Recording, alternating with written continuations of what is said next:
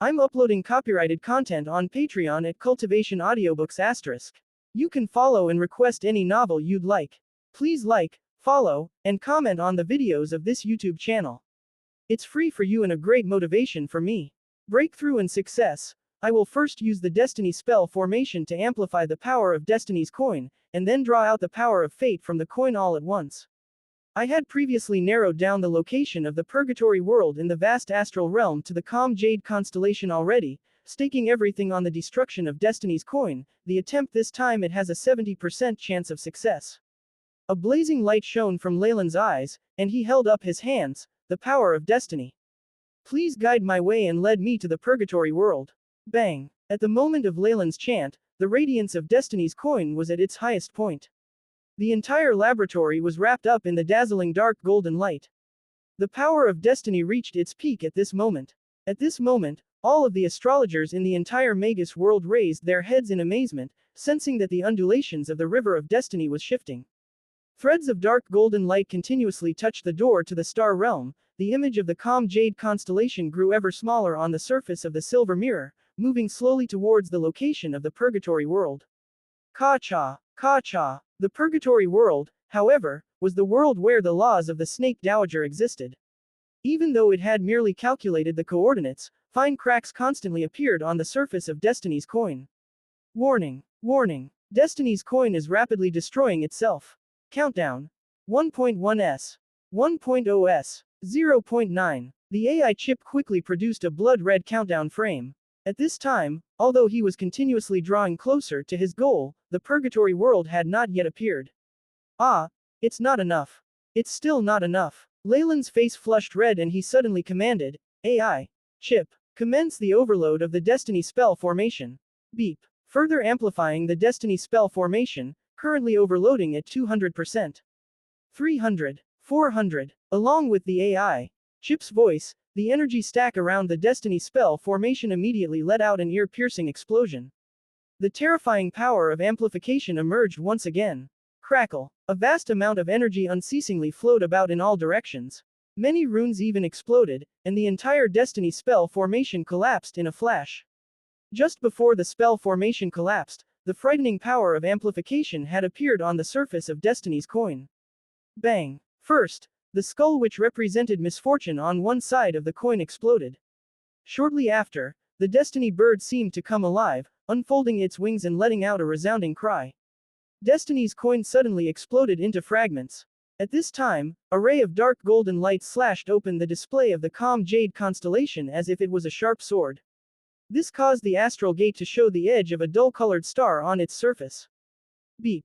The Destiny spell formation and Destiny's coin have been destroyed. Discovered the Purgatory world's coordinates. The AI chip's voice sounded out and made a cheerful expression appear on Leylin's face. Success. The wish of all Chemoyan warlocks. There is even a method to resolve the bloodline shackles. Leylin resolutely clenched his fist. Beep. The Purgatory world's coordinates have been targeted. Initiating the opening of the space portal. Accompanying the sound of the AI chip, a blue gate of light opened up before Leylin with a loud rumble. A frightening feeling was transmitted from the gate, giving Leylin a sense of formidable oppression. The Purgatory world. It was a very formidable world in ancient times. Until now, it had never declined, and it even contained the violent existence of the Snake Dowager and other powerful laws. Taking this step, there is no possibility of turning back. Leylin smiled softly, and stepped entirely into the radiant light. Bang! The blue rays of light exploded with a flash, wrapping up the entire laboratory and bringing it along. A blue ray of light, like a meteor, streaked across the vast star realm. In this blue light was Leylin, looking at the dull star which was growing larger and larger in his field of view. It finally transformed into an enormous world. This world was shrouded entirely in a dense gray fog, and he couldn't see clearly. He could only see pieces of the continents and the ocean with great difficulty. Any of these continents could be comparable to the size of the central continent of the Magus world. The faint atmosphere of great power was emanated, making Leylin shiver a little. Rapidly, the power of the astral gate brought him to the border of the Purgatory world, which was outside of the world boundary. However, when Leylin wanted to enter the Purgatory world, there was a sudden change. Who is it? Where has this outsider come from, who dares to offend my majesty? A frightening amount of energy undulated outside the purgatory world and took shape. An enormous shadow appeared, and even the storms and turbulences of space all avoided it. There was a strong and overbearing atmosphere. The power of laws constantly undulated from the shadow's body. This shadow possessed very large and deformed wings, its entire body was as huge as a mountain. A giant skeletal hand reached out towards Leylin and grabbed him, as if it was a giant snatching a fly. There are rank 7 and above laws here. Damn it. There are obviously many strong people, but they are unexpectedly vigilant against outsiders.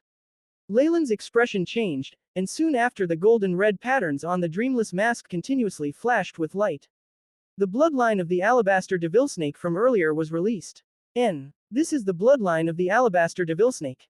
Although it was once the master of the shadow world, now it is part of our purgatory world. Accompanied by the voice of another woman, an enormous eye with vertically slit pupils appeared. A profound intent was issued from the giant eye above. Soon after, a great amount of black lightning engulfed the giant eye, and struck the enormous hand which had grabbed Leylin. Apologies. Complying with the contract is the foundation of order. In accordance with the contract we had previously signed together. The bloodline of the Snake Dowager has the right to enter the purgatory world.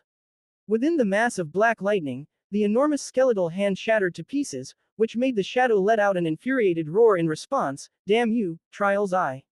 I won't let you off. One day, chirp chirp. Just when Leylin had let out a sigh of relief, accompanied by a cheerful chirp, an enormous gray bird flew emerged from the purgatory world. All who belong to the trial of the contract are the enemies of this bird. The giant wings of the bird seemed to shield the whole world from Leylin's view. At this moment, an even more violent thought was projected over, making Leylin feel that he was surrounded by a pack of wolves. The phantom of a ball of snakes as large as a star was forced out from the void. Many giant snakes roared directly towards Leylin. An indistinct figure appeared from within the coiled snakes. With one look, Leylin's bloodline nearly rose in rebellion. Snake Dowager. Although it is only a phantom, Leylin's pupils constricted. Oh, it looks like this descendant appears to be quite interesting. Even the Snake Dowager is in a hurry to get her hands on him.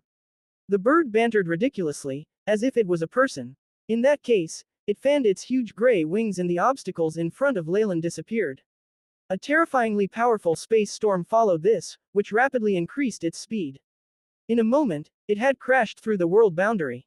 Bird, you dare! A rather angry voice came from behind Leylin's back, along with the monstrous hissing of the gigantic snake. It seemed as if many stars behind him had all exploded, and all of the terrifying energy contained within made the whole space begin to faintly tremble. The gigantic purgatory world silently endured the aftermath, showing off the foundation of a truly powerful world. The beings that appeared earlier should only be merely conscients and clones, and unexpectedly they were this terrifying. There was a trace of bitterness in the corner of Leylin's mouth, and also the sense of being very fortunate. The process of crossing the world boundary was viewed by the unusually sensitive rank 7 existences in the purgatory world as if bandits had conspicuously trespassed into their own home. It was impossible to not be discovered. Fortunately, although the rank 7 laws overseeing the purgatory world were not little, they seemed to be full of contradictions with each other, which finally gave Leylin a precious chance to take advantage of them. Descendant of my blood, return to my embrace. At this moment an enormous will swept across Leylin, and made his mind tremble. Entering the purgatory world and smoothly blending in, was instead easy to handle. The stone outside is very dazzling, but if I fell into the river above, to resolve it again, it would not be such an easy matter. And, forcibly suppressing the rebellion of his bloodline, a puppet suddenly appeared from Leylin's hands. Ha ha! The puppet laughed sweetly, and it continuously undulated a soul force and bloodline power which was extremely similar to Leylin's. Go! With Leylin's voice the puppet clone floated in midair, and moving to and fro like a meteor, took a different direction from Leylin. I hope that the puppet will win me enough time. And also, beep. The dreamless mask is activating, concealing the bloodline for the second time. Accompanying the AI, Chip's voice, was a layer of fine white snake scales, suddenly appearing from the surface of the dreamless mask. Mixing with the bloodline aura from earlier, the undulations exclusive to the alabaster devilsnake concealed Leylin's soul force and bloodline power in a flash. In the purgatory world, the clan of snakes that the Snake Dowager is in is also an enormous species. Even the other side surely cannot thoroughly distinguish between every alabaster devilsnake. Beep. Collecting the laws of the purgatory world. Initiating adjustment of host undulations. With the AI chip's voice, many laws of the purgatory world were collected to be analyzed, and slowly altered the undulations coming from Leylin. Very quickly, Leylin's entire self resembled the natives of the purgatory world, and no longer had the incompatible feeling of an outsider from another world. Everything has been completed. Leylin breathed a sigh of relief, his face shortly flushing red. The confrontation of the different laws just a moment ago had left him with a not inconsiderable injury. All that could be done has been done, and next, it depends on luck. Leylin was just like a fallen meteorite, and now, the enormous wills following on his heels had completely lost his presence. Drifting in analysis, a flaming star shot down from the skies, smashing into the waters with a huge splash. The icy cold water immediately left Leylin clear-minded, and a salty taste attacked his senses. This is an ocean. His mind was quickly reinvigorated. Those existences above rank 6 saw me, but I was lucky enough to get through the barrier into the world. I even had to let my substitute clone leave. In that case, this is the purgatory world. Seeing the dark luster in the horizon as well as the chaotic will unique to purgatory, Leylin's lips quirked up in a broadening smile. Haha, I've succeeded. Leylin had finally taken the first step on his path to breaking the bloodline shackles. The elation in his expression grew more and more pronounced. As a foreign entity, Leylin would obviously affect the world barrier while traversing into the purgatory world. Those existences above rank 6 had sensed this, hence Leylin wasn't surprised that so many conscients were present there, even making some preparations. However, the events had far exceeded his expectations. Not only were there more beings in the purgatory world than he'd expected that comprehended laws, they weren't all in the same camp. He'd even noticed a few familiar faces. It's not just the Snake Dowager, but the Trial's Eye and the nefarious Filthbird are here too. I wonder if it's their main body here, or just a clone. Leylin floated on the surface of the sea and was pushed along with the waves. With the checks by the AI chip, his injuries were slowly recovering and he would soon regain his ability to move. Floating on the ocean was very dangerous and could attract bloodthirsty sharks or other high-energy beings. However, Leylin had no aura undulations at all and was like a block of wood. He wasn't bothered by anything at all. While recovering, his thoughts were still moving quickly. Trial's Eye and the nefarious Filthbird. They're a group of old mortal enemies, and I never thought I'd see their true bodies. Even if they're clones, they probably possess about half the strength of their main bodies. The ancient Trial's Eye was commonly used by magi to make contracts. As an arbitrator and protector, it spread its might across multiple worlds. This extended to even breaking dawn monarchs and all the way down to acolytes. While making contracts, Trial's Eye could be summoned to bear witness. Of course, the Trial's Eye that different magi summoned were fundamentally different. However, in Leylin's point of view, Trial's Eye was not doing all of this for nothing. Through safeguarding these contracts and judging those who violated them, it did gain immense benefits too. The laws it comprehended could very possibly be contract and trial, or something to that effect. Hence, through these activities, it not only amassed more comprehension towards the rules but could even obtain the attention of the World Origin Force to increase its strength. On the contrary, the nefarious Filthbird likely comprehended something like betrayal and chaos. Hence, the two of them became arch-enemies and engaged in battles that spanned across several worlds. Now, Leylin had found the projections of their conscience in Purgatory World. This meant that a very capable clone or even real body of these two beings were now in Purgatory World. What kind of secrets were being kept in the ancient Purgatory World? It's not just the Snake Dowager but also Trial's Eye and the nefarious Filthbird, amongst other beings, that have set their sights on this place. Leylin pondered silently over the effects the appearance of the Trial's Eye and nefarious Filthbird would bring to his plans, and whether they would be able to help him.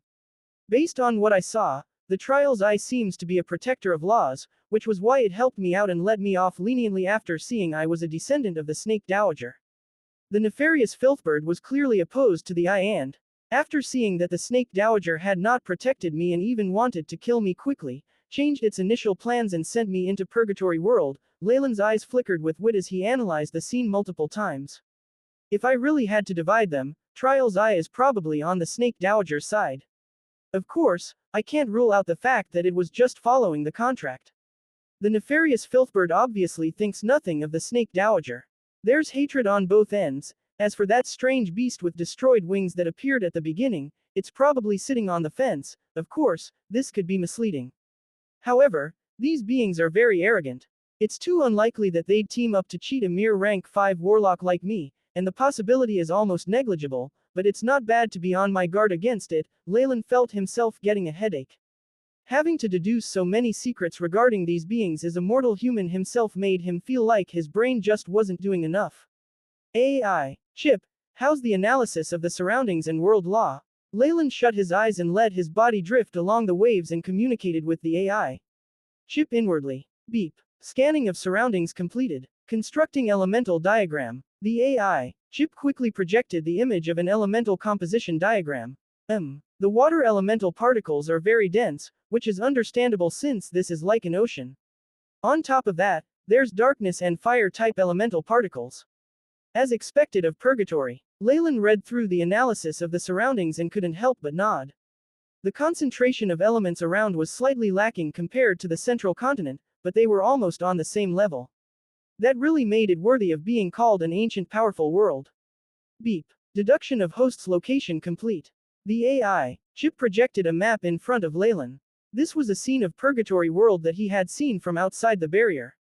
Within was a hazy continent and gigantic ocean, and on the image, Leylin was situated near to a continent in the ocean. He was represented as a dazzling red dot. Though I know my approximate location in purgatory world, I don't know which continent to go to. Leylin laughed wryly. The map the AI. Chip had used was everything he had seen before, and it was much too simple. Considering the startling area of purgatory world, any mistakes here would reach a terrifying extent. AI. Chip, check my stats. Not bothering with these longer, Leylin commanded again. Beep. Mission established. Beginning scan. Collecting host stats. The AI. Chip quickly intoned the results. Leylin Farlier. Rank 5 Warlock. Bloodline. Giant Chemoyan Serpent, complete form. Strength. 3276 Agility. 3562 Vitality. 59 176.9 Spiritual Force. 875 2003.5 Magic Power. 875 Magic Power is in synchronization with Spiritual Force. Soul Force. 88 200 Half Moon. Though it was just a confrontation between a few tremendous conscients, Leylin had been caught in the crossfire and almost died.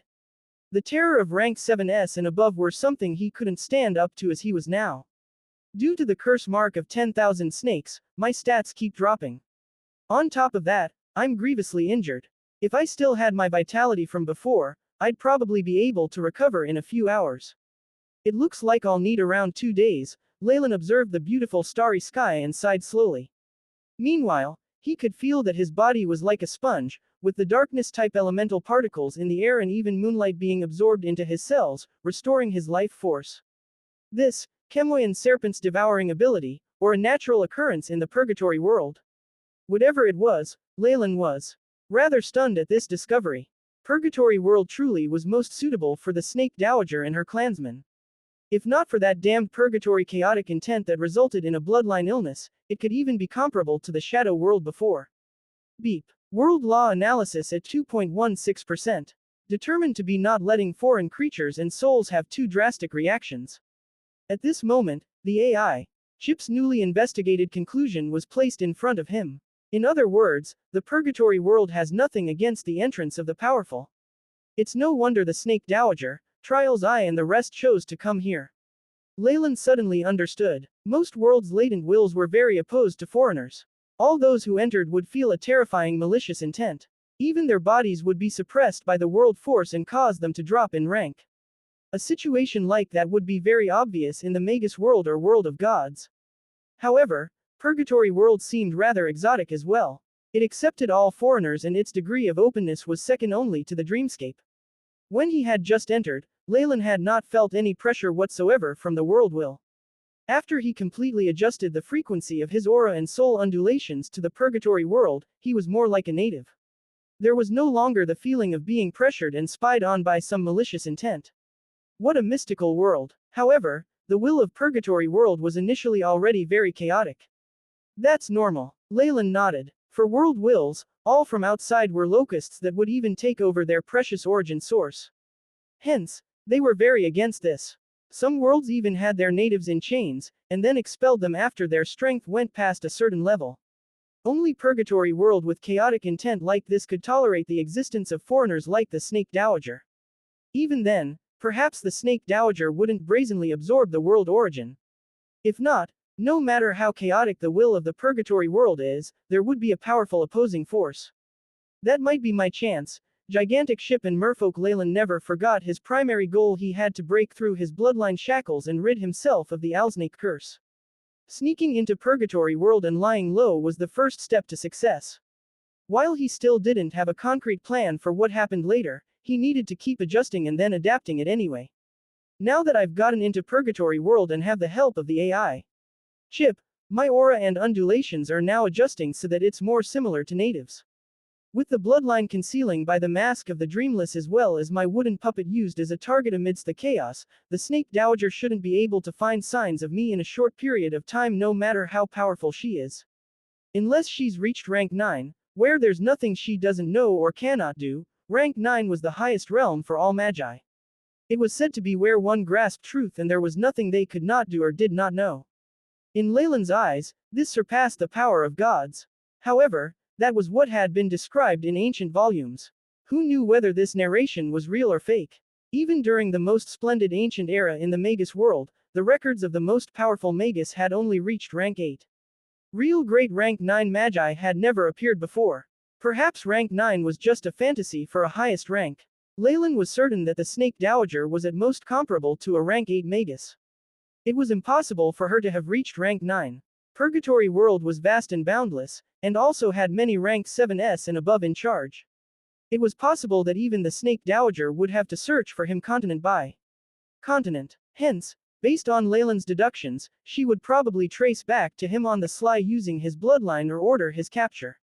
The most stable and possible method she would use would be waiting patiently, because Leylin could not break through the bloodline shackles without any contact with her.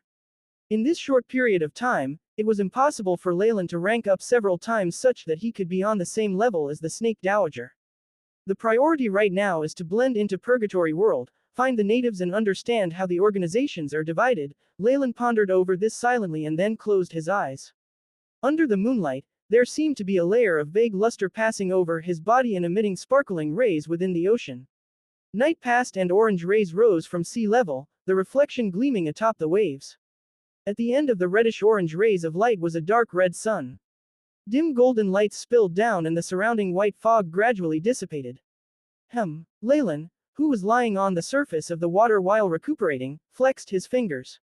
In this situation where he could only rely on the natural ability of his body to heal, he was bored out of his mind and shifted his attention to other things. The outline of the sun in Purgatory world seems much smaller than in the Magus world. Based on my deductions last night, the nights here are at least 20 hours long, and based on the speed at which this star is rising, Leylin watched the first glimmer of dawn that had now entirely left sea level, and his mind began to calculate things quickly. Though incomparable to the AI chip, through advancements and nourishments through his spiritual and soul force, the ability and speed of his brain when it came to calculating things did not lose out to the top minds in his previous world. 4 hours and 15 minutes.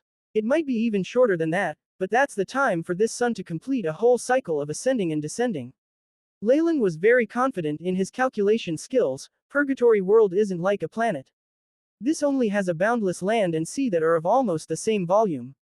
That's why whether it's sunrise or sundown, it's uniform no matter where I am. The day is so short, which makes sense why darkness elemental particles are so ample. Beings lacking in sunlight and energy have no choice but to focus on other sources. That's probably why the fire elements are used extensively. Leylin was able to see through how Purgatory world had generally changed over time. This ability to see things long-term was the result of his scientific research in his previous world and abilities in magic in this life. This perhaps even exceeded the abilities of many rank 7s. The amount of daylight in Purgatory world is rather low compared to many worlds. Only Shadow world that has never had sunlight can probably top it. It's no wonder that after the Snake Dowager failed to get control over the Shadow world, she led her people and migrated here, which is quite suitable. If one were to disregard the chaotic intent here, Leylin's lips quirked in a slight smile. The chaotic intent of Purgatory world has its pros and cons. It's precisely because of its chaotic nature that the snake dowager could take advantage of a loophole. However, her descendants aren't at rank 7 and can't resist the invasion of chaotic intent. That's what resulted in the bloodline hysteria in them.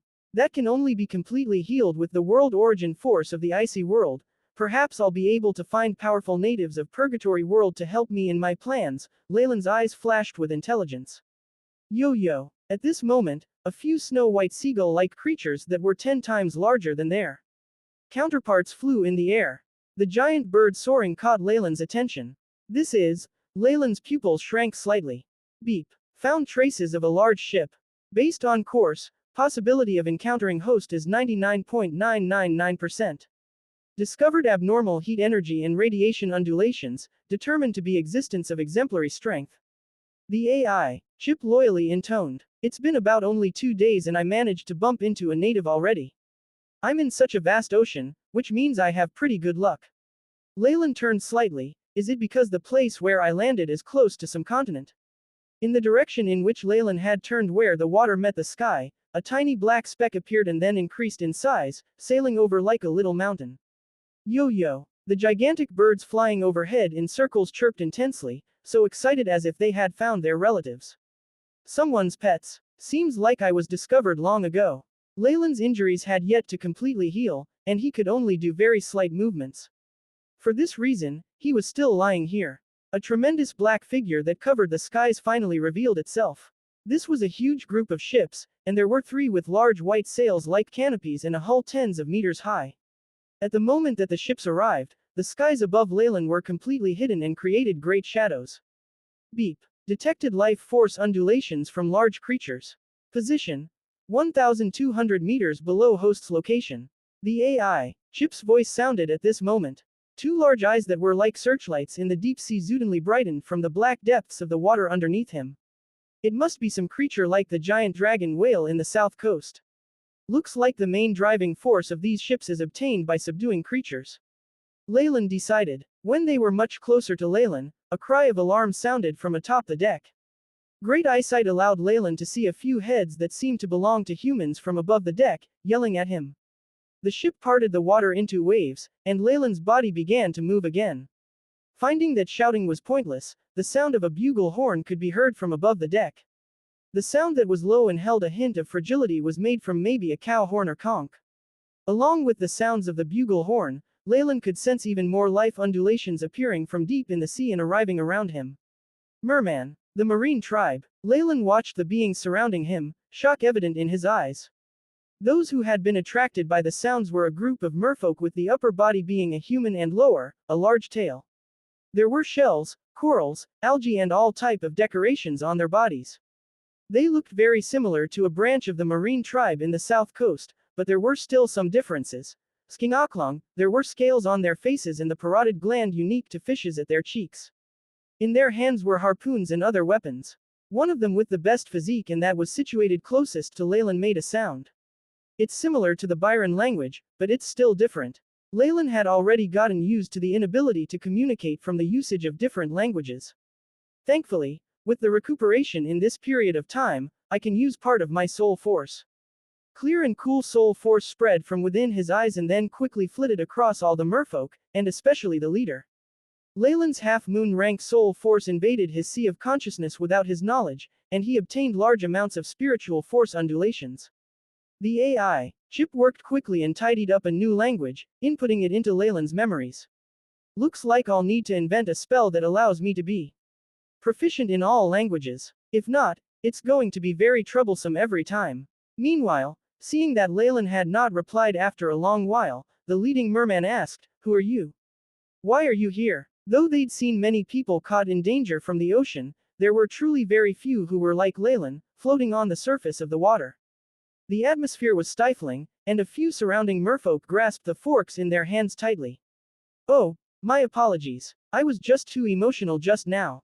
Leylin finally spoke, using the same language as them. His gentle voice seemed to hold some strange ability that caused all the merfolk to relax. "I am a traveler who got into trouble at sea, which resulted in me sustaining grievous injuries. I had to be in this state temporarily in order to heal up." As he spoke, he got up from his previous position, where he'd been lying down. Watching him get up and stand on the surface of the water, the leader of the merfolk's pupils shrank. Beholders, an exemplary. The leader of the merfolk cried out involuntarily, his eyes now holding a trace of reverence towards Leylin. However, he wasn't all that surprised either. From what Leylin had done, it was evident that he was no ordinary person. We are people from the Eden Trading Company. If you don't mind, you could come up our ship and get some rest. I believe the rest will be delighted to chat with an exemplary, the leader of the merfolk spoke reverently. This was the reason Leylin showed his strength. In a primitive world in an era during the Age of Discovery, there must be sins everywhere behind the scenes. The law of the jungle was utilized to the utmost. If this was just Leylin alone without any power, he would be robbed and then thrown to the bottom of the sea. Just the luxurious material of his clothing could be the cause of his death. The moment he showed his mysterious strength, the treatment he got immediately changed. Without making certain Leylin's strength and his background, the Eden Trading Company would not dare lay a hand on him. Many thanks. Leylin expressed his gratitude aloofly, refusing the drawbridge that they let down for him and instead flying onto the deck. Standing on deck, Leylin was slightly surprised by these crew members' strange appearances. The few sailors beside him all looked very strange. There were some similar to the merfolk that Leylin had seen, but their tails had turned into 2 legs. They wore what laborers did and clearly did not have a high status here. Besides the merfolk sailors, Leylin saw another type of creature. This was a person escorted by the merfolk that evidently had a higher status. However, their appearance was totally different from a regular human being and they only had a large pupil. The pupil alone had a diameter of 1 decimeter, and around its socket, large amounts of tendrils hung down, forming something like limbs. Appearance-wise, it was very similar to the beholder Leylin saw in games in his previous world. Alright, though I'd long since guessed that this world wouldn't be made up of humans, this appearance is really quite rare, Leylin ridiculed it in his mind. Perhaps due to adapting to the environment or some other reason, there were multiple different tribes but they all had bodies similar to humans. A head, 4 limbs, a torso became the most common structure of all beings, and there were at least 1 or 2 races similar to humans. Like the merfolk he'd seen, while they maintained having a tail on their lower bodies when in water, that instantly turned into humans' legs once they got on shore.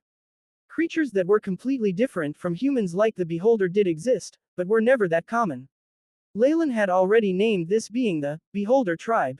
In Purgatory World, it was unexpectedly this sort of race that was in charge and enslaving those similar to the human race. Revered exemplary, please accept the sublime respect of I, Geiger Guguno AXDE. One of the beholder's tendrils went upwards, and Leylin suddenly received spiritual undulations. The greetings within seemed to be rather flattering. Greetings. Leylin obviously had a more profound understanding of the usage of spiritual force, which was why his usage of it was effortless. However, what he found strange was that this beholder tribe used spiritual force, which was similar to brainwaves, to communicate. Perhaps this form is because they're highly intelligent creatures. Leylin nodded inside. You must be someone of the Seraph continent, yes. It is only at that area that there are humans. The gigantic beholder pupil stared hard at Leylin, and he could even see an inverted image of himself in the eye. After a short moment the beholder sent spiritual force that held information. My apologies, but I must keep my origins a secret. I promised my mentor that before I gained any fame, I would not reveal my history. Leylin answered righteously, but that only made the other party more grim and respectful. Your mentor must be an amazing exemplary. To become famous far and wide was extremely difficult even if on just one continent. To be able to do that meant he must be an extraordinarily powerful exemplary. He is indeed an elder worthy of respect, full of wisdom and resolution. A hint of nostalgia rose in Leylin's eyes, and he then asked Beholder, I met with some troubles at sea and had to float on the surface for a long time. May I know where this is? Oh, this is the end of the shipping route of the Hale continent, which makes it very close to the Hale continent. You came so close but still got into troubles, and I can only say that you and your boat have very bad luck, the beholder seemed to say without malicious intent. Noticing the slip of its tongue, many tendrils waved around, flustered, oh, my apologies. I didn't say that on purpose. It's just that there are far too many storms and ferocious beasts in the ocean, and because there's no law or regulations, even the Golden Deity fleet can't say they're safe until they reach the port and stand on land. I understand. Leylin waved his arms, but a hint of sadness and lingering fear showed on his expression. I'm quite tired. Would it be possible for me to have a room and get some rest? Also, please send me to the nearest port. I'm willing to pay for it with something of equal value." While speaking, Leylin astutely realized there was someone spying on him from the shadows. This should be the exemplary that he had discovered previously. Their strength was not half bad and seemed to be at peak rank 3. They also had a few powerful magic artifacts and unique magic items. Seems like this is the protector or owner of this fleet who's at rank 3. With the AI chip's adjustments, his aura was also at around rank 3. With his mask of the dreamless, he was rather charming. This beholder seemed to hesitate, but immediately after, a streak of concealed spiritual force undulations was transmitted that caused it to change its words. "No problem. We were planning to make a stop at the nearby Elias port, and you can get off there. On our ship you are our most esteemed guest, so please don't mention anything about paying." Beholder's eye squinted, which seemed to be a way of expressing its respect. "All right." Leylin nodded, and under the guidance of a merperson that the beholder called out, entered the hold of the ship. "My lord, here is your room. If there's anything you need, please tell us." The merperson humbly lowered his head, and once Leylin got familiar with his room, retreated. "It's not bad." Leylin looked around his surroundings. This was the higher levels of the ship, and besides important personnel, perhaps even the leader of the merfolk did not have the authority to stay here. Light blue shells and red coral decorations adorned the room, making it look beautiful. Inside, there was something like a bed that was covered with the fur of some unknown being. Just by looking at it, it was obvious that it was soft and smooth. What attracted Leylin's attention more, however, was the large blue pearl at the heart of the room. In the AI chip's scan, the pearl seemed to be breathing, sucking in the turbid air in the room and, after going through some unknown transformation, released pure oxygen and was even able to clean the air. This eliminated the fishy smell of the ocean. AI chip scan. Leylin commanded. Beep. Mission established. Beginning scan. The AI chip intoned loyally, and immediately after, probing undulations scanned through and did not miss any corners. Scan completed. Yet to find any suspicious items or spying spell formations. The AI chip intoned. "All right, looks like they aren't playing any tricks. I just need another layer of protection so I can be at ease though." With a tap of his finger, a blue rune appeared and rapidly disappeared into the wall. In the blink of an eye, a resplendent blue layer of light appeared within the hold of the ship and quickly disappeared. Defense and warning spell patterns completed. Activation of comprehensive control. Simultaneous detections ongoing. Once the AI chip sent information over, Leylin could finally completely relax. "Ha!" He lay on the soft bed and huffed out a sigh. "At least I managed to regain a portion of my mobility before they found me, or things would have gotten complicated." However, after recovering up to this point, the rest of the injuries aren't that bad. I can even use external items. At this thought, Leylin's palm touched at his waist. Silver spatial rays flashed and a dark red healing potion appeared in his palm. With Leylin's attainments as a grandmaster at potioneering, as well as the vast amount of resources provided by the Bloodline Union and Do's imperial city of the Blazing Flame Monarch, he'd long since made a huge quantity of potions at the grandmaster level that he constantly kept at his side to deal with any unexpected situations. The expedition into Purgatory World was of utmost importance, and he obviously brought everything along. With my vitality and rank as a warlock, high-ranked potions probably won't do much for me unless they're primordial potions. The dark red potion didn't taste all that good and even had a spicy taste that seemed to sting his nose. However, without even a flinch, Leylin drank it. The potion worked quickly. A flush first appeared on Leylin's face, before the sound of cracking was heard everywhere in his body, as if his bones were breaking. At the same time, it was flourishing with life like a plant. After treatment using potions was used a few times, Leylin no longer had the feebleness of before. Continent and dignitary, what's most important now is to figure out the general geography of Purgatory World. Leylin's face was extremely solemn, hidden beneath the mask of the dreamless. He only had about 2 years left, and the Purgatory World had quite a few continents. He had to determine where the Snake Dowager was. If she'd gone to another continent, it would take years of journeying to find her, which was something he just would not accept. It's a pity that those merfolk sailors aren't that intelligent, and even the beholder didn't seem to be very knowledgeable. In order to gain more precise information, I'd have to rely on the concealed rank 3 magus. Knock. Knock. At this moment, the door was lightly rapped. "Come in, my lord." The merperson from before reservedly bowed towards Leylin. Esteemed guest, Lord Geiger Dole has invited you to dinner with him. Dinner. Leylin grew slightly confused by that. It seemed like the healing process he'd gone through had taken quite a bit of time. Of course, let us be off. However, he reacted in time. This Geiger Dole should be the powerful being he'd sensed on the ship before. With his identity as one who gave the orders, he should have great understanding of the purgatory world. Leylin had now recovered about half of his original strength, which was enough for him to take control of the fleet of ships and even search the soul of the rank 3 magus. However, this was the purgatory world. Leylin needed to keep a low profile, and the bloodline force he had as a warlock was best not exhibited. If not, the chances of the Snake Dowager finding him would be increased by a great extent, which would be very disadvantageous for him. Besides, now that his safety was guaranteed, Leylin was willing to provide something of equal value to these people who had helped him, in exchange for what he wanted. Whatever it was, using violence to solve problems might be simple at the beginning, but it was easy to get addicted to this method, resulting in the firm mindset of using violence for all situations. Leylin felt that he hadn't gotten to that point yet, but it was necessary that he change. My lord, please come with me. The merperson led the way respectfully, while Leylin followed behind at an average pace while speaking once in a while. Most of the time, Leylin was the one asking questions while the other party answered. It didn't seem abrupt at all, as if he trusted Leylin and even bared his soul without reservations. Occasionally using Dreamforce and all sort of confusion techniques didn't make Leylin feel the least bit ashamed.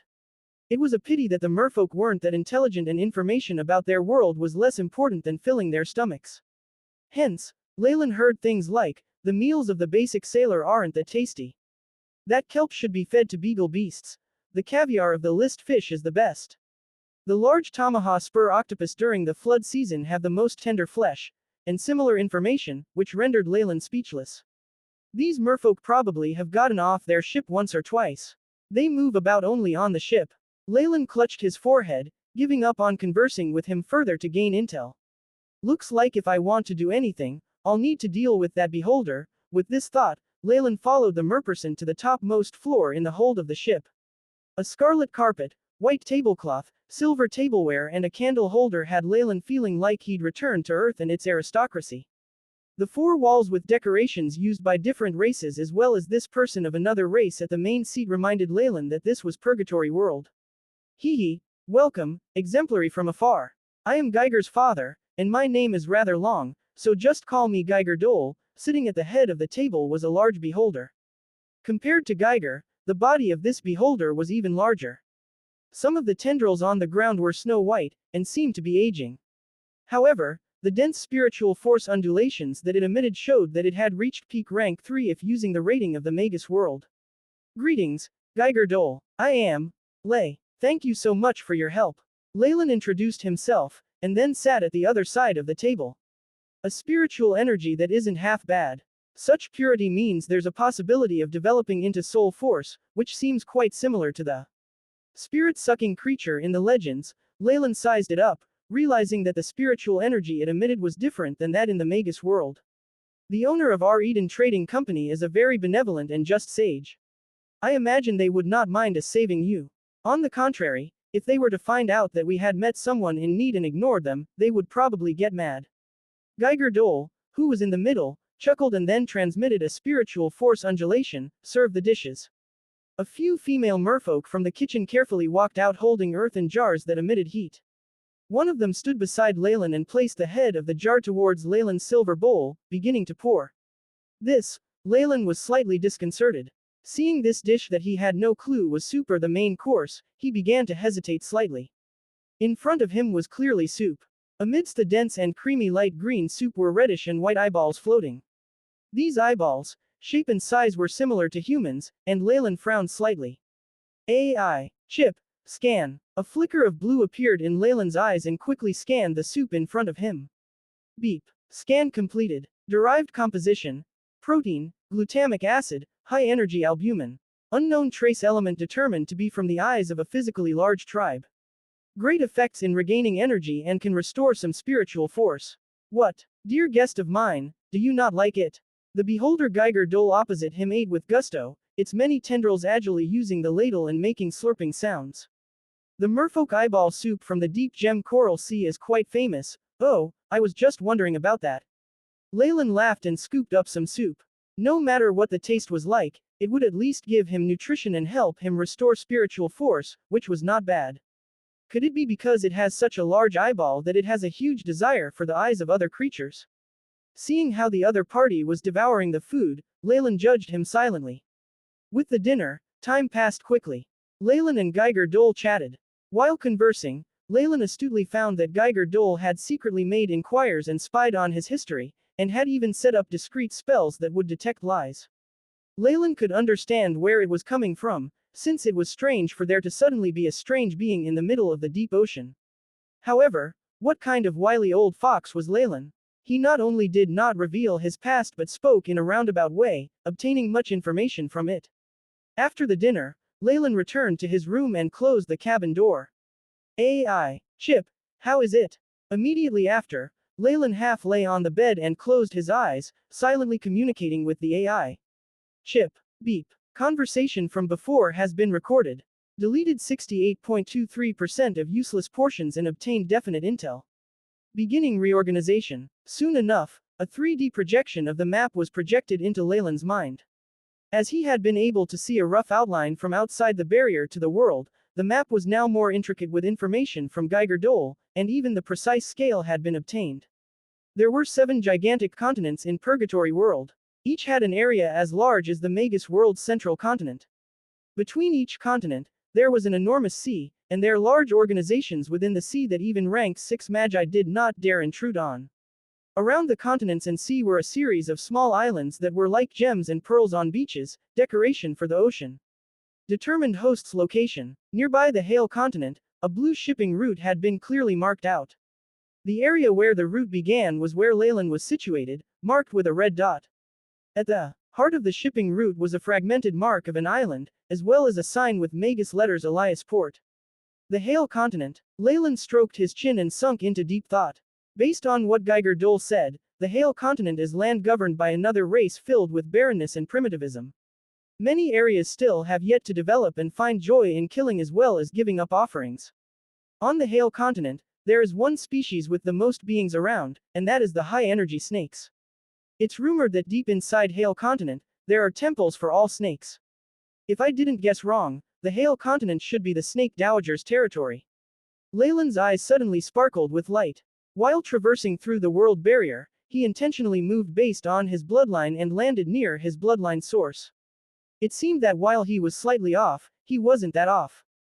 If he were to land on some other continent, Leylin would just die of tears if he had to travel such a distance. Meanwhile, Leylin was pondering other things that Geiger Dole had mentioned. Based on what it said, there is a dignitary leader on each continent. They have the power to destroy the continent and are worshipped by all races and turned into a religion of sorts. The Beholder tribe evidently worship the ancient Trial's eye, Leylin thought to himself. Sea monster attack as its world's will was in disorder, the Purgatory world was a very suitable place for powerful existences from other worlds to migrate to and settle in easily. From the distant past to the present, it wasn't just the Snake Dowager who had moved here with all her kin. Over the years, 7 dignitaries had appeared amongst the powerful natives and intruders. They each held control over one continent and did not interfere with each other's rule of their respective continents. Many commoners treated these dignitaries like legends, and even gods to be worshipped. And to some degree, they were indeed quite similar to gods and perhaps even surpassed them. But, are there only 7 existences who possess laws in the Purgatory world? What kind of joke is that? Forget those living in seclusion, these oceans are even larger than the continents. It would be even more suspicious if there weren't a few dignitaries occupying these vast oceans. The more he thought about it, the more Leylin felt there was to the Purgatory world, and the more he felt it would become a huge variable in his plans. I need to find a way to make use of these dignitaries, or at least stop them from spoiling my plans. There's also the Worldwool, which could be the most important. His brows furrowed tightly in thought. A chilly wind blew across the deck, and the sky was filled with shining stars. The moon here seemed to be much larger than the one in the Magus world, and it even glowed with a purple radiance. Moo, moo, great sounds of breathing came from under the speeding ship, and white streams of water sprayed out from it on occasion. Mr. Lay. Good morning, Lord Ley. Many of the merfolk sailors immediately bowed to Leylin after seeing him come their way. He waved his arms and sent them away, coming to the side of the deck to watch the black surface of the water. It was impossible to tell what he was thinking about. Below the surface of the water was a large silhouette of what seemed to be some prehistoric creature. Though he could only see one scale and half a claw, one bits and pieces of it, it still showed off a frightening strength. What an enormous body it has, and so full of life force too. Seeing the image of the creature from the AI chip's scans, as well as the data that had been gathered, Leylin sighed in praise. Compared to an evil eye like Geiger Dole, who is limited to rank 3, this being seems to be the most powerful on this ship. With this beast here, dangerous creatures wouldn't dare to provoke these sailors, Mr. Ley. Geiger Dole dragged his many tentacles across the ground and arrived at Leylin's side. His current expression was more respectful than it had been before. After all, this Mr. Ley was an extraordinary exemplary that was not at all inferior to his father. This was something that his father Geiger Dole had told him himself. That alone was enough to earn his respect. Leylin only nodded slightly, but Geiger did not find this attitude strange. Exemplaries and other mysterious beings naturally had short tempers, and Leylin's indifference was already a better attitude than most. "You're interested in our Godric?" he asked with a smile as he came to the edge of the deck. His large eye peered down at the shadow under the ship. "Godric, is that its name?" Leylin's interest was piqued. Noticing Leylin's attention, Geiger put more effort into his explanation. "Godric is the name we've given these creatures. In our ancient language, the word Godric means large and powerful. We named them this because mature Godrics are often as powerful as morning stars. Though this one is only an infant and likely won't mature further, we evil eyes had to send out quite a few elders to subdue it." Geiger had a rather proud expression while mentioning that point. Getting the Godric hasn't just helped the ship avoid trouble. It's even allowed us to speed up even when there's no wind. It's really saved us from a lot of inconvenience. It's not bad. Leylin nodded. But it's also because of this Godric that we can only sail along the Hail route. More faraway places like the Deep Valleys, Path of Bones, and Golden Coast have Godric communities, so we can only give up on them. Geiger's tentacles rose in what seemed to be regret and sorrow. Leylin knew very well that some intelligent creatures hated seeing their kin enslaved. If the ship was spotted, they were likely to face ferocious attacks. It seemed like it was because they were aware of this that they avoided the areas where Godrics could appear, and only used this shipping route. Though there was still some risk of danger, it was much better compared to the dreadful problems they faced before. "So you intentionally sealed its growth to block its breakthrough to Morning Star, so it wouldn't become uncontrollably powerful?" Leylin shot a glance at Geiger, who was beside him, but did not say more. The law of the jungle ruled supreme, be it in the Magus world or other unknown worlds. From Leylin's experience, the commoners of the Magus world were considered to have higher standards of living compared to those of other worlds. However, the commoners and even the nobility of the Magus world did not enjoy lives as good as the ordinary people from his previous life. However, Magi led rather satisfying lives which were perhaps even better than the citizens of his previous life. Yet the chances of joining the Magus community and overcoming one's commoner status was practically negligible. In a highly powerful and mysterious world like this one where only the strong survive, the weak can only form organizations to band together and rely on social order. Leylin looked absent-minded, but he was deep in thought. The robotic voice of the AI chip snapped him out of his reverie. Beep. High-energy radiation discovered at a distance of 18762 m. Target determined to be hostile. There are dangerous beings even in coastal waters. If it doesn't care about the Godric, it must be powerful. Leylin's eyes flashed slightly. He suddenly exclaimed, "Mr. Geiger, if I were you, I'd retreat a little." What do you mean?" Although he was slightly confused, Geiger still obediently followed Leylin to the heart of the deck. "Something huge is heading for us rapidly." Leylin didn't conceal anything as he spoke bluntly. After all, mysterious beings and exemplaries had their means of detection, and even Geiger would have realized it soon enough. He just thought to do them a favor. Whatever be the case, they had saved him and allowed him on their ship. As long as there wasn't a conflict of interest, he had to repay them. "Something huge? What do you mean?" "Wait. Monster attack." Geiger was stunned at first, but he immediately began to roar. Terrifying spiritual force encompassed the deck, and even spread outwards. "Attention, crew. Protect our goods. If we lose anything, I'll turn you into fish soup for tomorrow." Hearing this command, the merfolk on the deck froze for an instant before beginning to pull the mooring ropes as if they'd gone mad. Some of them darted into the warehouse. Just as the situation on deck grew chaotic, a dark red light covered the entire ship and calmed the merfolk down. Prepare for enemy attack. It should be a deep-sea being, see if the Godric can scare it away. Geiger's voice resounded throughout the ship.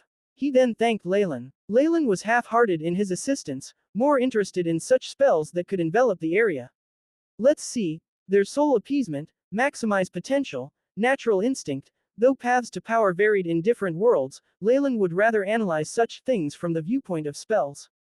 Seeing the calm merfolk sailors having their strength and agility enhanced, Leylin could obviously notice the changes to their power. According to what I learned from our discussions, the Evil Eye tribe is more like a community of bloodline creatures. Their power grows with age, and they can even awaken some innate abilities. But I can't just ask about the Purgatory world's paths to power, they'll grow suspicious. Leylin stroked his chin in thought, just as well.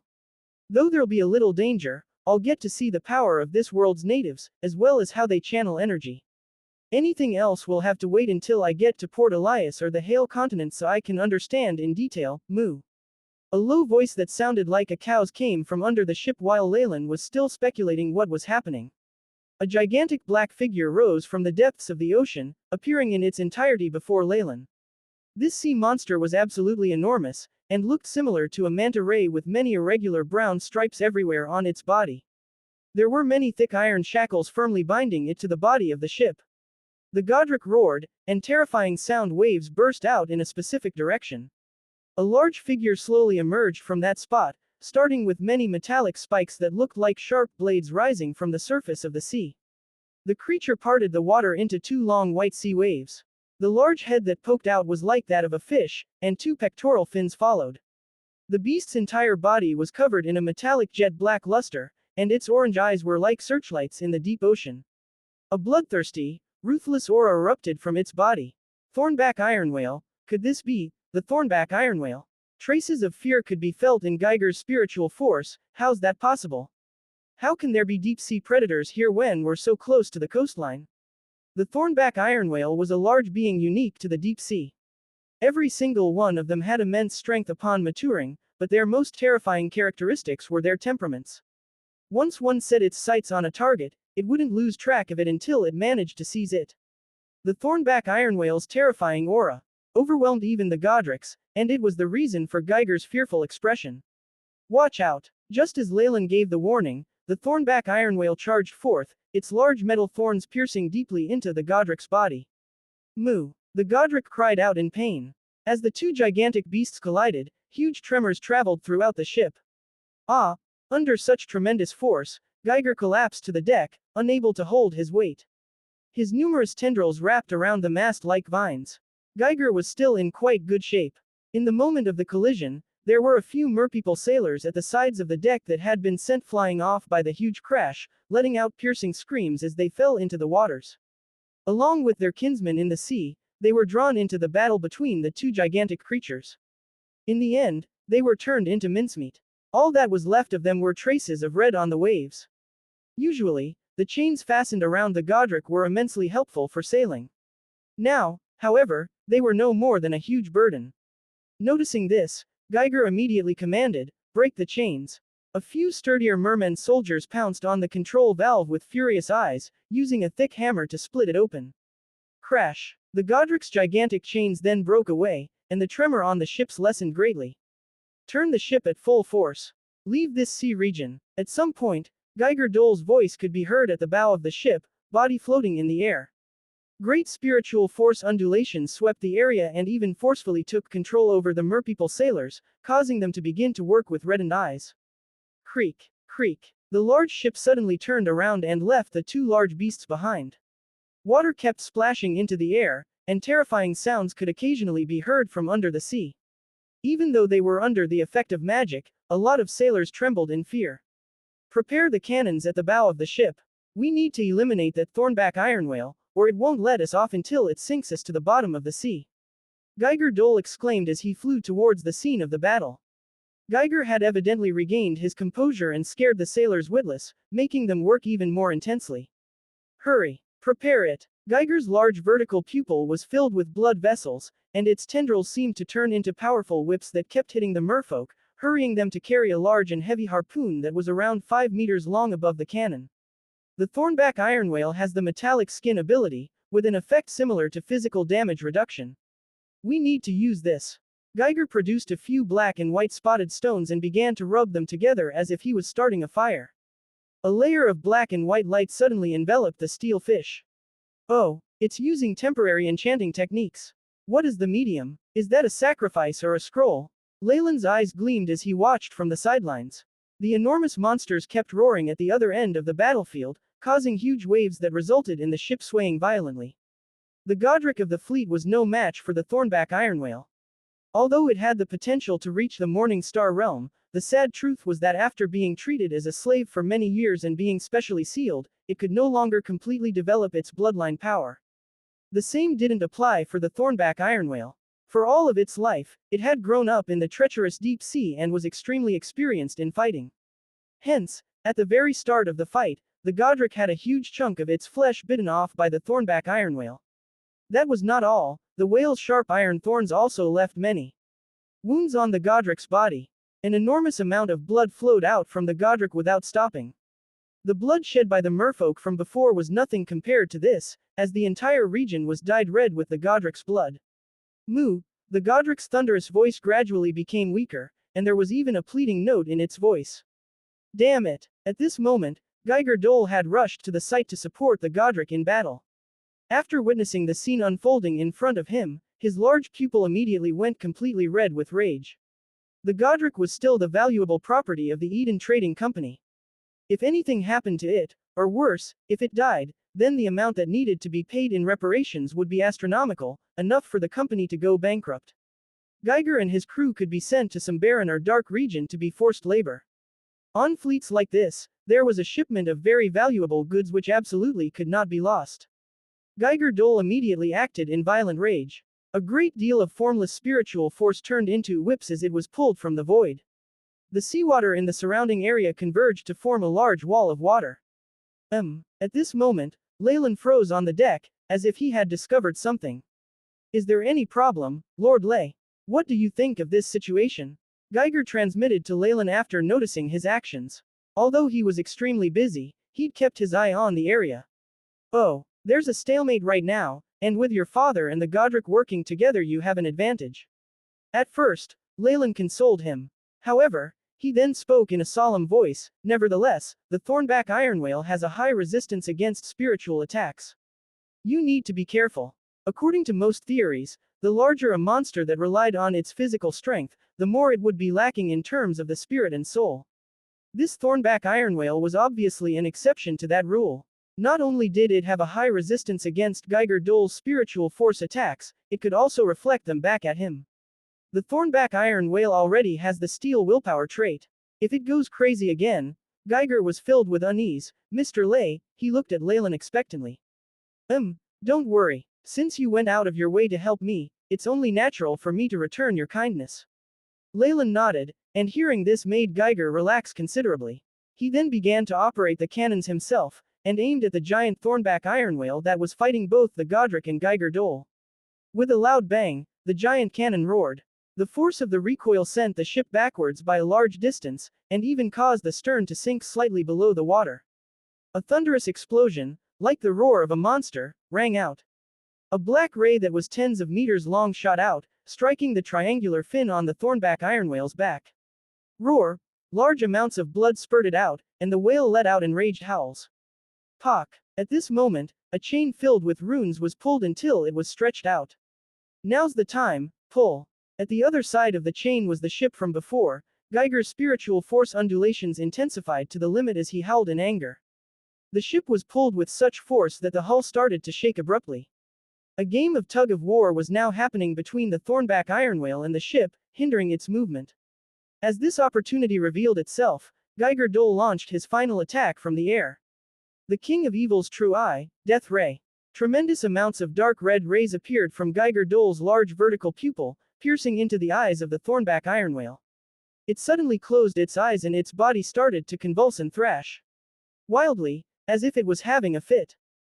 *Moo. The Godric immediately roared, and charged towards the Thornback Iron Whale. After shooting that ray, Geiger Dole seemed to have spent all his energy. He slowly fell to the deck, even the tendrils on his body no longer able to help in maintaining a standing position. Father. Geiger immediately came over, using his many tendrils to help his father stand up.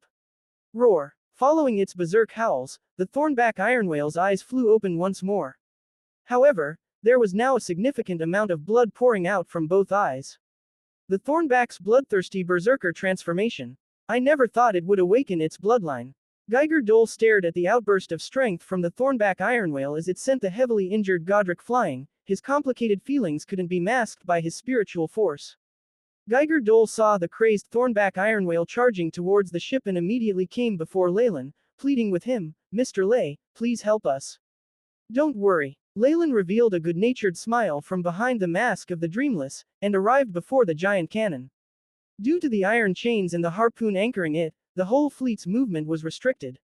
It was as if there was a deep-sea demon that was tugging on the chains, trying to pull the entire fleet into the sea.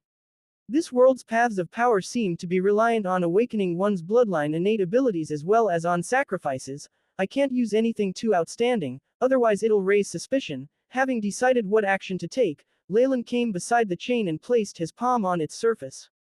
The ice-cold metal was shaking slightly, and only now was Leylin able to deeply understand the immense strength of the Thornback Iron Whale while in its enraged state.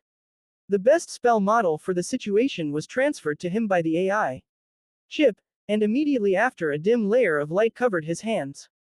Metal animation. The whole length of the iron chain seemed to transform, and it began to ripple like a wave down from the top of the chain until it reached the other end. Port Elias, the enormous Thornback Iron Whale, roared, and didn't charge at the ship again. Its gigantic body continued to spin in place, and it finally began to start twitching. The merfolk on the deck, and even Geiger and Geiger Dole, were completely stunned as they watched the scene.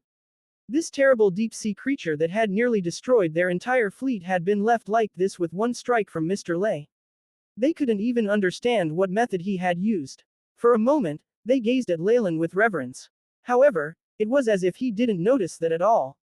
His eyes were still locked on the struggling Thornback Iron Whale. After a short while, the whale's struggling grew less and less pronounced, until it finally became completely still. Clouds of black smoke emerged from the harpoon wound it had sustained. Whoosh! The enormous harpoon returned suddenly, bringing with it a white lump of brain matter. By the time the harpoon was back on deck, Geiger Dole was shocked to find that it had already transformed into a giant palm of steel. The hand sifted through the brain material of the whale, before finally passing a solid black lump of material to Leylin.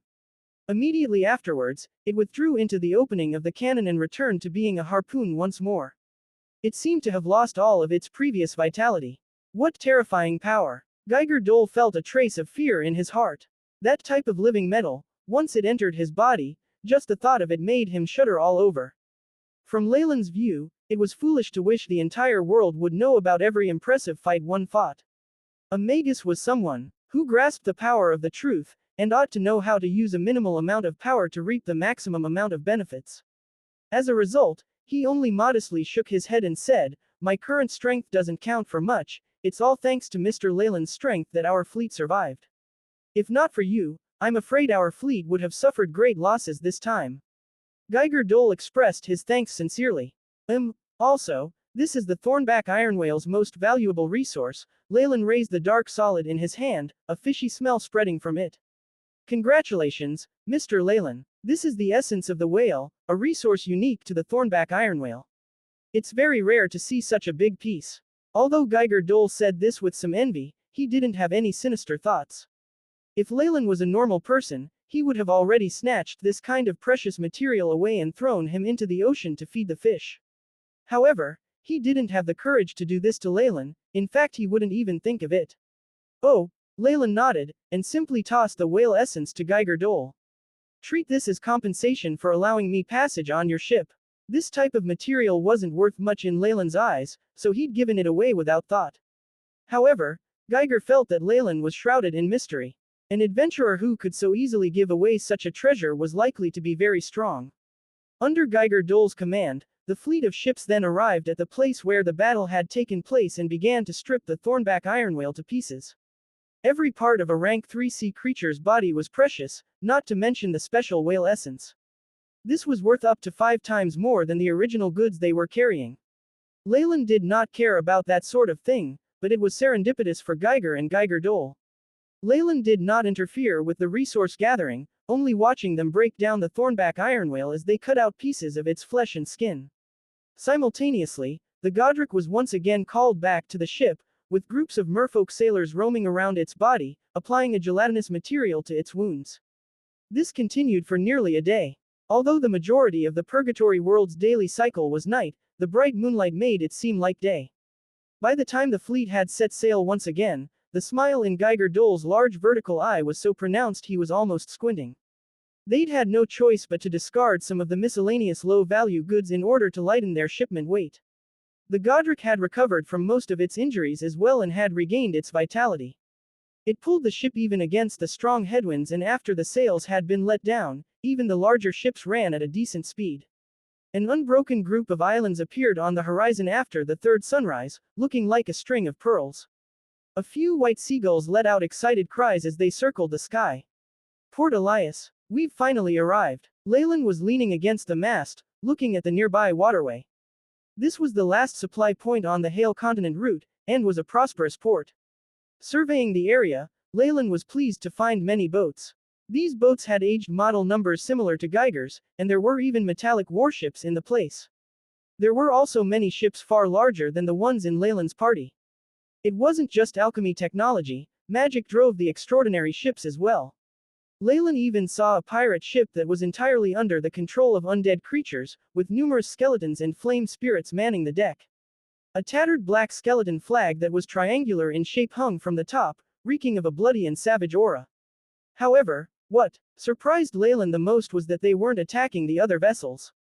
This area is the domain of Port Elias. Under its protection even pirates obey the law. Even if they readily commit crimes in the deep seas, they must obediently restrain themselves in this place, Geiger kindly explained. Although Mr. Leylin possesses awe-inspiring strength, it is better to abide by Port Elias rules.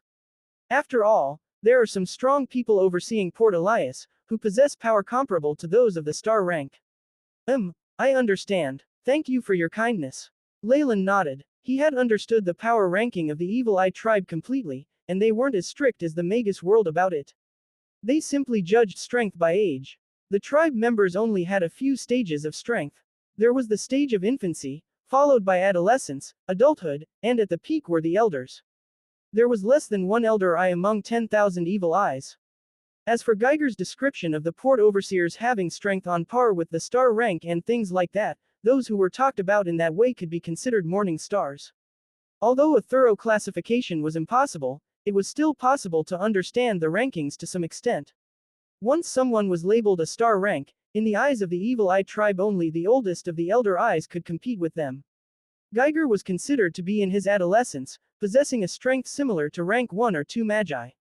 As for his father, Geiger Dole had entered adulthood, and roughly had the strength of a rank 3 magus. Their innate racial abilities gave them a slight edge over magi of a similar rank. If there is nothing else, Geiger, let us part here, Leylin said as he looked at the fast-approaching port and the densely populated ships, some of which were unique. Hearing that Leylin wanted to leave the fleet made Geiger anxious immediately. Lord Ley, did we do something lacking in respect? Why are you in such a hurry to leave? Leylin was, after all, someone who possessed great strength but wasn't greedy. No matter which ship's captain he met, they would try to rope him in. And although Port Elias was already very close to the mainland, they still required a month of sailing. If they ran into any danger, Leylin would be a safeguard. My apologies. I wish to stay in Port Elias for some time, and inquire after my own fleet. Although the chances of my companions surviving is very slim, Leylin's eyes seemed to grow dazed, and seeing him like this Geiger could say nothing more. After all, it was only right and proper to search for one's companions. When Geiger Dole received this news, his tendrils immediately blanched white at their ends. He moved on deck. Mr. Ley will be leaving. What a pity. A feeling of reluctance and regret was transmitted with his spiritual force undulations. I've already dallied here far too long. I'd like to thank the Eden Trading Company and the two of you once more for your selfless help. May the glory of the Purgatory world be with you. Having spent some time exploring it, Leylin already knew the conversatory etiquette of the purgatory world. He spoke without a single mistake, and seemed like a real native. What a pity. Since it's like that, please accept this gift. Geiger Dole waved his hand, and a merman immediately handed a scroll made of skin to Leylin respectfully. This scroll even had a fine layer of fish scales on top of it, and the light it reflected was dazzling. It looked extremely bright and beautiful. Leylin reached out and took the scroll before gently unfurling it. The scroll unfolded to show a light yellow map, next to which were some simple rules. This is a map of Port Elias, and it includes some matters to take note of. I trust that it will be of some use to you. Geiger Dole sent over a wave of spiritual force. The AI chip scanned the scroll, and committed the information to Leylin's memory in a flash. He wouldn't ever forget this information now, but he still rolled it up and put it away, and expressed his thanks, many thanks. This map will be very useful to me. We will be resting and restocking our supplies here at Port Elias for a while. If Mr. Leylin has any other needs, please don't hesitate to come and find us. Parting and underground Geiger Dole and his son appeared to be completely cordial towards strong individuals, and Leylin only responded with a smile. Attention, attention. You have now entered Port Elias. This area is under the protection of the mighty Master of the Void, the Flapwing, the dignitary of the Asak continent, the almighty nefarious Filthbird. We advise that you abide by the port's rules, lest you suffer the wrath of the port's guardians and the Supreme's punishment. A mechanical voice transmitted the message onto the ship, carrying a trace of a threat with it. Geiger Dole, however, was evidently used to this and did not react. After all, the port was being protected by a powerful dignitary, so they could only follow the rules. The nefarious Filthbird, Asak continent's dignitary. Leylin's eyes flickered slightly as he looked towards the top of the port and saw a giant statue of a bird atop an enormous mountain. Isn't this place near the Hale continent? How can the dignitary of another continent spread its influence all the way here? Unless, many ideas ran through Leylin's mind. On the surface, however, Leylin was calm and collected as he followed Geiger Dole off the ship and into the docks. There was a flood of people on the ground, and the clamor in the place was spectacular. Even the air in the region seemed to be sizzling slightly. The fishy smell of sea trade, the odor of livestock and other assorted scents blended into a stench that could make anyone feel nauseous. Even Leylin's brow creased a little in response. Crash, crash. A huge mechanical arm rumbled monotonously, grabbing goods from the holds and decks of the ships and transporting them down. At the end of the endlessly operating transport belt was a gigantic body and next to it were tall and very muscular humanoids. They shouted as they transported the boxes of raw goods away. From time to time, the urging and condemning of a yardmaster could be heard. If they used extraordinary magical power, the entire process could be sped up considerably. However, without even considering whether that would be cost-effective, why would those extraordinarily powerful people condescend to perform such menial tasks? Mister, your ship was confirmed to be an ancient Type 3 model, accompanied by a huge life form of rank 5 physical status. You will need to pay. At this moment, a flexible-looking giant octopus that was holding a notebook, a fountain pen, and other such tools arrived in front of Geiger Dole. I know. Geiger Dole waved his hand, throwing a little black bag to the octopus. Furthermore, Leylin saw Geiger Dole stuff a pink pearl into one of the octopus' tentacle suckers. The pearl disappeared in a wink and Leylin was left speechless. Apparently, no matter what era it was, this sort of thing was unavoidable. All right then, Mr. Geiger Dole, Mr. Geiger. I shall take my leave first. As soon as Geiger Dole finished his procedures, Leylin bid them farewell with a smile and, shortly after his figure disappeared into the bustling crowd. Geiger Dole and Geiger looked in Leylin's direction, and they couldn't help but covertly exchange spiritual undulations with each other for a while. Mr. Ley left just like that. Geiger still couldn't resign himself to this. Cheer up, son. Geiger Dole's spiritual undulations were transmitted over. Even without our help, Mr. Ley had enough strength to arrive at the continent by himself. It was only a matter of time. Furthermore, we have already benefited a lot from the thornback iron whale he gave us, so we shouldn't make too many unreasonable demands. Fair trade and complying with the law, that is what our almighty senior, the Trials I, has taught us. We must follow his doctrine thoroughly. Yes, you're right, Lord Father. Geiger's vertical eye showed his low spirits, as did his tendrils. However, I still feel like it's a pity. Lord Ley's departure is actually good for us. There was still a trace of dignity in Geiger Dole's large vertical eyes. What do you mean? Geiger didn't seem to understand. I am afraid the secret Mr. Lay carries isn't a small matter. Although I haven't made in-depth contact with him, I'm already near the bottleneck of the elder stage, and even with my spiritual sight Mr. Lay was still shrouded in fog. Occasionally, his aura makes me feel oppression and fear that not even the elders can generate. Geiger Dole still seemed to have some lingering fear. If such a person were to have an outburst and attack us, it would be a disaster to the fleet and the entire Eden Trading Company. Now, however, he decided to leave us of his own accord. Since we're still on friendly terms, it's good for both parties. So that's the case. Mr. Lay was actually this powerful. Geiger looked at his father. Suddenly, he became aware that there was still a lot of things left for him to learn. AI. Chip, what's the progress on the data collection?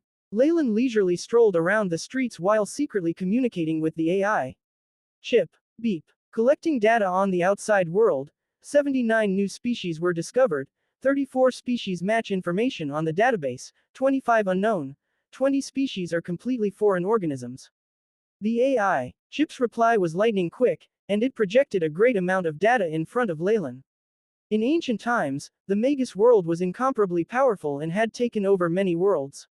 Ancient Magi had even made contact with the Purgatory world, which meant that it was possible to find the descriptions of some lifeforms in the large amount of ancient data that the AI Chip had collated. Leylin opened an image at random and, from the picture, a ball of thick black mist that did not have a fixed form emerged.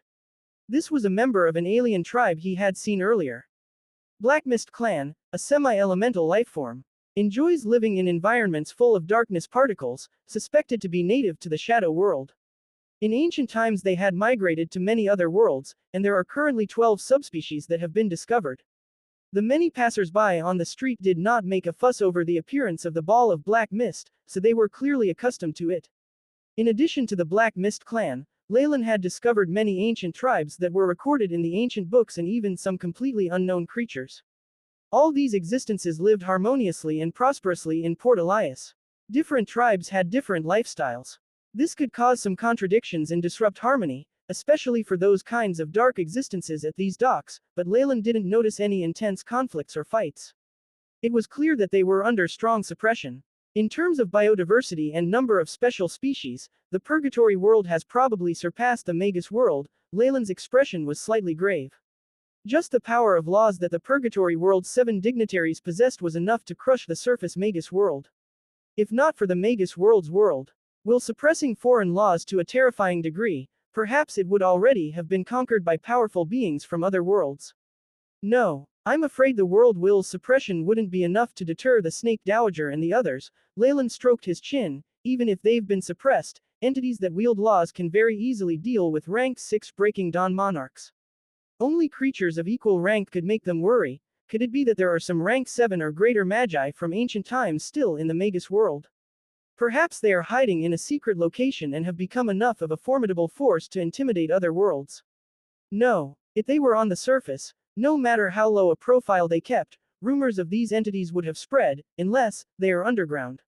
Leylin's eyes suddenly lit up. The Magus world still had a deep and vast subterranean world.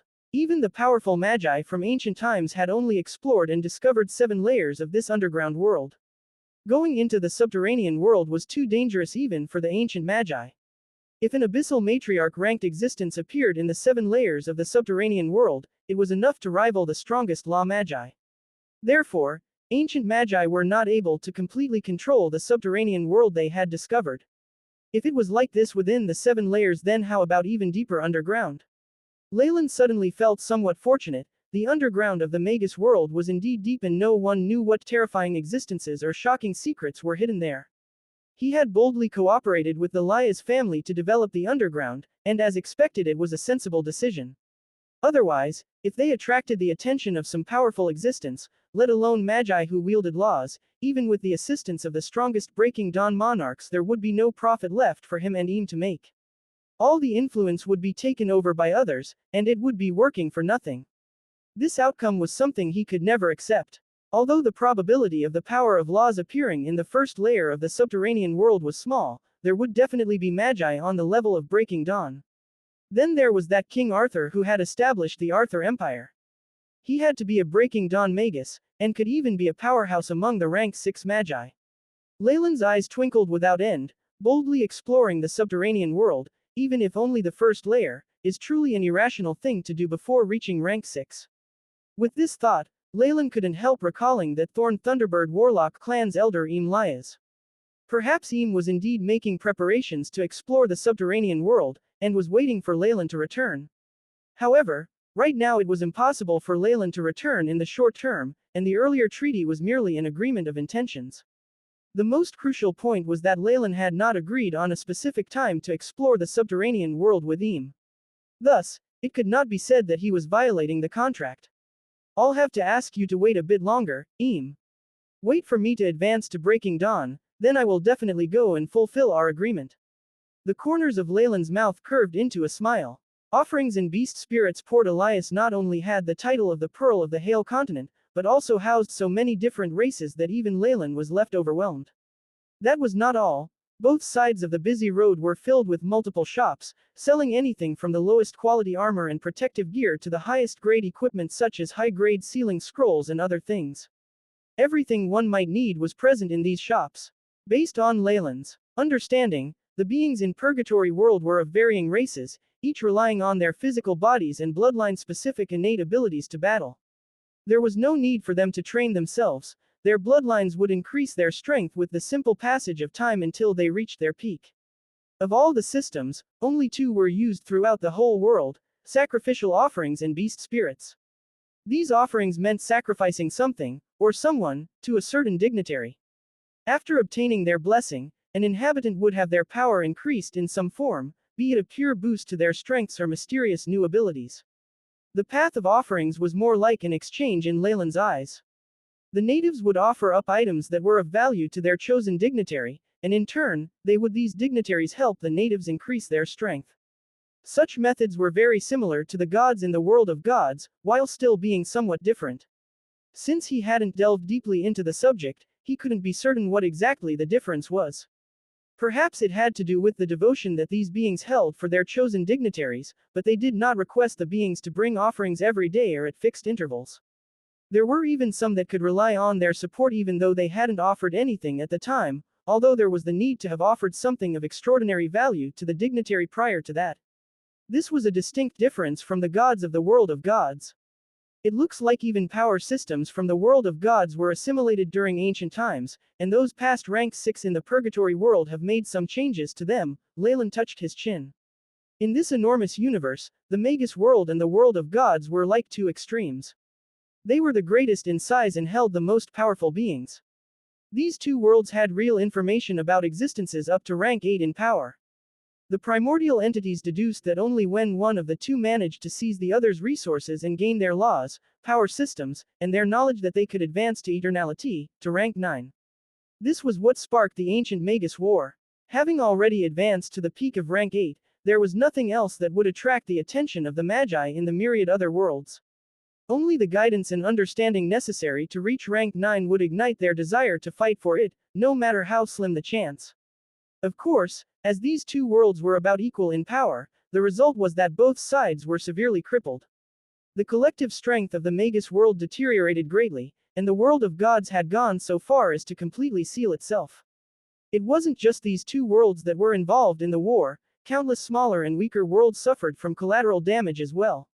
Their unique strength and advancement systems had been leaked, and through real battle experience the systems were refined to become more accessible.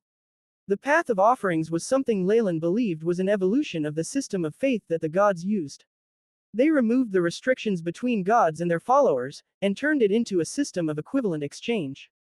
It was only after these changes that it fit the Purgatory world circumstances. After all, not every world's laws were suitable for the spread of religion. As for the second common method, the path of beast spirits, Leylin had previously listened to some explanations about it from Geiger Dole. As the Purgatory world was a home to various races, with numerous ferocious beasts and high-energy entities occupying it, some intellectual beings invented the concept of hunting these ferocious beasts and extracting their souls. After doing so, these would be sealed into the user's body, summoned during battles using certain techniques. Since sealed beasts differed in strength, it created different ranks for these beast spirit masters. On top of that, when one's beast spirit magic reached a higher rank, the corresponding beast spirit masters would be able to seal even more spirits. Ancient legends even spoke of a beast spirit master who had reached an unprecedented realm. He had sealed innumerable beast spirits at the level of Morning Star all over his body, and had enough power to destroy a whole continent. The energy from the sealed spirits could even aid in the cultivation of a beast spirit master, allowing them to reach a higher rank faster. Offerings and beast spirits are the main power systems in Purgatory World, Leylin mumbled to himself, his eyes scanning for shops with related material. These two strength systems could be considered the main paths to power of the sentient races in the Purgatory World. Looking at how vast the world was, it wouldn't be strange to find that smaller branch races had their own systems. Leylin wouldn't even be surprised if there were magic inheritances here. With a long period of data collection, and adding on the current lightspeed thought process of Leylin's own brain, he'd learned much of the common languages in the Purgatory World with the help of the AI chip. At the very least, daily conversations were already no issue. Here it is, he though soon after setting his sights on a shop that looked like a huge open clam. He then walked in. He could sense a powerful aura pervading the shop, and given its location and the attitudes the pedestrians had towards it, he reasoned that this shop would have something worthy of his attention. Welcome to my shop, revered Alabaster Devilsnake, descendant of the dignitary Snake Dowager. A voice sounded in Leylin's head the moment he entered the shop. It surprised him. Although he was still using the Alabaster Devilsnake's bloodline to conceal himself, it was very rare for someone to have the ability to even notice that layer of concealment. The shop owner clearly took him for a member of the Alabaster Devilsnake family, and sounded rather humble. After all, Alabaster Devilsnakes grew to rank 5 upon maturity. In addition to their being descendants of a dignitary, they had a very high status. Where are you? Leylin surveyed the interior of the clam, which was just a white space with multicolored lights floating in the air. Information appeared in Leylin's mind. This was not spiritual force, but an even more mysterious kind of communication. Beep. Detected soul force undulations coming through. Deny or accept. At this moment, the AI chip's prompt was transmitted. Now, Leylin had found a life form that could use soul force directly. State your name. Leylin's lips did not move, but mysterious soul force was sent out. There was even a chaotic luster in Leylin's eyes, which let him immediately discover the energy core located in the middle of the white space. A green bundle of light was hidden within the layers of the void, with countless green soul force threads that linked it to the room. The customer was able to find my core. At this moment, the information transmitted from the core held a trace of alarm. Also, this energy is soul force. It was clearly shocked by Leylin's ability to use soul force and was extremely afraid. This is the first time I've seen someone do something as stupid as allowing others into their own body. Leylin placed his hands behind his back and began to browse the shop's items, occasionally using soul force to communicate with it. Don't you know that once someone who can use soul force discovers your soul core, they could destroy you in an instant? Once the words left his mouth, Leylin felt the whole place shudder, especially the core. It was then that a trembling soul appeared. Lord Alabaster Devilsnake, please forgive me. A little white person came out of the core and groveled at Leylin's feet. Don't worry, I'm just an ordinary customer. Leylin couldn't help but console this being after seeing it on the verge of fainting. Ordinary customer. Can ordinary customers use soul force? Did they possess such a terrifying aura of power? The little person's thoughts were bitter, but it could only follow behind Leylin carefully. Though your methods can scare other races who don't know about the soul force system, this is still far too risky. Leylin lectured it as he grabbed a blue bundle of light. A roaring snarl was transmitted from the bundle of light. Through the blue screen, Leylin could faintly see a small and exquisite sea fish. Its mouth was like a sharp pike which shone with a little luster. This is the golden pike trout. This beast spirit is very suitable for beginners seeking to become beast spirit masters. Seeing Leylin seemingly interested in the beast spirit, the little person immediately went beside him and began to introduce the fish with a fawning expression on his face. If my lord likes it, I can. Suddenly, the thought that drawing in a person that could take control of his life and death had the little person apprehensive and in fear. Perhaps even if Leylin wanted to take everything in its shop for free, it would be forced to agree. No thank you. This sort of thing is useless to me. Leylin waved his arms. Do you have anything with a general introduction to the paw of offerings and beast spirit spells? The more detailed the better. Yes I do. The little person smiled and waved his arms. Two tremendous red bundles of light flew over. The rays dissipated and revealed a cow horn bugle and a pink shell. Leylin picked up the bugle horn and immediately received a prompt from the AI. Chip. Discovered spiritual force data interface. Accept or deny. Evidently, the two items were like crystal spheres in the Magus world, acting as a medium to store information. Transaction and temporary residence. Accept. With a thought, the cow horn bugle in Leylin's hand was enveloped in a layer of light that slowly turned it to ashes. Many images and words appeared in Leylin's mind, getting recorded and analyzed by the AI. Chip. Soon after, the same happened to the pink shell. Two new documents were stored in the AI chip after this process, making a look of satisfaction to appear on Leylin's face. The little person, however, looked heartbrokenly at the pile of ashes. Gathering the complete set of information, as well as finding an expert to record it into a storage system, had taken a large amount of effort and wealth. Beep. New folders recorded. Path of Offerings and Beast Spirit Magic, incomplete, the AI chip's prompt appeared. Leylin could understand the incompleteness. After all, a tiny shop like this wouldn't normally have such profound information. When he saw that the techniques led all the way to the Morning Star level, Leylin was slightly shocked. In the Magus world, it was extremely rare to own a high-grade meditation technique with 4 complete layers. This was certainly the greatest treasure you could find within a small-scale shop like this. On the surface, however, Leylin still furrowed his brows in dissatisfaction. This information seems to be incomplete, he said, causing the little person to quiver in fear. My lord, these 2 sets of information were sent over from the Hale continent. Both have been inspected by the Holy Land, and are most certainly complete. With these, one can cultivate to the Morning Star level. There's no doubt about it. The little person exclaimed resolutely. Morning Star. It seems as though the Purgatory world follows the Magus world's ranking system. Leylin nodded and asked, then how would I be able to get techniques above the Morning Star level? This question seemed to put the little person in a difficult spot. My lord, there are various races with techniques above the Morning Star level, but these are considered absolute secrets. Even getting this set of information was quite risky. The little person had spoken immediately upon seeing the grim look on Leylin's face, and he continued, wait, my lord, I know. You can definitely find something within the holy city of the Hale continent, which is also the city of the Snake Dowager's descendants. Furthermore, you belong to the Alabaster Devilsnake clan, so you'll make it inside without any problems. The Snake Dowager's descendants. Holy city. These names surprised Leylin. This was probably the Snake Dowager's base camp. Though Leylin still needed more information, revealing his unfamiliarity with the holy city would raise suspicions. Moreover, killing this little person to shut his mouth would attract guards and make things even more difficult. The holy city is too far away. Are there no other methods? Leylin's eyes narrowed as he sized up this little person in front of him.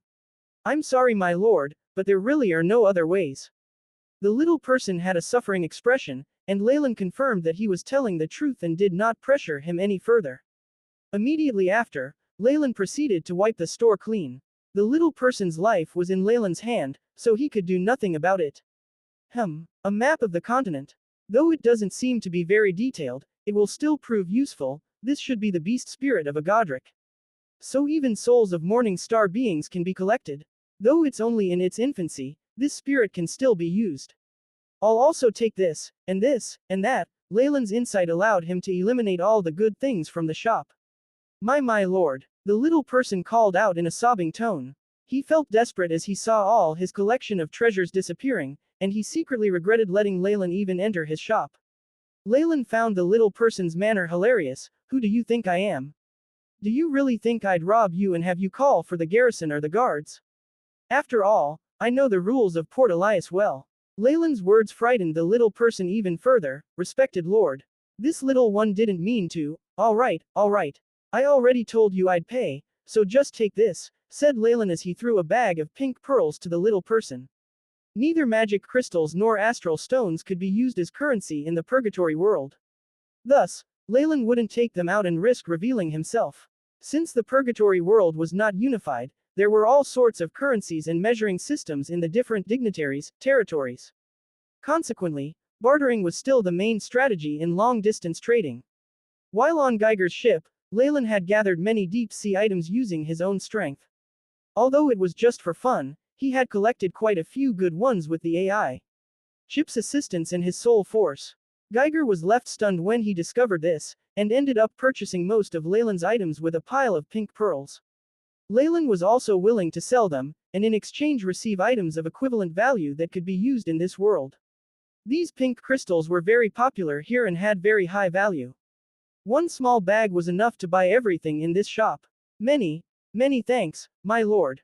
Oh, my lord, you are like the stars in the sky, the darling of the many dignitaries. Your greatness, selflessness, impartiality and fairness will be immortalized in song and spread throughout the myriad of worlds. Seeing that Leylin was serious about a fair transaction and was not threatening him, the little person became emotional.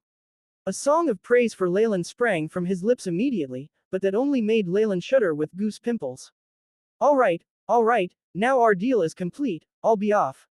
Unable to tolerate the little person singing, Leylin took his items and left. After all, sound transmitted through soul energy was worse than harsh noise.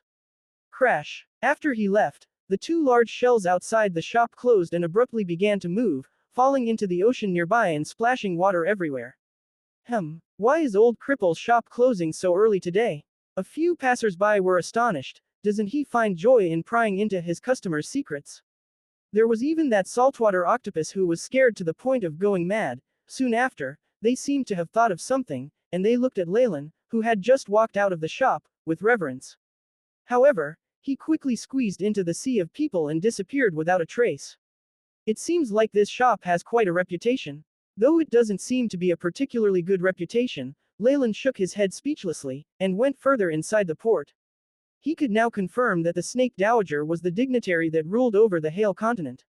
He had to thoroughly plan how to conceal himself from her and how to break his bloodline shackles. The first thing he had to do, however, was to settle down in Port Elias. The night curfew here was very strict, and if he did not get proof of his residence before night fell, he would probably be forced to leave. However, he was only a pink pearl away from resolving this issue. When night fell, Leylin was standing on the balcony of a luxurious private room in a hotel. He was gazing at the specks of light in Port Elias, and the faraway lighthouse in the distance and the pitch-black sea. Near the port, many bright and beautiful images of every kind appeared, filled with enchanting splendor. It really is a prosperous and beautiful port. Leylin's eyes seemed to be filled with a deep expression as he sighed lightly. After closing the curtains, he laid half his body down on the soft sofa and sank into deep thought. The Snake Dowager was an unavoidable obstacle he had to overcome if he wanted to break the bloodline shackles.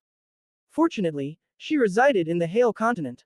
With my concealment techniques as well as the cover provided by the Mask of the Dreamless, I should probably be able to hide from any large-scale soul sweeps she attempts. Even within the Hale continent's holy city of snakes, I might be able to hide myself as long as I don't meet her personally. Leylin's eyes glinted. Not even beings who comprehended laws could quickly scan an entire continent, let alone detect the life of every creature within it. Only if she reached rank 9 would the Snake Dowager be able to do so. Right now Leylin was emanating the aura of an alabaster devilsnake. With this layer of concealment, he could travel through the Hale continent as if it was his own back garden. Due to his research into bloodlines, Leylin was confident enough that even an alabaster devilsnake itself would not be able to unveil his disguise. Unless, of course, he came across a rank 7 alabaster devilsnake or an emperor. Leylin knew, however, that the Snake Dowager would not allow the existence of such a creature. It looks like it's necessary to risk entering the Hale continent. I'll need to change my appearance. Leylin had not altered his appearance on Geiger's ship, and afterwards he had just hid under his cloak in Port Elias. To be safe, he decided to change his appearance to sneak into the Hale continent. I'll need to add another layer of concealment to the Mask of the Dreamless. In the Hale continent, there will definitely be descendants of the alabaster devilsnake with mixed blood. I just need to keep resembling them completely. After thinking it through, Leylin looked gloomily at the large gray animal statue on the tall mountain through his window. What does the existence of the nefarious filthbird here signify? This was a port that belonged to the Hale continent, yet people still followed the nefarious filthbird. Leylin could not understand it, but the implications presented here were worth ruminating over. Discovered and schemed based on the information that Leylin had obtained, various dignitaries ruled over the different continents in the purgatory world. Although the Hale continent was the territory ruled by the Snake Dowager, there was a port that worshipped the nefarious filthbird in close proximity to it. This could only be some sort of test and provocation. The snake dowager and the nefarious filthbird must definitely be on bad terms. Leylin nodded as he recalled the scene where he'd gone through the barrier of the purgatory world. But I have the feeling that things aren't quite so simple. Leylin stroked his chin as he thought of something. That father and son pair, Geiger and Geiger Dole, are rather suspicious. As they were beholders, they worshipped the ancient trial's eye. This port, however, was under the protection of the nefarious filthbird. Even if entry into the port was freely allowed, it was still rather strange for them to come here. Of course, in an era of pirates navigating the open seas, there were bound to be stolen goods. Prosperous and free ports were areas where they could dispose of them safely. If Port Elias could shelter even the most evil and fierce pirates, allowing the beholders to trade here would be fine. However, Leylin still felt that something was slightly amiss. Previously during the Thornback Ironwhale's attack, Geiger Dole had only used the bloodline abilities unique to his race, and did not reveal any skills related to the Path of Offerings or Spirit Beast magic. It was as if he did not know anything about them, and he was obviously hiding something. In that case, I can finally put that plan into action. It was something I originally came up with while I was bored, but, Leylin touched his chin. Even if they had not come to his aid, Leylin could still have reached the port alone. Geiger Dole had only provided information, service and a ride to Port Elias. By helping them fight against the Thornback Ironwhale and gifting them its resources, they were now even. AI. Chip. Begin. Leylin commanded. Beep. Mission established. Beginning connection with Stardust bugs. Collecting information. The AI. Chip's robotic voice loyally intoned. A multitude of glowing lights flickered in front of Leylin, turning into a screen. A variety of sounds were transmitted as well. After bidding farewell to Geiger and Geiger Dole, Leylin had secretly left behind a few Stardust bugs on their bodies, to ensure his secrecy would be maintained.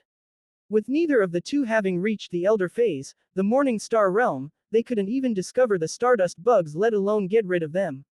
At this moment, the screen zoomed in on a scene. In a cellar-like area, orange-yellow candle light flickered, showing Geiger and Geiger Dole's large pupils.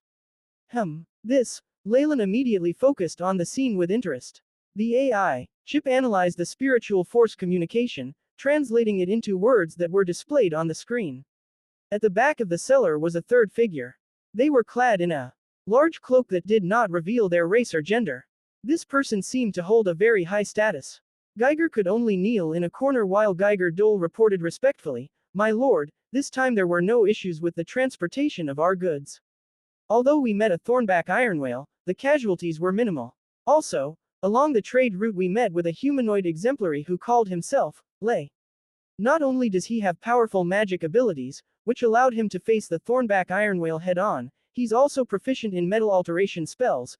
Geiger Dole did not hesitate to betray Leylin, and no thoughts of protecting him seemed to cross his mind. Lay. What an unfamiliar name. A powerful humanoid. There doesn't seem to be any information about him in the nearby seas. A robotic voice came from the cloaked figure. Nevertheless, its tone changed, causing Geiger Dole's tendrils to quiver.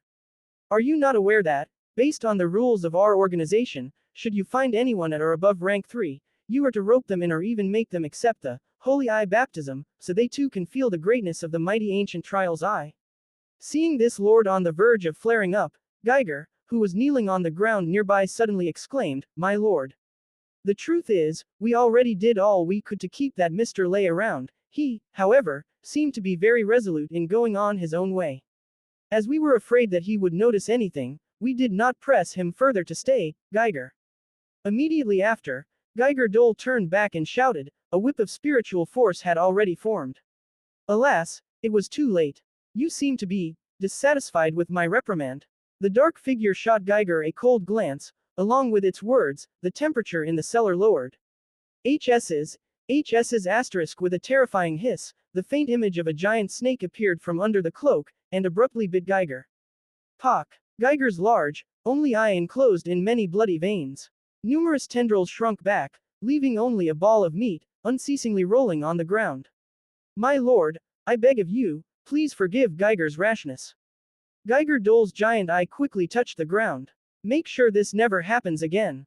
The black figure looked completely calm as it watched Geiger screaming and rolling on the ground. 10 or so minutes later, the giant snake finally withdrew its teeth and dissipated into a white light. Geiger, quick, apologize and thank our Lord for his benevolence. Countless tendrils extended from Geiger Dole's body and helped Geiger up. Geiger's eyes were now filled with fear, and the aura on his body had decreased in strength. His soul had evidently received some damage. Many thanks, my lord. Geiger struggled as he spoke, even his spiritual undulations were intermittent. The black figure moved its head, and its tone immediately changed. The transport of the goods this time is very important. It's an important material that my master needs to resist the power of chaos, thus it cannot be lost. Although you only sent the spare portions, it's not bad. We are grateful for the blessing of our dignitary, the trial's eye, Geiger and Geiger Dole answered solemnly. After resting here, send these supplies to the Hail continent. This port is protected by evil and chaotic power, and although most wouldn't expect us to come here and make use of it, we still shouldn't delay. The black figure looked grim as it spoke, and the beholder pair agreed. At the end, as if in passing, it suddenly asked, did you check the origins of that lay? Hearing the topic that had caused him to be punished again, Geiger shrunk back while Geiger Dole laughed wryly. He seemed quite mysterious to me. While he wasn't clueless about the purgatory world, there was something off. I have received intel from the holy city. The dignitary of the Hail continent, the mighty ruler of all snakes, has secretly set up a bounty, offering a large reward for a magus from another world. The black shadow suddenly brought up something else, and only Geiger Dole's gigantic eye blinked. Does my lord think that lay could be that magus from another world? I can only say that it's a possibility. No matter how small the chances are, it's still worth investigating. After all, the ruler's rewards are very generous and our organization is on rather good terms with the holy city. As their allies, it is our duty to help them, right? The black figure then looked at Geiger Dole. Since he'll be staying at Port Elias for a while, led me to his location so we can pay him a visit and proceed with the final verification. Understood, my lord. Geiger Dole bowed respectfully. The screen flickered off, and Leylin was left silent. After a long while, a wry smile appeared on his face. As expected, it seems that no matter how cautious I am, it's easy to be seen through. I can't use this appearance anymore. This current identity was what Leylin intended to use while learning the customs of the purgatory world. Once he perfected his speech and could blend in with the natives, this appearance would then be abandoned. Now, however, he had to do this earlier than planned. What I never expected was that something I had set up just as a precaution would become useful to me. Leylin looked grim. Also, evil and chaotic power. Weren't those the characteristics of the nefarious filthbird? Based on the battles with the Trial's Eye in various worlds, I'm not surprised that organizations that belong to the Trial's Eye have malicious intent towards this port. What's more, it looks like they even have support from the organizations in the Hail continent. He did his best to connect the dots. It appears like Geiger Dole is a small part of a large plan set in motion by a subordinate organization of the Trial's Eye. The timing was just right for me to get involved in it. Although I was prepared to change my identity, I think it's better to make this organization disappear. Leylin had no conflict of interest with Geiger Dole before, so he naturally didn't mind being kind to them. Now, however, since it had been revealed that they would threaten his core, he would take no pity on them. He had decided to eliminate them. I can't do it by myself though, the target is simply too large. There should be a better way. Perhaps this is an opportunity. An opportunity to infiltrate their organization, and enter the core of the Hail continent. Leylin's eyes brightened. This was a territory protected by the nefarious filthbird. The moment the protectors of the port found out there were a bunch of believers of the Trial's Eye sneakily plotting against them, what would the consequences be like? There was no need for precise information. Just spreading some misleading rumors would be enough for the two sides to become hostile, and even attack each other. No matter what the result of the battle would be, they would definitely not have any time to think about Leylin's whereabouts. Encirclement and confrontation. Still, Leylin stroked his face, which was covered by the cold mask of the Dreamless, a mask which had traces of golden red lines engraved upon it. This mask is too conspicuous. It wouldn't be good for hiding. A wave of pure white light suddenly emanated from Leylin's body. Within the radiant and dazzling light, dense white scales appeared on the mask of the Dreamless, and a bloodline aura unique to alabaster devil snakes unceasingly strengthened. In the end, the whole mask became illusory and disappeared into Leylin's skull. However, a thin layer of white scales replaced the mask. After the flash of light, Leylin's face underwent a huge transformation. His brows became thinner and longer, his now crimson eyes emanating terrifying light. His tongue grew slightly forked, and finally his teeth became incomparably sharp and menacing. He continuously radiated dream force, and it condensed to form a thin layer around him. Leylin fashioned a mirror of water and looked at his new appearance in the reflection with satisfaction. A mixed-blood descendant of the alabaster devil snakes should look like this. A layer of serpentine skin and many white scales were left on his face, forming complex and intricate patterns that gave him a unique aura. He now looked exactly like a half-snake, a hybrid between a python and a human. In the end, pretending to be a mixed blood was a simple task with the AI chip's abilities and the blood of an alabaster devil snake. Clang, clang, clang. Leylin listened quietly to the dull sound of a gigantic copper clock hanging at the heart of Port Elias. The large clock rang 12 times. Its piercing rings ceaselessly rang out and caused the glass window to shake slightly. It should be midnight. Leylin put on a black cloak, quickly disappearing from the balcony. Since he had already changed his appearance, it was obvious that he would need to give up this residence. Besides, there was much that he needed to do in the depth of the night. As for the port's nightly curfew, it certainly was not as important as the preparations he needed to make. The dark night is the perfect cover for a great many things. Leylin gazed at the round moon in the sky emitting blue light, and chuckled slightly. His figure melded into the darkness. What really happened that night would become an everlasting mystery. The only thing the residents of Port Elias knew was that the next morning, the guards in charge of security were encircling a warehouse. Many patrols and battleships surrounded all of the Eden Trading Company's ships in the sea. Even the Godric had been attacked, and its low roars rolled out with the white waves of the sea. What is this? We are honest merchants. The Eden Trading Company has always traded legally, you can't do this. Seeing the guards ready to attack, Geiger collapsed in fear, but Geiger Dole maintained its calm. One of its tendrils was waving a badge around as it released intense spiritual force undulations. Do you see this? This is the badge of your Vice Captain Iker. We are his guests. You can't. Iker was captured long ago. An indifferent voice sounded from the back as the troops split in two, creating a passage. A human-like being with gray feathers stepped forth, exuding the aura of someone who had been a leader for a long time. The armor he wore had an image of the nefarious Filthbird's wings on the breastplate. There's no need for you to wait for help. Iker has been charged for corruption and colluding with the enemy. He's as good as dead. This being from a different tribe stared at Geiger Dole coldly, its eyes filled with bloodlust. You damned beholders, we open the port to you and you dare to conspire against our leader's rule. Even the fires of the 9th level of hell cannot cleanse you of your sins. Elias, Governor, isn't he the one in charge of the Chaos troops? Geiger Dole's eye went cold, knowing that his cover had been seen through. How did you find out about us? Piercing red light shone from his large eye, stunning a few guards for a moment. Dead people don't need answers. Take them out, leave none alive. In the name of the almighty Flapwing, the governor ordered coldly.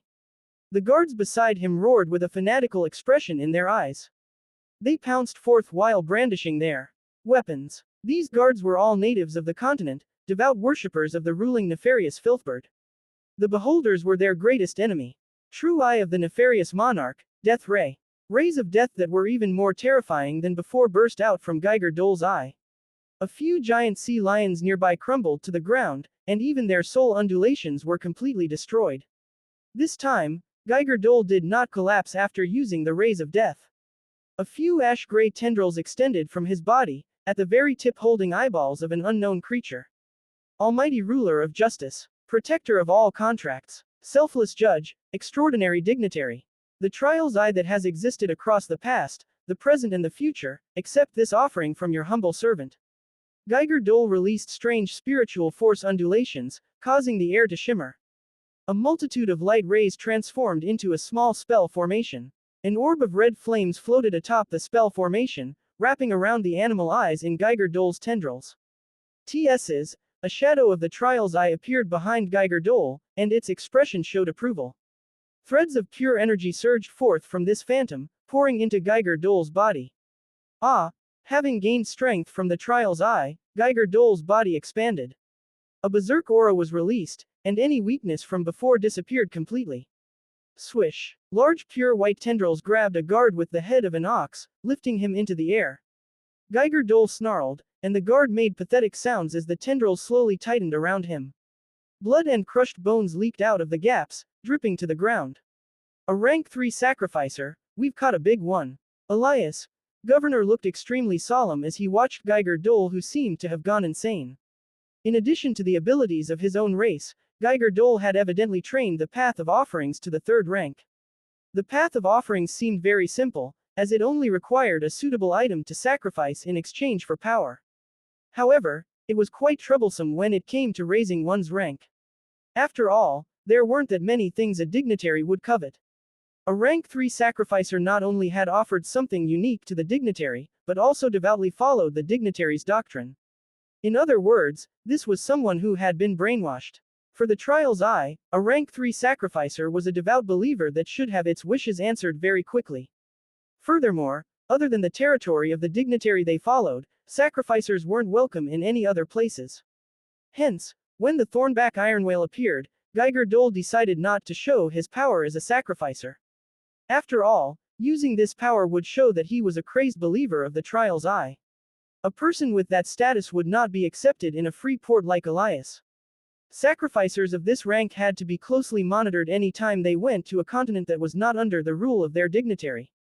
A rank 3 sacrificer can use the power of their dignitary to reduce fatigue and replenish spiritual force. If one becomes a sacrificer of the highest rank, it is said that the dignitary will even be willing to share the power of laws. Elias, Governor muttered to himself as Geiger Dole went crazy. As expected, that enormous eye doesn't harbor good intentions. He even used such a high-rank sacrificer to infiltrate our territory. At this thought, the governor's face went grim and he patted his chest. With a deafening roar, a giant bear over 10 meters tall sprung out of his chest. This giant bear had coarse orange fur all over its body. Its paws were very big and had dark, thick fingernails. At its chest, white fur converged to form a strange rune. Beast Spirit Magic Summoning Technique Berserk Boltbeer. Crackle, crackle. The white lightning rune flickered on its chest, and sparks converged on the bear's paw. The paw was now sheathed in powerful lightning. The giant bear summon snarled, smacking downwards with its sharp lightning-enhanced claws. Crackle, rumble. The roof of the warehouse was completely lifted and sent flying away, and thick smoke spread out on the ground, which rumbled as if an earthquake had occurred. Once the dust had settled, a huge pit was left behind on the ground, with scorch marks around the edges. The berserk boltbeer continued to roar thunderously, and with a single swipe a red figure was sent flying out. Shadow and sudden attack. The one who was sent flying so impressively was obviously Geiger Dole. He now had 3 cauterized slashes on his body, obviously an injury from the lightning claws of the berserk boltbeer. Afterwards, Geiger was dragged out by it, curled up into a ball. A powerful force rippled through the area once more, suppressing the lightning burns that Geiger Dole had sustained. Get away! He screamed, spiritual force sweeping out to send a few guards flying immediately. Blood and brain juices began to leak from their eyes and ears, pouring out like a flood. Many sacrificers liked to draw the support of offerings to suppress their injuries. Thinking of leaving, the Elias governor's eyes flashed ominously. Summon Nighthawk. An enormous tattoo of a black hawk suddenly emerged from his forehead. The large hawk was so vivid it seemed alive, and after the governor issued a command, the beast spirit instantly transformed into a streak of light. A high-pitched cry sounded out as it soared into the air, its enormous wings spreading to blot out the skies. This beast spirit, Leylin was amongst the onlookers in the distance, wrapped up tightly in a black cloak as he watched the battle attentively with his blue eyes. A giant beast at Morning Star. It looks like the governor isn't simply playing around. Leylin knew very well that the governor was at least rank 4. The berserk boltbeer he had previously summoned had only been rank 3, and it was obviously used to toy with Geiger and Geiger Dole. No, instead he had not even taken notice of them. He was far more interested in the depths of the warehouse, and in the hidden presence in the cellar. Leylin could sense a terrifying bloodline force hiding deep underground that was even draining most of the governor's strength. As it were, the strength of a morning star was not something an elder like Geiger Dole could withstand. With a high-pitched cry, a pair of black wings streaked past Geiger Dole like a sharp blade, destroying the sacrificial spell formation behind him. Losing its communication link, no matter how unwilling it was, the figure of the large eye could only slowly dissipate.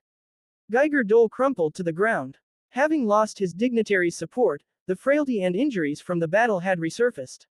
His tendrils began to pale, the color spreading until it reached Geiger Dole's eyes. Such temporary strength has a lot of flaws. Leylin watched on from the sidelines, leisurely commanding the AI chip to gather data. He was making use of this time to analyze the pros and cons of the power systems of the purgatory world. The path of offerings is limited in the strength it can supply. No matter how powerful the sacrificer is, such power is only borrowed. Once the communication is broken or the dignitary retreats, the sacrificer will be trapped in a dire situation. Leylin's eyes flickered. The information shows that there are some who obtain a permanent bonus to their strength or racial upgrades. However, those require huge sacrifices and even require completing specific missions, such as offering blood sacrifices of higher ups from an enemy organization. The path of offerings seemed very primal to Leylin.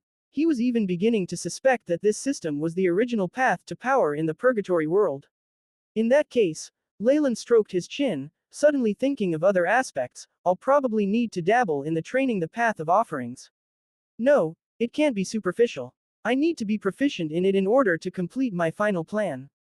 The hawk's cry sounded once more at this moment, and outside the warehouse the hawk soaring into the air descended like a victor, its sharp metallic talons ripping Geiger Dole to shreds. Ah, father! Geiger cried out pitifully, but couldn't escape his own fate of death. Seeing the two beholders perish one after the other, Leylin's expression did not change at all. Everything that had happened was obviously a result of the information he'd spread to the governor and his troops in secret. He'd mostly done it because Geiger Dole had made a futile attempt at putting Leylin in an unfavorable situation. No matter how pitiful the two ended up, Leylin wasn't moved the slightest in his heart. On the contrary, he was here personally so that he could see what happened, and remove all chances of Geiger Dole's survival. Even if he had managed to escape, Leylin would have acted afterwards. Seeing the soul undulations of the two being extinguished completely, Leylin could relax slightly. At the very least, there was now nobody who remembered him. He was now focused on the black figure in the shadows. That person was clearly Geiger Dole's superior. They are unusually powerful and have been laying low all this time, waiting for the most opportune moment to strike. Leylin surveyed his surroundings. With Geiger Dole's death, the merfolk sailors soon lost all willpower to fight on and sank to their knees, begging for mercy. At the anchoring point of the port nearby, the Beholder tribe's ship was already completely surrounded and had surrendered. The giant Godric was already floating on the surface of the water, rolled over and revealing its white belly. It's all settled. If it were me, this would be the best chance. Leylin's eyes were fixed coldly on the warehouse. At that moment, a deafening bang sounded out. Leylin could sense that the black shadow had finally made its move. Rocks and earth flew everywhere the moment it acted, turning into marbles in the sky that fired into the surrounding area. Thud, thud, thud. These marbles formed of soil and rocks possessed a kinetic energy so immense that they could even penetrate through steel armor. A large number of guards fell with a miserable cry. Blood flowed out profusely from their wounds. Kill them. A black cloak flew into the air, and a white figure was like an illusion as it arrived in front of the Elias governor so fast it was hard to see with the naked eye. Sharp fingernails tipped the scale-covered hand that sprung forth. The governor's beast spirit was currently outside, so he lacked his most powerful defense. Munkdar's turtle. Dark rays appeared at the Elias governor's chest, and immediately after a dark turtle shell emerged to block the area in front of him. Mysterious patterns appeared on the shell, and it emitted a metallic feeling that made it seem indestructible. Beast spirit masters could not only summon beast spirits to battle, but could also use part of the abilities of the beast spirits that had been sealed into their bodies. The Munkdar's turtle was a marine beast known for its defense, but the strongest ones were at the peak of rank 3. Still, although the Elias governor wanted to summon something more powerful, he had no beast spirits that were more formidable. Beast spirit magic was a common strength system in the purgatory world, and almost all intellectual races had their hand in this. Beast spirit masters were divided based on ranking, from rank 1 to the legendary rank 9. However, in the purgatory world now, masters at rank 6, 7 and above had been consigned to legend. The requirements for each beast spirit master to advance were simple. One had to seal enough powerful beast spirits and have enough soul force to control the sealed beast spirits. However, beast spirit masters that wanted to advance in rank needed to subdue a beast spirit of a similar rank. To advance to a rank 7 beast spirit master, it was necessary to subdue the soul of a rank 7 beast with laws, and seal it into one's body. Only the dignitaries of the various continents possessed such a strength in this world, which made it practically impossible. Just the thought of extracting the snake dowager's soul and sealing it into their body would leave a beast spirit master quivering in fear. A rank 1 beast spirit master could at most only control a rank 1 beast spirit, while a rank 2 could control a rank 2 beast spirit. As long as one was powerful enough and one's soul could take the stress, there was no issue with sealing multiple beast spirits into one's body. However, it was evident that the Elias governor was a newly promoted rank 4 beast spirit master. The most powerful creature it had was the rank 4 Nighthawk beast spirit. The others were at rank 1 or 2 and wouldn't be brought out, because they would only bring shame to him. This rank 3 Munkdar's turtle was the most powerful beast spirit he had left. From Leylin's perspective, a beast spirit master was very much like a summoner. Though the beast spirits that could be controlled were powerful, the master was a weak point. No, rather, a newly advanced beast spirit master is at a weak point. The largest difference between a beast spirit master and a summoner is that beast spirit masters can seal beast spirits into their bodies, and make use of some of the abilities of a beast spirit. If they bide their time and seal enough spirits, they'll gain a lot of power. Leylin touched his chin. The beast spirits sealed inside the body can constantly nourish the beast spirit master's own body and soul. As long as no bottleneck is reached, he can keep advancing. Crash. With just one attack from the palm covered in alabaster scales, the turtle shell in front of the governor began to fragment, showing its powerful strength.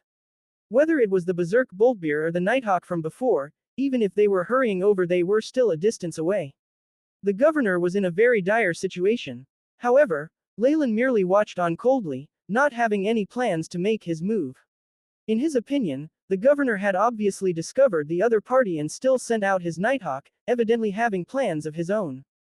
Die. A low voice that was distinctly feminine came from the person who had launched the sneak attack. The figure of a white python suddenly appeared, emitting a bloodline aura that caused Leylin's pupils to shrink.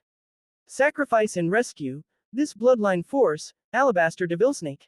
Leylin's pupils shrank. As a warlock, it was impossible for him to make a mistake in recognizing bloodline force, but what this represented shocked him.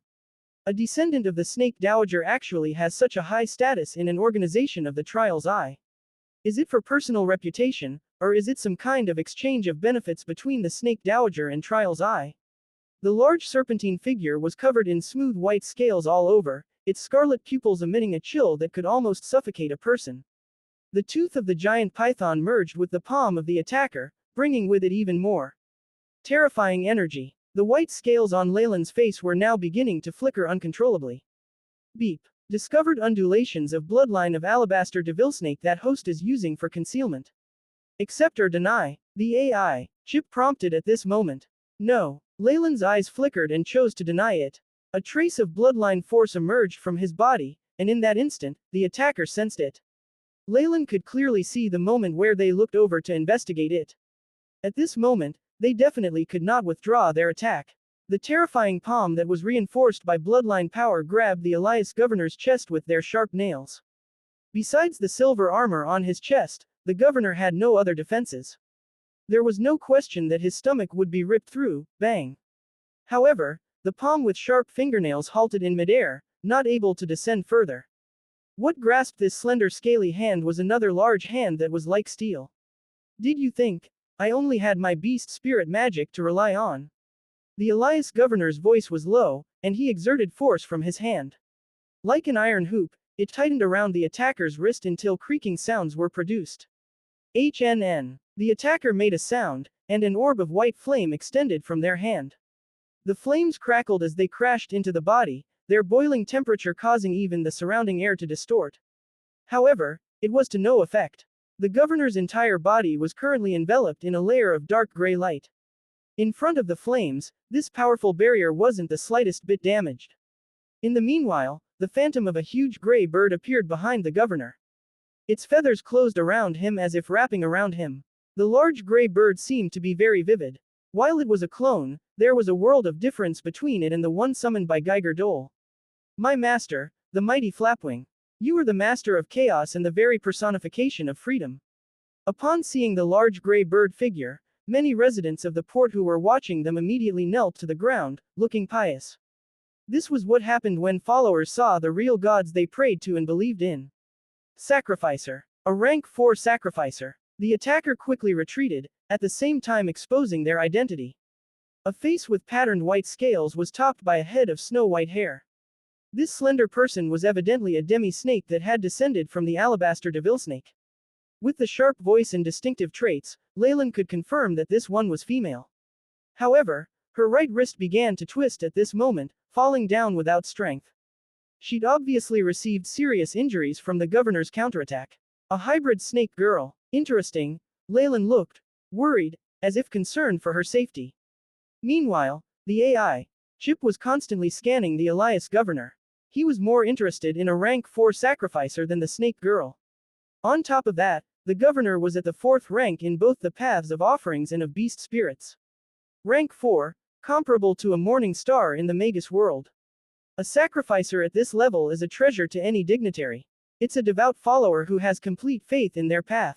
The mighty dignitary even lets them borrow strength in advance, leaving the sacrificial offering for later. Leylin immediately recalled the information he had gathered before. Furthermore, being a rank 4 sacrificer is the base requirement for some ceremonies to strengthen one's body permanently. The snake girl had inherited the bloodline of the primordial giant alabaster devil snake and had a vitality and strength that was so high it was frightening. However, he had been able to block the snake girl's attack. Obviously, having gone through multiple permanent power-ups, his strength and vitality was incomparably terrifying, and it even exceeded the power the snake girl got from her bloodline. Beep. Target is enveloped by an unknown force. Determined to be the law of chaos. Unable to scan. At this moment, the AI chip projected some information in front of Leylin, causing him to sink into deep thought. A sacrificer has regular contact with their dignitary. The power of a rank 7 is something the AI chip still can't analyze. Is that why it can't scan him? The snake girl is in danger. Leylin looked at the demi-snake, who was now secretly giving him a stern look. She's warning me not to do anything. Leylin was surprised. The governor of Elias is a rank 4 beast spirit master and sacrificer. If he's from some special race, his battle might could even be comparable to a 6-star morning star from the Magus world. The snake girl is no match for him, but she still worries about the life of someone from her race. In that moment, Leylin couldn't figure out whether to laugh or cry. Of course, his thoughts went further. Since she places so much importance on bloodline, I might be able to make use of that. The tables were quickly turning. With the advantages from being a rank 4 sacrificer, the Elias governor had a terrifying physique and battle might. Added to his power of a rank 4 beast spirit master that allowed him to use all sorts of magic and long-range attacks, he was practically at the peak of rank 4. Asterisk scree. RRAAAAR. At this moment, the Nighthawk and Berserk Boltbeer had arrived behind the snake girl, sealing off her escape routes and teaming up with the governor to encircle her. Due to the soul connection between the beast spirit master and the beast spirits, they could be used like the governor's clones. Admit defeat. You aren't a match for me. In order to set this up, I've allocated a lot of elders here as well. Your subordinates and other organizations won't be able to run. The governor slowly closed in, and a black gale sprung forth from the Nighthawk. In your dreams, follower of chaos and evil. The snake girl's eyes went red, and a figure similar to that of the alabaster devil snake appeared behind her. Profound dream force began to ripple slightly. The alabaster devil snake originally inherited a part of the snake dowager's dream force. This is probably why this is her trump card. Dream force scattered out, forming a ring of dark red smoke. A few weaker commoners and guards had already fallen unconscious, evidently dragged into dreamscape. Things began to get chaotic, and taking advantage of this, Leylin disappeared into a corner. It's a pity. If she really was a traditional alabaster devil snake, the sudden eruption of Dreamforce would be enough to help her escape. Sadly, her bloodline isn't pure enough, and the Dreamforce she can muster is far too weak. Leylin's mind kept working, and his thoughts quickly turned to another direction as he gazed upon the battlefield. The governor grew dazed amidst the dark red fog for a while before he regained his senses. This dreamscape illusion. He immediately sobered up, and the Nighthawk that his soul was connected to let out bright chirps. Its two wings created gales as if trying to blow the Dreamforce away. You can't escape. He stared at the snake girl, who now had scales all over her body and had completely entered battle mode. Lord Governor, part of the enemies in the port have been eliminated. We're here as support. With several bright sounds, 3 streaks of light hastened over, each of them having rank 4 energy undulations. After seeing this, glee shone in the governor's eyes, and the snake girl was left in complete despair. She secretly glanced in Leylin's direction. But when she realized he'd already disappeared, a wry smile appeared about her lips. Thankfully, that little guy escaped, or else he might have been involved. Looks like it's time for me to take the stage. Meanwhile, Leylin was standing on the rooftop of a building and watching on, eyes flickering with intelligence. In his opinion, it was even more valuable to save her now. As for the fact that he intentionally spread this secret and attracted the enemy, Leylin had selective memory when it came to this. Anyway, benefits were his primary goal. As for other methods like taking advantage of someone and helping them the next moment, there was no pressure on him due to it. Magic seems to require more effort in this world. Closing his eyes, Leylin felt the difference between the Purgatory world and the Magus world. Just as well, I can recycle the dream force she left behind. Even if she's a descendant of the Alabaster Devilsnake, her usage of dream force is really too crude. As he ridiculed her for a moment, Leylin's finger twitched. It was like he was the most brilliant of weavers. Foggy dream force suddenly rose under Leylin's hands, rippling with a blood-red glow. Great amounts of fog condensed to form a large spell formation. Crap, be careful. The governor's expression suddenly changed, evidently not expecting that the snake girl who should have been waiting to be captured had a companion. Snake girl and escape, what's going on? Isn't she the leader of the organization? The Elias governor doubtfully looked at the snake girl, only to find that she was similarly perplexed. It doesn't matter, the first task is to capture her.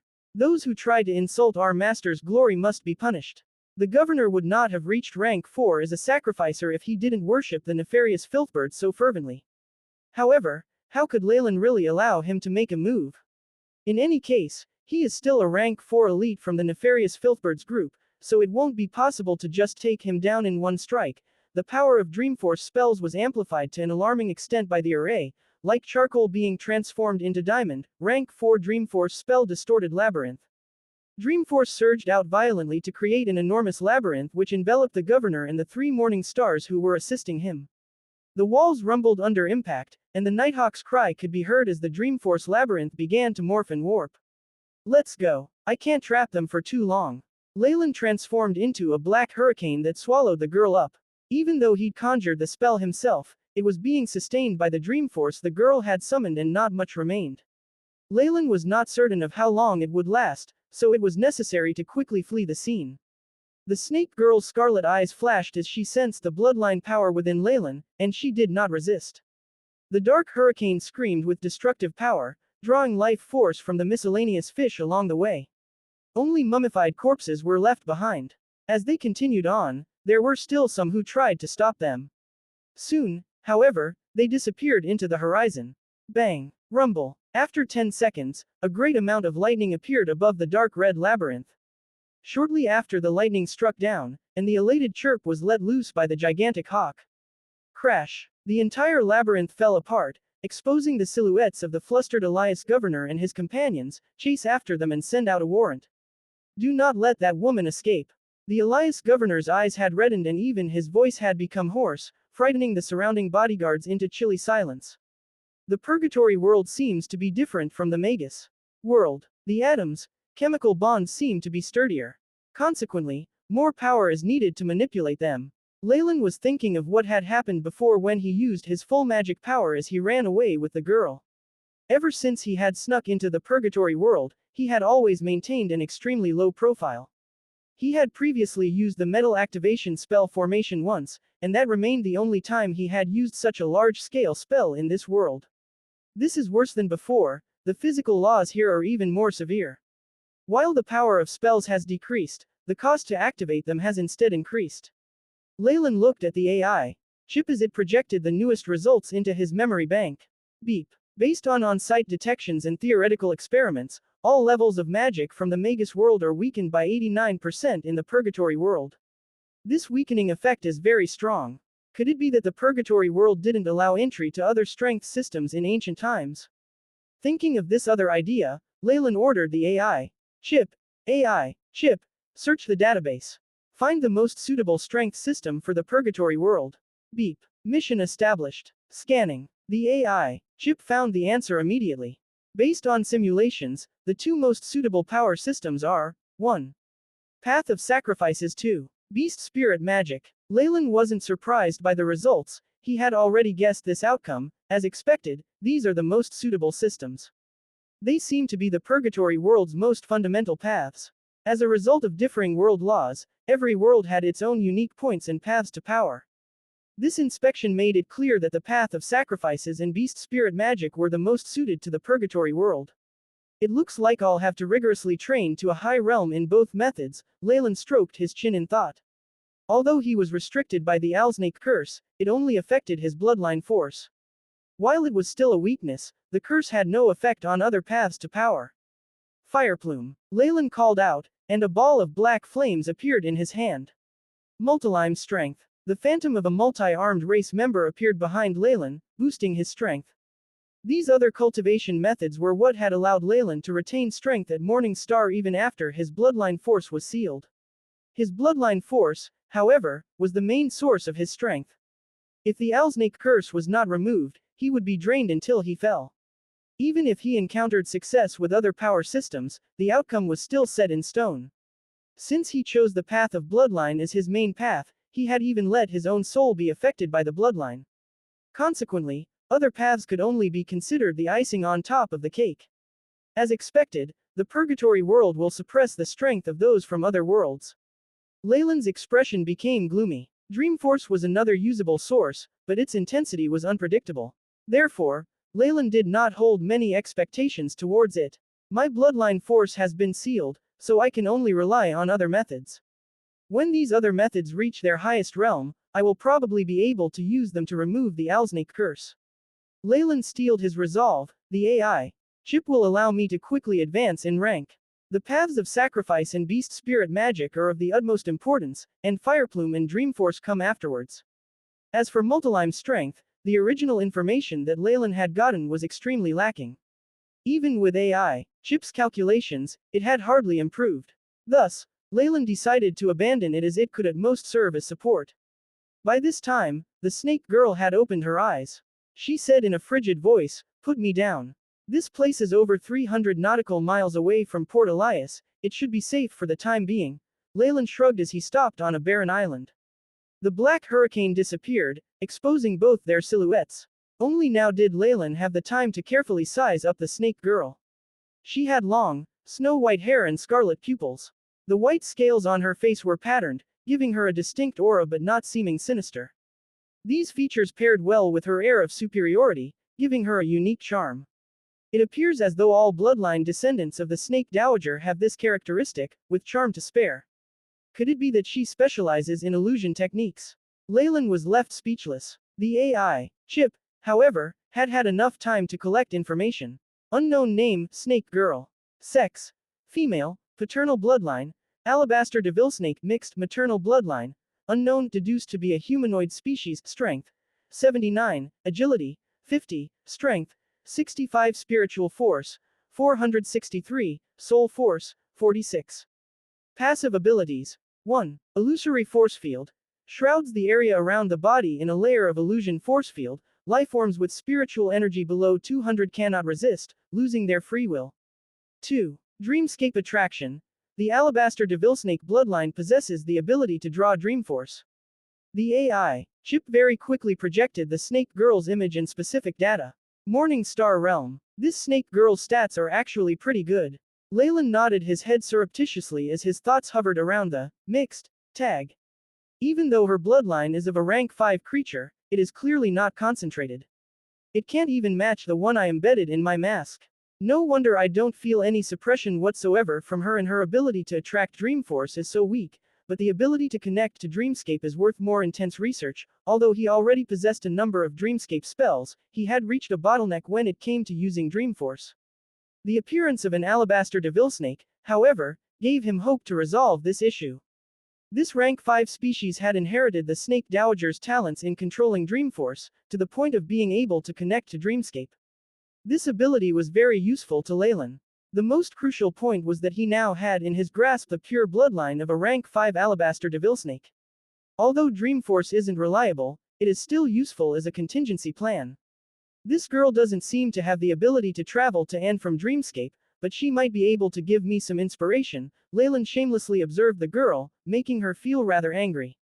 "Are you done looking at me?" The snake girl snorted coldly. Don't tell me you're going to treat a clansman and your savior like this. Leylin smiled slightly. After all, without me intervening I'm afraid you would not have escaped the Elias governor's hands. So what? The snake girl appeared to be unyielding. I clearly warned you to run away, so why did you not leave immediately? Good feelings and goodbye, you and I are of the same type, and I had the ability to save you. How could I just leave you? Leylin spoke in a righteous tone. Fool, the snake girl snorted coldly, but it pleased Leylin inwardly to notice her gaze softening considerably. She continued in a gloomy voice, mixed bloods like you are actually very rare. Listening to Leylin's words, the snake girl immediately became uncommunicative. Her expression grew so damp it seemed like she could drip water. Leylin secretly nodded to himself as he saw this scene. I wasn't wrong. A half-breed will always suffer discrimination, no matter what world you live in. Leylin understood from the snake girl's bitter expression that she had suffered a lot. However, she was still able to show incomparable concern for those who were similar to her. He took advantage of this misery loves company attitude to gain her full trust. Oh, that's right, I still don't know your name. Leylin smiled sunnily at her. Belinda. Yours. Belinda stared at Leylin, focusing especially on his facial scales. Her eyes grew dreamy. My name is Nick, my lovely lady. Just this little praise caused Belinda to flush, showing her lack of experience in dealing with others. So, Belinda, what do you intend to do next? And what was that at the port? Why were you attacked? Leylin asked her as if he had no idea about what had happened. He acted as if he wasn't the one who spread information on her. Nothing, just the final struggle of a group of beholders.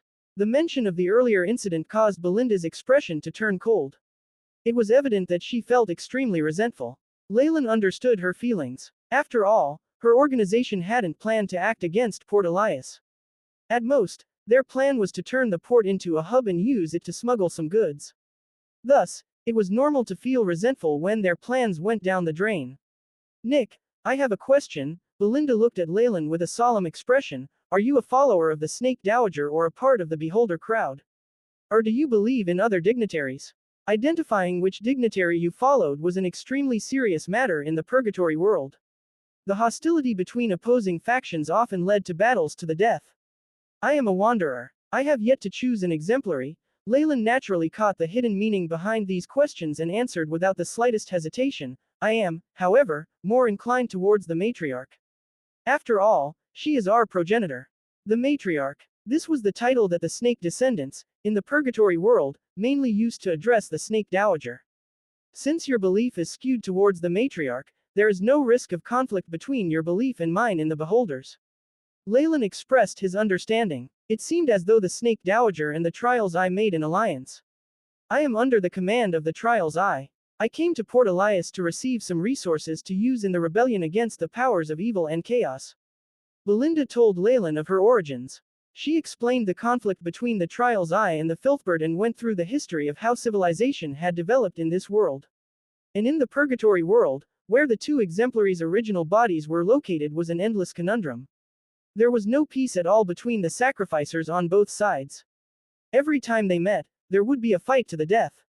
No wonder you were attacked. Port Elias is the territory of the nefarious filthbird. Leylin showed a shocked expression. The port is a territory of the chaotic power. There isn't much hope for them. Belinda saw Leylin's expression and snorted coldly.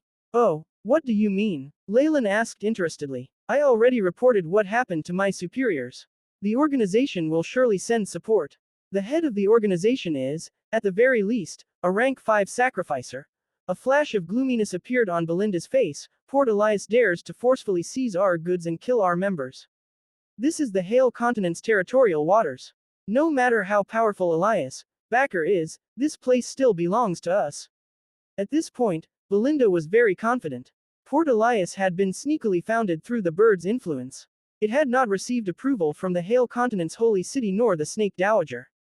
After all, the Snake Dowager had allied herself with the trials I. As a result, even if Belinda and her compatriots destroyed the entire port later, and even killed the governor of Elias, nothing much could be done. The most Port Elias could do was to secretly order the arrest of Belinda and the others. A rank 5 sacrificer, Leylin was rather curious. He had seen the frightening abilities of a high-ranked sacrificer from the Elias governor and witnessed the capacity to go through your limits without any bottlenecks. This kind of high-ranked sacrificer should be the favorite offering of hostile exemplaries. Leylin stroked his chin as the corner of his mouth curved into a smile. Since Leylin decided to practice in the path of offering and the beast spirit magic, he gained some understanding of these two cultivation techniques. Although it wasn't a lot, the information he got, the practical data and the AI chips deductions allowed him to gain deep knowledge on the two systems. In the path of offering, choosing an exemplary was the most important step. It was also important to choose one whose doctrine aligned with your beliefs. Sacrificial rites were based on equivalent exchange. As long as an offering was made, power would be lent by the exemplary you followed. But truly devout sacrificers would be able to receive greater benefits. Moreover, worshipping opposing exemplaries was an incredibly stupid thing to do. Even if such a sacrificer managed to not get targeted, his benefits would be greatly reduced. As for myself, becoming a snake dowager or a trial's eye sacrificer would be courting death. The best option is the nefarious filthbird. Leylin thought to himself. Furthermore, if I make a great sacrifice when I first communicate with the exemplary, I should be able to reap great benefits. I might even receive the unspeakable baptism. Presumably, the bird was enemies with the trial's eye and the snake dowager. Consequently, it would be happy to see Leylin grow strong and break through the snake dowager's seal. The bird was not an almighty rank 9, so it couldn't remove Leylin's Alsnake curse. But perhaps, it would be able to temporarily suppress the curse. Leylin himself could only suppress the curse for 2 years, which was too short. Possibly extending the suppression time would become a great advantage. Even though Leylin had gone through a great amount of thoughts, on the surface he only seemed to hesitate for a moment. Belinda, you should be a high-ranked sacrificer under the trial's eye, right? Yes, that's right. I am already a peak rank 3 sacrificer and should be close to breaking through. Too bad I wasn't able to finish this mission. Belinda admitted it without the slightest hesitation. Why don't you follow the almighty matriarch? She is our benevolent and beautiful progenitor. Leylin had an expression of incredible disbelief. Although the snake dowager had allied herself with the trial's eye, it was still considered a betrayal for a descendant to believe in a different exemplary. If she ran into a more radical snake, it might try to eliminate Belinda, the disgrace of the mother. The matriarch. It is true that she is everything to us, but she is just too aloof and remote. We belong to the lowest rung of society, so we only need fairness and justice. And the only one who can give us that is the god of contracts. Belinda laughed coldly at some unknown thought and became excited. Her expression revealed that she was remembering an unbearable event of the past. It was probably the oppression she had once suffered from the purebloods, something she could never forget. As a mixed blood, don't tell me you have a good impression of those so-called pureblood, alabaster devil snakes. Belinda stated as a layer of translucent tears appeared on her eyes. Leylin pretended to become silent in response. Well, let's not speak of these unhappy memories. I have already issued the signal and reinforcements from the head of the order will arrive very soon. You should leave. Belinda exhaled a deep breath, glancing at Leylin. All right.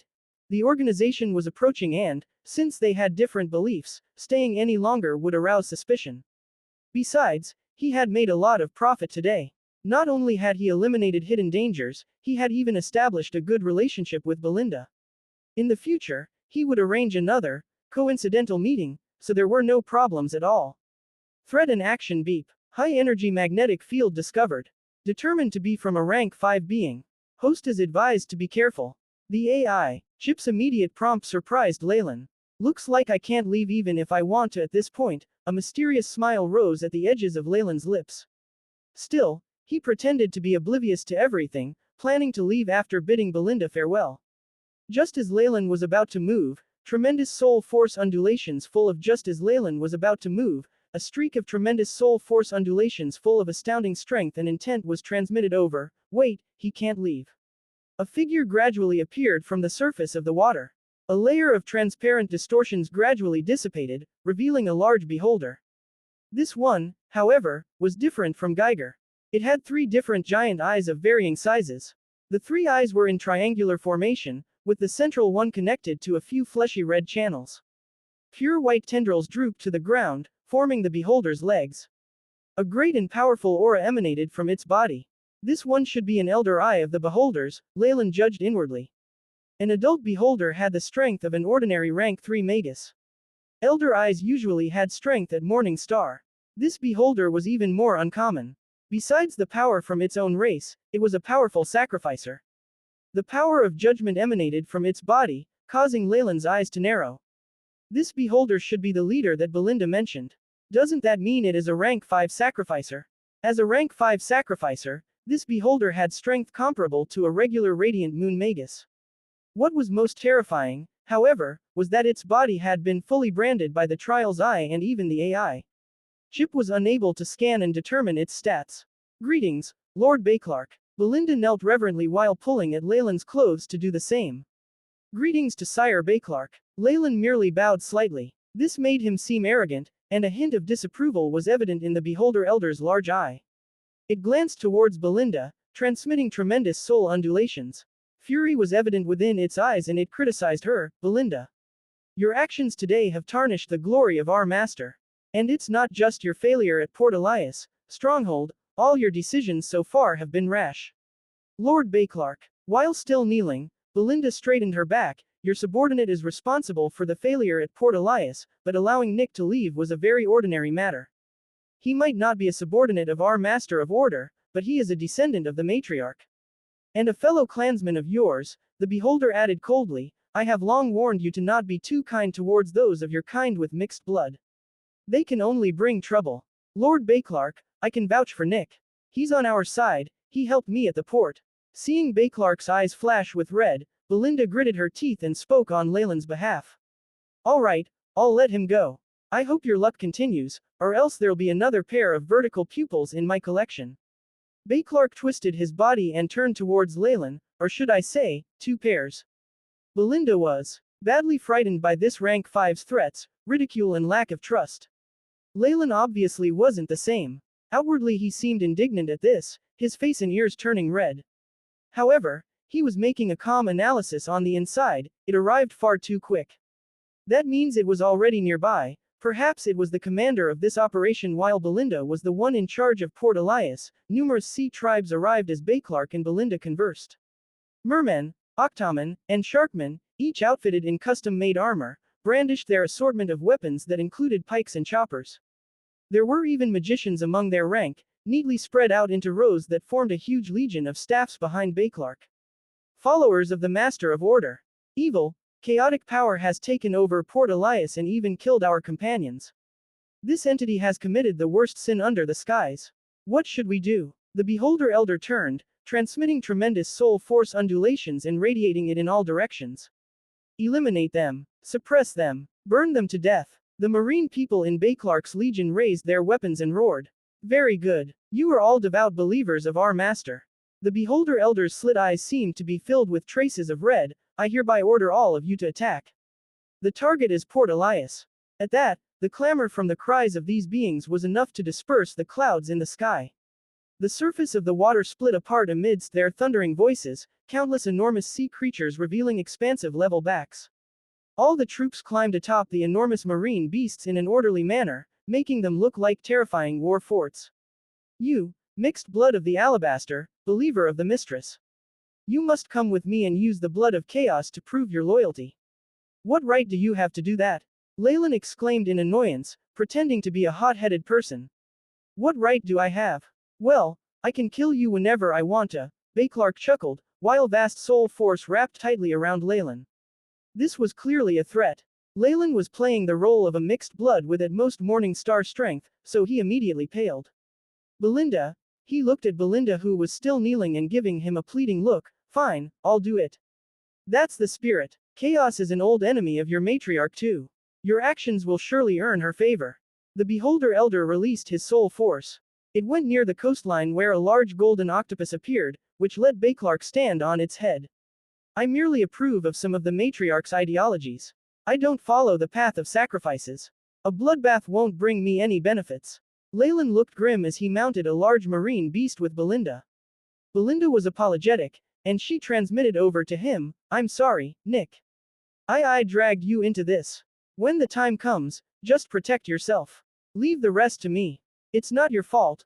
Leylin smiled with difficulty while a trace of coldness flashed in the depths of his eyes. A rank 5 sacrificer, and someone with a high position in the organization, would make a great gift for the nefarious filthbird.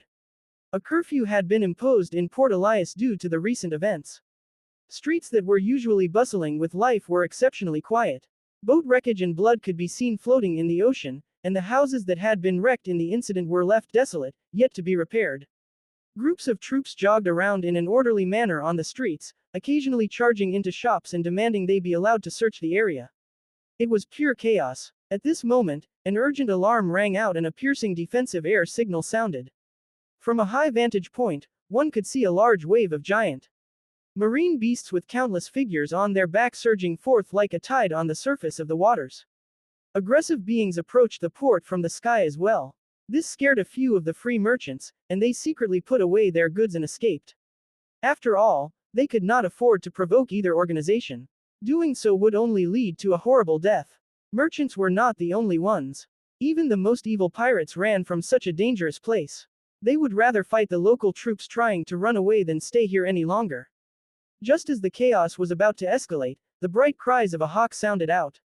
A large nighthawk beast spirit spread its wings as it circled above the port with a figure on top of it. Terrifying power descended that was at the peak of rank 4, and the pier finally managed to regain its calm. A swishing sound could be heard as something surged towards them. Soon, numerous streaks of light flew in from various locations to stand behind Elias, Governor, bowing in greeting, Lord Governor.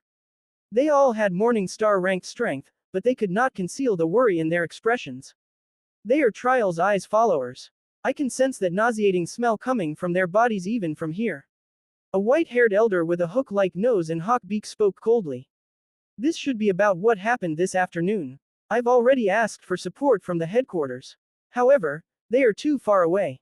Even if they used a teleportation spell formation, they would still need to use it several times. It seems our enemies have been preparing for a long time. Elias Governor looked grim as he clenched his fist, causing the air to explode with an ear-piercing shriek. It seemed that he had been thoroughly enraged. Beast spirit amplification, At this moment, the opposing enemies had already drawn closer. Hundreds of large marine tribe beasts came to a standstill, just their enormous size enough to put immense pressure on others. The governor of Elias also noticed there were a few acquaintances in their midst. We meet again, Governor. Belinda stood up, sounding lighthearted and cheerful. You never expected we would meet again so soon, did you? I just hate the fact that I didn't catch you back then. If not, I'd definitely have skinned you and turned you into a rug. The governor exclaimed hatefully. He then shot Leylin, who was beside her, a glance. He evidently recognized this person who had rescued Belinda, causing a failure at the gates of victory. It was a pity that looks couldn't kill, else Leylin would have died countless times over. Leylin himself appeared aloof. The lord here had yet to speak. The beholder elder Bayclark cackled. Kiki, so you're the governor of Port Elias. I don't like the color of your pupils. Eyes like these are far too common amongst my collection. An elder eye, and rank 5 sacrificer, eye gouging butcher Bayclark. The governor quivered in fear as he called Bayclark's name. Upon hearing this nickname, even the Morning Star elders beside him took several steps back, evidently having heard of the notorious butcher. You actually dare appear here? Could the new cycle of continental wars have begun already? Evidently, Bayclark's appearance was a huge shock to him. Kiki, you seem too lenient. This is the territory of the matriarch and not of the powers of chaos. Even if I killed you, what could they do? Bayclark waved his white tendrils. Attack. Roar. Roar. Awoo. The large marine beasts roared clamorously, setting off tremendous waves that gushed towards the port. The guards could only watch, frozen as the sea rose tens of meters. They were then drowned by the furious waves. The marine legion that Bayclark had brought was evidently very powerful, and with the large marine beasts around to boost their morale, it was as if they had gained an absolute advantage in a flash. Port Elias immediately descended into chaos. Many sea merchants turned to pirating to take advantage of the situation, waiting for their chance to gain some profit. They only worsened the situation. Kiki. Henceforth, Port Elias shall become history. At this moment, the Elias governor and the rest did not have time to worry about the port any longer, because even they were in immense danger. With a rank 5 sacrificer like Bayclark taking the lead, they were surrounded by a group of rank 4 beings. Nick, it's time for you to prove yourself. Choose your opponent and kill them. Bayclark exclaimed, obviously harboring evil intentions. Leylin inwardly rolled his eyes.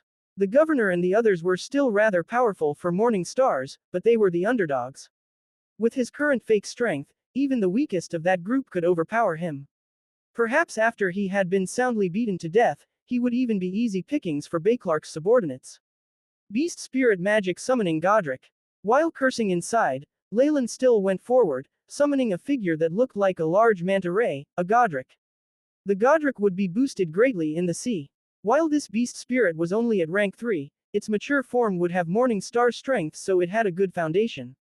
With Leylin's secrets modifications, it was halfway at the threshold of rank 4. Moo. Blue waves splashed out from the Godric, enveloping the opponent with the hawk beak. Kill them. Go. As if this was a signal, light flashed fiercely on both sides, and many pounced forward for the kill. Bayclark leisurely ordered the large golden octopus to roam around the battlefield, as if searching for the opponent's weak point. This gave them immense pressure. Soldier on. Once I've dealt with my opponents, I'll help you. Belinda's transmission sounded near Leylin's ear, and he couldn't help but laugh from on the back of the beast spirit. However, the role I'm playing now is a mixed-blood alabaster devilsnake who has just entered rank 4. Some things must stay secret. Just as well, let me test this beast spirit magic. Due to the lack of appropriate sacrifices and not having made his decision yet, Leylin had yet to make any progress in the path of offerings. Beast spirit magic, on the other hand, was not as troublesome. The largest issue with training in the path of beast spirits was the strength of a beast spirit master's own soul and its capacity. There was also the resilience of the body among other things, but all this wasn't an issue for Leylin. Magi were the most proficient at anything that had to do with spiritual force and the soul. Moo, moo. The large Godric beast spirit disappeared under the sea, becoming a large shadow. Immense water pillars would gush out occasionally, and with Leylin's direction the Godric exhibited strength even more terrifying than when it had been alive. It was even able to make things difficult for his Morning Star enemy. The one with an eagle beak was evidently a beast spirit master, and upon seeing Leylin summon Godric his pupils shrank. The tattoo of a blue snake appeared on the back of his hand, beast spirit summon Azure Trench Serpent. Dazzling rays of light exploded, and the azure tattoo disappeared into the sea, instantly turning into an enormous figure of a blue sea snake. HS's, the figure hissed, and engaged the Godric in a battle. In battle, while the Azure Trench Serpent had the upper hand, the Godric could still persevere on. The summoner could not help but exclaim in his disbelief. How is that possible? My Azure Trench Serpent is a rank 4 beast spirit, while this Godric is obviously only rank 3. There are no weak beast spirits, only weak beast spirit masters. You're out of date, old man. Leylin exclaimed, acting like some hot-headed fellow while snickering inside. The process of sealing a beast spirit was very precise and painstaking, requiring the support of many diagrams. The higher the rank of the beast spirit, the more intricate the diagram for the seal would be required. Even if a grandmaster of spell formations were to do this, their chances of success would not exceed 50% and they might not complete the seal perfectly, and could perhaps damage it. However, Leylin was different. Not only was he a grandmaster at spell formations himself, but he was also aided by the AI chip. He could perfectly seal a beast spirit every single time, with a 100% success rate. This meant that his beast spirits could utilize their full power when he summoned them. That was not all. With modifications by the AI chip, the Godric that had died immaturely as a rank 3 adolescent had gotten a great boost, basically making it on par with Morning Stars. With all these factors and Leylin's extremely meticulous work, the Godric could defend itself against the Azure Trench Serpent, albeit with some difficulties. It performed the impressive feat of resisting a rank 4 beast spirit as a rank 3. However, that was the limit to what it could do. After all, there was a huge disparity between rank 3 and 4 that was difficult to surpass. No matter how close the Godric was to rank 4, it was not a true rank 4. No matter how battered the Azure Trench Serpent became, it was still a rank 4 beast spirit, which was why Godric being able to stay on equal grounds while obviously at a disadvantage was a startling achievement. As for trying to kill the rank 4 spirit, that was something that couldn't even be considered. Leylin watched the scene and smiled wryly inside. This Godric's rank is far too low, and there are no cases of beast spirits advancing either. Its strength is limited to rank 3, which just isn't enough. I'll need to replace it immediately. Without taking cost into account, beast spirits at rank 4 or above needed the soul of a beast at Morning Star. This was enough for many large organizations to treat them as important strategic resources. Rank 1 to 3 beast spirits were common on the market, but rank 4s were very rare. Unless one entered some large organization and poured in blood, sweat, and tears to gain enough merit points and contributions, a rank 4 beast spirit was unattainable. Of course, beast spirit masters could opt to hunt large beasts on their own and extract the beast spirit. However, before even considering if they could complete such a technical task, how could one kill a large rank 4 beast using a group of rank 1 to 3 beast spirits, even if one was a master at extracting beast spirits? Hence, it was understandable why rank 4 beast spirits were so valued. Even the governor of the port, with his elevated and important status, only had one rank 4 beast spirit. However, not only do I have the strength of a rank 3 beast spirit master, I'm also a rank 5 warlock. Killing these rank 4 giant beasts and extracting their souls is just too easy. Leylin's eyes flashed. When it came to calculating strength in the purgatory world, one always looked at the highest rank. Betrayal, for example, might only be a rank 4 beholder, but he was also a rank 5 sacrificer under the trial's eye, which made him rank 5. He was comparable to a rank 5 radiant moon magus in the magus world. Leylin's highest rank was a rank 5 warlock, and despite being weakened by the Owlsnake curse, it was no problem for him to kill rank 4 Morning Star beasts. With some prudent setup and some luck, he was confident he could kill even a rank 5 beast. If he could successfully seal a rank 5 beast spirit, then he would immediately become a rank 5 beast spirit master, catching up to his power as a warlock. Sealing beast spirits, augmenting the original soul and then managing the beast spirits, then killing giant beasts to obtain more powerful beast spirits, this turns into a positive feedback cycle. As long as one's body is strong enough, advancing in the system of beast spirits in the purgatory world can be achieved fairly quickly. In reality, after sealing the Godric's beast spirit, Leylin could already feel the boost to his soul.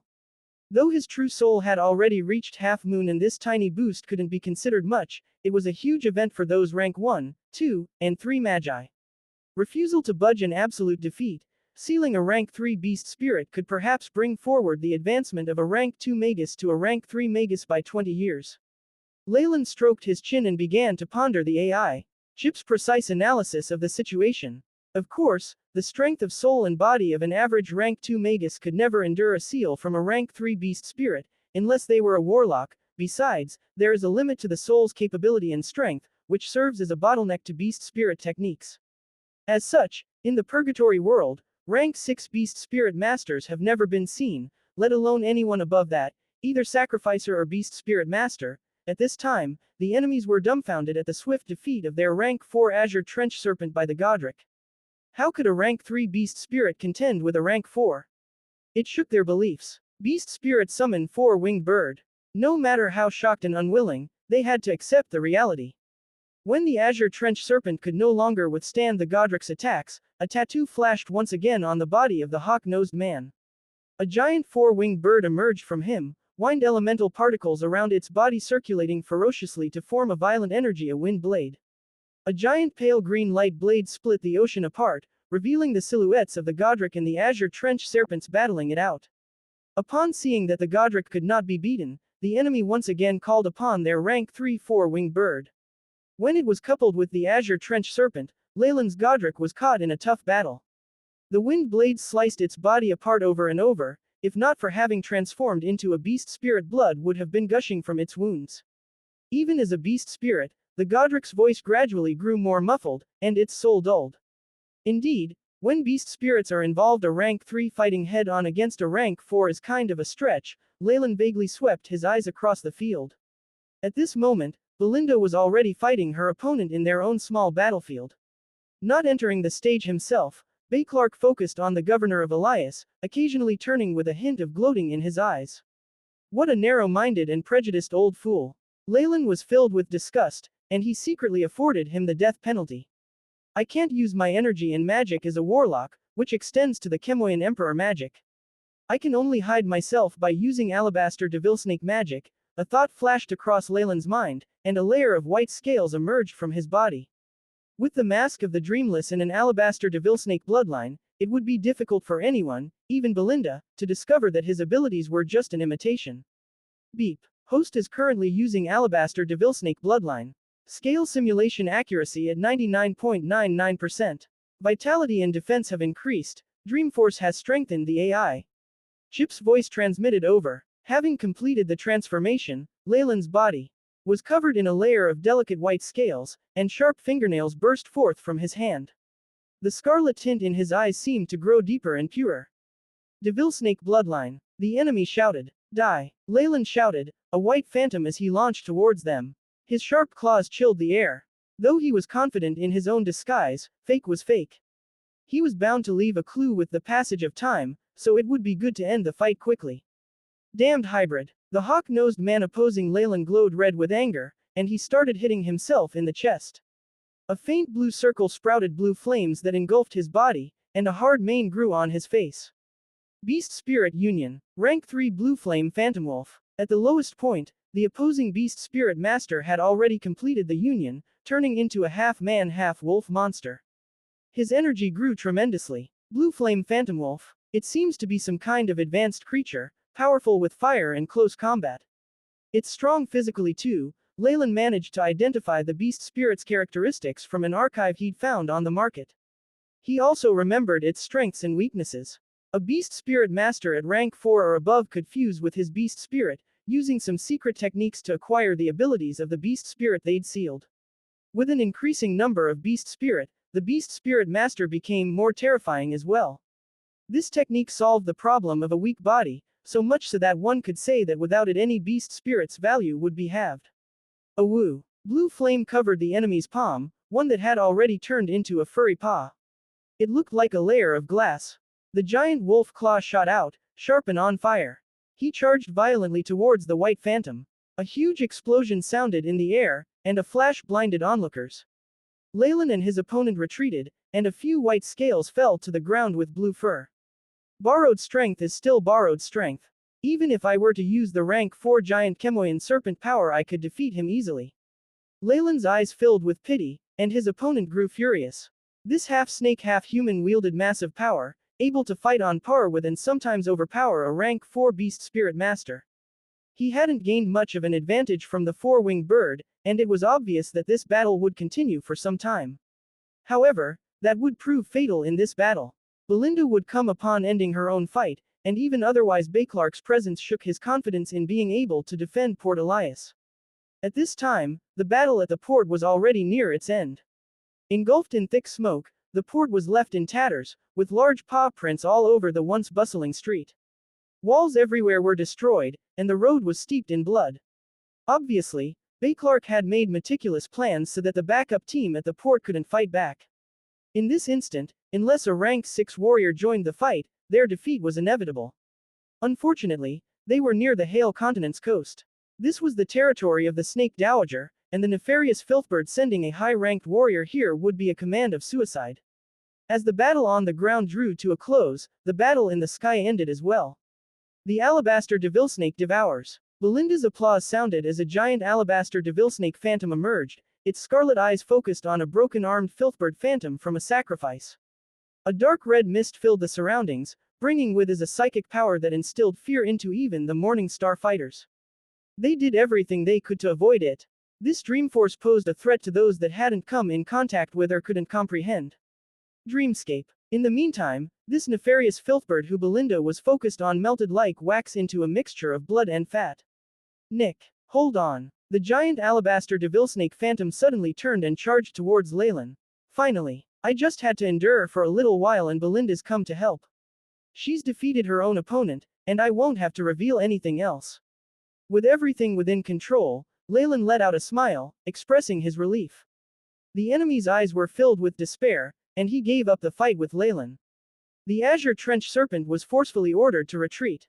Blocking Leylin's path, he jumped onto the back of the giant four-winged bird, ready to escape. Trying to run away, an icy voice came from under the Alabaster Devilsnake phantom, dream on. Under the enormous Alabaster Devilsnake, the Azure Trench Serpent looked negligible and weak. Even Leylin could not help but feel pity for him. Leylin's opponent escaping was a signal to the others. After seeing their comrade flee, the rest of the Morning Star guards were prompted to plan their escape too, and the governor of Elias was no exception. A rank 4 beast spirit master on top of being a rank 4 sacrificer, he could unleash the full power of Morning Star. If not for Bayclark, the fight would have been much easier for him. Unfortunately, this giant elder eye set his eyes upon him the moment they met. Let me handle him. You try to block the other nefarious Filthbird followers. The elder eye's soul force radiated outwards, and he wrapped himself and the governor up completely. What a ruthless and vicious way to claim victory. Leylin was left completely speechless, and he took the initiative to retreat backwards and gave up the battlefield to others. Puppet and Dark forces. After the fierce battle, the Morning Star military were all injured and had wholeheartedly broken out from the enemy's siege. Without having any fight left in them, they had put in so much work for nothing. Leylin chose to withdraw at this moment, a selfless and noble model of action that many were grateful to emulate. Of course, there were some who took him for a fool. But Leylin paid no heed to this, and expressionlessly retreated to the back to rest and watch the great battle. Although our enemies continue to battle half-heartedly, if they can't find a way out, a fight to the death with them would be frightening.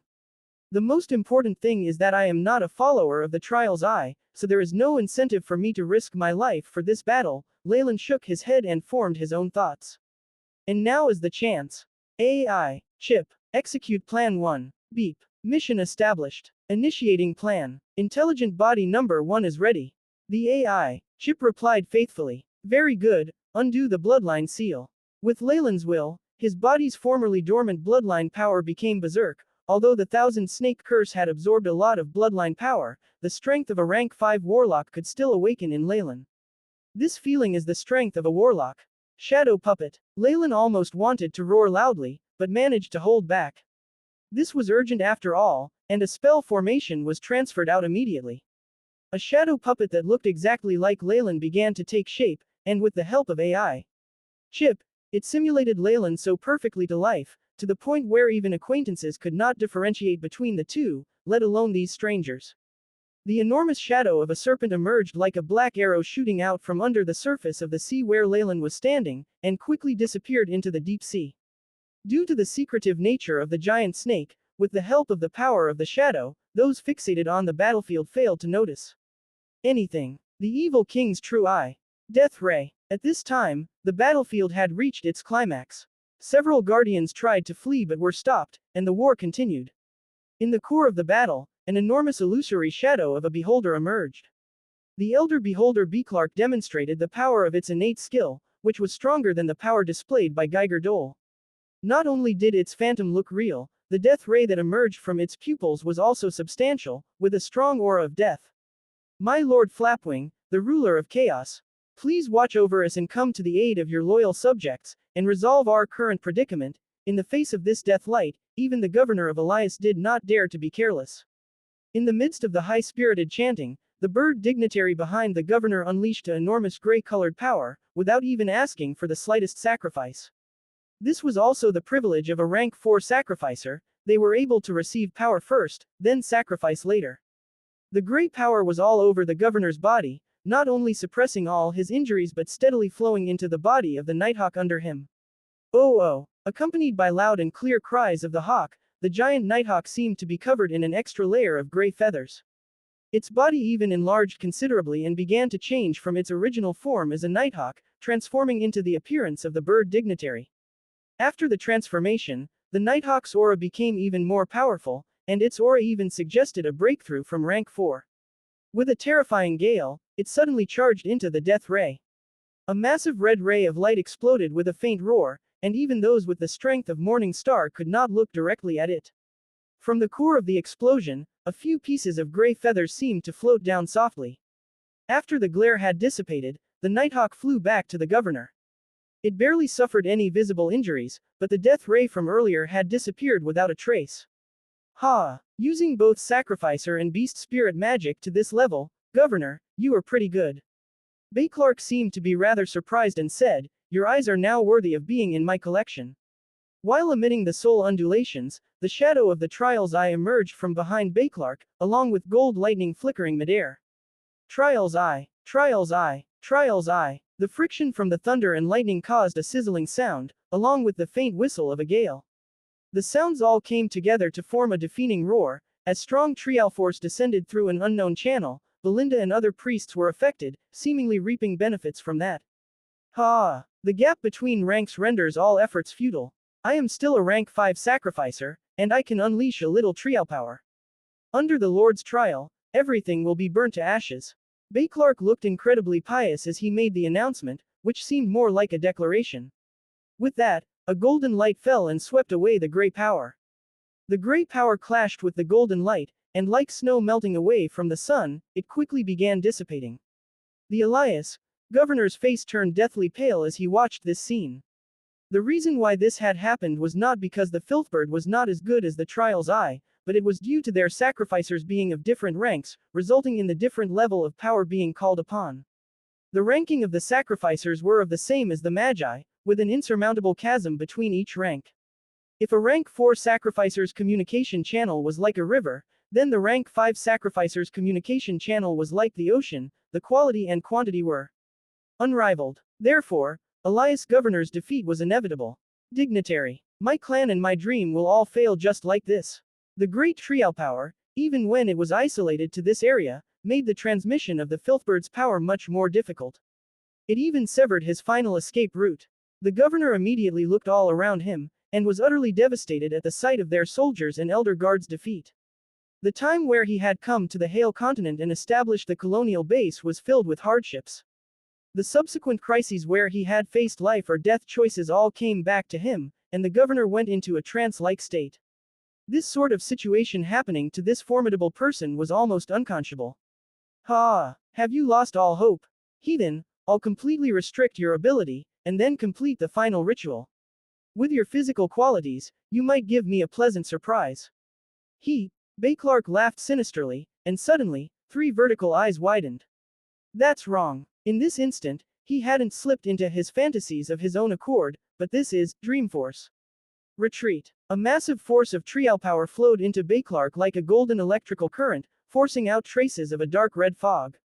It was then that Beauclerk discovered they had already been surrounded by a layer of dark red fog. It was also because of the influence of Dreamforce that made the governor of Elias see illusions.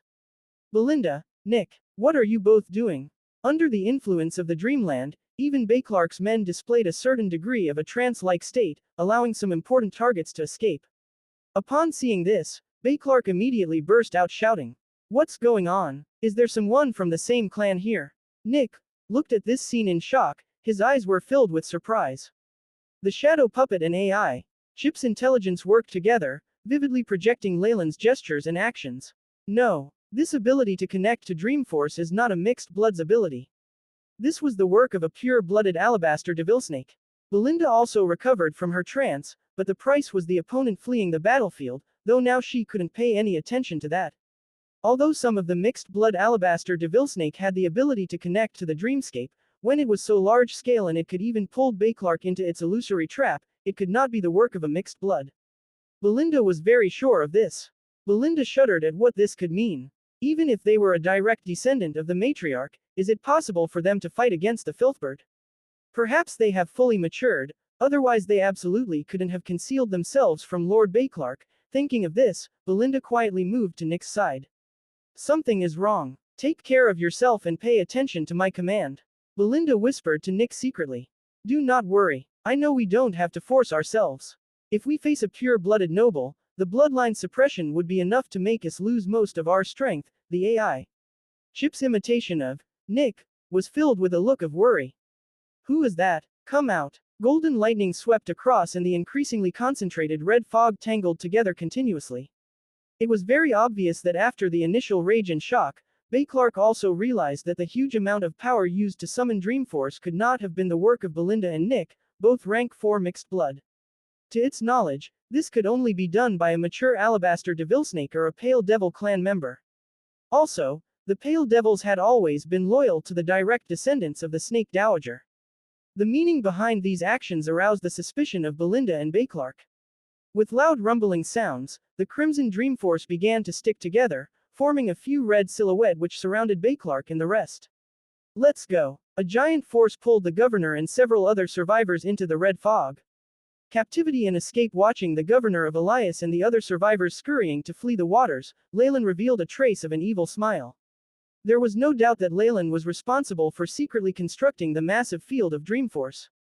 Originally, due to the restrictions of Dreamforce, although Leylin was familiar with most of the Dreamscape spell formations below rank 5, he was ineffective in bringing out its full power.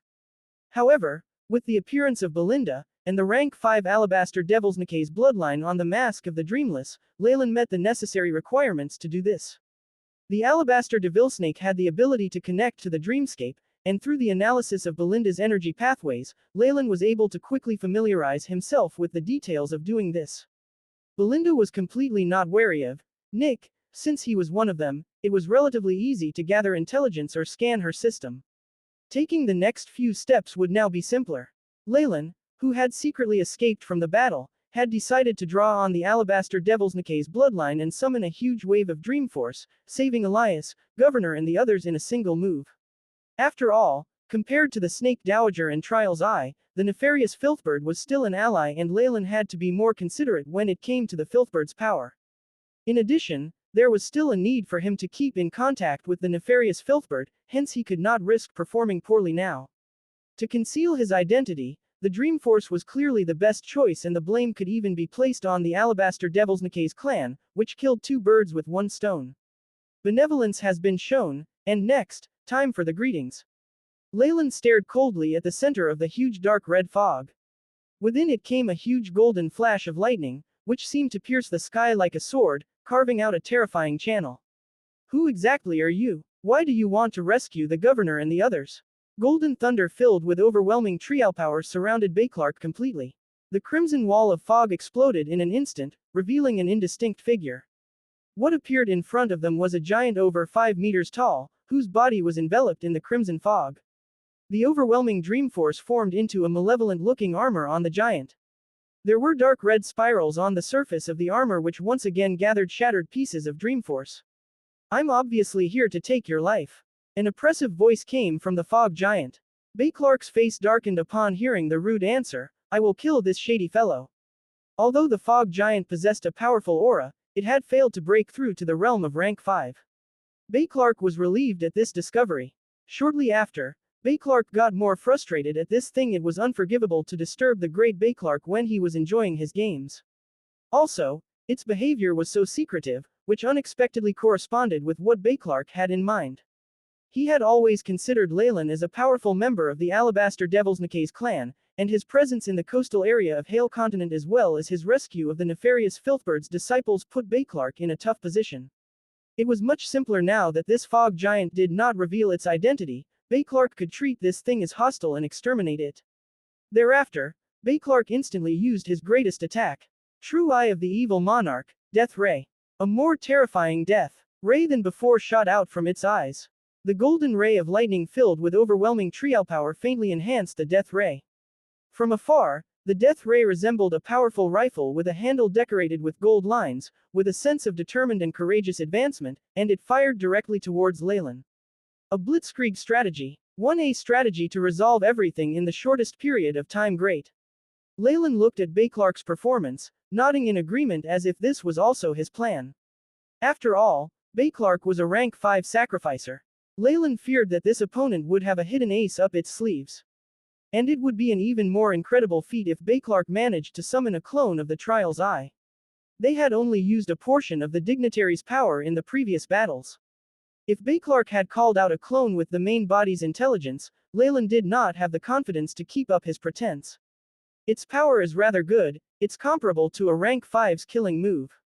Watching the approaching death ray, Leylin evaluated the situation calmly, but the strange thing was that although there was only a small distance between him and the death ray, it never seemed to hit its target. This feeling of confusion sickened Beclark to the point where it wanted to throw up blood. Although Leylin had sealed his bloodline and had the Owlsnake curse absorbing his bloodline energy, he had now been restored to full strength. He possessed the power to usurp the Blazing Monarch. For Leylin, the fact was that Beclark was just an ordinary rank 5 and therefore insufficiently strong. To capture Beclark, I must hide my true identity. The only thing I can use is the Alabaster Devil's Nicae's bloodline and Dreamforce. Leylin glanced at Beclark as though he was looking at an ant and said, you have the privilege of having a taste of the power of a former peak-ranked Radiant Moon Magus. For a moment, Clark was rather puzzled, but his attention immediately turned to Leylin's hand that emitted brightly colored rays of light.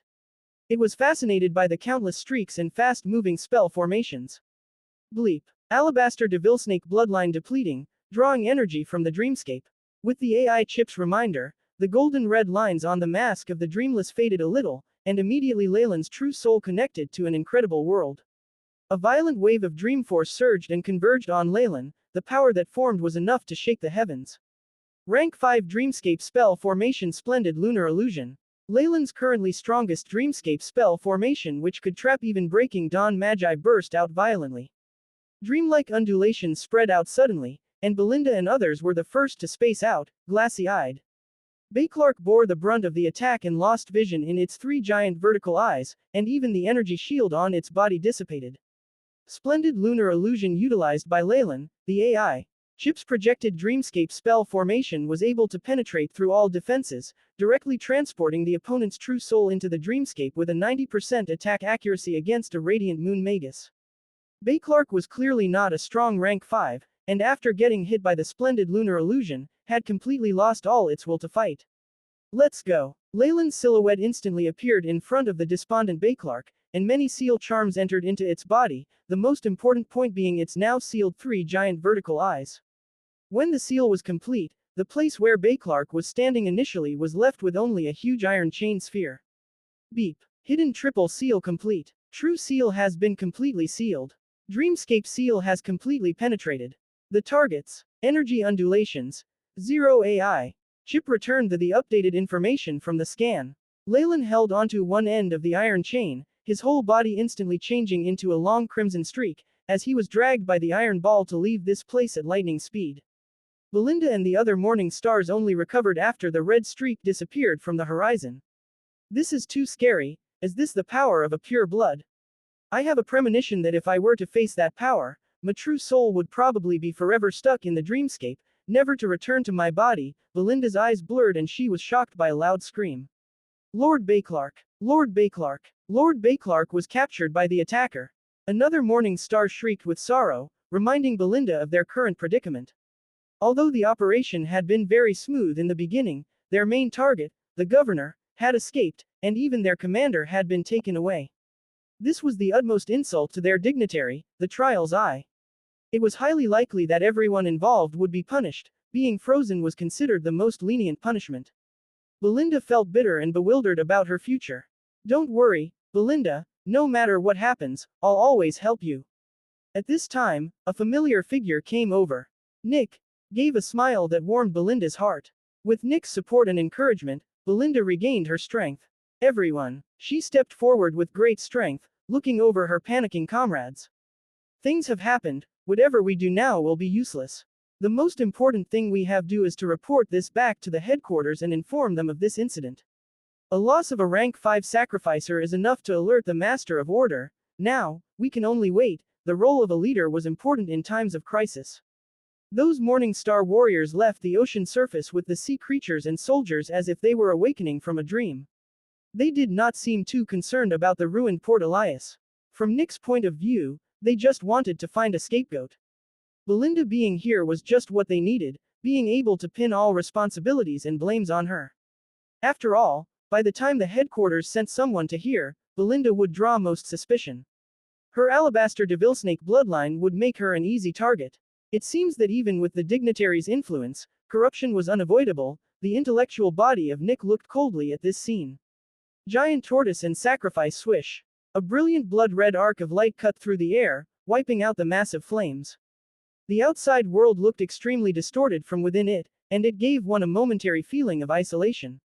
It was clear that this streak was moving at great speeds.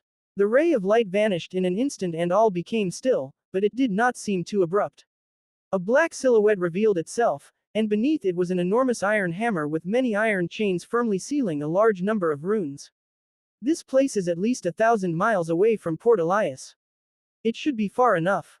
This was naturally Leylin. After snatching Clark, he had been afraid of arousing too much suspicion, so he'd used a lot of concealment and bewitching spells, quickly fleeing from the scene.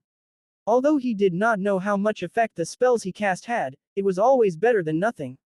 Leylin finally let out a sigh of relief after making sure that he'd fled this far without being followed. However, for the sake of safety I should settle this as quickly as possible. Leylin's figure descended unhurriedly, arriving at a lonely island. This island was very small, and was comparable to a single drop of water in the middle of the vast ocean.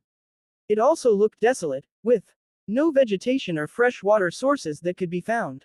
However, Leylin nodded his head in satisfaction, especially after sweeping the area with his soul force. This should be a good place, especially as it keeps moving. While laughing softly, Leylin lightly stamped his right foot, causing the ground to hum. A tremor was sent through his foot, which grew larger and ended up forming a small earthquake and a tsunami. Broken rocks rolled over the coral reef, and a small fissure appeared.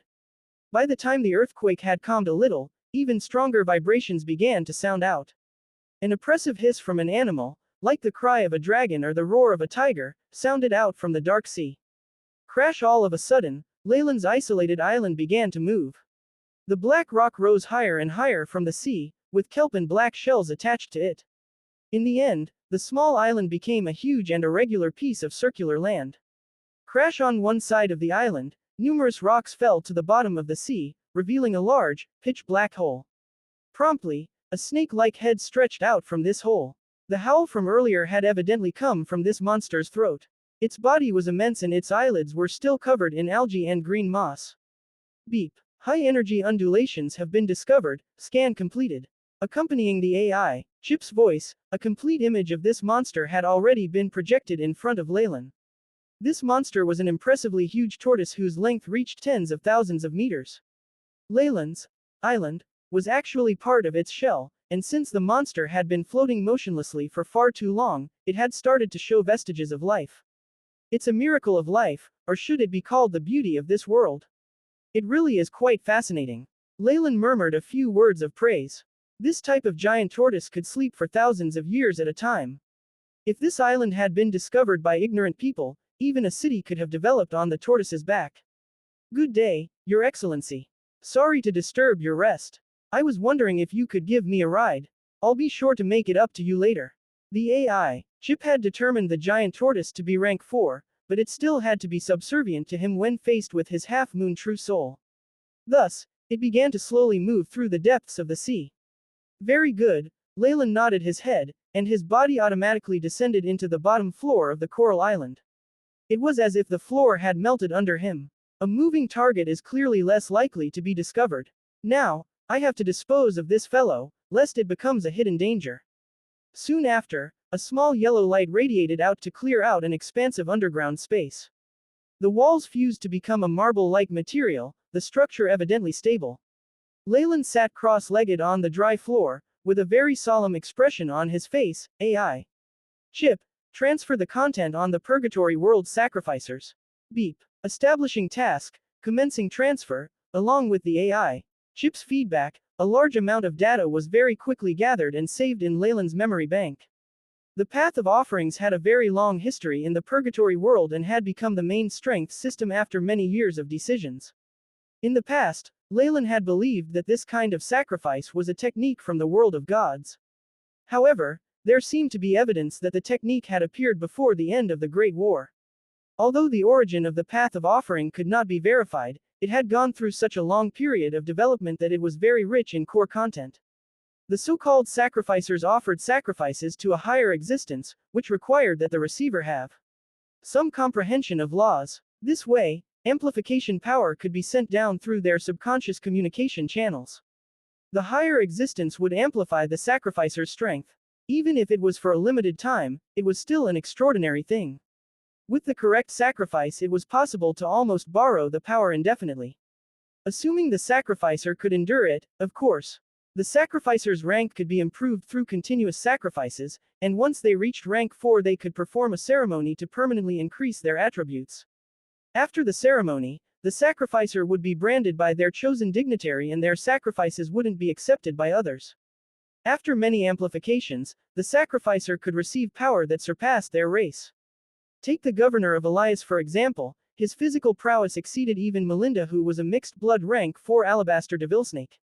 Furthermore, Not only could rank 4 sacrificers borrow power first and sacrifice later, they could also try to summon a clone of their dignitary.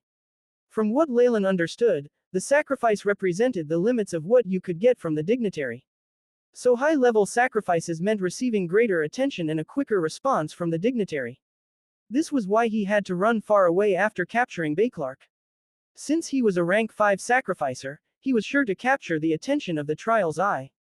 A rank 5 sacrificer could even borrow a tiny bit of the power of laws from their exemplary, such as the golden lightning and trial power. Relying on that, Beclark was not weak for a rank 5. Leylin's own strength just surpassed his greatly. According to the AI, Chip's speculations, a rank 6 sacrificer can borrow the dignitary's power over laws. It would be possible to borrow up to 90% of this power if the sacrificer and the dignitary are highly compatible. Their strength would surpass the power of the blazing flame monarch. Leylin's expression became rather imposing. Of course, the path of sacrifices has its disadvantages as well. After all, the power of laws can only be borrowed, and not retained. No matter how harmonious the relationship is, sacrificers cannot rely on this to reach rank 7. Those dignitaries won't allow others to grasp their laws. Therefore, rank 6 is the peak for a sacrificer. However, there may be exceptions, as if he had thought of something, the corners of Leylin's mouth curved into an excited smile, and his entire being seemed to be eager to try something. Beep. Transmission of sacrificial array has been completed. A complex spell formation formed in Leylin's mind. This was not just the sacrificial array he had recorded, but one that he had modified and optimized with the AI chip. Not only could it accept more sacrificial power, but it could also minimize any loss. If Leylin was willing to sell this modified version, it would make him extremely rich. Of course, he wouldn't do such a thing. The decisions made in the first sacrifice are incredibly important, and the offering is a crucial point. The better the offering of the first sacrifice, the more attention and benefits will be given by the dignitary. Leylin's spatial pouch flashed, and many resources appeared. He began to draw the modified sacrificial array whose power surpassed the Purgatory world's most powerful secret techniques. It was all thanks to the AI chip and the enormous amount of labor and resources that Leylin had poured into it. Also, after arranging the sacrificial array, Leylin looked at the surrounding walls and swept his palms across them. Layer upon layer of blood-red lightning runes automatically emerged. Summoning across worlds. Powerful binding. Annihilation ray. Breath isolation. Location interference. A great number of advanced ancient runes steadily emerged on the wall, which were the same standard as those used in astral laboratories. Although Leylin was prepared to practice the path of offerings, it was still necessary to be cautious. By the time he was finished, he looked a little tired even though his soul force was still frighteningly vast. Crash! The black runic chain was broken, exposing the elder eye Beclark within. Beclark's soul force was currently sealed, to the point where he couldn't even express himself. His 3 vertical pupils were filled with terror. We meet again, Elder Beclark. Leylin faced Beclark and greeted it. Beclark trembled in fear when he saw Leylin, especially after he noticed the sacrificial array. Beep. Sacrificial array has been completed, simulated success rate is 100%. At this moment, the AI chip transmitted some information, seals and restoration sacrificial array completed. Please choose the target of the sacrifice. Several strange symbols emerged on the AI chip's screen. These symbols seemed to transcend the 3-dimensional screen, possessing a strangely ancient feeling, with an aura of the power of laws. Leylin looked silently at these runes. The AI chip illustrated 7 runes in total, 1 for each continent's dignitaries. Among the 7, there were a few that Leylin was naturally familiar with. A vertical eye rune, a twisting snake rune, and a rune of a giant bird spreading its wings. Trial's eye, Snake Dowager, and the nefarious Filthbird. Leylin murmured the names of the 3 dignitaries represented by the runes. These 3 had left the deepest impression on Leylin, albeit not the most pleasant ones. Sacrifice target selection, Nefarious Filthbird.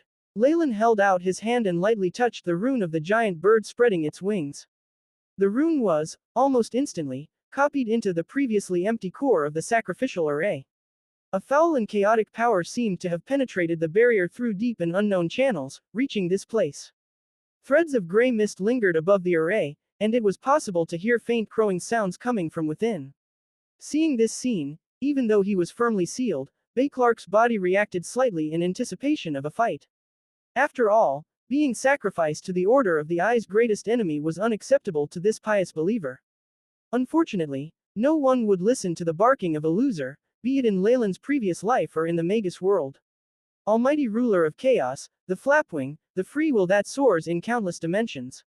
I, Leylin Farlier, call you reverently, Leylin chanted in the complex and obscure ritualistic language, which created faint undulations of soul force. From the movements of the soul force, the ritual language acted like a mysterious key which opened a giant door somewhere. The entire sacrificial array rumbled, and the giant bird rune seemingly came to life and let out an elated chirp. A large amount of gray light condensed and the space seemed to faintly warp. When it finally reached the limit, it loudly exploded. Crash! A gray flame suddenly emerged from the core of the sacrificial array. Almighty dignitary, Your Excellency the nefarious filthbird, please accept my offering. Leylin's eyes held a trace of indifference, and the beholder on the ground was pulled into the core of the array by an invisible string. Rumble. The little flame suddenly grew to engulf the entire beholder. Ah! I curse you! Curse you! In the gray flame, the huge beholder began to melt like a wax sculpture. Even his true soul was corroded. Leylin could still hear Beauclerk's dying curses ringing in his ears. Just this sort of thing could not change his expression even slightly. Leylin's eyes, however, were fully absorbed in the sacrificial process, and he occasionally still made adjustments. It was very clear that for a beginner sacrificer, it was nearly impossible to get a strong rank 5 being as an offering, let alone a beholder who was a rank 5 sacrificer of the Trial's Eye. The original sacrificial array that Leylin had bought in Port Elias wasn't anything special. Although it was enough to get someone to rank 4, it was inadequate for the current situation. When the beholder elder was completely melted, a horrifying energy overflowed from the wax, while an unbearable lamenting cry sounded from the sacrificial array. Really? Leylin speechlessly shook his head, and proceeded to further strengthen the array with his soul force. Since this was a high-level sacrifice, the laws of the world had finally been attracted when the beholder was almost completely melted. The high-spirited chirps of a bird followed. Then, the runes set in place by Leylin began to flash explosively. Some of them even started to fall apart. In the end, the sacrificial array produced a piercing light. The gray flame became scarlet red in a flash, and the blood-curdling screeches of the beholder elder increased in pitch. Bang! The blood-red flames completely swallowed up Beauclerk, a rank 5 sacrificer and elder eye. A huge amount of wax concentrated into a ball, constantly twisting and changing shape while it broiled within the scarlet-red flames. Finally, it became a clever-looking little gray bird. We meet again, Almighty Flapwing. Your Excellency, the nefarious filthbird. This was obviously the nefarious filthbird's clone, and Leylin bowed in greeting without delay. The little gray bird's eyes were rather glassy, but soon it was occupied by an intelligent personality. It looked at Leylin, its eyes expressing an obvious smile. We meet again. Snake Dowager's blood descendant, Chemoyan Serpent Emperor. A greatly changed and mechanical voice rang directly in the bottom of Leylin's heart. The little gray bird fluttered its wings, while seemingly very interested. I am very satisfied with your offering, but your heart still seems to harbor some distrust. The bird obviously pointed towards the strong binding and isolation runes on the walls. Leylin just smiled slightly. Please forgive your humble subject's precautions. However, I believe that for a mighty dignitary like yourself, these are just like fine rain and cannot harm you at all. Sly little fellow, you act as though this isn't the first time you summon me. Nonetheless, I sense leftover marks of the Trial's Eye's contracts. The little gray bird said this with certainty, after sniffing Leylin's body. Leylin's eyes flashed with an expression of sudden understanding. This must have been back when he was a rank 1 magus and he used the nefarious filthbird feather solution to clear the Trial's Eye's contract. But, after improving his knowledge, Leylin was sure that the nefarious filthbird feather solution was merely some kind of medicine's name. The main material was definitely not the feather of this entity, otherwise no one would let Leylin use it. Certainly, the Trial's Eye's contracts used by rank 1 and rank 2 magi were not high-level due to limits of these magi's strengths. Thus, they could still be erased by Leylin's accidental use of the nefarious filthbird feather solution. Although he had only borrowed a millionth of the bird's power, the bird still keenly perceived it. Yes, at the time, I was able to break the bonds of the Trial's Eyes. I need to thank the dignitary for your power. Leylin respectfully expressed his thanks. You don't need to thank me, young man. Breaking the bonds of the Trial's Eye is my mission and duty. As a result of this introduction, the nefarious filthbird regarded Leylin with much gentler eyes. You did the right thing. If you had not immediately offered this sacrificer, the trials I would have found you within 10 hourglasses, time. At this point, the nefarious filthbird sent another message. Now, it can no longer find you. Furthermore, everything that pertains to you will be concealed by chaos and filth, thanks to my power of chaos here. After hearing this, Leylin's expression relaxed considerably. As expected, to fight against a dignitary, Leylin could only borrow the power of another one. The nefarious filthbird's concealment made his earlier risks worth the trouble. So, Magus, tell me your request. The nefarious filthbird spread its wings, looking incomparably solemn. Almighty ruler of chaos, please, may I ask if it is possible for you to remove the owlsnake curse from my body?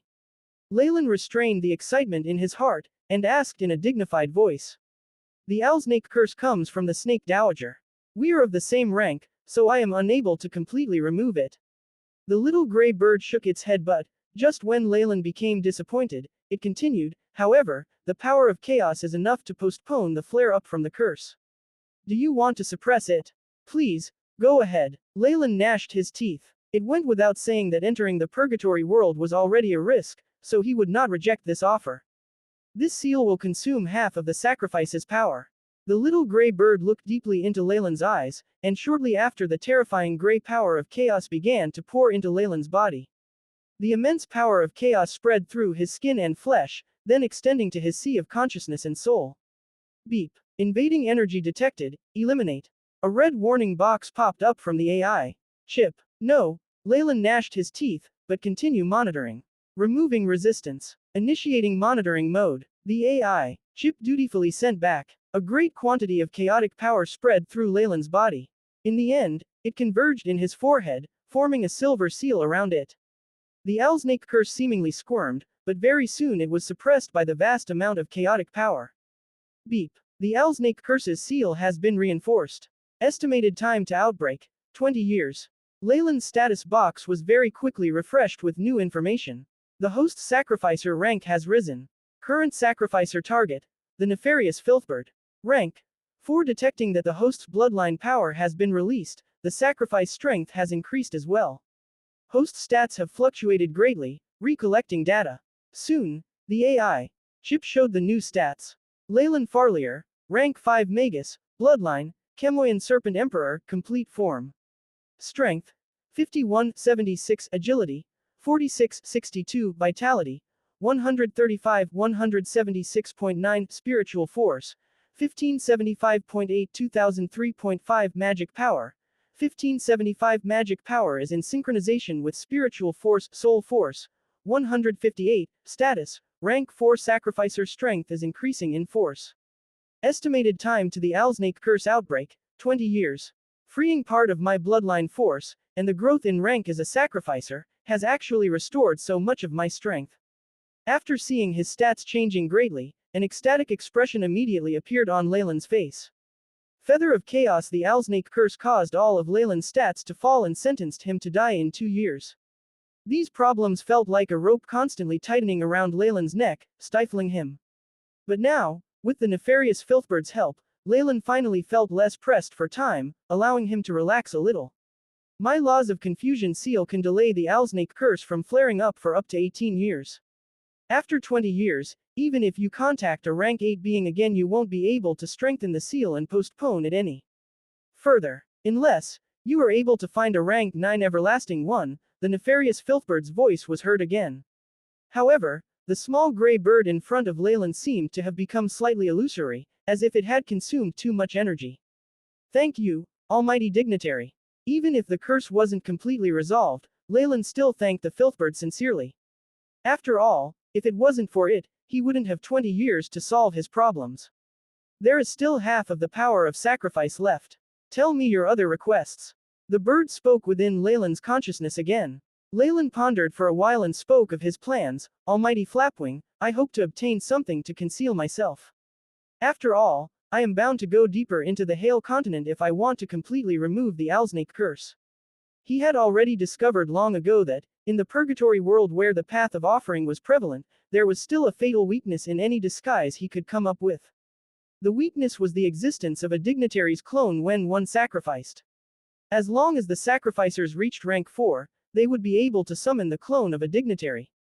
And, if those clones were intelligent, they would definitely be able to expose Leylin's disguise. During the previous skirmish, both the Elias governor and Bayclark were only able to summon a phantom of their dignitary and not a complete clone. Hence, Leylin was able to conceal himself. However, he knew it was impossible to avoid them forever, especially in the Hale continent. Therefore, suitable methods for concealment were necessary, and they had to be able to deceive the dignitaries' clones. Furthermore, these existences may have some special detection methods. In particular, the Snake Dowager, who was the source of Chemoyan bloodline descendants, would have such methods. There might be some kind of special reaction towards her own descendants. Although Leylin had already prepared all sorts of countermeasures, it still did not stop him from adding another insurance. You are very intelligent, the nefarious Filthbird nodded in approval. Once you appear within a range of 5 kilometers from one of our clones, you will definitely be unable to escape our detection. I bestow upon you the Feather of Chaos. The one who holds this item receives the protection of chaotic power. As long as you don't come into contact with the dignitary's real body, you won't be discovered. The small bird's silhouette became even more faint. In the end, it transformed into a gray illusory feather that floated in front of Leylin. Snake Dowager's descendant, Chemoyan Serpent Emperor. Travel the Hale continent as you wish, and tear the Dowager's godly status apart. The gray nefarious Filthbird's clone vanished. Only a residue of its conscience reverberated in the secret chamber. In a flash, the sacrificial array exploded with a bang and turned into flying dust. I gained more than what I expected. Leylin let out a long breath, feeling rather glad. Doing business with the nefarious Filthbird was like dancing on a tightrope. Leylin had no choice but to consider all worst-case scenarios. Luckily, due to the arch-enemy relationship between the nefarious Filthbird and the Trial's Eye, it was very willing to see the Trial's Eye's ally, the Snake Dowager, be defeated.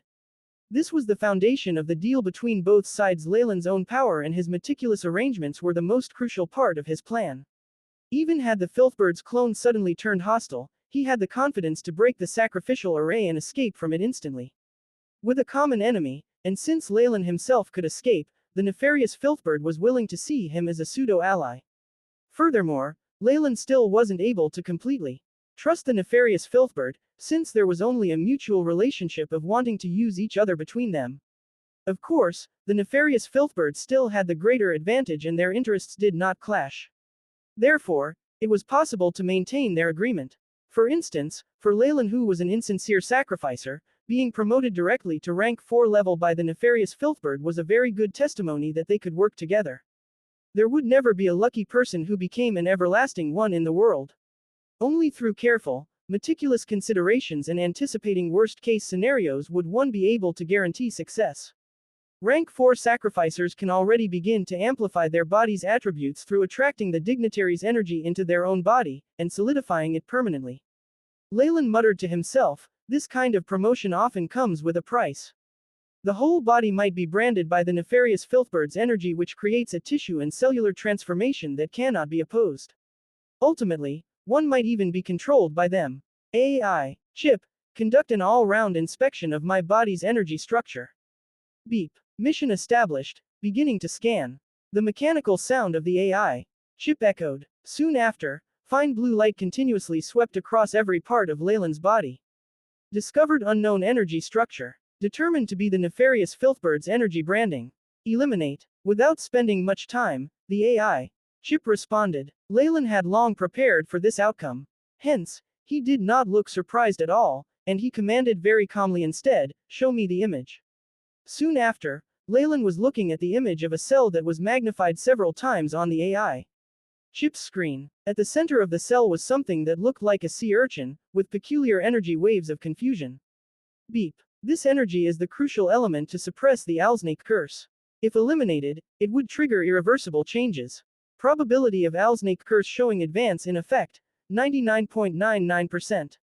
Eliminate. The AI chip's sound caused Leylin's expression to become slightly gloomy. It seems this would be the kill switch that the nefarious Filthbird imposed on me. Although currently it's only used to threaten others and maintain its own position, I still need its strength. I need chaotic power to suppress the Alsnake curse. Numerous rays of light continuously flashed across Leylin's pupils. However, he commanded, focus on monitoring. For the time being, maintain the original shape. Beep. Mission established. Activating real-time monitoring procedure within the body. The AI chip loyally carried out Leylin's orders. No matter what, I still profited this time. Not only was the Alsnake curse's effect delayed, I even obtained something to rely on when I infiltrate the Hail continent. Leylin murmured, stroking the walls with his palm. A layer of black liquid flame emerged from his palm, spreading rapidly as if it had life of its own, consuming the entire place almost instantly. Soon, the binding runes and sacrificial array vanished without a trace under the black demonic flames, and even its aura was burnt away. After the place was thoroughly cleaned up, a yellowish radiance emerged from Leylin's body and blended into the surrounding walls. A circular light floated above the coral island with a whoosh and, shortly after Leylin's figure quickly flew out, thanks a lot, big fellow. Leylin looked at the large turtle and waved his hand while smiling. Afterwards, a slight green ray of light flew out of his fingers in a flash and merged into the turtle's forehead. Although that fine green beam was like dust when compared to the turtle's huge head, Leylin still heard a hint of pleasant surprise from the creature's whistles, especially after the ray merged. Its turbid eyes seemed to become somewhat quicker, and there was a hint of kindness in its expression while looking at Leylin. This is a gift from a wise man of ancient times.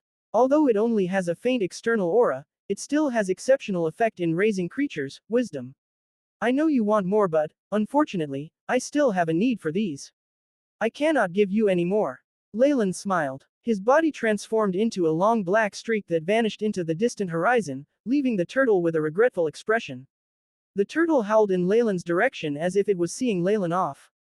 The loud howl sounded continuously, even causing huge waves to form on the surface of the sea, which continued for half an hour.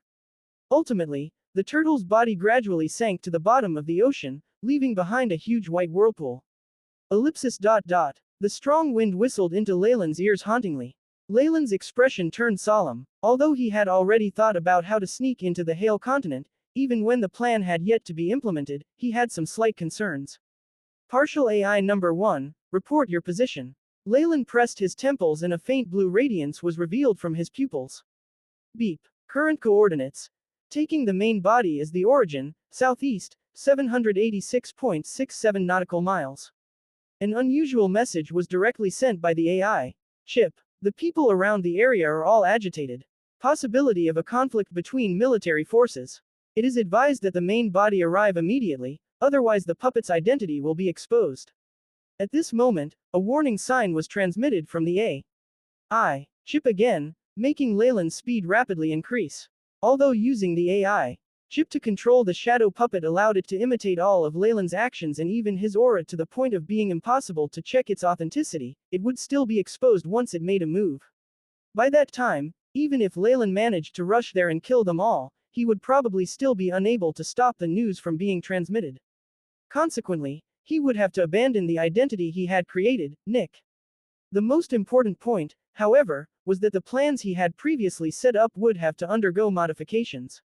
The risks would be greater and this was something Leylin could not accept. What exactly happened that caused things to escalate to this degree? Leylin carefully observed the report sent by partial AI number 1, and everything that happened after Port Elias, military campaign appeared immediately before his eyes. Lost the organization that Belinda belonged to was obviously subordinate to the trial's eye. They had been preparing to act against the nefarious Filthbird, using Port Elias as a transport point to offload a large amount of prohibited goods. However, with Leylin cutting in, this plan was dealt a fatal blow before it could even begin. With Leylin's disclosure of the information about their operation, the Port Elias setup had been completely exposed. All the people in charge of the different organizations were nabbed in hiding, and only Belinda had been able to escape with Leylin's protection. For the Trial's Eyes organization, this was an intolerable humiliation. The loss of goods and intel was something they could not bear. Hence, Belinda's superior Bayclark had brought a huge army and hastened over, planning to destroy Port Elias in one go. With Bayclark's strength as a rank 5, the governor who was only at rank 4 could not even resist. Originally, everything should have gone smoothly. In the Hail continent, the governor didn't have any support. However, it was a huge pity that a plan was just a plan and there could always be other variables. The moment Leylin laid His eyes on Beauclerk, only tragedy awaited the beholder. With Leylin's deliberate plans, the governor and a few higher-ups of the nefarious Filthbirds organization had escaped. Even the rank 5 sacrificer, Beauclerk, had turned into an offering for the nefarious Filthbird, temporarily solving his personal issues while Beauclerk's true soul was destroyed. Even in the purgatory world, a rank 5 was very rare, especially one with the status of a sacrificer. In his organization, Beauclerk had high standing and managed this region. The loss of someone like him was a huge disaster for Belinda and the others. Though Belinda had done all she could to save the situation, and had pushed the troops in order to reach a rest point, a paradoxical situation had been unavoidable despite her best efforts, landing her in her current dilemma. No, this couldn't be called a paradox, but a conspiracy. When Belinda had stepped out as a leader, she immediately turned into an offering or scapegoat in the eyes of the morning stars. Why did things turn out like this? Belinda half leant against the corner of a wall, arms hugging her shoulders as if that would bring her even the slightest bit of warmth. With her body, she wouldn't feel any cold in temperatures above absolute zero. It had been a subconscious act. She was currently in a cold, dark, humid room. There were multiple reinforcement runes on the walls, and the door was a cold steel grill. A few marine folk surveyed her icily from not far away. Morning star force fields undulated from their bodies without any restrictions, and they were clearly the marine tribe that had gone to battle together with Belinda before. Now, however, their target had changed and they even kept Belinda on house arrest. The accusation was laughable, colluding with the enemy. Belinda did feel like laughing. Sending troops to Port Elias was a joint decision by the higher-ups, but they'd changed the narrative and said she bewitched Beauclerk to do it. Belinda's calm actions after being caught by the leader of the Allied forces was also taken as proof of trying to win the support of the enemy. What other reason could she have for doing this than to collude with the enemy? Besides, compared to the beholder race and marine tribe that had from the very beginning believed in Trial's eye, someone like her who was a descendant of the Alabaster Devilsnake just did not fit in. Was she not a readily available scapegoat? It had to be said that whenever it came to suspicion of there being spies, outsiders like her were the first to be attacked. Belinda, are you feeling better? A voice was heard from her side, causing her to raise her head slightly. Through the dusky light, she saw the figure of her kinsman. After seeing who it was, a wry smile appeared at the corner of her lips. Nick, you've been captured too. The shadow clone controlled by partial AI number 1 was watching Belinda, worriedly. When the marine tribe had suddenly turned hostile on her, Belinda practically turned into a wooden puppet, not resisting arrest. With only the strength of a shadow clone, the partial AI also didn't dare make a move lest it was caught. Thankfully, perhaps because they were afraid that the two would resist violent methods and cause needless deaths, they were only under house arrest. Their true souls weren't sealed or anything like that, and they were even placed together. Target is now in a poor mood and in a state of bewilderment. If appropriately consoled, it is possible to improve her impression of the host. An analysis presented itself to the shadow clone. However, its orders were merely to prevent Nick being exposed as Leylin. Without Leylin's explicit orders, emotional issues like this were the most difficult for partial ice to deal with. Hence, Nick merely stood around in a daze, as if similarly shocked. I'm sorry for dragging you into this, but don't worry, Nick. Our organization believes in the Master of Order and is the most fair and just. It will definitely prove our innocence, and you'll soon regain your freedom. Seeing Nick in this state, a hint of disappointment showed in her eyes, and she could not help but hug herself tighter, her whispers sounding from the gaps between her arms. This girl hasn't given up yet. A translucent figure penetrated the wall full of seals and shackles, entering the room. Seeing the state she was in, a strange smile appeared on his lips. Why is it that I always have to be the one to shatter the purity and fantasies of children? The translucent being melded into Nick, and the AI chip took over partial AI number 1. From the outside, it looked like Nick's eyes went blank for a while before returning to normal. Nobody noticed this change, and having recalled the shadow clone and partial AI, Nick was Leylin once more. After getting the warning from the partial AI, Leylin had hastened to reach this place in the shortest time possible. The guards and spell formations outside were no issue for him. When it came to spell formations or runes, the research by Magi in the Magus world was leaps and bounds ahead of the marine tribes.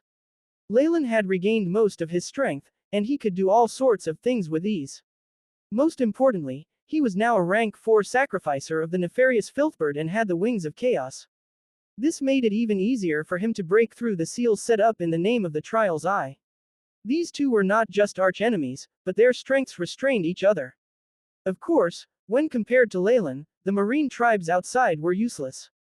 Belinda. Leylin spoke slowly in a low voice. At this point, are you still harboring fantasies towards the marine tribes outside? Fantasies? No. Even if they're driven by benefits and greed, the Master of Order will come and save me, she spoke resolutely. With her devoutness to the Trial's Eye, he felt like her only being a rank 3 sacrificer was a waste. Yes, anyone can see how foul the marine tribe is. It's not just the dignitary, Trial's Eye. Even the higher-ups know that. Leylin spoke nonchalantly, almost with a hint of sarcasm. Without waiting for her to speak, he continued, but, so what? With the situation right now, where Bayclark has disappeared and the operation has failed, someone will have to take responsibility. Bayclark is an elder eye of the beholders and has a great amount of power. He clearly fought with all his might. There's a chance that he might survive, and nobody would dare offend a rank 5, what's left is to find people to take responsibility, such as you. The marine tribe is very harmonious, and if they really had to incriminate someone, it'd be you. At this point, Leylin saw that her shoulders were trembling even more violently. He added on, however, the losses incurred by this is something your higher-ups definitely don't want to see. Hence, this matter cannot really be pursued. A scapegoat is needed, or rather a sacrifice has to be found. At this point, is there someone more suitable than you? As an outsider with no background, you don't have a group to back you up either like the marine tribe. Leylin started to sound like he was ridiculing her. No, even if they're all like that, the mighty master of trials, the dignitary of fairness and justness, will definitely not abandon me. Belinda raised her head, her scarlet pupils filled with insanity and hopelessness. I won't say more about that. Leylin shook his head, but I hope you are aware that if the Trial's Eye is in favor of absolute justice and fairness, it would long since have fallen and disappeared into the dust of history. To survive up to this point and spread its ways in so many worlds, it must know compromise. In order to uphold fairness and justness to a certain extent, the Master of Trials is already quite successful. No, I don't believe it. I don't. The despair in her eyes immediately dissipated and she crumpled to the ground like a ball, boneless. She can't take this blow. Or has she thought of something? Leylin shook his head inwardly. Is her mind too weak, or is there some particular injury to it? Bewitching and black conversion rattle. At this moment, the steel-fenced door was abruptly pulled open, and a circle of higher-ups from the marine tribe walked in. The leader's face had a few blue scales on it. He looked towards Belinda coldly, and read from a sheepskin scroll, Belinda, the headquarters has decided that you've turned your back on the Master of Order, profaning the glory of the dignitary. We judge you to have committed the crime of colluding with the enemy. No, this is impossible. Belinda completely crumbled down. Nothing is impossible. The marine tribe leader tossed the document in front of her, the seal from the headquarters at the bottom right corner. It emitted dazzling lights, and wasn't something that could be faked. After seeing the scarlet words of judgment on it, Belinda had almost completely given up. Even if the headquarters is infected by chaos and filth, I still have the dignitary. I'm still a sacrificer. Belinda trembled, a sacrificial spell formation appearing at the tip of her finger. Compared to Leylin's, there was only a rune of an eye at the heart of the formation. Pock. The eye cracked and the spell formation dissipated, not giving a reply. This situation signified that the dignitary, the Trial's Eye, did not accept Belinda's offering. In other words, she had been abandoned. Of course, the common people did not know that on the path of offerings, equal exchange, meant that even if the dignitary broke off the connection with the sacrificer or did not accept their offering, what had been given would not be returned. This was a trade of equal exchange, and since the sacrificer had offered something up it wouldn't be returned. It was similar with the governor of Elias. If he gave up his belief in the nefarious Filthbird, or it did not accept his offerings, then he would at most not be able to obtain a boost from it. However, the results from previous ceremonies were permanent and remained. This was unlike the priests of gods. Once gods abandoned them, they would lose all their status and magic power. That way had its own advantages and disadvantages. No, why did things turn out this way? If the decision from the headquarters had pushed Belinda to the verge of collapse, this was a fatal blow. Why Not just the headquarters, but even the mighty dignitary did not believe that I've been slandered and treated unfairly. Cheer up, Belinda. The mighty dignitary definitely knows the truth, but you need to make a sacrifice for its sake. Leylin quietly stood beside Belinda, gently patting back of her hand that was on her shoulder. In all organizations, the members would need to make sacrifices for the big picture. It was a normal thing, and if they didn't do so they would be criticized by the public. In these days, it seemed like if a superior wanted a subordinate dead, the subordinate had no choice but to die. Everything was for benefits. The benefits of a collective group took priority over personal gain. When met with this situation, complaining wasn't even possible. One would have to take the initiative and rush to sacrifice oneself, else it would bring trouble to their family and friends.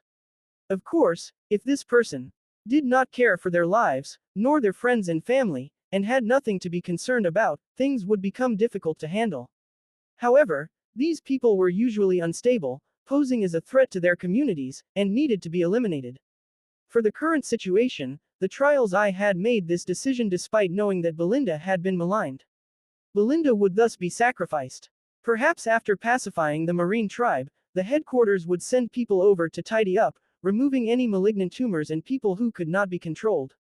After decades or a whole century, there would be political change and Belinda might even be given the title of a saint, revered by the later generations and turning into a leader.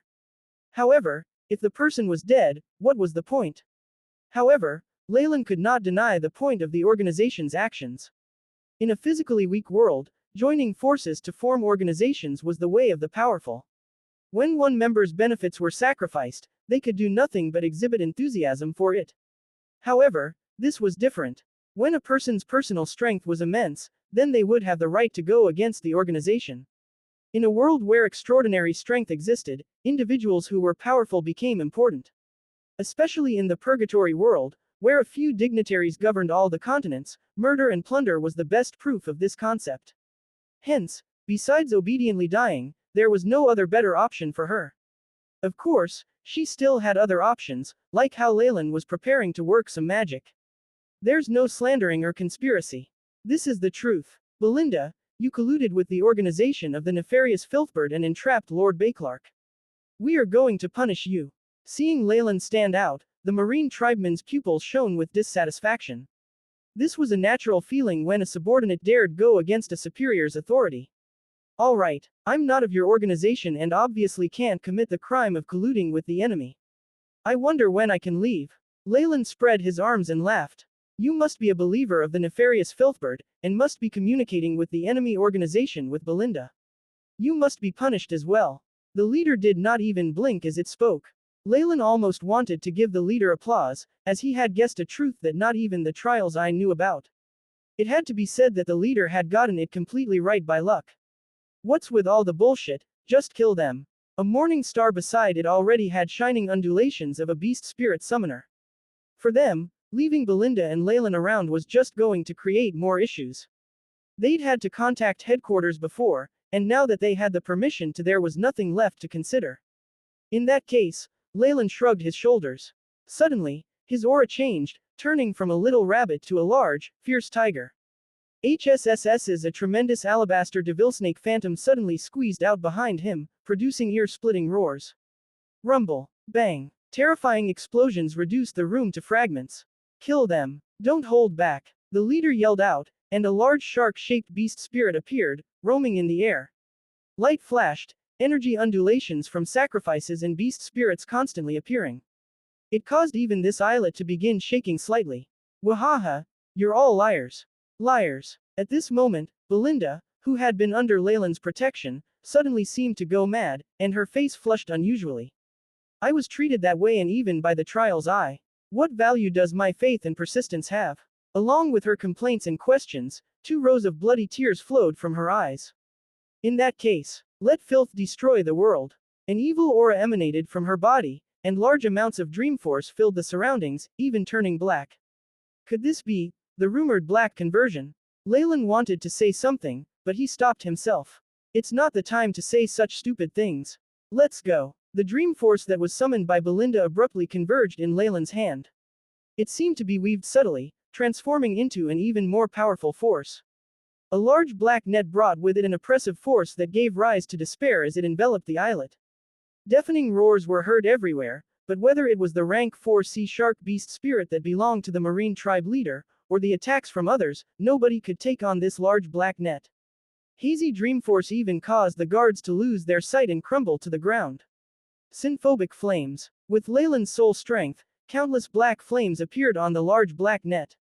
Differing from his phoenix fire, the black flames held a large amount of hatred within. The sea species that had been burnt by the flames grew despondent, their bodies losing life undulations while their carcasses were preserved. Those flames target the soul. Careful, the leader roared, and the aquatic shark beast spirit he summoned feared the black flames immensely. After all, when it came to this kind of spirit body, the synphobic flames were like their natural enemy. In the span of one attack, all of the marine folk below rank 4 near the islet had been annihilated by the black flames. The net then constantly shrunk, trapping the morning stars in a tiny space. This strength, the leader now looked deathly pale. If he had known Belinda had this ability and Nick was so vicious, he would have employed more gentle tactics. However, it was too late at this point. The leader still tried till the end though. Wait, Belinda, we're willing to send out a joint declaration to free you of all injustice, and we'll even repent to the Master of Order. Please don't. Ha ha, do you think I'm the same as before? Belinda laughed madly, body filling with some red patterns. The dark dream force was being extracted unceasingly. Vampiric berserker transformation, or is it an attack that consumes the bloodline? Leylin shook his head, not hesitating as he made use of her dream force, increasing the black flames in the large net. At this moment, a strange undulation was transmitted as a rank 4 sacrificer tried to summon a clone of the Trial's Eye. Dream on. Leylin sneered, and with a flash of his feather of chaos, chaotic power spread out, disrupting their coordinates and causing the sacrificer that was summoning the clone of the Trial's Eye to cough up fresh blood. Plans and setting foot on the continent, their final struggles taken care of, the true souls of the many kinsmen of the marine tribes were corroded by the black flames and they all died with a loud rumble. You did well, annihilating so many sacrificers of the Trial's Eye. Here's a reward. The chaotic force of the nefarious filthbird was projected into Leylin's mind with a royal declaration, great amount of chaos power descending through subconscious communication. Beep. Discovered large amounts of the law of chaos. Absorb. No. Store it all. With Leylin's command, the large amount of chaotic force turned into gray crystals that he secretly stored. The black flames gradually died out, revealing an islet that now had no other traces of life. Kiki, so they all died just like that? I thought they'd be more fun. Belinda laughed maniacally. Leylin appeared behind in her in that instant, light shining in his hands. What are you doing? Belinda shrieked. Immediately after, her eyes rolled back as she fell unconscious. The bloodline consumption was so huge that even her mind is exhausted. Leylin shook his head. She had obviously gone half crazy. If not for that, no matter how discreet he was in gathering the chaotic power, she would have noticed it. With a light hum, Belinda slowly opened her eyes. What entered her sights was a scene where abundant stars filled the skies, as well as the flickering firelight from a bonfire that lit up the area. Slight crackling sounds sounded from the fire, and a few grilled fish that were skewered on tree branches were stuck in the ground beside the fire. An aroma of greasy food spread out from the fish unendingly. You're awake. Would you like some? Leylin chuckled as he handed a branch with a few grilled fish on it to Belinda. Belinda took it without thought, her eyes still filled with bewilderment. Immediately after, the betrayal of the marine tribe as well as the decision from headquarters, even the memories of the failed offering to the dignitary of trials emerged. Ah! The snake girl exclaimed, the grilled fish falling to the ground. Was all of that real? Belinda raised her arms, watching the little sacrificial array branded into her skin. Now, however, the rune for the Trial's Eye had completely dimmed, there were even cracks on it. She went quiet. The frailness of her body was proof of her crazed slaughter before, and it caused a wry smile about her lips. I'd thought my faith was strong, I didn't expect it to be so fragile. I think you did very well already. Leylin smiled, passing over another portion of grilled meat. Whatever it is, you're alive. That's the greatest blessing. Belinda sunk into silence for a long while before she took the meat from Leylin. Thank you. The sound was as soft as the buzzing of a fly. If not for his exceptional senses, he wouldn't have been able to hear it. Why did you save me? Did you hope I'd be your mate? Belinda asked after a silent meal. The question left Leylin stunned. Mate. Ah, she's of another race and even a snake at that. Her ideas of this sort of thing are a little different. Leylin nodded without a change in expression even as such a thought coursed through his mind. That's the smallest part of it. It's more because we are of the same species. Mixed blood alabaster devil snakes are dwindling in number, and I can't just watch you die. My life is very complicated, and I even betrayed the trials I'd bring you many troubles if we worked together. Belinda seemed to have recovered from her previous shock, once more the strong, able woman she was.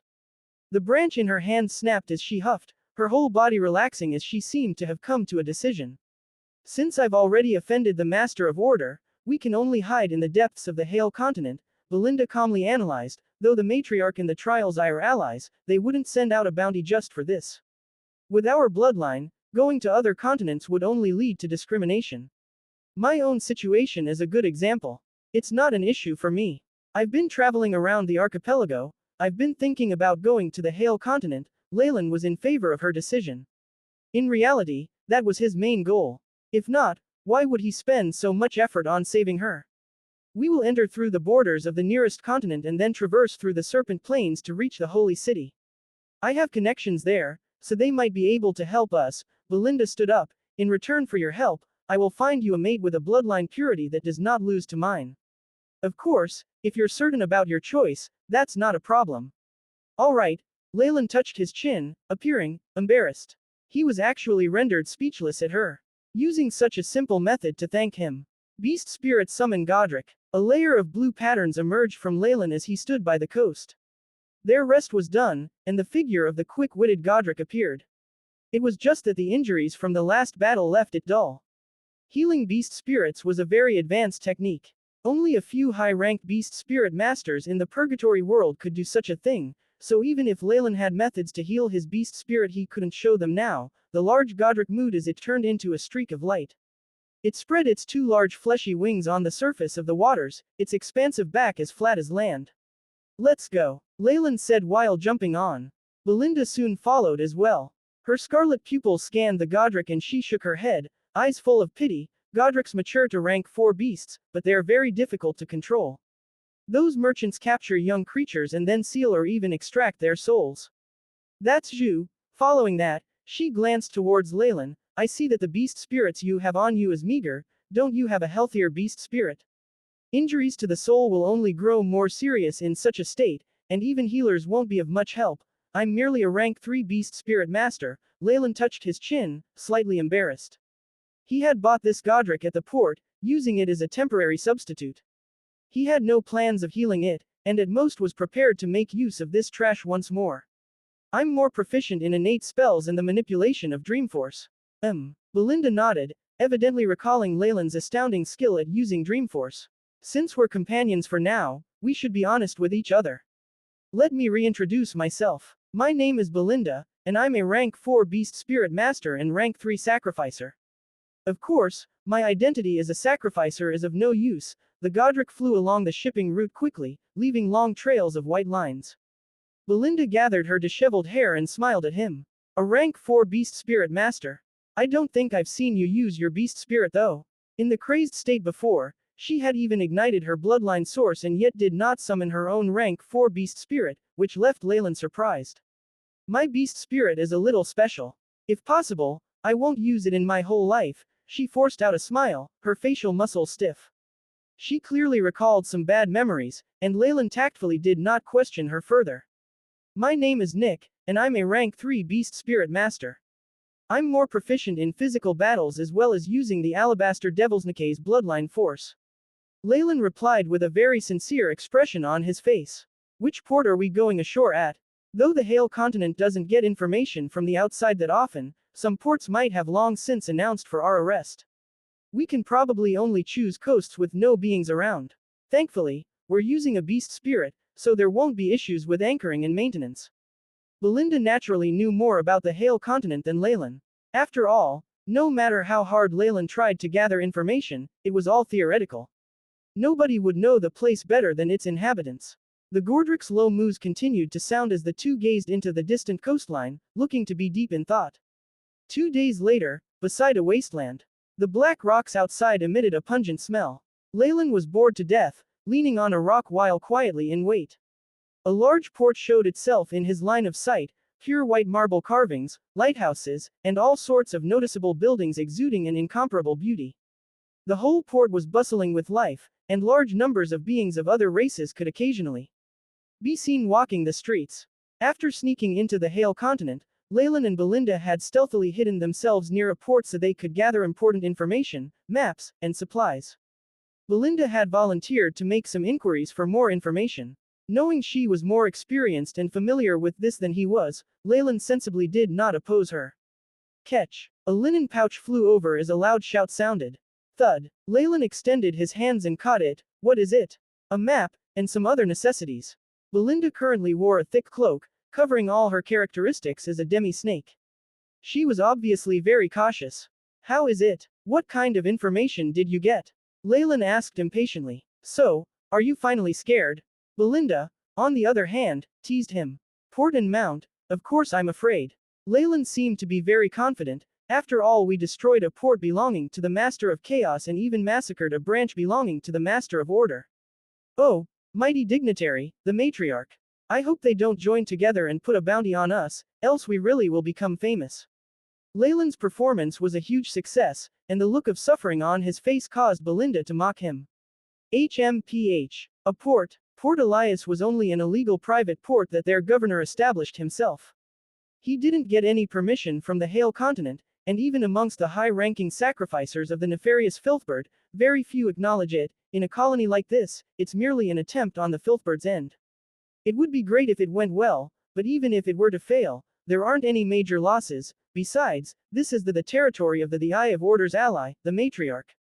The Master of Chaos and the Eye of Order are arch-enemies, which is why they'll at most pursue us on the sly but won't do anything too drastic. The only thing I'm worried about is the organizations belonging to the Eye of Order.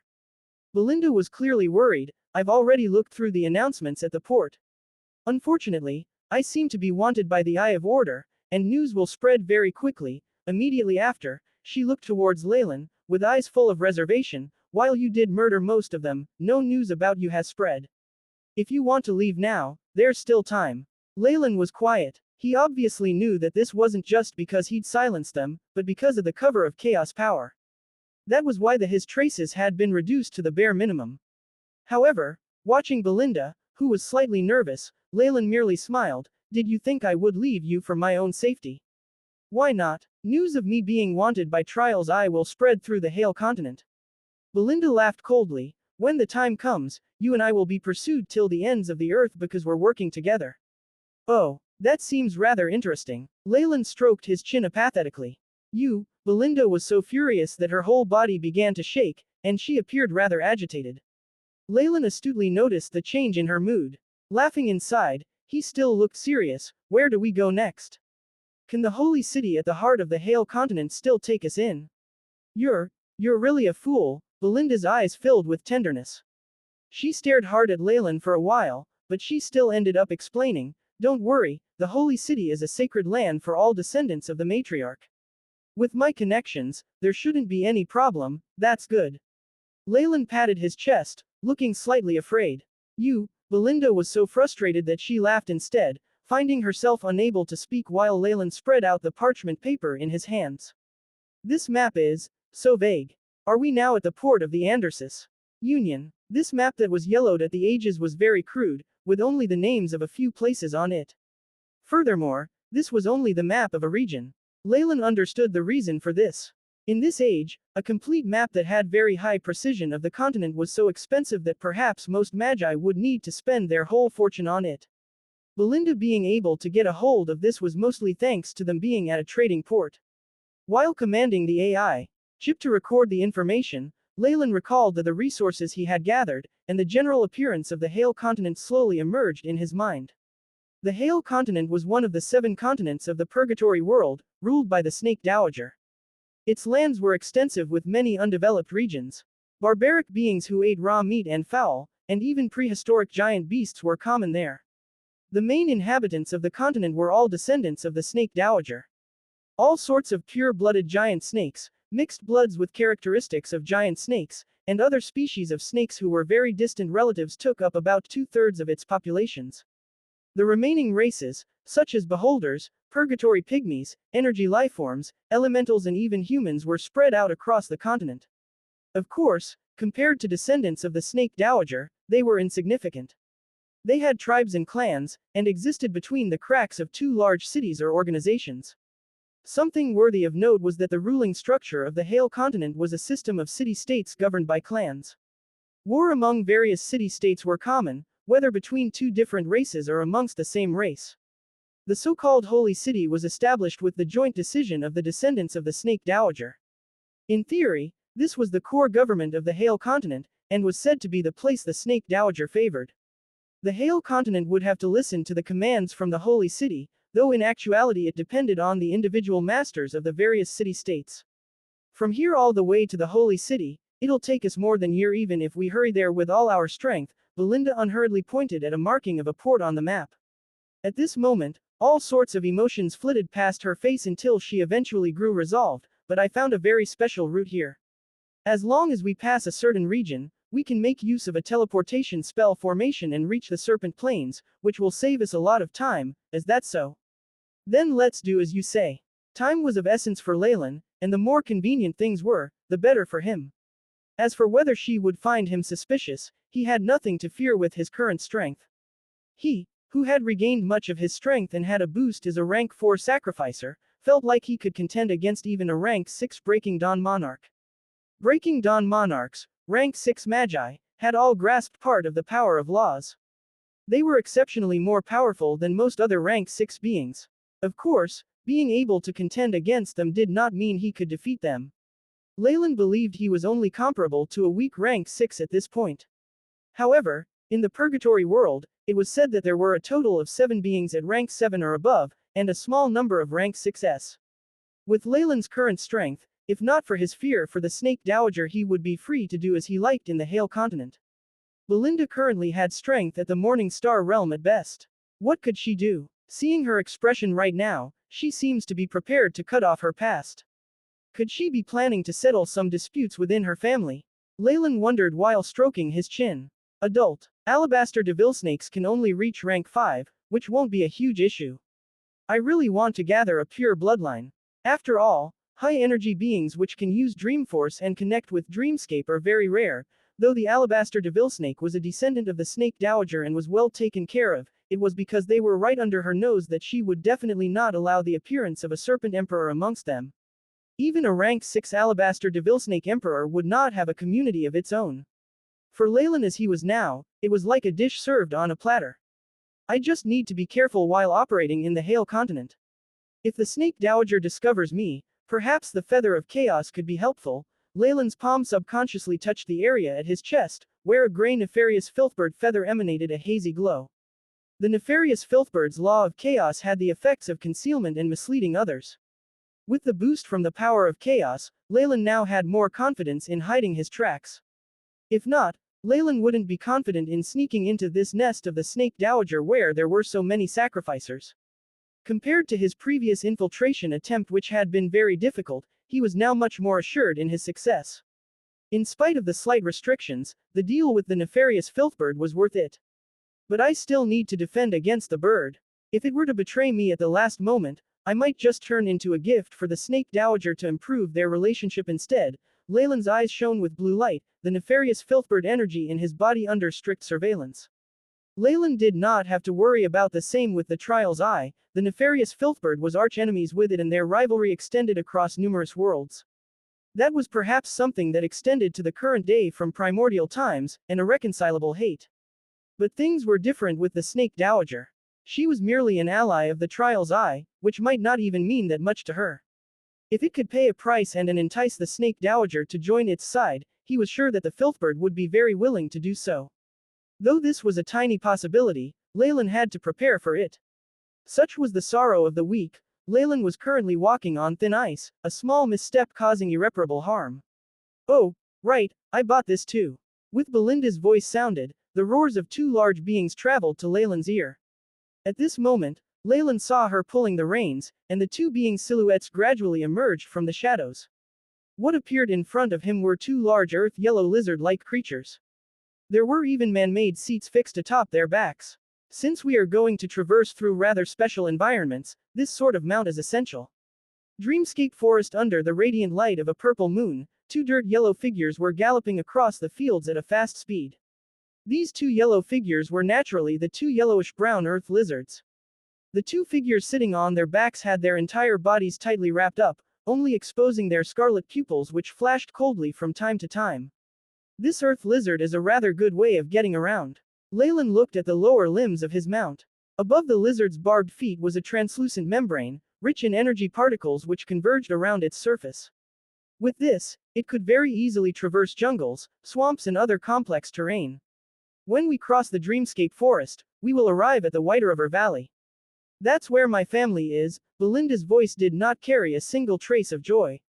Dreamscape forest. Why the name? Leylin had some misgivings, and soon looked all around him. Their surroundings were all grasslands, and there was nothing like a forest nearby. Dreamscape forest. Dreamscape. You mean? Leylin's pupils constricted slightly. His thoughts drifted to the Alabaster Devilsnik's bloodline skill and he thought of a possibility. Beep. Spatial undulations detected ahead, determined to be Dreamscape access points. The AI, Chip's mechanical voice transmitted over as well. That's right. We're also known as the Alabaster Devils. My clan stays in the cracks leading to Dreamscape, and we often lure travelers in to prey on them. Belinda's voice was cold. Leylin's thoughts, however, drifted to the AI. Chip's introduction of Alabaster Devilsnakes. They enjoy tormenting their prey within Dreamscape before eating their meal. Traces of dark red fog appeared, making the surrounding area foggy and hazy. By the time they had passed through this fog, a strange forest immediately appeared in front of Leylin. The black branches and tree leaves crisscrossed, and there were many giant trees without a single leaf showing their bare form, like a grotesque withered arm waving about without stopping. Beep. Host has entered a Dreamscape zone. The AI. Chip transmitted in reminder. Dreamscape zone. This isn't actually Dreamscape, nor is it the Hale continent. It's instead an intersection of the two places, resulting in a myriad of strange events, and now I've entered using my real body. There was a strange expression in Leylin's eyes. Rather than his most recent experiences in Dreamscape, he was thrown back to his first time researching this world, with his real body fully entering it. Even though he was physically protected and Dreamforce should have less of an effect on his true soul now, if something were to happen then it would be very difficult to escape. The bloodline of the Alabaster Devilsnake will temporarily protect us from the attacking nightmare creatures. Follow me closely. Belinda shouted as she advanced forwards in front of Leylin.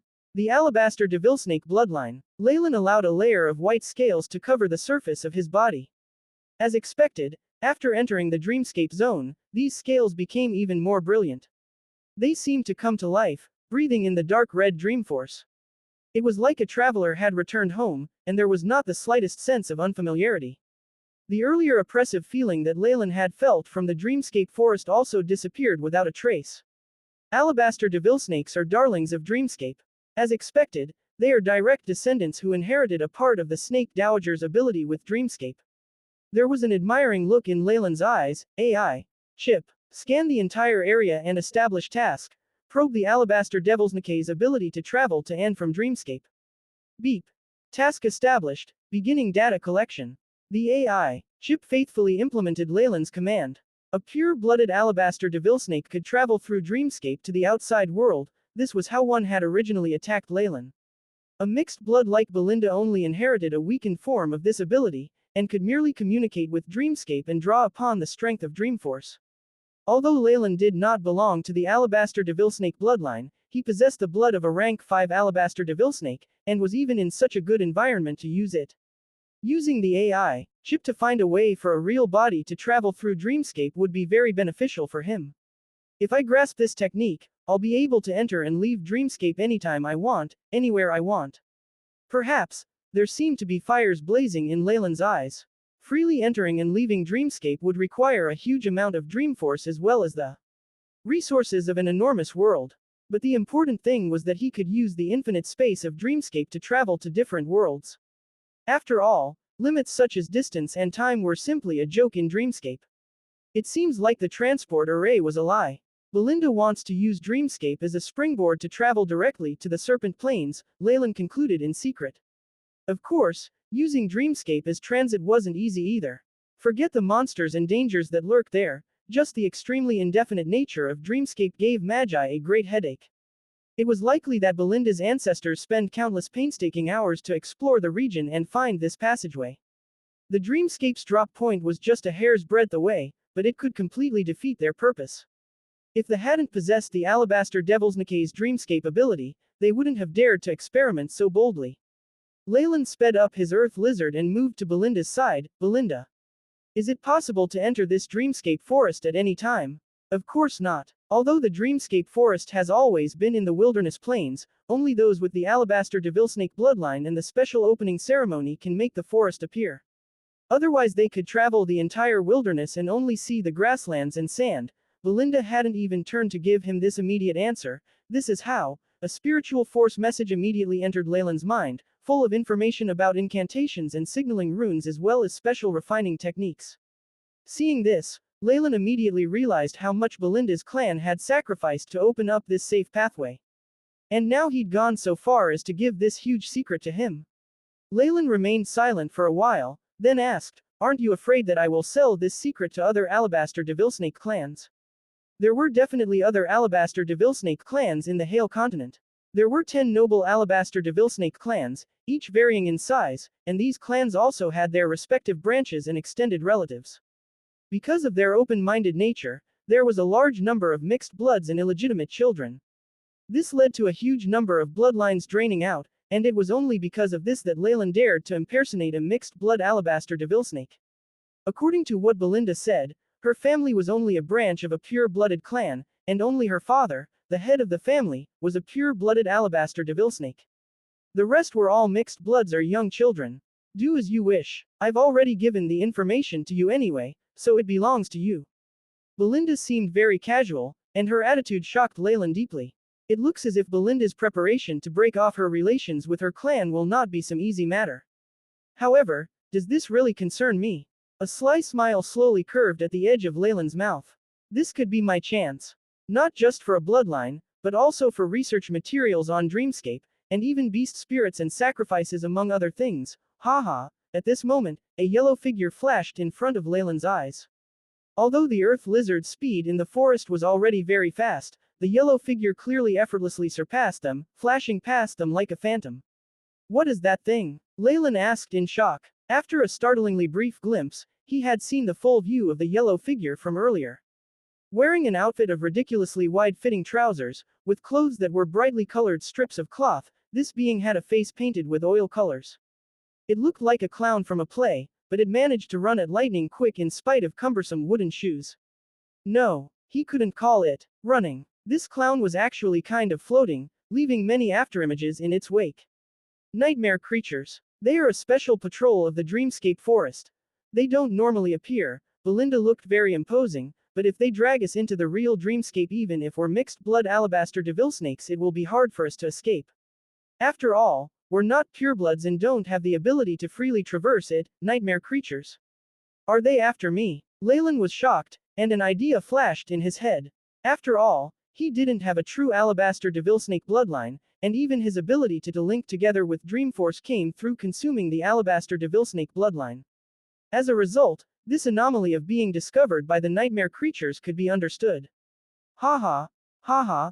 They continued to advance towards Leylin, and the yellow clown appeared more and more frequently. Go away. Belinda's face was very impatient and she suddenly roared, scarlet ripples loudly exploding forwards, splashing on the trees and grass. By the time the explosion had passed, the forest across them had been cleared into a bare pathway. The yellow clown that had been there had vanished without a trace.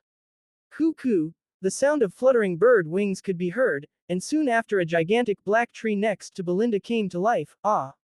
Belinda's earth lizard was quickly bound up by vines, and let out a high-pitched lamenting call.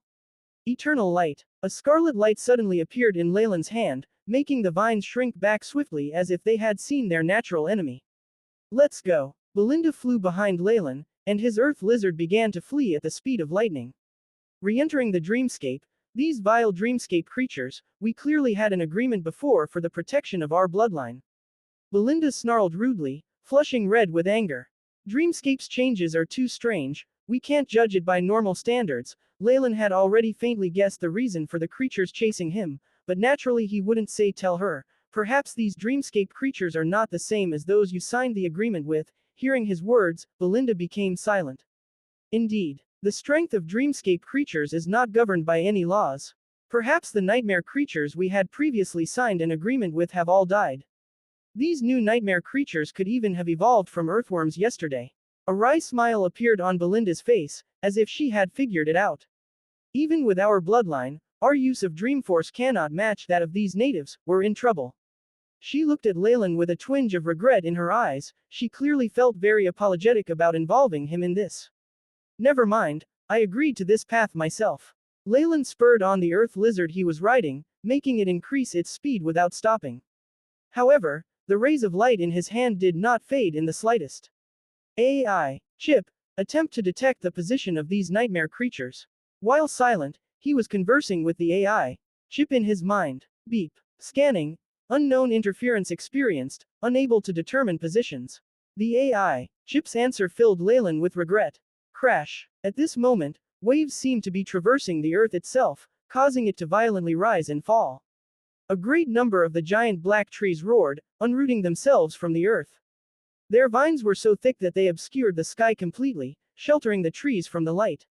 Whoosh! A black bat shot across the sky like a hurricane, extinguishing the light in Leylin's hands. We cannot lose our way. I can only be sure of our safety on this route. Belinda's expression became rather urgent. Roar! A great number of the one-eyed ants combined to form a wall of wood, covering the original path. Leylin and Belinda were blocked off firmly. Damn! Leylin cursed in secret. The AI, Chip's prompt came over as well. Violent Dreamforce undulations discovered from underneath the host. It is recommended to move away. Go. Leylin grabbed Belinda and began to leap quickly away. Whoosh! Just as Leylin had risen into the air, a dark red spot suddenly appeared on the ground, transforming the void into innumerable streaks. The streaks twisted and warped, revolving to form an irregular sphere.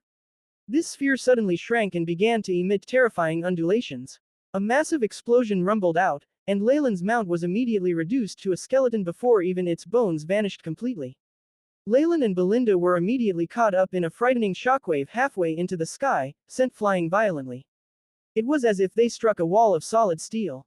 Bang! Leylin fell to the ground, and even the clothes on his back were shredded open, exposing a layer of fine scales beneath.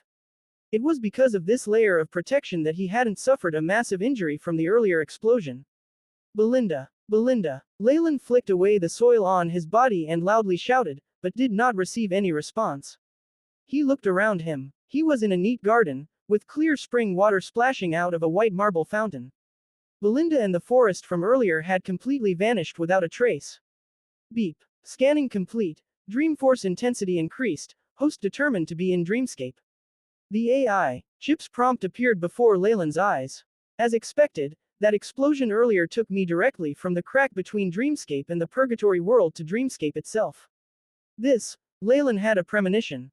If he could completely analyze this process, it would be of great benefit to the AI. Chip's mission of analyzing Dreamscape transport. After completely comprehending the law behind this sort of transport, he would no longer need the bloodline of the Alabaster Devilsnake to enter Dreamscape. Transporting himself to other worlds would bring about great benefits. Dreamscape. Leylin looked upon the realistic scene of the garden and fountain with a contemplative expression. This time, he had entered Dreamscape with his real body. Without his main body serving as the coordinate, and without the astral laboratory linked with it, perhaps he would be trapped here for the rest of his life. However, the Alabaster Devilsnake blood that I possess is the key to entering and leaving Dreamscape. Leylin stroked his chin in thought. His mind drifted to another topic. Almighty ruler of chaos, the resolution of free will, I call for your arrival. The chaos crystal Leylin had collected earlier exploded in his hand, converging quickly into a sacrificial array. The rune of the array depicted a giant bird with wings spread open, and it emitted a brilliant radiance. It was very difficult to link up. Because I'm only a rank 4 sacrificer, I used up a chaos power crystal. Leylin shut his eyes, his true soul experiencing the power of the link. The path of sacrifices was only common to the Purgatory world, and it naturally had its limits. The main one was that, once one left the Purgatory world, their connection would experience enormous interference. On the whole, it was not beneficial for experts from other worlds to train in the path of offerings. It was like the distribution of goods. It didn't have many problems in the purgatory world, but once one left it was like the trade route had become longer, and on top of that various obstacles were added. It was terrible, and on a whole sacrificers would make a loss every time some power was bestowed. Naturally, this path wouldn't be used. In that case. Consequently, those in the Magus world would at most use the trials I to sign a contract, or the nefarious filthbird to renege on it. These two had few real sacrificers there due to the frightful weakening effect of the world itself. It was the same in Dreamscape. However, with Leylin's unwavering perseverance and lack of regard for the consumption of chaos power crystals, his true soul finally linked up to a certain will. Compared to the purgatory world where the nefarious filthbird's will could descend anytime and anywhere, it was extremely troublesome here. It was just like receiving a bad signal from a transmitting station, even the information that got there was disjointed. You are, in Dreamscape, the nefarious filthbird's voice seemed to be a little intermittent, but Leylin could still understand its meaning. The forces separating us are too powerful, even I am unable to transmit too much power.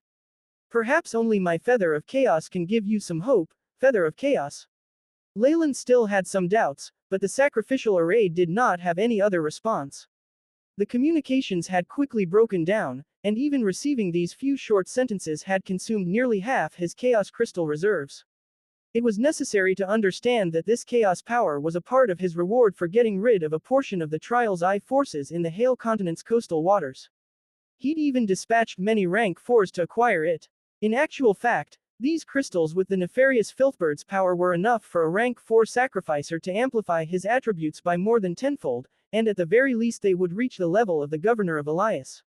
Dreamforce, chaos power, these two share some similarities. Leylin reached into his bag and took out a gray feather. The power of the feather of chaos lies in chaos, concealment. Dreamforce itself is full of uncertainties. There seem to be some similarities, but there is a greater number of differences. How will chaos power affect Dreamscape? AI. Chip, record the following scenes and store all data. Leylin commanded. Beep. Establishing mission, opening omnidirectional mode. The AI. Chip's voice was transmitted. Chaos power. Leylin took out yet another gray chaos crystal, putting it next to the feather. Buzz. Bright, colored light burst forth from the crystals, and soon after the chaos power turned into a stream of light that entered the feather of chaos. A layer of gray mist radiated in all directions. The areas illuminated by the feather's radiance began to experience strange transformations, and a great number of flowerbeds began to warp and deform. Some directly cracked, and the others grew irregular. Other areas turned into places filled with human faces. The white marble of the fountain turned pitch black in a flash, and began to fall off layer by layer. In the blink of an eye, the clear spring water within had also turned blood red, and the entire pool seemed to be filled with blood, a demonic stench emanating from it. Even the space in this area disintegrated under the gray radiance, the entire place appearing to come to a standstill. It drained of its color, becoming like a black and white photograph. Good afternoon, mister. We meet again. A gray owl fluttered its wings and landed on the side of the fountain. Leylin felt incomparably familiar with it. Indeed, we meet again. Leylin bowed slightly. Your Majesty gave me my key before, and it was of great help to me. But I'm afraid I'll have to trouble you again. Does your Majesty know of a way to leave Dreamscape? What key? Are you talking about my future self?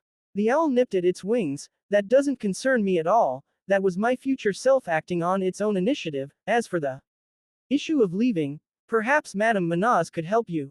Madame Manaz? Where is she? Leylin eagerly made his inquiry, but at this moment the owl that had appeared so suddenly earlier had completely vanished with a trace. White River Valley. When did it disappear? Why didn't I notice at all?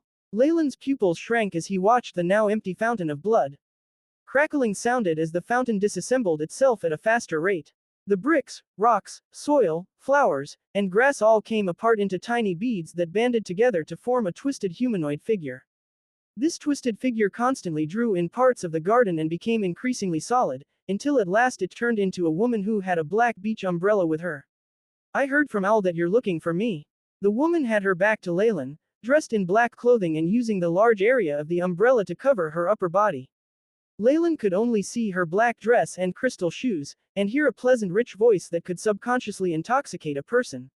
Looking for you. Could you be Madame Manaz? Yes, I'd like to know if there are any ways to freely leave Dreamscape. A layer of black chemoyan scales emerged on Leylin's skin, and his pupils even turned amber and vertical. After all, the way she had appeared was rather mysterious. She looked to be a personification of the garden. After turning into Madame Manaz, the garden had now turned into an empty land, and even the surface of the ground had disappeared. Dreamscape is far too mysterious. If I have no confidence at all, I should definitely not set my foot here. Leylin was slightly jittery, loathing the fact that he was in a world with such factors that could not be controlled. Perhaps it could be said that no magi really liked Dreamscape. Its lack of adherence to rules led to most of their methods becoming ineffective. Of course, some would say that this was because the absolute laws governing Dreamscape hadn't been discovered yet. One could simplify the analysis of Dreamscape once that law was found, and the magus who managed to do so would likely get immense benefits. Yes, that owl. It's the best at causing trouble for others. The woman holding the black umbrella turned. Leylin took several steps back. The front view of this Madame Manaz was quite surprising. She had a distorted face with no eyes, and a nose and mouth at different locations. Her visage looked like an abstract work of art. Her upper body had numerous lifeless eyes on it that were staring at Leylin.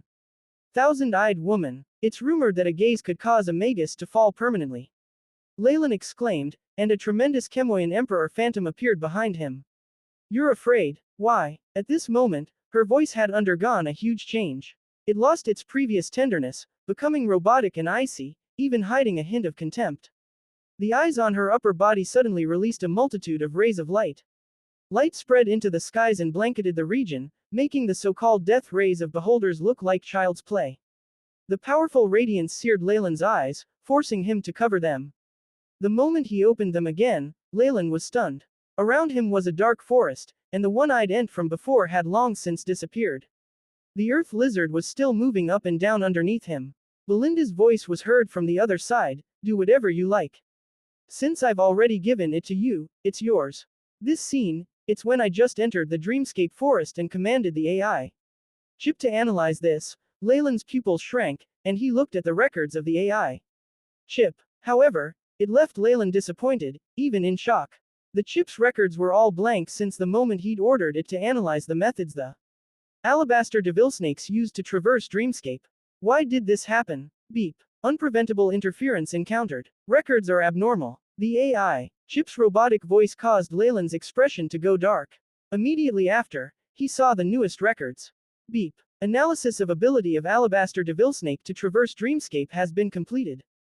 Dreamscape can be entered at will by consuming a bloodline imprint. Host lacks enough blood at the moment and cannot refine a bloodline imprint. That's impossible. Didn't it say that a large amount of time was needed? Leylin's eyes showed how deeply in thought he was, so everything that happened was real. The ability to enter and exit Dreamscape was not analyzed by the AI chip, but given by the thousand-eyed woman, Madame Manaz. Time, Leylin sighed. Even the concept of time had been warped by Dreamscape. Encountering such a scene, he was still terrified even after it ended. All the dangers he'd encountered previously with Dreamforce paled in comparison to the warping of spacetime that occurred. It probably wasn't just him. Perhaps even a rank 7 could do nothing against these illogical events in Dreamscape. Dreamforce, the ability to warp time and space, that's a realm I can't even make contact with as I am now, Leylin sighed. What's wrong? After going through Dreamscape Forest, we'll reach White River Valley. Once we pass that we'll be at the Serpent Plains. That's a month away from the Holy City. Belinda slowed down and arrived beside Leylin, her eyes full of concern. It's nothing, I was just lost in thought. Leylin smiled a little and shook his head. Though the Dreamscape zone isn't as mysterious as Dreamscape, the ample Dreamforce here is enough for Magi to unknowingly be dragged into illusions, with even more terrifying wretched Dreamscape creatures here. Of course, for mixed-blood alabaster devilsnakes like us, this isn't a large issue. After all, we've already made a contract and have the protection of our bloodlines, Belinda explained. But that wasn't what happened. Leylin cursed inside, but did not speak. After all, things that dealt with warping time and space were too frightening.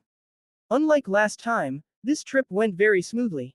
There was no clown or ent coming up and stirring trouble, and the nightmare creatures seemed to abide by the contract and did not harass them. The dark red fog slowly dissipated, and the dark forest became more sparse. Occasionally, bits of clear moonlight shone down from above. Whoosh! An unceasing sound of flowing water could be heard, and the earth lizards grew exceptionally excited, darting forward at a greater speed. Not long after, a vast river appeared in front of Leylin. The earth lizards cheered and lay down at the river, their thick barbed tongues extending into the water as they lapped it up. The White River, we've arrived. Belinda's voice showed her admiration, a glint showing in her eyes. Leylin turned back. The black forest and dark red fog had long since disappeared without a trace. It seemed that without the summoning of Belinda or other descendants of the alabaster devilsnake, it would not appear again. Unlike the previous barren lands, there was now a river valley nearby.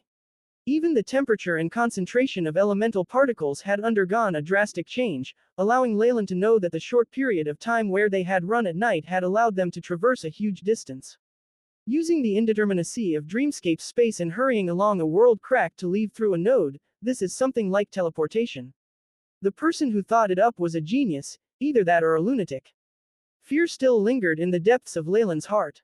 From the port at the edges of Hale Continent, they had traveled about halfway through the continent. Were they to have used a teleportation spell formation, even one from ancient times would have consumed a huge amount of resources. Here, besides the preparations for the summoning, Belinda had not done much. Just from how prompt it was several levels ahead of these teleportation spell formations, if one could disregard its limitations and dangers, of course. As the Dreamscape forest belonged to Dreamscape, only alabaster devilsnakes or bloodline creatures that could make contact with Dreamscape could discover or summon it. This in itself was a huge limitation, and what was more troublesome was the dangers near the end of the journey. Dreamscape was the riskiest of all the worlds Leylin had seen. What he'd witnessed this day probably wasn't even the strangest thing about it. In the Dreamscape zone, he couldn't even disregard any attacks from Dreamscape creatures despite a prior agreement. Furthermore, in the eyes of the powerful devils, perhaps their attacks were not intentional attacks and were instead like a show of curiosity or intimacy with other beings. It was a pity that a rank 5 being could do nothing against that curiosity. After the White River, we'll come to the White River Shore Valley, another settlement for alabaster devilsnakes.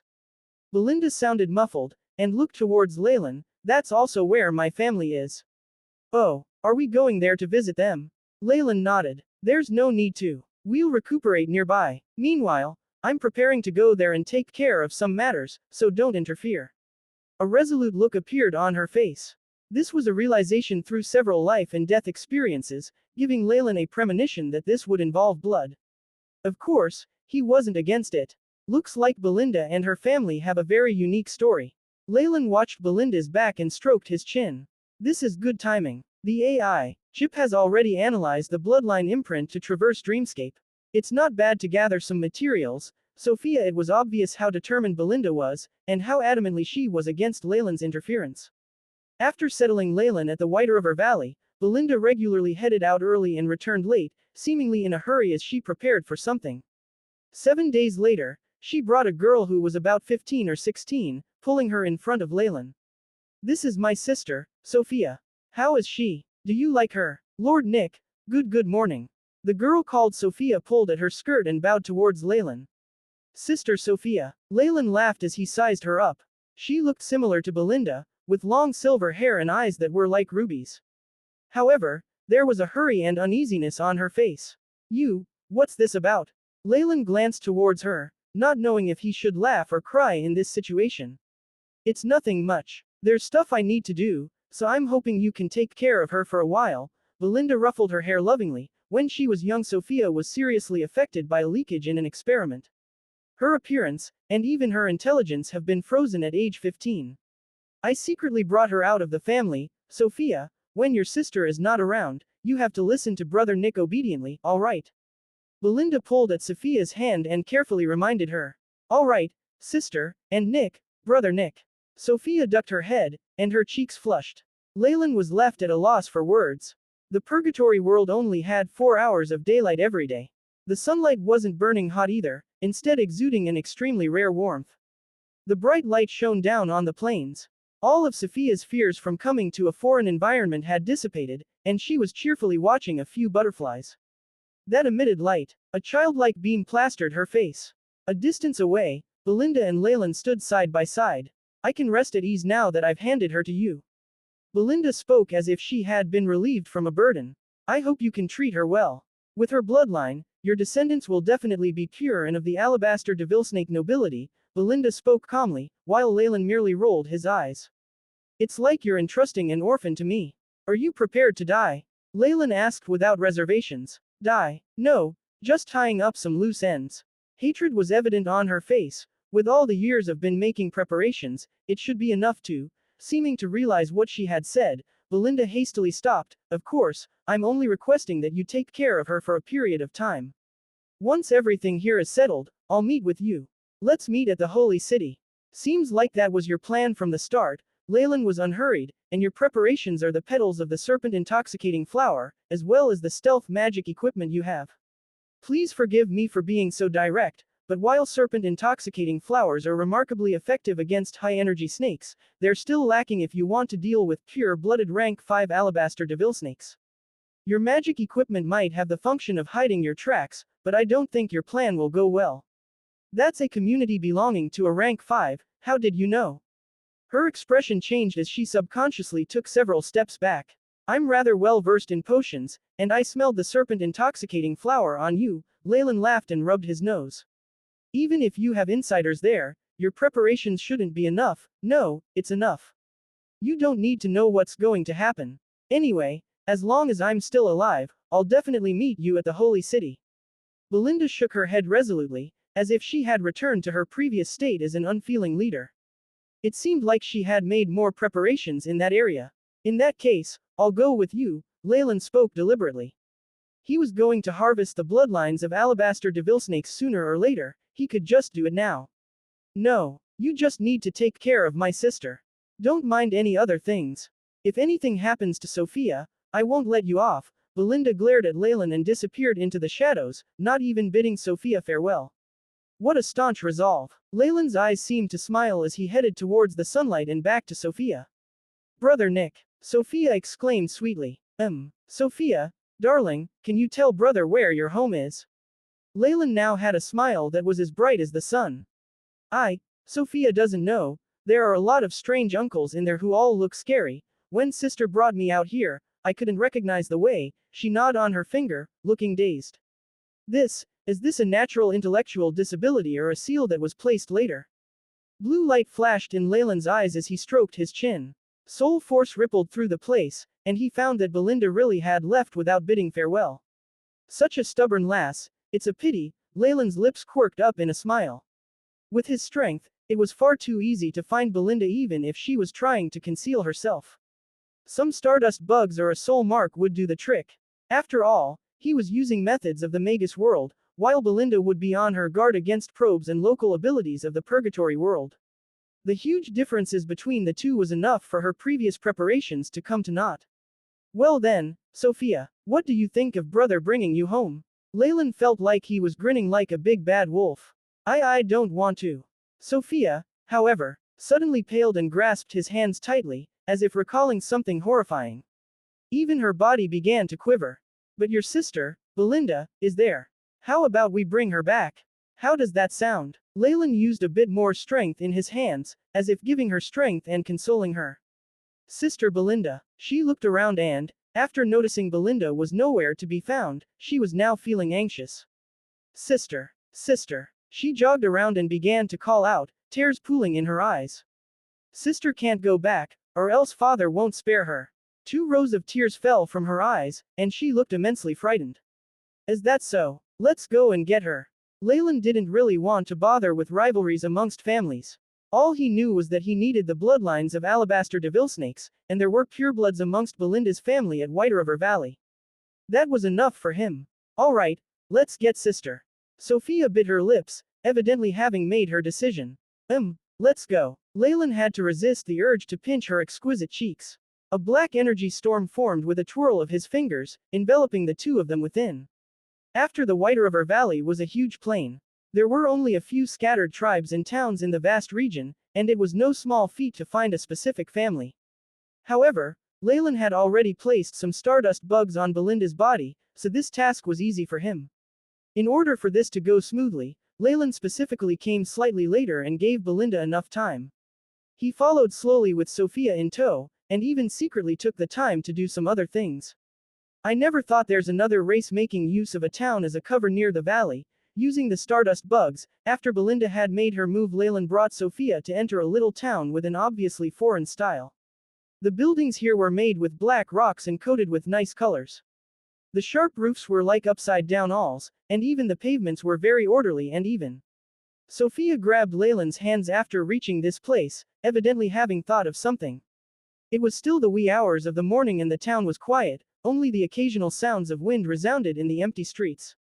Creak. A wooden door opened, and a resident looking dazed walked out with a basin used to store water in her hands. This resident looked very similar to a human, with numerous triangular scales that formed strange flower petals on her. Her eyes flashed with some astonishment upon seeing Leylin. But when she saw Sophia beside him, especially her silver hair and scarlet pupils, she dropped her basin, causing a dull thud. Allah Alabaster Devil. The Alabaster Devil has come. The woman collapsed to the ground, her sharp voice piercing through the skies. What's going on? A clamor sounded as a peasant holding a metal pitchfork darted outside of the house. However, upon seeing Leylin and Sophia, he fell to the ground. Revered noble Alabaster Devil, our blood taxes this year have been paid, blood taxes. So they forcefully demand blood sacrifices or something. Leylin shook his head, quickly regaining the calm on his face. Doors and windows creaked open or closed, and an aura of panic gathered in the town. Ancient bloodline mirror accompanied by cries of, the Alabaster Devil, the Alabaster Devil's here. Panic spread like a plague and enveloped the whole town. The people of the town were now not as boisterous as before, and some even quivered in fear in their own homes. Seems like Belinda's family doesn't have a good reputation here. Leylin entered the town that had descended into a state of panic and shook his head while speechless. On second thought, though, he wasn't all that surprised. These people were only slightly stronger than regular humans, while Belinda's family had rank 5 Alabaster Devil snakes in their numbers. The huge disparity in strength led to an imbalance of power, and in this situation Leylin would actually be more astonished if the residents were treated well. Tell me, where is the White River Valley? The crimson in Leylin's eyes flashed as he watched the pair who were trembling in fear. Revered master, there aren't any valleys at all nearby. The peasant finally answered while shivering. Oh, that is true. How would they know about that place? Leylin somewhat understood. The base of the Alabaster Devil snakes might be nearby, but concealing it from regular humans was a very simple task. Based on the location, my target should be here. However, there's some sort of interference and I can't determine the location. Leylin stroked his chin. There had to be many reinforced spell formations in the base of such a powerful family, isolating and blocking them off from scouting. Even just the radiation they let out unconsciously could amass to result in mysterious changes in the terrain. It was only that, for some reason, these beings that looked like humans with scaled foreheads had a resistance to high-energy radiation that was greater even than low-rank magi, allowing them to survive and reproduce. Perhaps the Alabaster Devil family had moved them here to exploit and pressurize them. Since it's nearby, I'll definitely be able to find it. Under the peasant's reverent gaze, Leylin's body began to float. In the blink of an eye, he appeared above the town, true soul at half moon sweeping out. Every resident, every change in the terrain, even the bugs and microbes in the cracks of the town were revealed in front of him. His soul force expanded out, and the range of his sense was expanding further. The feeling of the pinnacle of power, of having control over anything, this can make anyone feel intoxicated. Leylin felt like a god as he looked down on the town. He now knew the area like the back of his palm, and he would be able to take all the lives in the place with but a thought. He felt drunk on such power. Only with this amount of power can I strive for eternity. Only limitless torture and suffering awaited those lacking in strength. Only by fully grasping his freedom and immortality would Leylin achieve his life's goal. Found it. Leylin descended with a flash of light, watching Sophia, who was clearly uneasy. Sophia, we're going to get your sister. If we meet with any danger, find somewhere and hide yourself. Don't mind me. Understood. I'll listen to brother. She nodded obediently. Just as Leylin and Sophia headed off, a black figure appeared from the shadows of the town and turned into Leylin's previous appearance. He turned and donned a large black cloak, disappearing amongst the morning light. Because he had to perform some unspeakable acts, Leylin used a method he'd employed before, using the AI chip to control a shadow clone to bring Sophia away. He was prepared to make his move on the sly. Dragging Sophia along would probably not arouse Belinda's suspicions, and especially, Leylin's eyes glinted with intelligence. After he passed through the Dreamforce fog, as Little White Valley appeared in front of Leylin. There are so few people here, I'd thought that Belinda's family would be huge, but there are only tens of people here. And about half of them are half-bloods or have bloodlines that are yet to mature. Surrounding it were multiple snaking pathways, with a constant surge of Dreamforce being radiated out. Deeper in was a set of buildings that were close together. It was obvious that this was where Belinda's family was located. Though there were few people, the valley was bustling with life. The hissing and snarls of large snakes sounded from time to time. Seems like I've come at a good time. With a sweep of his soul force, most of what was in the valley appeared in front of him. A few alabaster devil snakes that were like little hills were spread in all directions, their life ores now at their weakest. A huge battle had turned the royal mansion in the depths of the valley to rubble. In midair, Belinda was laughing maniacally with bloodstains all over her body, holding onto an ancient mirror. There were even a few obvious claw marks on her arms. She had evidently paid a huge price for this. In front of her, a middle-aged man with short silver hair and crimson pupils looked ready to gobble her whole, his eyes filled with malice. Terrifying undulations at rank 5 flowed out of his body, causing even the surrounding space to shudder. Still, even that seemed like an attempt to refrain from provoking her and causing more harm. Can high-ranked descendants of the Snake Dowager take human form? Leylin wasn't very surprised by this. Though the ancient giant Chemoyan serpent lacked this ability, that didn't mean it would be the same for the rank 5 alabaster devil snake. Besides, the Snake Dowager and Snake Girls were all humanoid. Hence, even descendants of the large ruler of all snakes would have no problem taking human form if they had sufficient bloodline force or intelligence. Some tasks were more convenient with a human body rather than that of a giant serpent, and the energy consumption was obviously much lower. That was how half-bloods mixed with humans were formed. If not, with the body of these giant snakes, even mixed blood descendants would turn into monsters with bodies as large as mountains. Belinda, you dare return and even covet our family's greatest treasure. The middle-aged man with silver short hair exclaimed, the fury in his eyes almost able to reduce Belinda to ashes. On the day Sophia was kidnapped, I'd already reinforced the defenses, but I didn't expect you to have bribed even Lisa and secretly obtained the keys into the secret room. You even got so many serpent-intoxicating flowers. Belinda, on the other hand, laughed carelessly. I didn't bribe her. She betrayed you of her own accord, poor, silly father. Your disgusting methods to carry on the inheritance of bloodlines in order to gain the favor of the Snake Dowager have long since given rise to fury amongst the family. I only sparked the fire. Belinda watched the ancient mirror in her hands, hatred in her eyes. I could have done this long before I left home. However, the trials I taught me to prize order, and not willfully engage in vengeance. But now, everything has changed. There is nothing holding me back. Give me the ancient bloodline mirror, and I can pretend none of this happened. If you don't, it's not just you. Your sister Sophia will also suffer the worst of punishments, just like your mother did. A large alabaster devil snake phantom abruptly appeared while he was speaking, and an enraged howl caused even the surrounding red fog to grow more concentrated.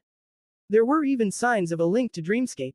Ha ha, mother. Belinda's crazed laughter eventually turned cold. You don't qualify to speak of her.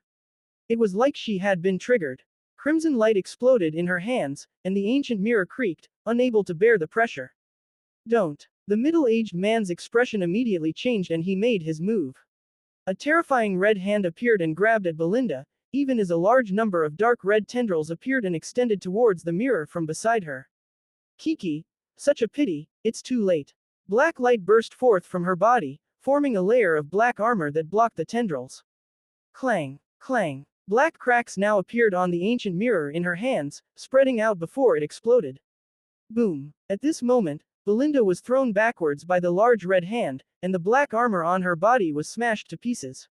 She coughed out mouthfuls of blood but still looked at ease as she laughed. No. Crazed snarls sounded, and the ancient bloodline mirror turned into a large black hole as the cries of a woman sounded out from the middle. Spirit after spirit appeared, all turning into multicolor figures that dispersed unceasingly. All that was left in the end was the sound of a distant lament, and the ancient bloodline mirror completely disappeared. Do you know what you've done? The man's facial muscles contorted. With just another century, I'd be able to refine our family's bloodline further such that it enters the ranks of the pure blood nobles. It's all your fault. Formless power was sent out, and Belinda was dragged to the front of the man.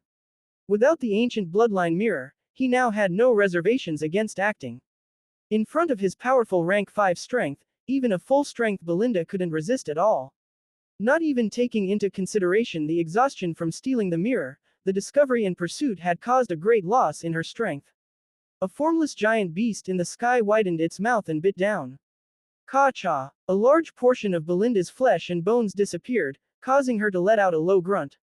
Revenge and taking action. I swear that your death will be incomparably miserable. The middle-aged man's face was contorted.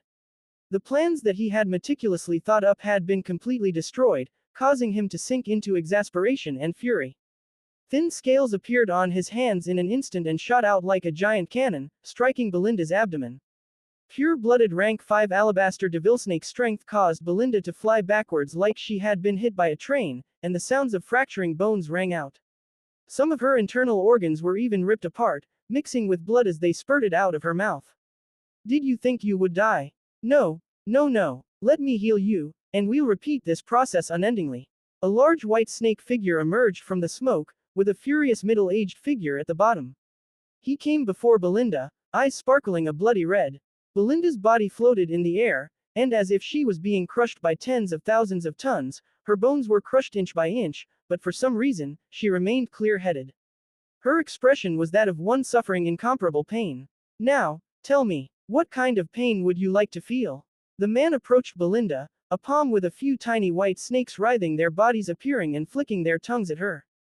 Bzzzt. At this moment, light flashed on her body, and a beast spirit tattoo flickered. A translucent beast spirit figure appeared, obstructing him. This was a humanoid beast spirit that had characteristics of a snake woman. It had rank 4 undulations, and some rationality still remained in its eyes. For beast spirits, this was practically unthinkable.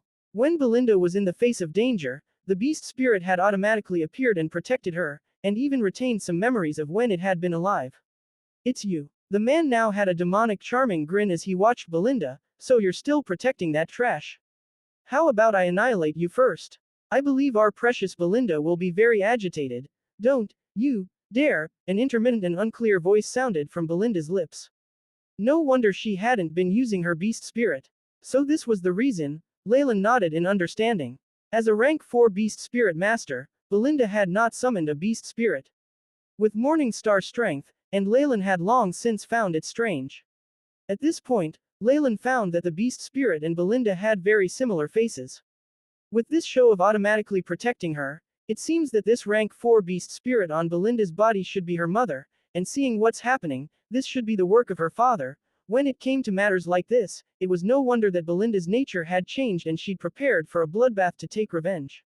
This had first been repressed by the teachings of Trial's eye, but she now had no reservations. You dare! Belinda almost broke her teeth from how hard she was gritting them, eyes wide as she glared at her father. Kiki, and what would I not dare do? This low-life woman was only a mixed-blood maid. I gave her glory and a good life, and in return, this is what she should do, don't you think so? The man stared at the beast spirit like a sick pervert. It was a pity that after being refined into a beast spirit, the woman had now lost most of her memories and emotions, and only protected Belinda subconsciously and answered the gaze of the man emotionlessly. Sigh. This work isn't that perfect. He shook his head with regret and suddenly snapped his fingers. Belinda. How about I seal your sister? What do you think? The process must be just as beautiful. Watching Belinda begin to struggle violently, he smiled, now having the upper hand, and now, let me. Large amounts of dark red fog turned into a cage, binding the snake woman beast spirit within. HS's, the snake woman's eyes were wary as she hissed, but she, who only possessed rank 4 strength, could not really resist. PFF'd. And that's the end of this drama. Is it time for me to make my move? A terrifying black chain appeared in the air and was like a sharp sword, appearing and splitting up the man and Belinda. Who is it? The man abruptly raised his head, looking fearful. He was a rank 5 after all, and yet someone had stealthily entered without anyone noticing. Just this ability alone had him in fear. Following which, he found a figure in a black cloak standing, a pair of eyes full of malice watching him.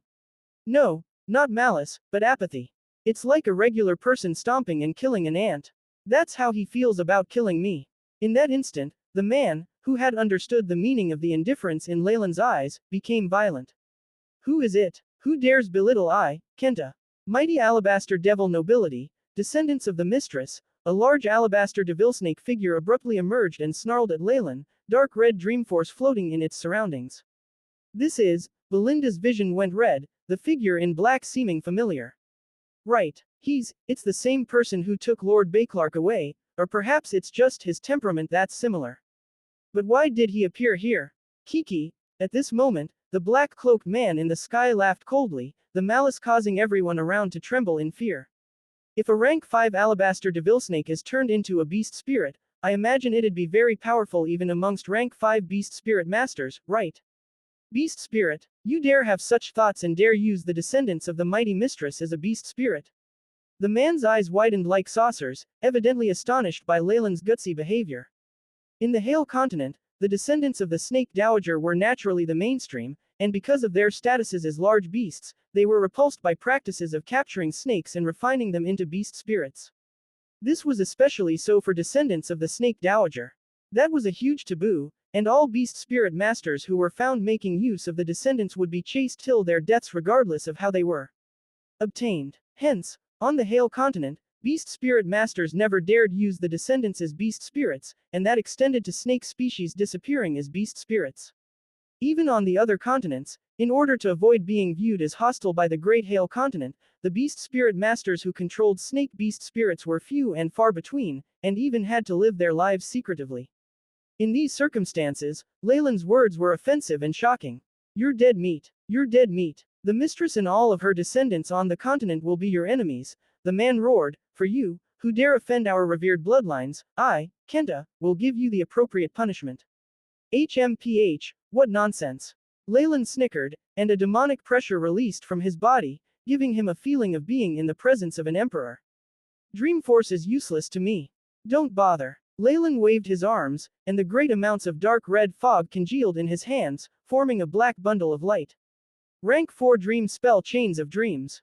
Dark red chains shot out and, like a spiderweb, sealed off the whole space and left behind what was similar to a poisonous snake, biting towards Kenta. He makes use of Dreamscape and can even do this. Kenta's expression immediately changed. Who exactly are you? Are you from the Devil Scorpion race or the Dreamscape elves? This person's abilities at manipulating Dreamforce was clearly above his, and Kenta could already feel that the two of them were now wrestling over authority over the Dreamforce, and the winner could appear at any moment. These two races were the most capable at manipulating Dreamforce of all that he knew. Amongst the descendants of the Snake Dowager, besides the Alabaster Devilsnake, there were no others that had contact with Dreamforce. You don't need to know this. Just die obediently and let your soul be extracted. Dark red chains of Dreamforce formed a spider web that wrapped him inside. Is that so? We, who have inherited the bloodline of the mistress, could never lose to someone like you who only knows to act slyly in the shadows. Crackle. Kenta's body exploded, and a large white shadow appeared in the air, squeezing and breaking the Dreamforce chains. HS's, the white figure soared into the skies and, with a terrifying pressure, presented itself as a terrifying giant snake that was tens of thousands of meters long. The large snake had white, jade-like scales filled with the luster of Dreamforce. Scarlet pupils were filled with madness and ruthlessness, staring straight at Leylin. In comparison, Leylin's body was as tiny as an ant. This isn't a Morning Star arcane art but a natural transformation of the body. Leylin muttered to himself, eyes shooting out blue rays. This sort of boost to the body is terrifying. As expected, the power from one's original form will be able to show the best strength. Meanwhile, Leylin was in more awe towards these ancient magi. To be able to create combinations and make up the Morning Star arcane art to somehow simulate their true bodies and even gain a boost, they must have sacrificed much time and effort. A rank 5 Alabaster Devilsnake had a terrifying pressure that caused the onlooking members of the family to bow down. Too weak. Too weak. This Alabaster Devilsnake family is too weak. Leylin surveyed the area. Though his true soul had probed and found that there were tens of life undulations, many had clearly lost their ability to battle. It was obvious that Belinda's intoxicated serpent flowers were the cause. Even without this, Leylin did not pay mind to the rank 4s who were weak, dying, or youths. But that's good. This alabaster devil snake somewhat meets my requirements. Leylin stared at the giant white snake in front of him and grinned. Killing and clone the large snake figure that was even taller than a mountain stood before him, with large energy undulations of rank 5 emitting from it. This aura caused many of the family members with the blood of the alabaster devil to fall, yet Leylin was not the least bit affected. His expression did not even change, still assessing this huge beast in front of him as if picking and choosing goods. Evidently, this attitude had led to Kenta's great wrath. HS's. The alabaster devil snake hissed and pounced forward. Rumble. The surface of the ground shook unceasingly, and the area at the middle caved in, forming a terrifying large pit. The tremendous snarls in the figure of the white snake streaked across from the pit.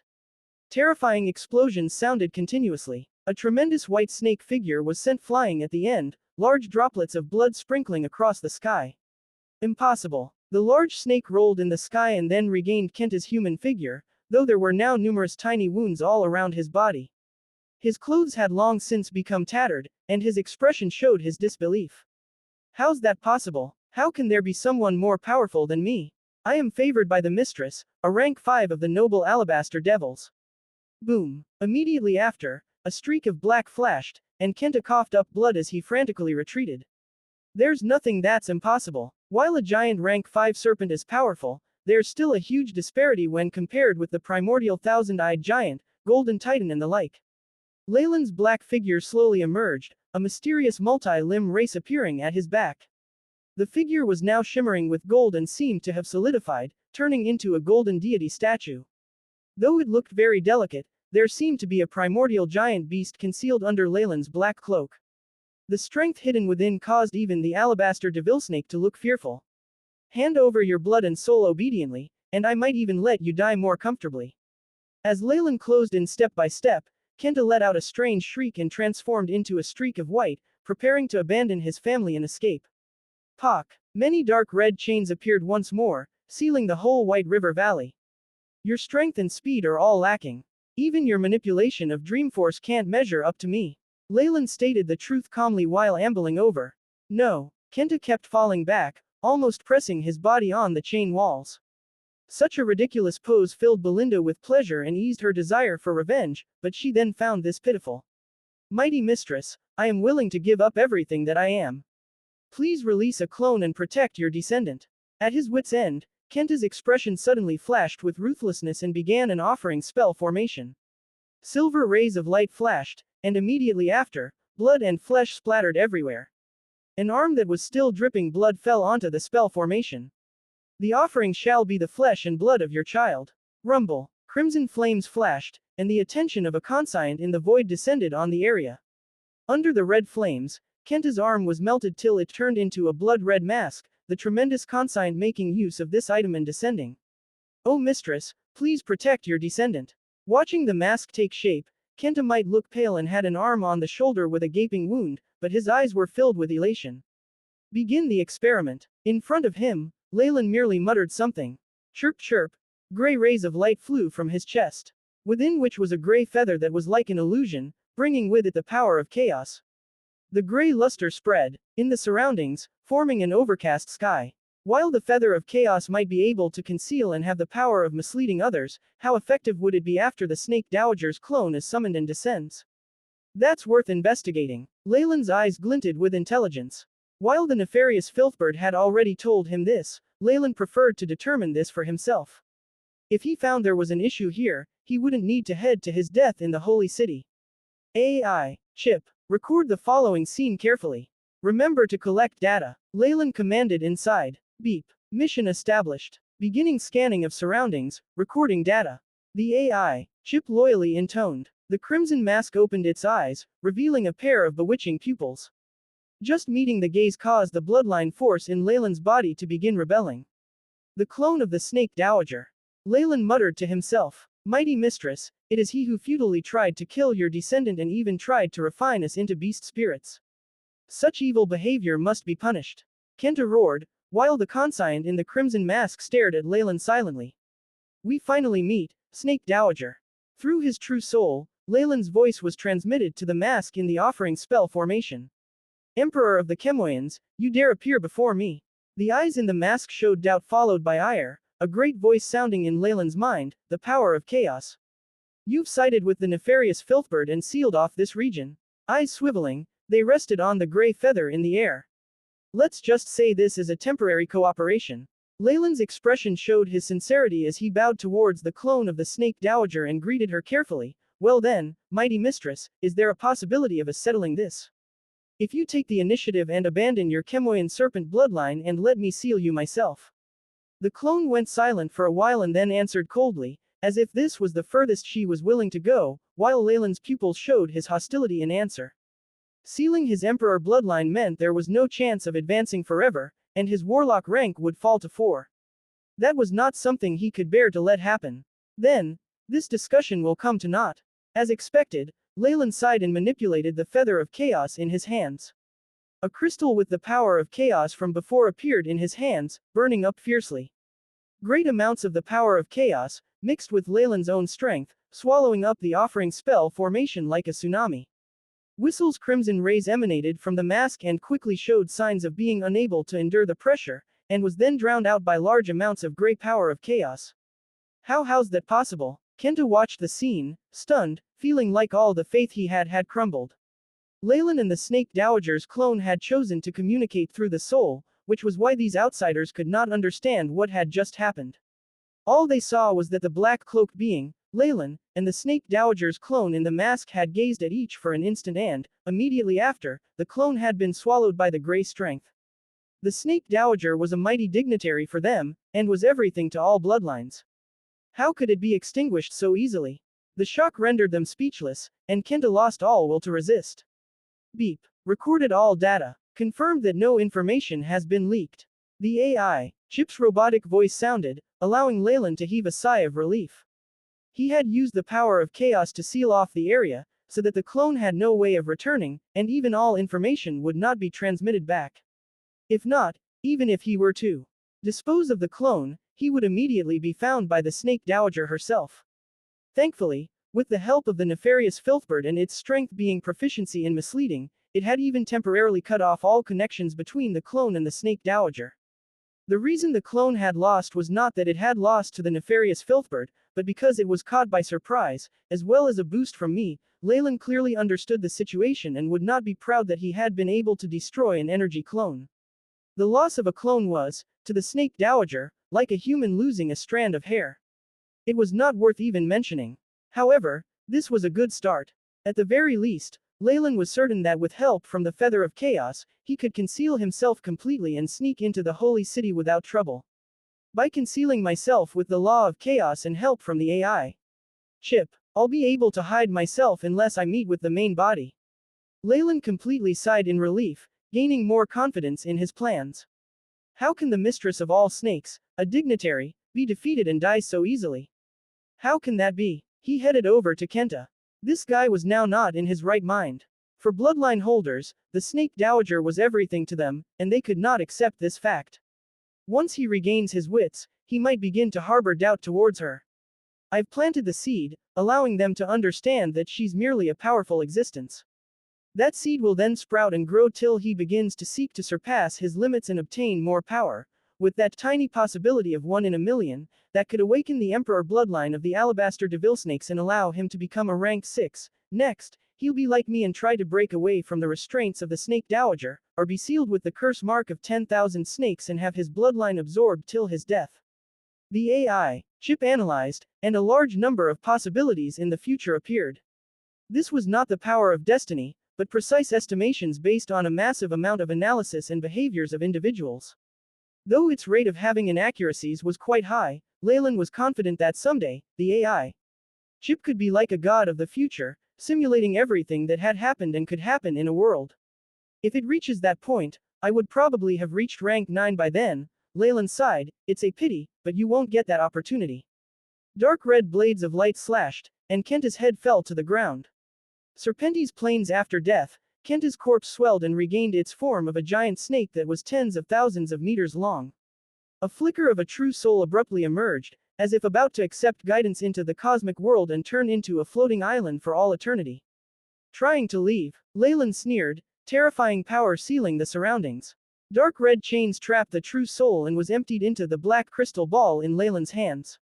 The soul of a rank 5 is the main ingredient for a rank 5 beast spirit. Leylin muttered to himself, keeping the crystal ball properly. The materials for the dream imprint have been gathered. Leylin came before the gigantic carcass of the alabaster devil. After having much of its blood extracted, the body looked like it had shrunken, but was still tremendous. Return. With a flash of spatial undulations, the large snake carcass disappeared without a trace. This was the body of a rank 5 giant snake, and even without blood, it still had a very high value. Next is all of you. Leylin surveyed his surroundings. The nobility of the alabaster devils who saw that Leylin had killed their family leader without any trouble and they themselves affected by the intoxicated serpent flowers, they were now completely in despair. Their bloodline force is too varied. What a disappointment. Leylin grabbed forward, and crimson blades of light appeared, decapitating the giant alabaster snakes that had been lying on the ground. Leylin gathered the materials and only left behind Belinda and the rest of the mixed bloods. Leylin set up a humongous, gray offering spell formation where he placed the rest of the materials that he did not need. Chirp chirp. The figure of a giant gray bird appeared, large amounts of gray flames absorbing these offerings. You did well. Not only did you kill one of the clones of the Snake Dowager, you even sacrificed the descendants of the Snake Dowager. I am very satisfied. Large amounts of the power of chaos descended. If Leylin was willing, he could raise his offerer ranking up to rank 5, but Leylin did not want to do so. After rank 4, he would need to place the dignitary's markings on his own body, which was completely unacceptable for Leylin. Hence, he chose to gather all this power and turn them into crystals to be stored. Leylin then charged into the mansion, gathering all the treasures and documents before leaving in satisfaction. It's over. So that powerful person is a follower of the nefarious Filthbird. The offerer rank should be at or above rank 5. A long while after Leylin left, Belinda struggled to get up and gazed at the White River Valley that had turned into a pile of ruins. Only a few mixed bloods survived. Due to her traps in the intoxicated serpent flowers, many had lost most of their strength and could be killed easily. Noticing Belinda looking over, these people immediately gazed at her imploringly. Hee, family. Belinda shook her head. While she had already completed her revenge, it still felt like something was missing. Elated, she was just about to leave when, at the entrance to the valley, she saw two people that left her in shock. Why did you come here? Are you trying to create trouble? Sister. Sophia yelled and threw herself into Belinda's arms. Brother Nick and I were so worried for you. Sister. Boo-hoo. Sophia's eyes went red, and while Belinda consoled Sophia, she glared at Leylin venomously. Hee. Seeing the sisters embracing each other, Leylin merely laughed and rubbed his nose. He had already retrieved the shadow clone secretly.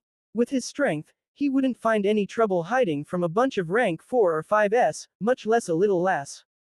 So, is everything settled? Everything's settled. Belinda turned and gazed at the White River Valley that was now in a very sorry state, patting Sophia's head. Let's go and never return. All right. Sophia answered, looking excited. It seemed that she did not have many happy memories here. On the plains that were moving up and down occasionally, gigantic snake paths could be seen, as well as molted skin and scales. The round moon in the sky emanated a purple luster and looked especially evil. An orange-yellow bonfire flickered on the plains with a warm luster, with several simple tents nearby.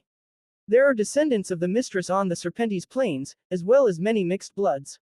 We need to be careful and try our best to be as far as we can from these snake paths. Belinda gazed at Leylin meaningfully. Also, try your best not to attack.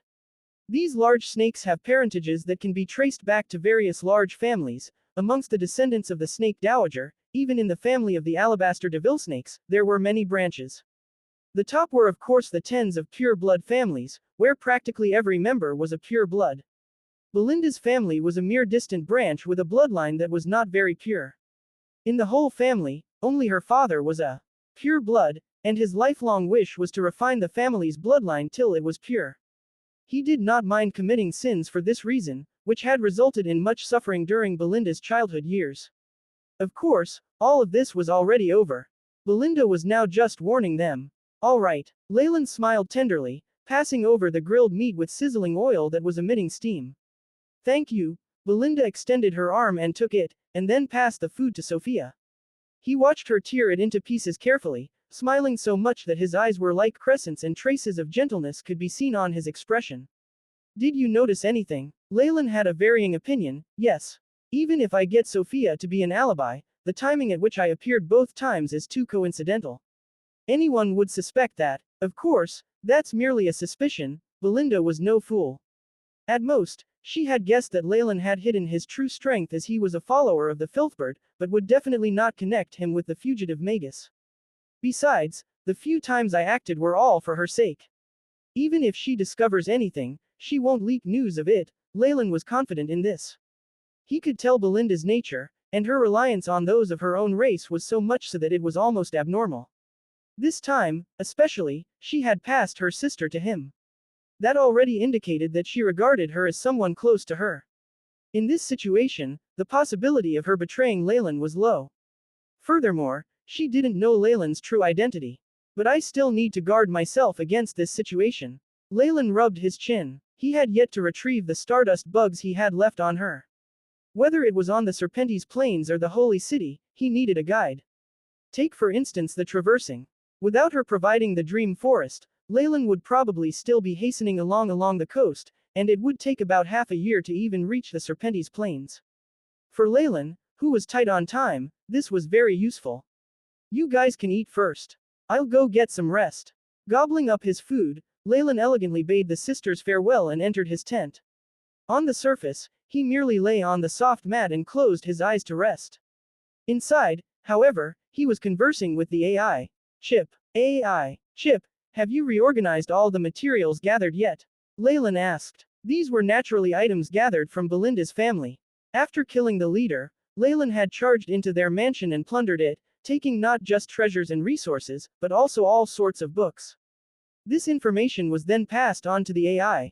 Chip to tidy up. If Belinda were to find out that the thief who had robbed from her family was now flipping through her family's collection unabashedly, he wondered what her expression would be like. She had made some guesses in the past before, and was even subconsciously denying this thought. Beep. Reorganization complete. Calculated to be 34 printed resources, 13 with beast skin, 142 with content stored with spiritual force. Conversion to stats completed. The AI. Chip loyally intoned. Others have been categorized. Related to strength systems, 16. Related to geography, 24. Related to materials, 9. Others have been deemed to be general or miscellaneous information. With the AI, Chip's abilities, it could quickly scan and categorize the information and form a complete library for Leylin to browse through. Show me information regarding rank 5 Beast Spirit Masters, especially the part about the spell formation to seal beast spirits. Leylin commanded. Preparation of related information has been completed. Transmitting to host's memories. Along with the AI, Chip's voice, Leylin felt there was another portion of content in his memory that was related to the training of higher-ranked beast spirit masters. It felt very familiar to him, as if he had recorded everything painstakingly himself. When it comes to training, rank 5 beast spirit masters need to have a good true soul as a base. One must completely destroy the remaining conscience that remains in the rank 5 beast spirit and use a rank 5 soul sealing spell formation. The boosts and support from using beast spirits will also be on a higher level. Leylin carefully pondered over the differences between a rank 5 beast spirit master and one weaker. Power at rank 5 and above was academic knowledge that was tightly sealed. In the Elias port, Leylin had only gathered information up to a rank 4 beast spirit master. Anything above that was strictly against the rules. However, Belinda's family was Alabaster Devil family and had a long history and even a rank 5. The content on this was therefore very detailed and thorough. I have the theory and knowledge, and the beast spirit is also in my possession. What's left is to do it. 2 conditions. The most important part of a beast spirit master is the training of his soul power. Any magus will not face any issues in this aspect. After sealing the rank 5 beast spirit, and adding the other tricks that I prepared beforehand, it should be possible to push the true soul to advance to the peak of rank 5 at full moon. Leylin stroked his chin, his eyes emitting large amounts of light. AI. Chip. Based on my previous calculations, what is the rate of success of this method? Beep. Task established. Inputting data. Constructing main model. In the midst of simulation experiment. Beep. Success rate is 78.99%. The AI. Chip immediately intoned faithfully. A rather decent probability. If it's the peak of a rank 5, there will be an additional guarantee to the feasibility of my final plan, Leylin muttered to himself.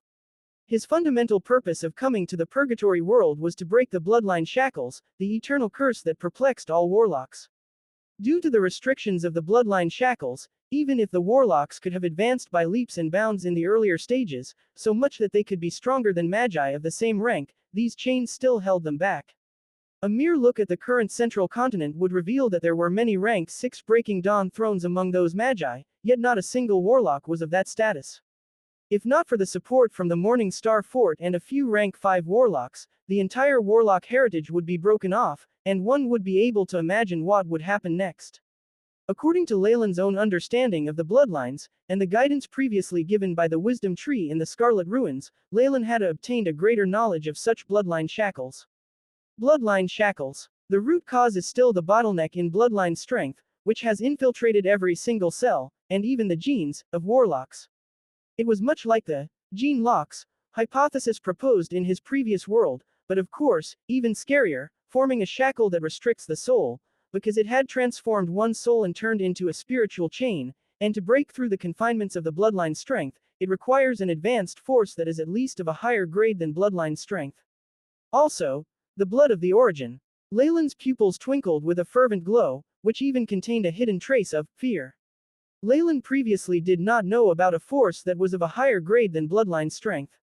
But upon entering the rank 5 realm, his horizons had been broadened, and he had already found 2 types during his experiences in a great many other worlds. The first was dreamscape energy at its peak value, not the kind at its lowest point. The second was the power of laws, and it had to be complete, or above 90% at the very least, not the kind of semi-finished goods like the Flame Monarchs, which didn't even have half of the comprehension of laws. No matter which type, they were not easy to obtain. Firstly, the dreamscape energy. Although the dreamscape energy that Leylin usually brought with him seemed incomparably tough, it was far from its peak value. After all, at its peak value, it was possible for dreamscape energy to bear demonic spirits. Based on Leylin's train of thought, perhaps, only the real dreamscape demonic spirits would be able to summon the dreamscape energy at peak value. The deceptive uncertainty of the dreamscape energy made implementing this plan especially inconvenient. As for the power of laws, it was needless to say much. As of now, Leylin hadn't even fully comprehended even 1% of the fire laws.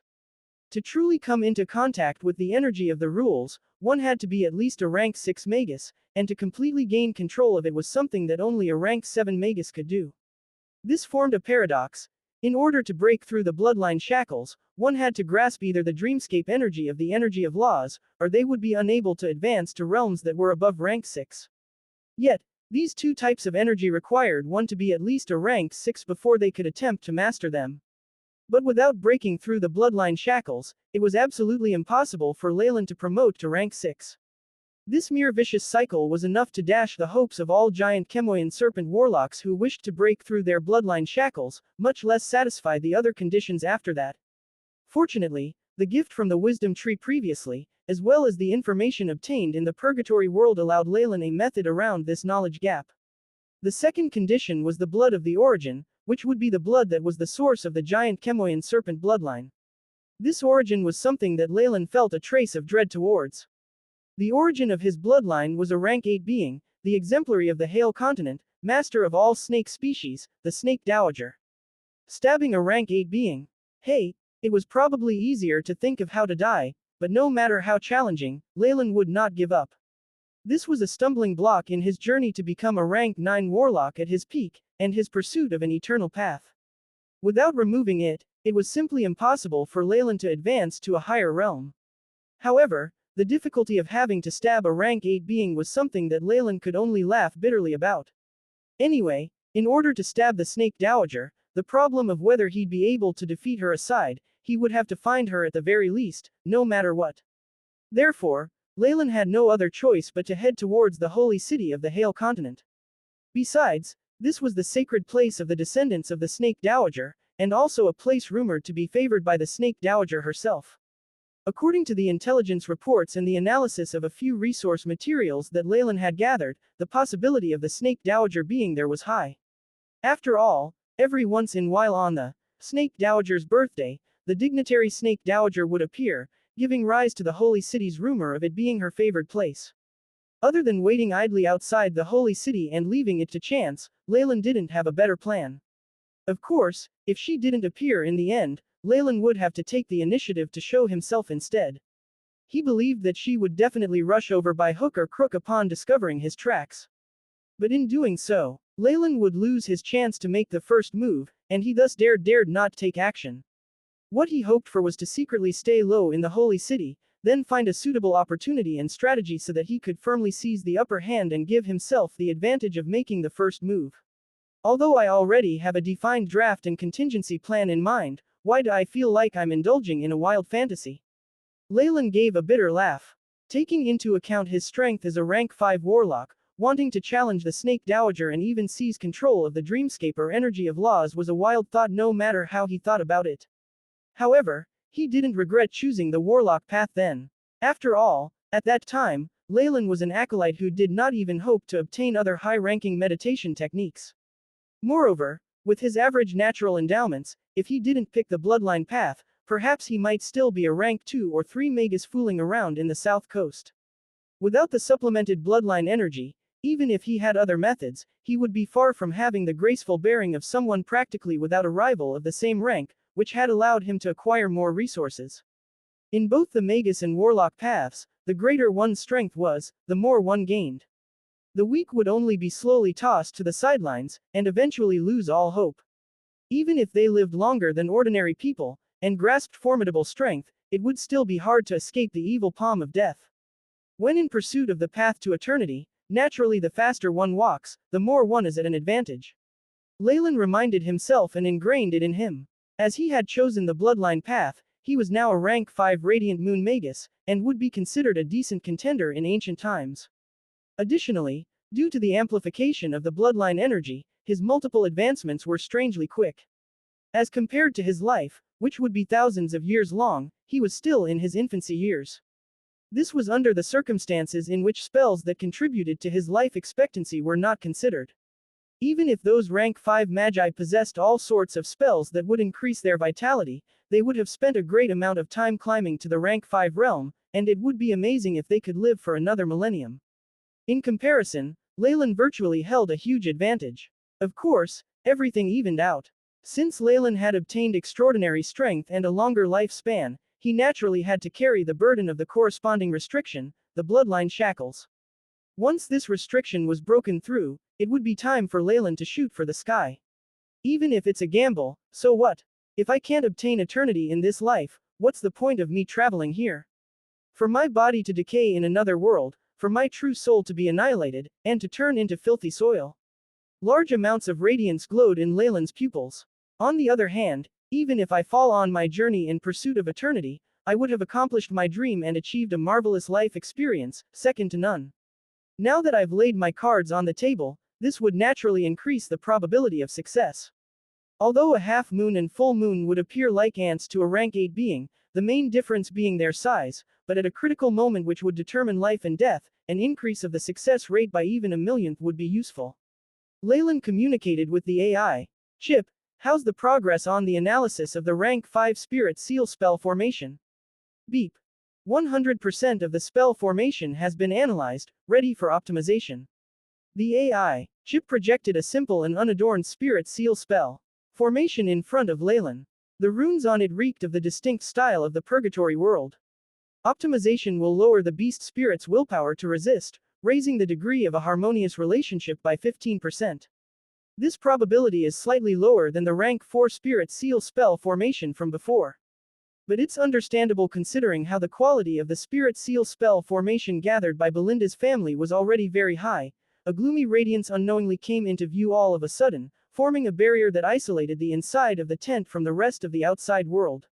Shortly after, a crystal ball appeared with a flip of Leylin's palm. Within the crystal ball was a small white snake, its pupils a deep red. Its forked tongue showed from time to time, as though trying to probe the seal on the crystal ball. The aura of a rank 5 alabaster devilsnake kept radiating out. If not for the barrier that Leylin deployed, it would have definitely been sensed by Belinda, who was outside. A rank 5 alabaster devilsnake, even though it's a beast spirit, it's very formidable, and a rare find amongst rank 5 creatures. Of course, unless I wish to become a fugitive wanted by everyone, I can't use it often here because this is the Hail continent. It's even better if I silence those who come face to face with it. We meet again, Chief Kenta.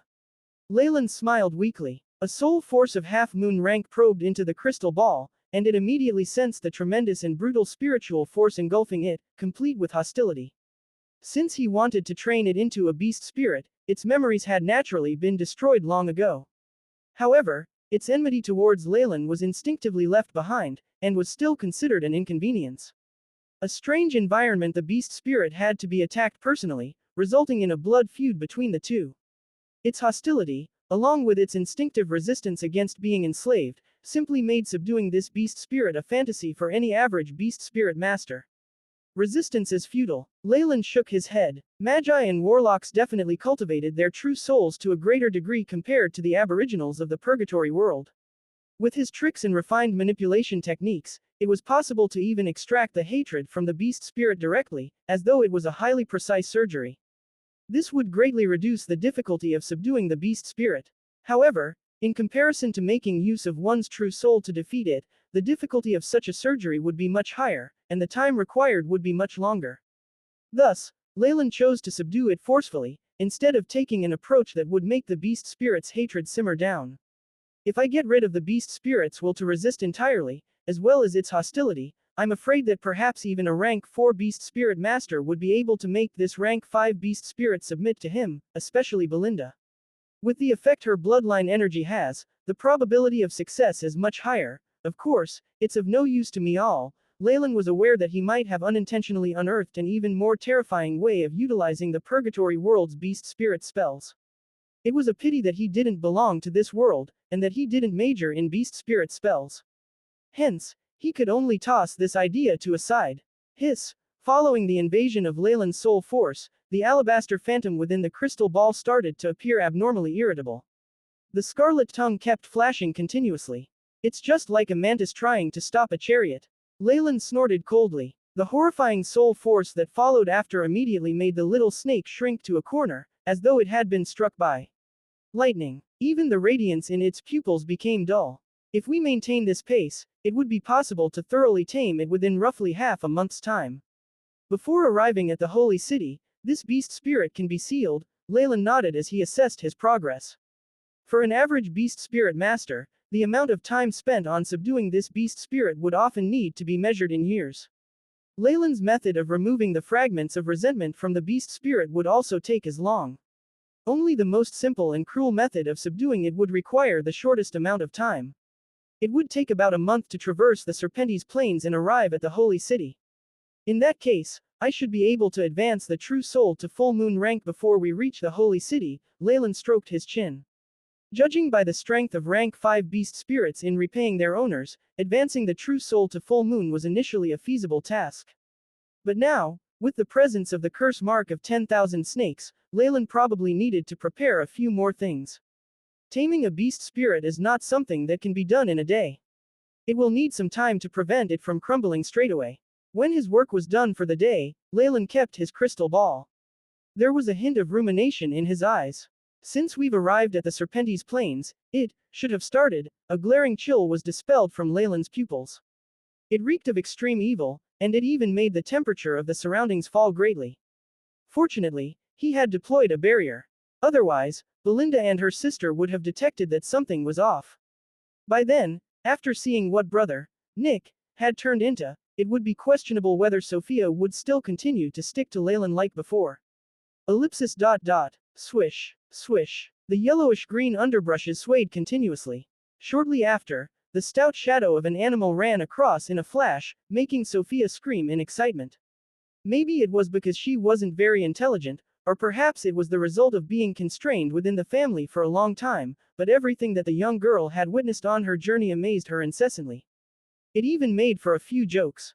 Sophia, Belinda yelled. She was unhappy, but didn't reprimand the child directly. With both her and Leylin around, they could naturally confirm that the little chap that just ran past was the most harmless creature around that would cause no harm to Sophia. After all, Sophia was the hybrid born of a rank 5 alabaster devilsnake. It wouldn't be a problem to achieve the standard of a rank 2 or 3 magus merely through the strength from her bloodline. She might not even need to cultivate her energy, and may even rise to higher realms solely through aging. It could be said that she was enjoying a natural advantage, just that her childish mentality might not allow her to put them to good use. A dusty pink rabbit. Contrarily, Leylin recognized the name of that creature. With the AI, Chip's amazing learning abilities, Leylin was no longer the clueless fool that he was when he had first stepped into the purgatory world. Dusty pink rabbit. Strength 1.3, agility 2.5, vitality 1.9, spirit 0.7. A creature special to the Hale continent of omnivorous nature with an extremely extensive diet. Innate skill, breeding. As long as it obtains a sufficient amount of food, the dusty pink rabbit's ability to propagate knows no limits. Its breeding season occurs all year round, throughout the 4 seasons. Note: the mapping of the above-mentioned creature's genome has shown anomalies. Discovered that the part about reproduction contains traces of artificial optimization. Although such a rabbit would definitely be considered a demonic animal among the normal humans in the Magus world, it was as weak as an ant in Leylin's eyes. What caught him by surprise was the modification made by the AI. Chip in the annotation. It's not just a dusty pink rabbit. Hiss. At this instant, a giant snake as thick as a person's arm slithered by the roadside. A giant gray rat hung from its mouth. Through the AI, Chip's analysis, although the gray rat's data was endlessly similar to the dusty pink rabbits in all aspects, it was clear that their reformed reproductive abilities were exactly the same. This made their already formidable innate skill even more terrifying. Wow! Sophia was slightly startled by the gray snake, but she still went forth without fear, seeming as though she wanted to touch its head. Hiss! The giant gray snake let Sophia do as she pleased without resisting at all. This made Sophia giggle with laughter, and at the end, the giant gray snake even placed the food that it had caught in front of Sophia as a show of its subservience. It was only until Sophia explicitly declined, did it then continue to hold the rat in its mouth as it slithered through the bushes. The bloodline of a rank 5 alabaster devil had the ability to restrain most of the common snake types across the Serpentes plains. This was why Belinda was so at ease. Leylin, on the other hand, gazed at the trail left behind by the gray snake, seemingly in deep thought. I'm afraid that the snake dowager was the one who tampered with the animals at the bottom layer of the food chain. It's rumored that there are all kinds of giant snake types in the Serpentes plains that are incapable of transforming. These include the giant Chemoian serpent, the double loop snake, the 3-headed python, the purgatory fire python and so on, as well as a great many mixed bloods and other subspecies.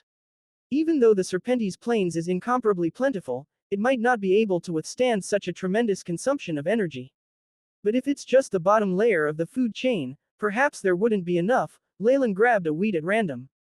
There was fresh soil on the stem, and the pale yellow roots felt moist. Sure enough, even the dusty pink rabbit's food had been taken into consideration. There must be more changes in the environment to come, and even things such as them getting fatter at fixed times. Seems like the entire Serpentes plains is basically a cultivating ground for giant snake types. The corners of Leylin's lips revealed a slight smile. Just by observing the snake dowager's method of doing things, he knew that its academic attainments regarding bloodline experiments were definitely not few. Individuals manufactured in the laboratory are bound to have defects. The best method is still to seek for coincidentally mutated animals born in nature. The snake dowager's plan is actually identical to the hypothesis that the AI Chip raised previously. Just that, a hint of suspicion slowly appeared on Leylin's forehead. What is the snake dowager trying to achieve from this? By creating an even stronger individual, isn't it afraid that something more powerful would emerge?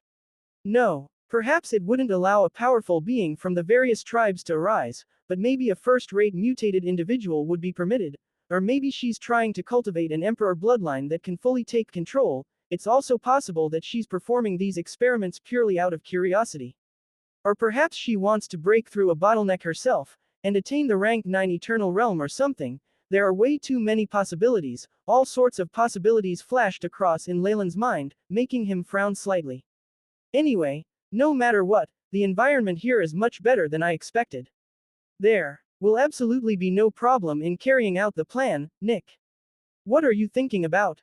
Belinda walked over unhurriedly. Ever since she had gotten her revenge, she seemed to have unloaded a heavy burden worth thousands of kilograms. Even her usual grim expression had melted more or less. Of course, this was only true in front of Leylin and Sophia. Oh, nothing much, I'm just wondering if the Serpentes Plains will be dangerous, Leylin smiled. This place is indeed a treacherous for other foreign tribes. After all, among the snake clans that cannot transform, there are dreadful giant snakes that are rank 5 or 6, even strong rank 6 contenders would be besieged by these humongous pythons, and I'm afraid that they would only end up falling, but we're different. The descendants of the snake dowager will never be attacked on the Serpentes Plains. Of course, this refers to those rational giant snakes. If we bump into those that are as stubborn as a rock and are influenced by their instinctive appetite, then we have no other way out even if it's us. But fortunately, such snake types that are affected by their instincts are usually only rank 3 or below. Belinda seemed rather proud. She clearly understood the Serpentes Plains very well. She even had connections in the Holy City. This was why Leylin was insistent on bringing her along. Leylin nodded, then looked at Belinda. You are wanted for a trial. About that contact in the Holy City, rest assured. That's my close friend. Besides, this is the Hale continent after all. Belinda was obviously highly confident. Nick, you haven't entered the Holy City before, have you? Then you'll have to register your identity. It will be more troublesome for such a frequent traveler like you, but no matter, this friend of mine will come in handy. Leylin identified himself to Belinda as a mixed-blood alabaster devilsnake who had always been on the go, and he hadn't even been to the Holy City. Although such situations were rare, the Hale continent was so vast that anything could happen. Besides, Leylin's alabaster devilsnake bloodline could not be falsified, and thus Belinda was convinced. Gluttony's defilement. The journey through the Serpentes Plains was extremely smooth as the giant Serpentes avoided Leylin, whom had carried the devilish alabaster bloodline on him. As for those snakes without intelligence that tried to harass Leylin or treat him as a prey, they were swiftly slain by Belinda, which gave Leylin the cold shudders. Perhaps, amongst the snakes, only those with intelligence could be considered as the same family. Those without any ability to think or those that only acted on instincts were not considered as part of them. Furthermore, between the different races under the snake dowager, cannibalism and wars were often executed. These races were mostly hovering between ranks 1 and 2, even Sophia could deal with them easily without Belinda's help. Over time, Leylin's party gradually entered the deeper regions of the plains. Under the purple moonlight, the plains were extremely tranquil. Time to time, flickering red light from burning coal surfaced, bringing heat to the surroundings. Suddenly, Leylin's figure appeared above a tent with burning charcoal beside it, before flickering into concealment again. The distance is just right, it'll be here. Leylin looked up at the moonlight high up in the sky as he muttered and left the camping grounds. He left behind a puppet equipped with basic AI chip capabilities, which would be enough to deal with most situations. Not long later, a marsh appeared in front of Leylin, where puddles seemed to be strung together on the plains, like starry shining pearls in the sky. In this vicinity, Leylin felt large amount of energy waves which were concealed, time to time hearing the hissing and roars of giant snakes nearby. Oftentimes, battles between creatures would surface to vie for the water source. Leylin had passed through this region with Belinda a few days ago. However, to avoid unnecessary battles, they avoided this area. However, Leylin had etched this place into his memory back then. A giant snake with the circumference of a vat emerged from the marshes and opened its bloody jaws, wanting to swallow Leylin in just one bite. Scram! Leylin's brows furrowed. The snake roared and escaped right after it was flicked away. These useless things that don't know their place are so troublesome. Not every low-ranked snake would be subjugated to Leylin's bloodline. Back then, the gray snake that Sophia had encountered had only been subjugated due to it being extremely weak. However, the moment rank 2 and 3 giant snakes without intelligence appeared, Leylin would only be akin to a tasty prey to them. Because they share the bloodline from the snake dowager, a higher ranked snake would not strike fear in them. Leylin suddenly grinned, this is the right specimen that I want. Boom! A gigantic white snake phantom the size of tens of thousands of meters surfaced from behind Leylin's back, as 2 scarlet vertical pupils the size of stars let off a ferocious roar. At the same time, the regal aura emanated from the huge snake. Right now, those giant snakes without any intelligence had also slithered away quickly and left the vicinity. Leylin was not a warlock with mixed bloodline, hence just with the tiny trace of regalness emanated would stop the giant snakes with insatiable greed to devour him. Instead, These giant snakes with no intelligence were now extremely frightened. Slick. Beds of snakes continuously left the marsh, forming a tide of giant snakes. Mixed bloodline snakes and even those that Leylin could not identify were escaping. As expected, they're all weak. There aren't any traces of rank 4 species here, but it is also logical, since no matter how low their intelligence was before, they would undergo a transformation after they enter rank 4. Leylin's gaze swept through the horde of snakes, before his eyes brightened. It's you. A giant black snake was writhing and crying as it struggled in the grasp of Leylin. This snake had black scales and its vertical pupils were filled with horror and plea. As for its strength, there were rank 3 energy waves emanating from it. Black Horal Snake. The subspecies of Chemoyan. We meet again. A trace of remembrance shuddered past Leylin's thoughts as he watched the snake in front of him, keeping its silence.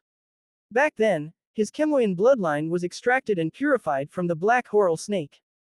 Thinking of it now, even though the great Magus Sirholm left his inheritance behind, it was not as powerful as it seemed to be, as he did not have any intentions of passing down the Chemoyan bloodline.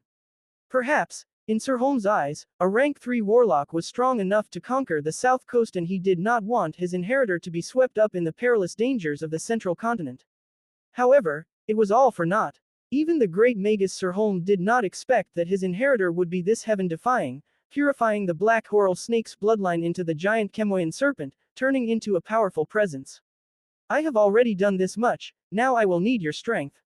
A dark red test tube appeared in Leylin's palms, where the contents within continuously frothed, filled with an ominous aura.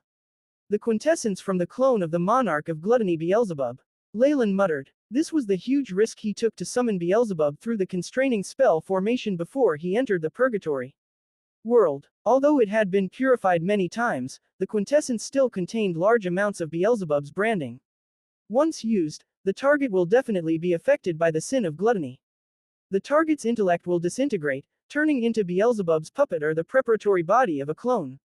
Purgatory world is too quiet, I have to introduce chaos to this place. Leylin chuckled as he poured half of the contents of the test tube into the Black Horal Snake's jaws. Grower. The Black Horal Snake struggled continuously within Leylin's grasp as dark-colored runes appeared on its body, so much that the scales seemed to be breaking apart, as if a devil within its body was trying to break free.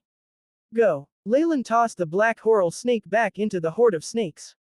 Immediately, the Black Horal Snake attacked the other giant snakes beside it. Its pupils were filled with a type of overzealous rage, as the aura on its body exponentially increased. Ka-cha! A giant boa had its head bitten off by the Black Horal Snake, before it was devoured completely by it. A crackline appeared on the head of the Black Horal Snake and expanded continuously until it exploded. Large amounts of skin were molted. Now, a larger, stronger Black Horal Snake appeared, its strength nearing that of a rank 4 Magus. The Black Horal Snake with its increased strength continued to devour the other snake species. Eventually, another head appeared from its neck, accompanied by fiendish flames spewed from its mouth. The fiendish transformation is even more apparent now. Looking at the scales on the Black Horal Snake that looked even more malevolent now, Leylin shook his head. The double-headed Black Horal Snake in this purgatory world had advanced into rank 4, yet it did not dare to provoke Leylin. After looking at Leylin with fear in its eyes, the black-colored purgatory snake dashed into the distance, leaving behind a trail of corpses. Not so stupid, huh? Although you won't live happily ever after, claiming yourself as the king amongst all snakes on the plains for a short while should be a blazing glory as you were originally only rank 3, huh? Leylin muttered, as he tossed the other half of the test tube into the marsh behind him. Gulp, gulp. Dark red color contents that were frothed expanded quickly in the marsh, leaving behind a peculiar smell lingering in the air. Under the enticement of this scent, very soon a huge gray rat conquered its fear of snakes and scurried over, before lapping the water. With each mouth, this rat only grew larger in size. Very soon, its eyes turned red, as if in an enraged mode. Very soon, more gray rats scurried over. There were even white rabbits, accompanied by more snakes. After these organisms had finished quenching their thirst, they began to attack other animals ferociously, at the same time transforming into unrecognizable creatures. Looking at this scene, the corners of Leylin's lips curled up maliciously. Heyo Beelzebub, are you satisfied with this purgatory world that I found? By just thinking about it, Leylin knew that Beelzebub hungered for this world. It was a huge world with abundant resources. Even with the chaotic world's will, it did not reject these new life forms on the world.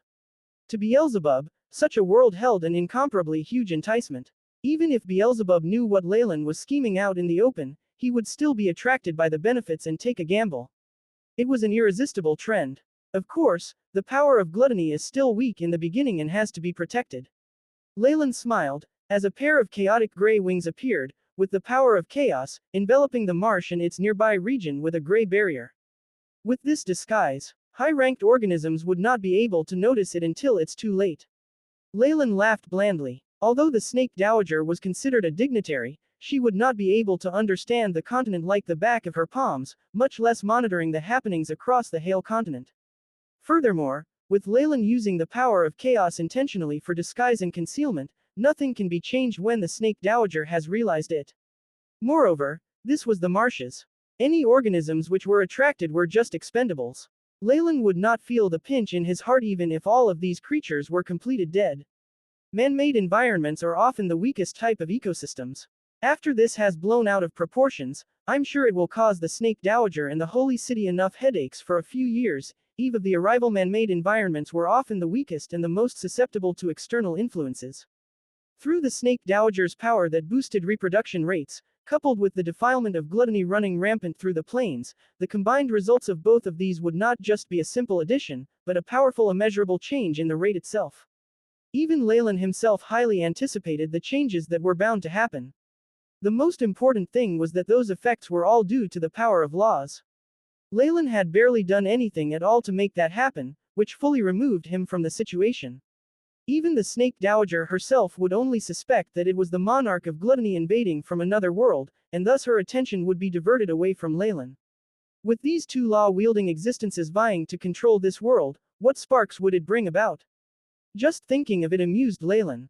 Finally, Leylin gave one last lingering look at this marsh that was riddled with chaos and gluttony, before leaving and not giving one more glance at it. Now that the seed has been planted, how it would develop and grow would no longer be under his control. The next morning, Leylin brought Belinda and Sophia away from this area. What's wrong, Nick? Did you sense any danger? Belinda felt that Leylin's actions were somewhat suspicious. I have a premonition that something hugely unfavorable to us is happening behind our backs. Leylin put on a solemn face, his eyes filled with worry. Sophia also felt it, that evil sensation, full of chaos and gluttony. Belinda was still half suspicious, but what surprised Leylin was Sophia, who stood to the side and nodded in agreement, her eyes filled with fear. That frightening evil feeling has become a vortex just behind our backs, and its range is still expanding, sister. Let's leave this place right now, please. Sophia's eyes widened and her shoulders began to tremble slightly. All right, we'll leave at once. Belinda put her arm around Sophia's shoulders and began to gently console her, no longer having any thoughts on Leylin's proposal to leave. However, Leylin looked at Sophia and took measure of her with great interest. I really couldn't tell. Although her bloodline power isn't particularly concentrated, she has this innately sharp perception. Does it originate from the sensitivity of her soul? Although Sophia had sharp perceptive powers, it was a pity that she was facing Leylin, who was an old hand at this and was already in the middle of his long life. He was long able to bury his own emotions at the bottom of his heart, and put an end to anyone sensing or peeping on his feelings. Consequently, Sophia thought that brother Nick smiled gently and had a comforting expression, and never discovered even the slightest trace of his investigations, hidden deep within. This sort of innate soul sensitivity, although there is still room for it to develop, for now it is far too weak. Seeing this, Leylin could only shake his head and urge on the giant earth lizard once again to continue its journey. With Leylin's secret calculations, and with his true body faintly emitting a powerful aura, the beasts afflicted with the desire for gluttony didn't dare to come and offend him as he gradually left the area behind. Sophia had also slowly calmed down, and had recovered to her original childish appearance. Leylin had left a wake of terrifying desire for gluttony behind, and its influence continued to spread. Afflicted rank 4 and rank 5 continuously emerged and began to fight those intelligent Morning Star Serpent clans. By the time the Snake Dowager took it seriously, it was already too late.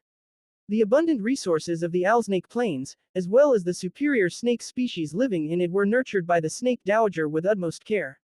However, it had become a paradise for gluttony to grow. Naturally, as this area was too vast, gluttony was limited to wreaking havoc in the tiniest part of it. With Leylin's arrangement and interference from chaotic power, even though it spread quickly, it did not attract much attention.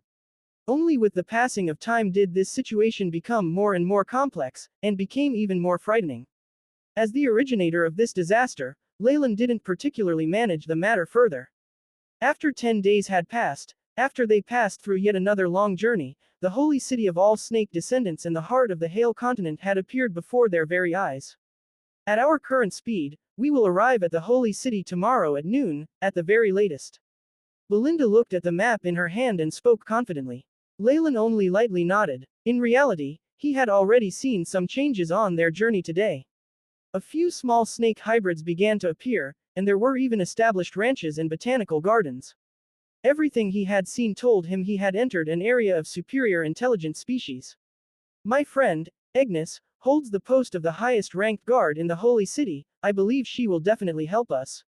Belinda looked rather excited, and Leylin knew what she was thinking about. As a wanted criminal of the trial's eye, Belinda definitely felt that it was a horrible situation to be in. If she could not resolve this affair, perhaps she would have to go into hiding with Sophia for the rest of their lives. However, this place was the Hale continent, and Belinda hadn't really betrayed the trial's eye, but had only rebelled against one of its forces, even if she had gone a little overboard.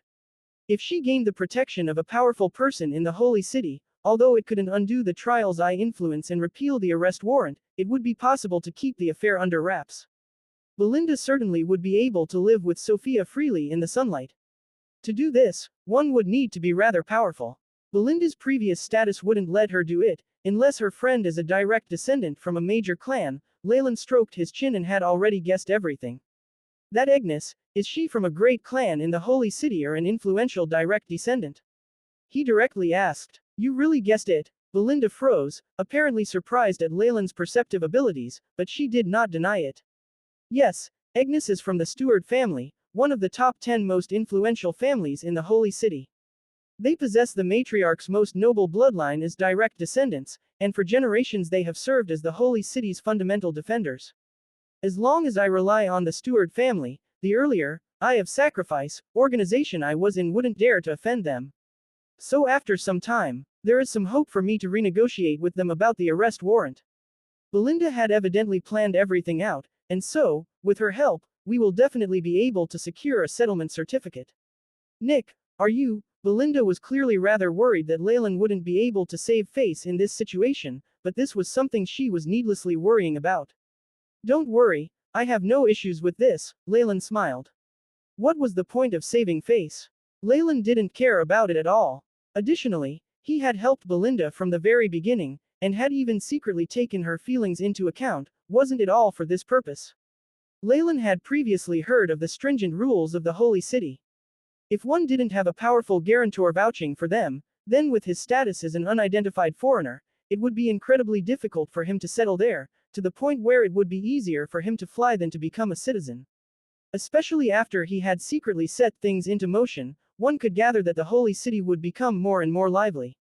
Without any real basis for entering, perhaps he would suffer a lot of harassment. Compared to that, saving face in this situation was definitely not an issue. Leylin had always focused solely on benefits, and with his current identity as a mixed-blood alabaster devilsnake and as Nick the Wanderer, no matter how humiliating it was, how could it bother him? It had to be said that in some respects, Leylin's moral integrity was rather heinous. That's good. Belinda's eyes grew warmer, with a satisfied look. In reality, she was confident about settling down herself in the holy city, but if Leylin didn't agree to bow his head and give in, then his unknown origin would definitely pose a huge problem. Seeing that he had now agreed to yield made her immediately feel more relieved. I still have some savings, and with our strength we can accept missions in the holy city. The pay will be sufficient for us to live on. As for Sophia, I must hire a governess or a nanny to prepare her for marriage in the future. Belinda seemed to be immersed in her plans for the future, until the last part where she secretly stole a glance at Leylin. She secretly blushed, but then immediately forced that expression away. It's already getting late, we should rest. Belinda seemed to become unconsciously shy, and pulled Sophia, who was still playing, into her tent. Sophia's dissatisfied cries of, "No, no," could be heard. Leylin looked in the direction where Belinda had left and stroked his chin, with a strange smile appearing on his face. Then, "Good night, girls." Leylin came to their tent and softly spoke to them. "Good night, Nick." Belinda's voice was rather shaky, and finally he heard Sophia's voice. "Brother Nick, I want to tell you, ah." Sophia's voice was interrupted, and immediately Belinda's humiliated and angry scolding could be heard. Seeing the noisy and unstable tent, Leylin only smiled a little and returned to his own tent. If it wasn't for the owlsnake curse on his body, and how close he was to the holy city and the snake dowager, he wouldn't have minded playing more games with Belinda. However, Leylin wasn't in the mood due to the huge pressure of the curse. In fact, if his willpower and acting skills weren't so good, perhaps Belinda would have seen through him already. After his everyday routine had been arranged, Leylin's expression became solemn and imposing. "Tomorrow, we'll arrive at the holy city, the headquarters of the snake dowager." There was a dark expression in Leylin's eyes. "Everything I have, as well as my hopes of breaking the bloodline shackles, whether I fail or succeed, all depends on my next move.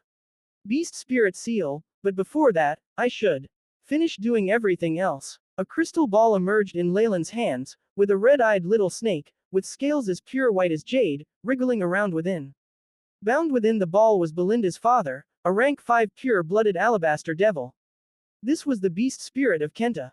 If Belinda were to find out, things might get troublesome, but Leylin didn't really care about her anymore. Besides, Leylin was very confident in his concealing techniques.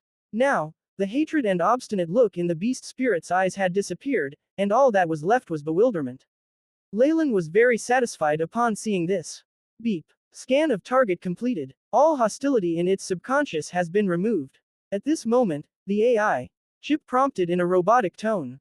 "Good. My hard work for almost a whole month hasn't been in vain. I've finally tamed him." Leylin pressed his fingers against the crystal, allowing the little white snake to break free of its bindings. It fled between his fingers, and even seemed to have a sense of dependence on him.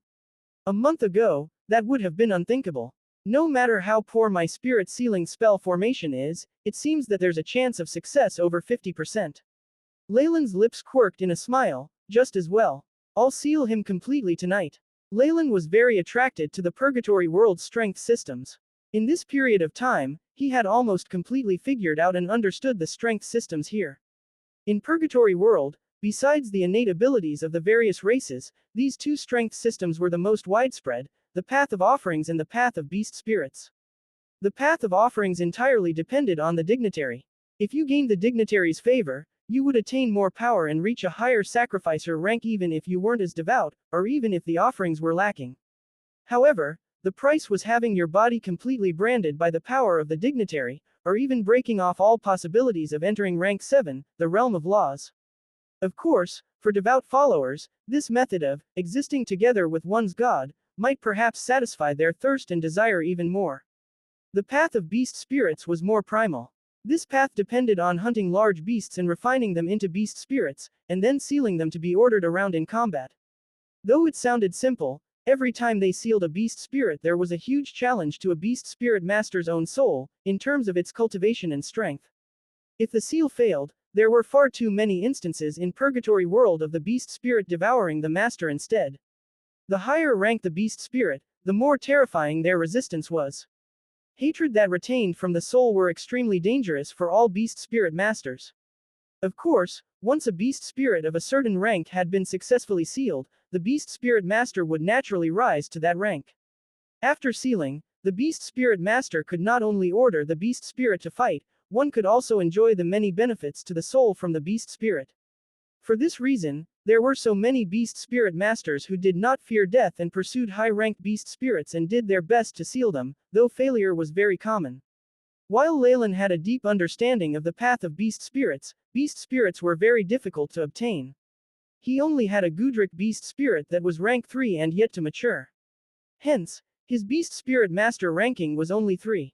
That was fine though. At the White River Valley, Leylin had massacred Belinda's family and extracted the soul of her father, refining him into a beast spirit. A rank 5 alabaster devilsnake beast spirit was very rare even in the whole Purgatory World. Even on the Serpentes plains, there weren't many rank 5 giant snakes. Leylin hadn't seen any, and most of them traveled around in groups. If it were to move, the whole race would move along with it. In Leylin's eyes, these giant snakes were less outstanding compared to the alabaster devil snakes. Whether as a bloodline imprint or as a cover, this beast spirit will be the most helpful to me. Leylin observed the little snake in his hands. The snake even flicked its scarlet tongue, constantly licking at his fingertips. He had gathered much of the bloodline of the alabaster devil snake and even attempted at creating bloodline imprints, giving him the key to entering the dreamscape at will. If he had the beast spirit of the alabaster devil snake as well, whether a bloodline imprint was made, used, or if he were to explore dreamscape, he would have great advantages. Leylin had always liked preparing things well, and if his plan were to fail, then Dreamforce would be his trump card. Hence, Leylin's research had been focused on exploring dreamscape. Besides this, for Leylin who had snuck into Holy City, having an alabaster devil snake beast spirit was another insurance for him.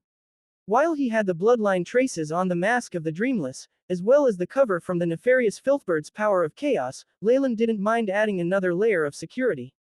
What comprises of a life form is both the bloodline and the soul.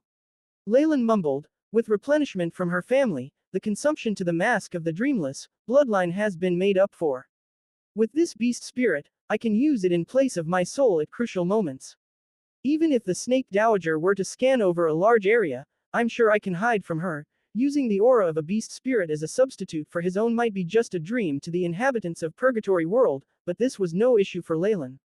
What was more important was that the main material for the beast spirit was a soul. Hence, there was nothing that would not merge. With the AI chip, Leylin was very confident. Hence, the beast spirit of the alabaster devil snake is my best choice. Leylin's eyes shone with determination. Furthermore, after becoming a rank 5 beast spirit master, my true soul will probably reach full moon. The increase of strength in any amount was a chance hard to come by. Beep. Beginning seal of beast spirit. Setting up rank 5 soul sealing spell formation. The AI chip's voice sounded. Meanwhile, an intricate soul spell formation diagram was shown. Leylin was only a rank 3 beast spirit master now, and if inhabitants of Purgatory World were to hear that he wanted to seal a rank 5 beast spirit, they would say he was merely dreaming. Even rank 4 beast spirit masters did not dare do this even after obtaining a rank 5 beast spirit. At the very least, they would have the confidence to attempt this after sealing more rank 4 beast spirits and nourishing their soul for centuries.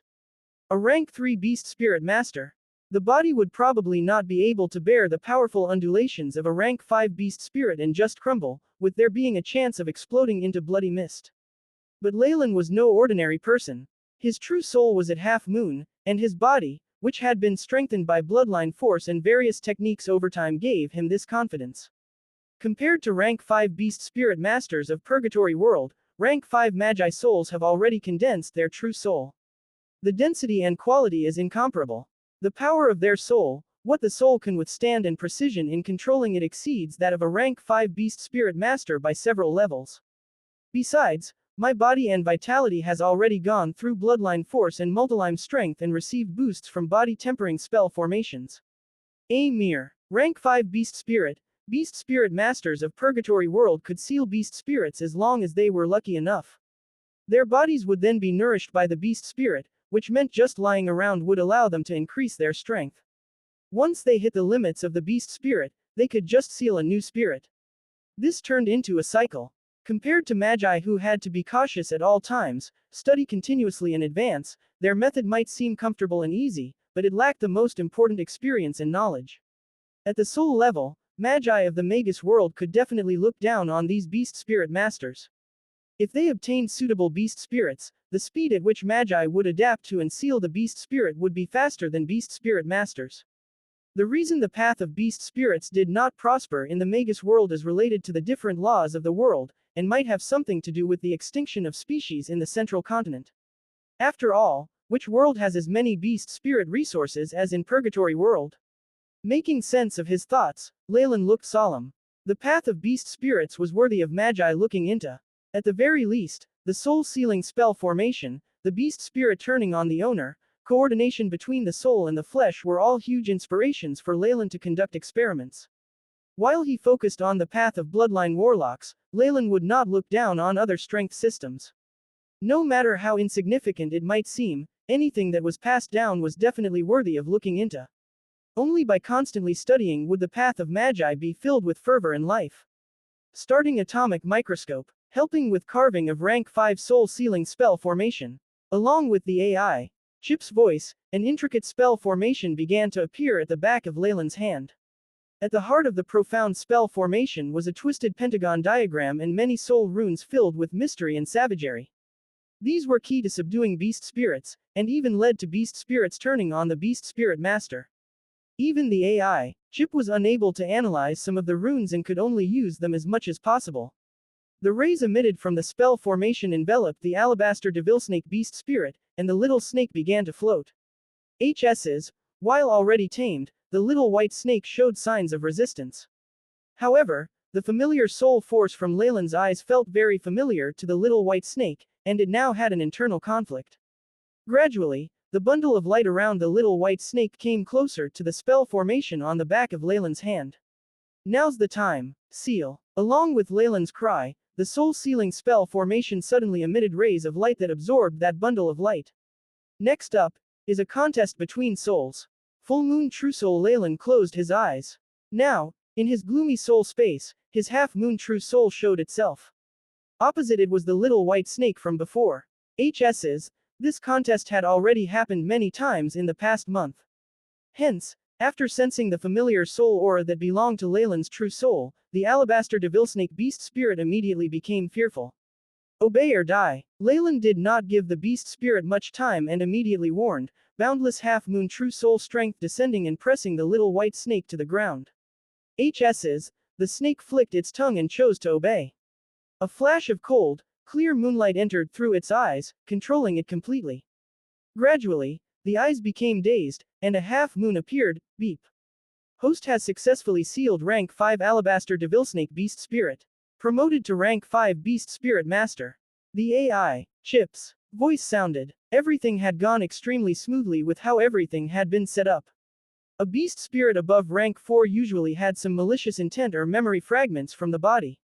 For a soul like this that had lost all its will and was defiant, beast spirit masters found this very troublesome. Even if the beast spirit was successfully tamed eventually, a part of the beast spirit's soul source would be consumed from battle and cause it to weaken. However, Leylin had long since tamed it, which allowed the sealing process to go smoothly. The soul sealing spell formation had already been optimized by the AI Chip, which raised the compatibility between the beast spirit master and the beast spirit to the highest. Hence, not only had Leylin successfully become a rank 5 beast spirit master, but he also could display the full strength of the original alabaster devilsnake beast spirit. But the process of sealing a beast spirit has already been deduced by the AI Chip to have a success rate of 90%. The process of the boost is the most important. At this thought, Leylin looked more grim than before, and placed his focus deep in his sea of consciousness amongst the point mass nebulae. Beep. Boost of rank 5 beast spirit beginning. Along with the AI Chip's voice, a fantastic change happened in his sea of consciousness. On the back of Leylin's hand, a vivid tattoo of a little white snake appeared and roved around. A stream of pure soul force spiraled as it was absorbed and devoured into the point mass vortex in his sea of consciousness. The refining process was repeated and then abruptly poured into the point mass. The point mass of a radiant moon magus had already formed, the 2 innate runes on it were extremely dazzling. Within the point mass, Leylin's half-moon true soul was cheering excitedly. The point mass, that was like a full moon that was already half filled with light, suddenly expanded, charging towards filling the other half. After entering the realm of a rank 5 radiant moon, a magus true soul was like a full moon, signifying fullness. The strength of soul force would show on the surface of the round moon. From the crescent to the half moon, and then to the most powerful full moon, these would show the various phases of rank 5 magi as they trained. Leylin's true soul had only been at half moon, but with the help of the alabaster devilsnake beast spirit, he began to make a burst for the full moon. Beep. Rank 5 beast spirit boost has begun. Host soul force is being enhanced. All stats are changing. The AI Chip's voice sounded at this moment. Beep. Detected that host soul force has reached threshold. Beginning upgrade. Now at 210. Beep. Host has absorbed a large amount of purified soul origin. Soul force upgrading. Now at 220. The AI Chip's prompts kept refreshing, and accompanied by its robotic intones, Leylin's half-moon true soul within his point mass filled up, beginning to transform into a full moon rank. 230, 240, 250. With the boost from the rank 5 beast spirit, the rate of progress of his true soul could be said to be terrifying. His true soul that was already full began to expand in size, the luster from a full moon practically filling the whole true soul. At this very moment, something strange happened. HS's. At Leylin's forehead, a black snake rune that was bound by thorny chains appeared, with a seal from the concentrated power of chaos circling it. Beep. Detected disorder from the curse mark of 10,000 snakes. Determined to be triggered by sudden increase of soul force. Now flaring up. With the AI, Chip's voice, Leylin felt that there seemed to be a terrifying black hole in his body that began to absorb much of his bloodline and soul force. No. Leylin's eyes were filled with wisps of blood.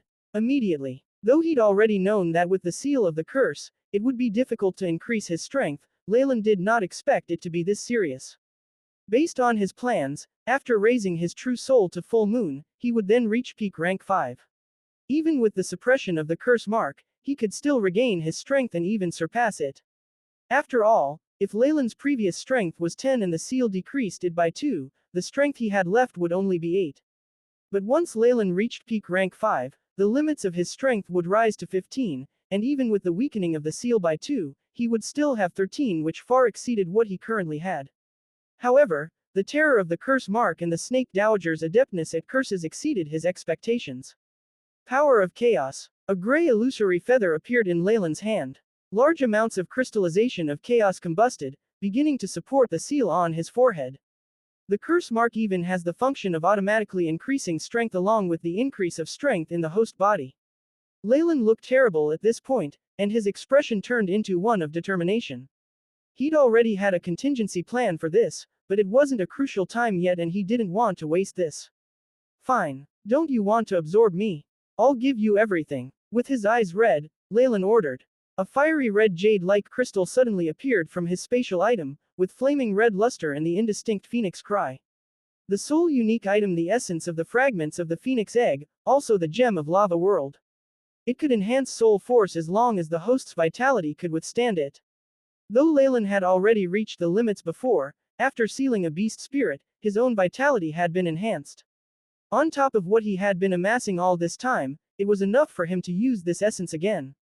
Chirp chirp. A black demonic fire phoenix suddenly emerged from Leylin's back, devouring the phoenix egg. Rumble. Golden, brilliant flames burnt around him, and turned a demonic black. Terrifying soul force that brought with it boiling fiery rays appeared around Leylin's body, and filled the black hole of the curse mark. Chirp chirp. Compared to bloodline force, the soul force that had the burning powers of the ancient phoenix caused the black hole to ripple, fiery red rays flashing from deep within the black hole. Get lost. With Leylin's roar, the curse mark on his forehead abruptly pulled back and even had a red scratch on it. Great amounts of the power of chaos formed a seal around the mark, suppressing it. Beep. Host has absorbed essence of phoenix egg. Obtained much soul origin. Soul force numbers increasing. With its voice, Leylin's soul force numbers shot forward like a rocket, and in almost that instant, broke through the 250 bottleneck. After a few jumps, it broke through the critical point of 300. Beep. Host body's soul force has broken through 300, reached full moon. Host stats have all changed. Recalculating. The AI, Chip's voice was still transmitting, but Leylin had no energy to investigate. His attention was now on the true soul in the point mass. The true soul that was like a full moon had not only swollen up to the extreme, its whole body was filled with clear luster that gave off a feeling of perfectness. This is the true soul of peak rank 5 at full moon. Leylin mumbled as he gazed upon the gigantic full moon true soul, looking drunk. The full moon not only had a clear luster, there was also a golden line that shimmered in and out of existence at the heart of it. However, it was covered by the brightness surrounding it. Unless he stared at it, he wouldn't notice it. This is when soul force has a qualitative change. Leylin's eyes momentarily showed confusion, but was then filled with elation. I know, this is rank 6 true soul force. Once radiant moon magi reach full moon, their true souls have already reached the limit.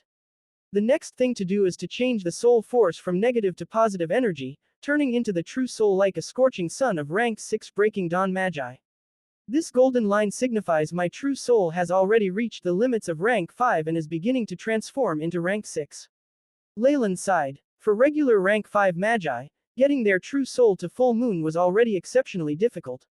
They would have to work unceasingly to get their true soul to fill completely and then automatically upgrade.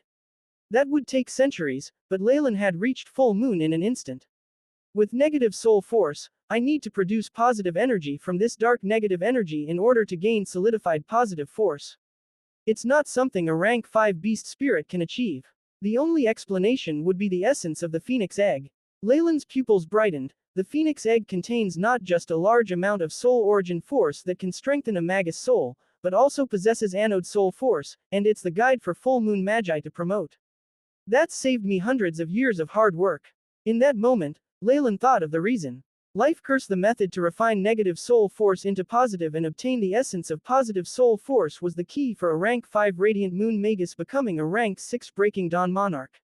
The phoenix egg was the treasure of the lava world after all, and the positive power it possessed could save most radiant moon magi centuries worth of hard work.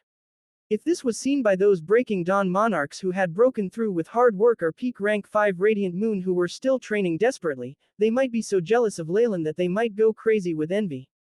But that means the phoenix egg has been completely used up. Leylin found this result quite a pity. With the boost from the rank 5 beast spirit, that was enough to push him to full moon. The phoenix egg left behind could be used in training at rank 6. With the abundance of positive soul force in the egg, which could even help a breaking dawn monarch advance at lightning speed, using it recklessly now as a rank 5 made him feel extremely wasteful.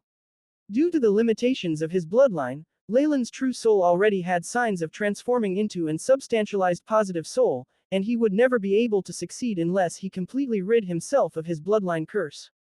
It's too early to talk about rank 6. I'll need to focus on the benefits that I now have. While he found it a pity, Leylin was optimistic about the use of the phoenix egg. Due to the interference of the owlsnake curse, he would not have been able to reach full moon if not for the power of the phoenix egg. If the same thing were to happen again, Leylin was sure that he would make the same choice.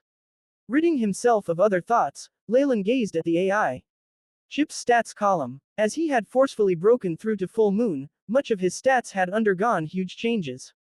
Leylin Farlier. Rank 5 Warlock. Bloodline. Giant Chemoyan Serpent complete form. Strength. 70-85 Agility. 53-66 Vitality. 175-200.7 Spiritual Force. 2315 3001.2 Magic Power. 2315 Magic Power is in synchronization with Spiritual Force. Soul Force. 232 300 State. Boost from full moon true soul and status as rank 4 Sacrificer. Rank 5 Beast Spirit Seal. Alabaster Devilsnake. Estimation of owlsnake curses next flare up, 19 years. As expected, after advancing, all the limits have increased. Even with restrictions of the curse marks, I've basically returned to my most powerful state before, with some increases even. Leylin's eyes shone as he felt the power in all parts of his body and couldn't help but clench his fists. Only this power would be enough for my plans in the holy city. But, Leylin, who had regained his calm, watched the insides of the tents that now looked messy and could not help but laugh wryly. Thankfully, I set up a seal. Otherwise, Belinda and Sophia would have been alarmed. The flare-up of the owlsnake curse happened with the snake dowager so close. Leylin looked incomparably serious. AI chip. Activate strongest preventative measures. Beep. Mission established. Initiation underway. Numerous white scaly patterns formed the most intricate patterns on Leylin's face. Meanwhile, the alabaster devilsnake beast spirit tattoo on Leylin's body began to wander around, emitting a unique soul undulation. After making all the preparations, a tremendous conscience was like a tsunami, spreading from the holy city. What is it, mighty mistress? Who dares go against you and caused you such ire? Such a terrifying conscience shocked many in that instant. Belinda and Sophia had walked out of their tents and knelt in the direction of the holy city, bodies trembling in the moonlight. She's naturally looking for me. Leylin snickered inside, though on the surface, he looked to be kneeling in reverence and trepidation, praying that the mistress would calm her anger. Of course, Leylin knew that before he was captured, this would be impossible. Sensing this conscience roaring above him and passing him by, yet not doubting him at all, his lips quirked in a smile. As expected, The double cover of my soul and bloodline, as well as support of the Feather of Chaos, makes it impossible for the Snake Dowager to find me with this kind of scan with her conscience unless she sees me personally. This was definitely good news to Leylin. Though the nefarious Filthbird had guaranteed this, Leylin did not dare place too much hope on it. When it came to life and death situations, he would not mind using all methods possible to increase his rate of success. HS's. Realizing that doing that would not help her find Leylin, the temporary wave of soul undulations passed and instead, a bright bundle of light rose like the sun from Holy City. Within the sun was a gigantic snake ball figure that was like a sun, and there were even sounds of sacrificial chanting from there. These sounds were very ancient and had some strange pitches that caused one to be intoxicated in it. This, just after hearing a little, Leylin's expression immediately changed. Warning, warning, host's curse mark is acting up. The AI, Chip's voice sounded in time, before a rune began to flicker on Leylin's forehead. Thankfully, Belinda and Sophia now had their heads down as they closed their eyes to pray, or else they'd definitely notice the change in Leylin. Feather of Chaos, ignite the crystals and get back. The blood vessels on Leylin's face writhed, and immediately after, two forces began a dangerous confrontation inside. Chirp chirp. At this moment, the flame imprints that were already on the curse mark began to flash with red lights, and Leylin seemed to hear the cry of a primordial fire phoenix. With the joint work of the two, the flare-up of the curse mark was suppressed. Only after the illusion from the holy city disappeared did Leylin sigh deeply, and hastily reinforced his appearance-changing methods to hide any external changes, which was how Belinda did not notice anything different. Even so, it was impossible to hide everything that had happened. No matter what repercussions there were from the Snake Dowager's sudden anger, Leylin and the others had to carry on their journey. Nick. Belinda glanced at Leylin, who was the same as before, and seemed to have something to say. What's wrong? Leylin turned, a tender look and smile on his face as if nothing had happened. Oh, no, it's nothing. Belinda looked dazed, and also a little confused. It just feels like something about you has changed, but I don't know what it is for sure. It's the smell. Sophia, who was ahead, turned back, eyes full of happiness as she sniffed at Leylin. The smell on Brother Nick's body is even more aromatic, and Sophia feels more close to him. Stop it. Belinda grabbed at Sophia's little face, causing her to frown. Meanwhile, Leylin was stunned at her keen senses. I was discovered so quickly. Such a pure and sensitive soul is rather rare. Leylin naturally knew the reason why Belinda felt something was off, since a peak full moon true soul was worlds apart from what things had been the previous day. Even if Leylin did all he could to conceal this, there would still be a subtle difference.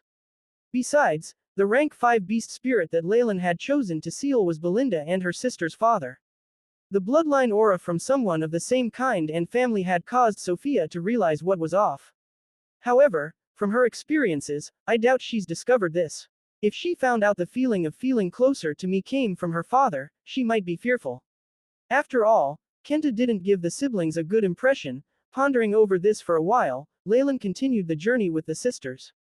Though nothing had changed from the previous day, and Leylin was still chatting and joking with them cheerfully on the way, he was actually reading the contents of the prompt on the AI chip, and his heart could not calm. Beep. Affected by Snake Dowager's undulations. Variation to curse mark of 10,000 snakes, increasing corroding ability. Curse of corrosion high-grade variation of the curse mark. After entering region of Snake Dowager's influence, host's life force will constantly be absorbed till death. The process is irreversible. After realizing she can't find me, she's used this method to force me to show myself. Feeling the life force in his body unceasingly being seized from his body, and his body heading towards death gradually, Leylin's lips quirked in a smile instead. But, for you, who can only do this much, does it mean you have no other ways of limiting me? It's not just my bloodline and soul force, but even my life force is being absorbed by the curse, subduing my strength. Leylin raised his arm, his pale skin and firm muscles full of life. However, he could feel a sense of losing something. Under the effects of the corrosion, my body's life energy is quickly dissipating. Though there aren't obvious changes on the outside, in just a few years' time, my appearance will become that of an old person. Even with appearance-changing techniques, it wouldn't be able to conceal these changes. Just from the bloodline curse, I have about 19 years left, but with the curse that corrodes my life force, he smiled wryly. He had a feeling that this sort of complex curse would have even worse effects the closer he got to the Snake Dowager. This would go on till the day the curse mark completely flared up and ruined his soul, causing him to die, or until he would be discovered by the Snake Dowager. So many restrictions and so much pressure.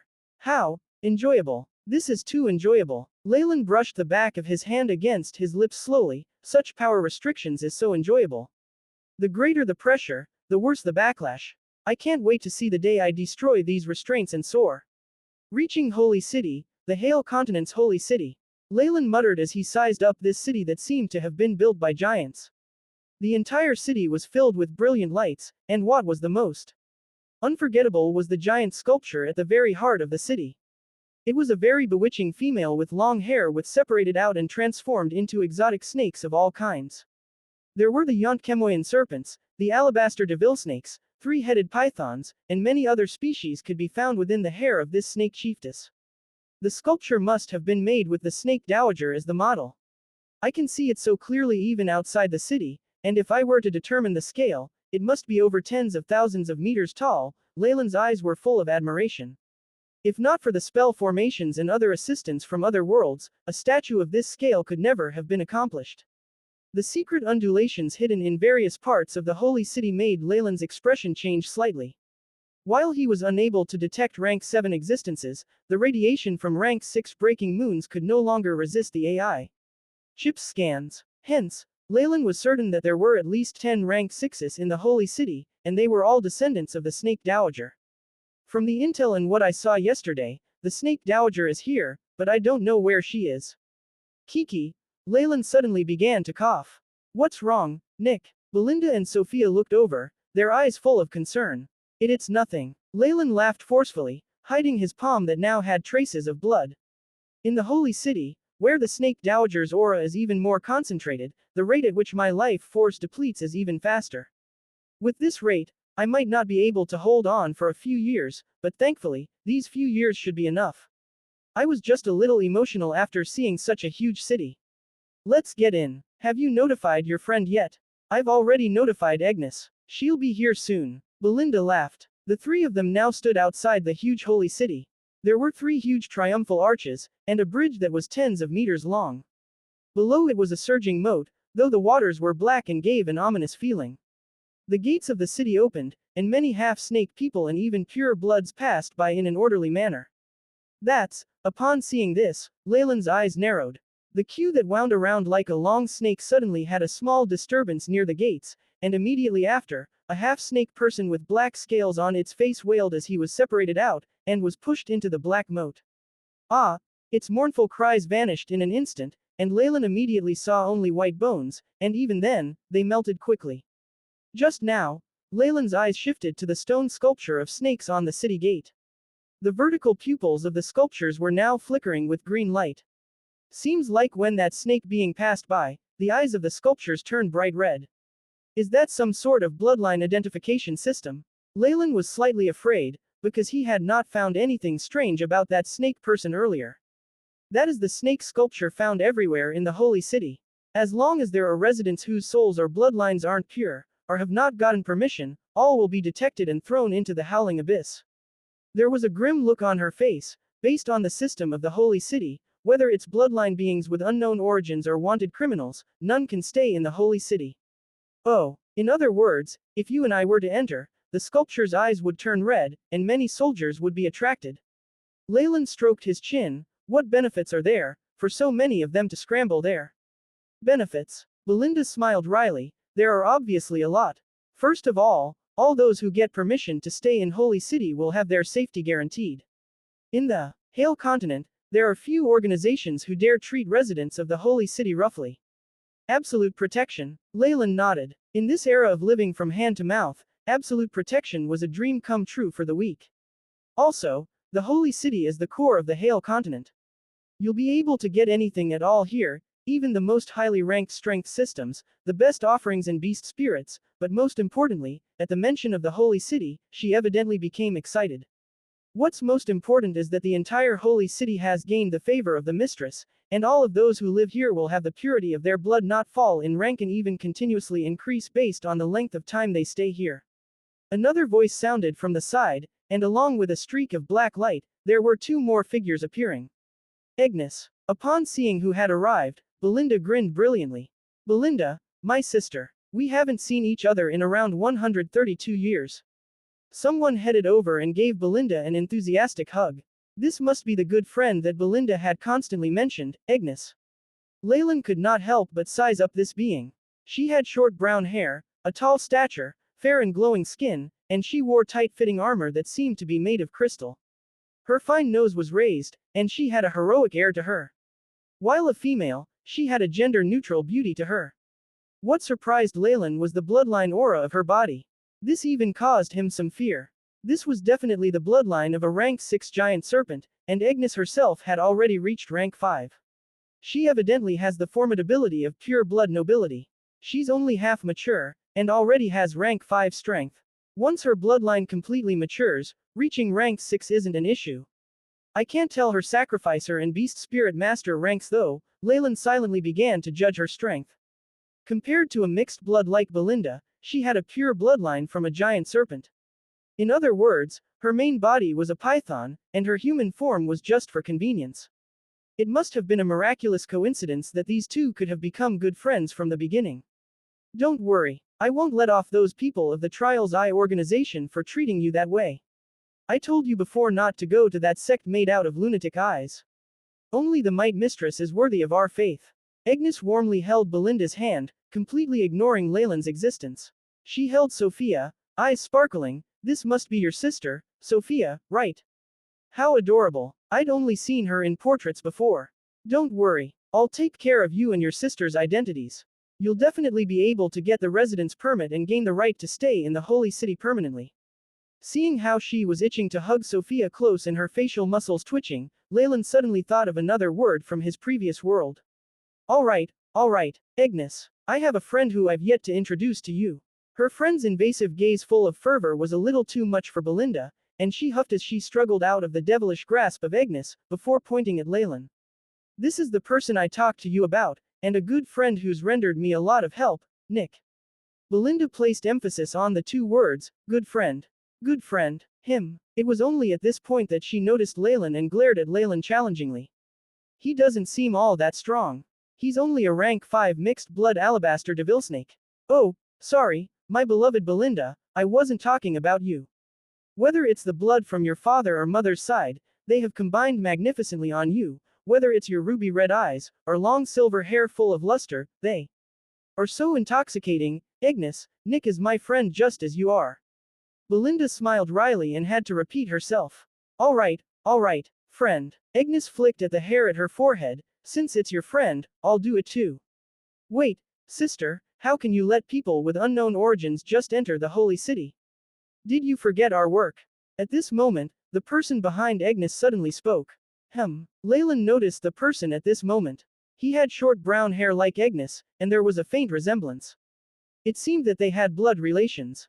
Oh, Belinda, so this is the useless brother I've mentioned before, Thomas. Thomas, come here and say hello. Good morning, beautiful ladies. Thomas bowed respectfully. He looked enchanted and intoxicated as he gazed at Sophia, who was like a little girl, Agnes. Noticing the siblings ignoring Nick, obviously trying to infuriate him, Belinda was slightly annoyed. If you still keep that attitude, I'll leave with Nick. Anyway, besides the Holy City, there are tons of places we can go. Based on what she had mentioned, after obtaining permanent residency in the Holy City, they could receive preferential treatment everywhere in the Hale continent. It was the best method to counteract the fact that they were on the wanted list. Now for Leylin's sake, she was unexpectedly discarding this opportunity. It could be said that this was very unusual. But come on, don't you know that the closer you seem to me, the more trouble you'll bring to me? Leylin was speechless. He could already sense two pairs of eyes that were willing to burn him to ashes. Residence permit. Hee, we were only joking earlier, don't mind us. Of course, I'll take care of Nick's situation as well. Agnes smiled along, and Belinda immediately looked at ease. After all, she had asked a favor of Agnes. Alright, I'll bring everyone in to go through the formalities. Agnes rested her arm around Belinda's shoulders, and with her other hand pulling Sophia along, she did not forget to yell at Thomas, "Kid, why haven't you apologized to Sire Nick yet?" Seeing what she was doing, Belinda smiled once more. no longer resistant to her actions. My apologies, Sire Nick. Watching the backs of the three females walking ahead, Thomas shouted loudly. However, his lips mouthed something else, you weakling who only knows to rely on women. Leylin merely shrugged in answer to his provocation and insult and continued to follow behind Belinda, which left Thomas flabbergasted. It was the first time he had seen someone so shameless. Leaving the stunned Thomas far behind, Leylin followed behind the three ladies expressionlessly with an air of resignation. In reality, however, he was snickering in his mind. What glory or reputation did he care for when he was dying? Was that important? The curse mark of 10,000 snakes was now eating his life force away, and he did not have many years left. In this situation, would he abandon such a simple method of entering the city and look for something else? Whether he would succeed or not eventually, wasting time on reputation would be treating his life too lightly. When comparing his life to being taken as a fellow who could only rely on women, what loss was there for him? Thomas puffed his cheeks out and followed behind them, but could do nothing against Leylin's shamelessness. Agnes, in front, seemed to have noticed this, and her eyes glinted. Go away, you peasants. Don't block the path of us noble stewards. As if trying to vent all the anger he'd gained from Leylin, Thomas flicked a 9-segmented whip of a snake leader, unceasingly creating crisp sounds and threatening the group of half-blooded snake beings in front of them. Pila, seeing the half-blooded snake beings fearfully separating to two sides and giving way, Leylin couldn't help but stroke his chin. It seemed that the siblings who were in the steward family had a rather terrifying reputation in the holy city. Are you guards blind? Why aren't you here to welcome us? Immediately after, the guards who had been like fiends and slaughtering people as they wished instantly came over to help out with Thomas's call, bringing Belinda and the rest to the main gate. Thomas had his nose in the air as he peeked at Leylin, eyes full of arrogance. Leylin merely rolled his eyes in answer. In the Magus world, this sort of person would have died several times over already, but this was the Hale continent. This was where the descendants of the Snake Dowager had high statuses, and there were few bloody contests for power over them. Such a state had continued for tens of thousands of years, and had even become an iron rule. Hence, it was entirely understandable that Thomas, who had grown up in a sheltered environment, was acting this way. This was one who had been spoiled by superior living conditions. Leylin obviously would not stoop to the level of weaklings like him. His focus was now on the sculpture at the main gate. Bloodline appraisal. A test of the soul. Though I'm confident I can pass through with no problems, the identification proof is a problem. After all, I can't invade the holy city's core database and create a fake history. What I said before had too many loopholes. Leylin looked slightly gloomy, which Thomas took to be an accomplishment on his part. You're very lucky. You should know that very few half-bloods like you can stay in the holy city for a full year. Thomas jeered at him disdainfully. Of course, you might not even be able to handle the living expenses here, but even if you stay here for a short period of time, it's enough for you to shine in the Hale continent, or, you can write this in your diary, and some low-ranked bloodlines might be attracted. Thomas, that's enough. Evidently, even Agnes could not watch on any longer. Of course, Leylin had strong suspicions that Agnes only felt that Thomas was bringing shame to the Stewart family with his words, which was why she got him to stop. Come, Belinda, and adorable little Sophia. This is the residence permit that I especially requested for you. As long as you bind it to your bloodline and soul, you will be recognized as free citizens of the holy city. Agnes smiled slightly, producing 2 jade green crystal cards.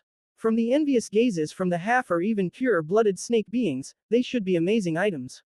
Thank you so much, Agnes. Belinda took the crystal card. With this identification, she could join organizations under the Snake Dowager's command.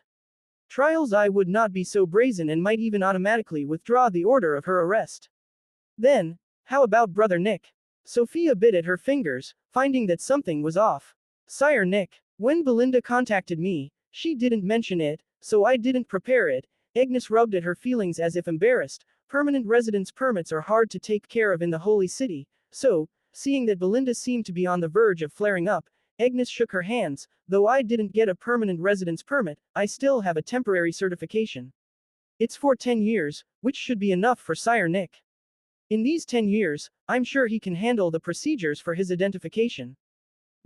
Nick, Belinda peeked at Leylin slightly embarrassed. She had obviously noticed that Agnes was purposely making things difficult for him. Sire Nick, A 10-year certification is already very rare. For half-blooded snake beings who provide services for us residents of holy residence, their certification needs to be changed daily in order to prevent any tarnish to our noble holy city. Thomas, who was at the side, snorted. That's enough. Thank you very much, Lady Agnes. Leylin smiled slightly, taking another residence permit from her. 10 years was enough time. In the holy city, where the snake dowager's radiations were the most concentrated, with the curse mark of 10,000 snakes increasing in intensity, Leylin would probably be reduced to pile of bones if he could not solve the bloodline shackles within 10 years. Compared to Belinda and Sophis who had permanent residence permits, his own was duller, though there were intricate runes and concealing techniques on it. This pattern, even with a sample, it's not easy for the AI chip to make another one. On top of that, what's more troublesome is the soul and bloodline binding. Leylin's eyes flashed. Alright, since you three now have the pass, please bind it to you. If the permits are lost, things will get very troublesome, so please keep it well and love them as you love your eyes. Agnes spoke with an accent. The binding ceremony is very simple. Drip a droplet of blood and then use your spiritual force to scan the detection runes. With Agnes's guidance, Belinda was the first and dripped her blood onto the crystal card. Once the dark red liquid touched the card, it was like water reaching sponge and was absorbed. In the next instant, the whole green crystal card shone brilliantly and with flowing luster, Belinda's image emerged. Boo-hoo, sister, Sophia's afraid of pain. Hearing that she had to bleed, Sophia's eyes were full of fear. Such a pitiful stance immediately had Agnes on the verge of turning into a big bad wolf. Kiki, don't be afraid, little sister. Let your big sister help you. Agnes, who was watching, only seemed to shock Sophia and bit at her finger to complete the binding process. Agnes watched on with regret. When Leylin was done with the procedure too, with Agnes in the lead, they passed through a round arched door. Of course, there were sculptures ahead. HSS. The miniature sculptures were even more intricate. They were made of some crystals similar to rocks, and especially the faces were carved very vividly, their eyes seeming to be connected to some enigmatic soul. Belinda and Sophia passed by, and the sculpture produced green and tender rays. Currently concealing with bloodline of alabaster devilsnake. Beast spirit undulations covering. Preparation to activate feather of chaos at any time. Along with the AI chip's voice, Leylin took a deep breath and passed through the formless boundary. HSS.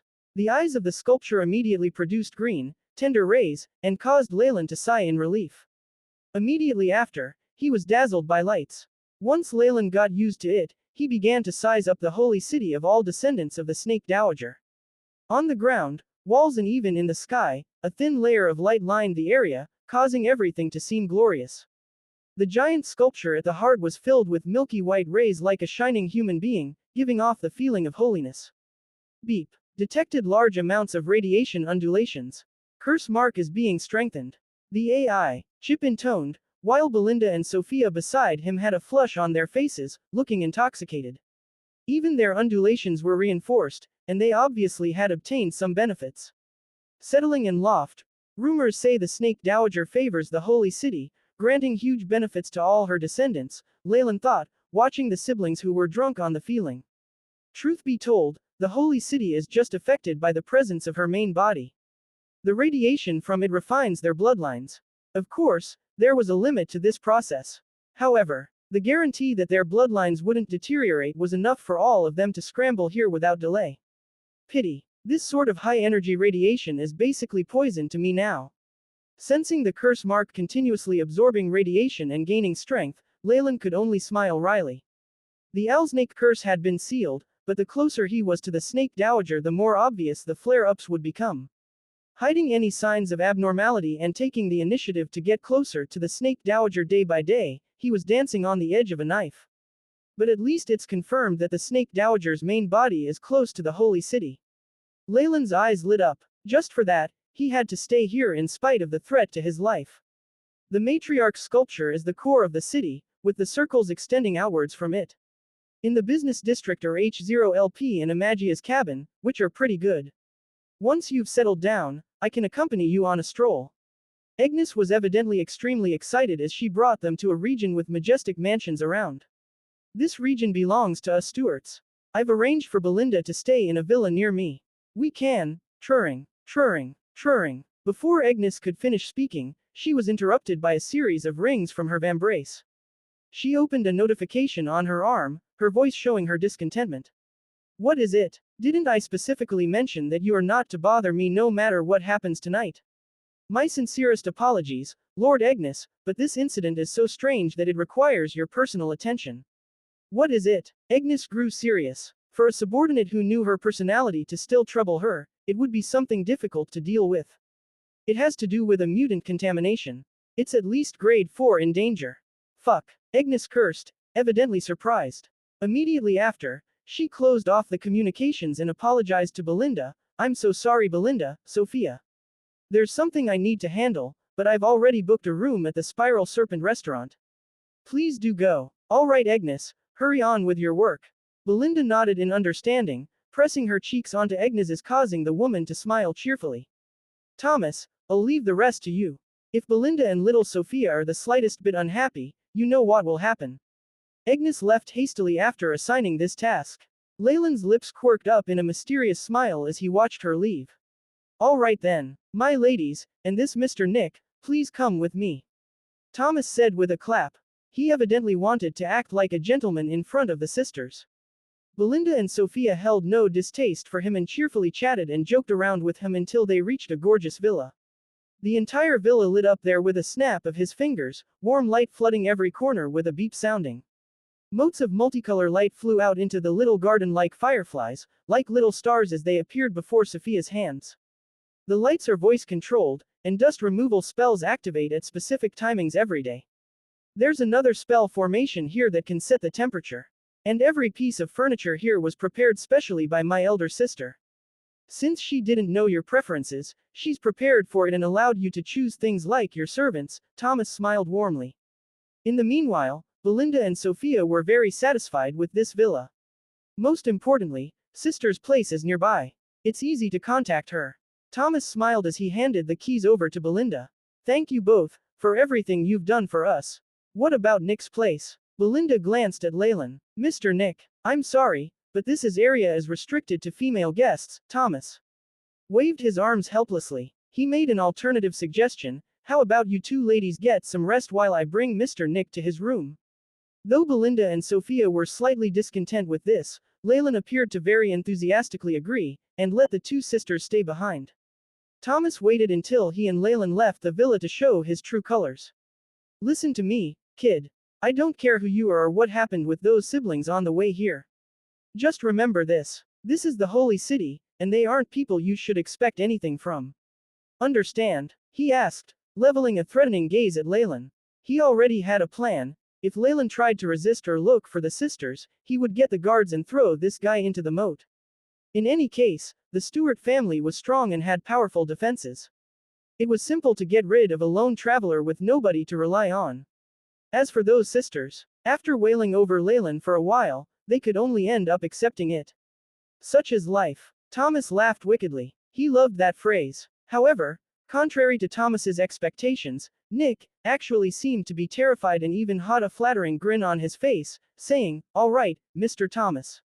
I have no expectations towards those sisters, and I'll break off all relations with them from here on. This humble servant here only wishes to have a stable life in the holy city, and I am already extremely satisfied. Why would I expect other things?"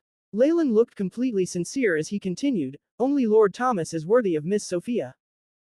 You're absolutely right. This huge change in attitude dazed Thomas momentarily.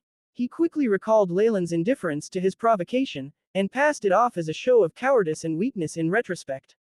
Such a weak personality. He's probably someone the sisters made friends with on the way here, Thomas wondered to himself, and suddenly found Leylin less of an eyesore. A dark thought reared its head in the depths of his heart. In the future, if I bring the sisters over here, Nick's amazed expression will be very amusing. Leylin's position had lowered in his mind, from a love rival to a mere tool to be used. His malicious intent abated. If those sisters won't agree, wouldn't it be fun to have Nick knock them unconscious and then send them to my bed? Thomas stroked his chin, daydreaming of this beautiful scene in the future. His lips arched. Well then, Lord Thomas, may I know where my lodging is? The prices in the holy city, they're really, without anyone vouching for me, I can't rent a good place. Leylin seemed to hesitate before making his request. However, Thomas, who now found Leylin less of an eyesore, did not hesitate to agree. How could he make life difficult for Leylin if he did not have anything over him? In addition, placing the man right under his nose was better than having him going out by himself, where he could even try to hit on the sisters. Come with me. Having thought this through, Thomas brought Leylin to another region. Compared to the luxurious villas before, this packed place seemed to be cheap. It was the difference between heaven and earth. Thomas brought Leylin to another district. This is the place. This estate belongs to our family, just that I don't know which idiot bought the rights to it then. Before him was an attic room. There were swirls on the wood of the walls and floor, and the place seemed dark and wet. It looked to be on the verge of collapse. It was also extremely small. There was a huge disparity between this and Belinda's luxurious villa. Of course, this wasn't half bad considering the neighboring residences. What do you think? This one isn't too bad compared to the surroundings.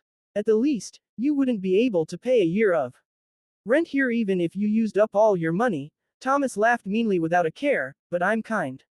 You can live here as long as you want, no need to pay rent. I'll tell the guards. Thank you so much, my lord. Leylin bowed down nearly 90 degrees with a humble smile as he took the runic keys from Thomas. After multiple agreements not to look for the sisters, he finally managed to send a content Thomas away before activating them and sizing up his residence. The wooden door let out sad creaks, as if unable to handle the stress. Leylin began to suspect that if this wasn't supported by the strength of spells, the whole building would immediately turn into a pile of rubble. Rationality and reality, however, it's still not bad. After scanning the room, Leylin nodded lightly. The place was a little small, lacked furniture, and was covered in a thick layer of dust. It would still fetch a sky-high rent in the holy city, where an inch of land was worth as much in gold. Since he could live here for free, why would he be dissatisfied? What made Leylin feel even more satisfied was that this place was the Stewart family's property, and Thomas had even specially registered it for him. With Thomas vouching for him, even if the entire city was thoroughly searched in the future, this place would be as steady as a rock. Leylin had his own reasons for his actions today. They were only performed after careful deliberation.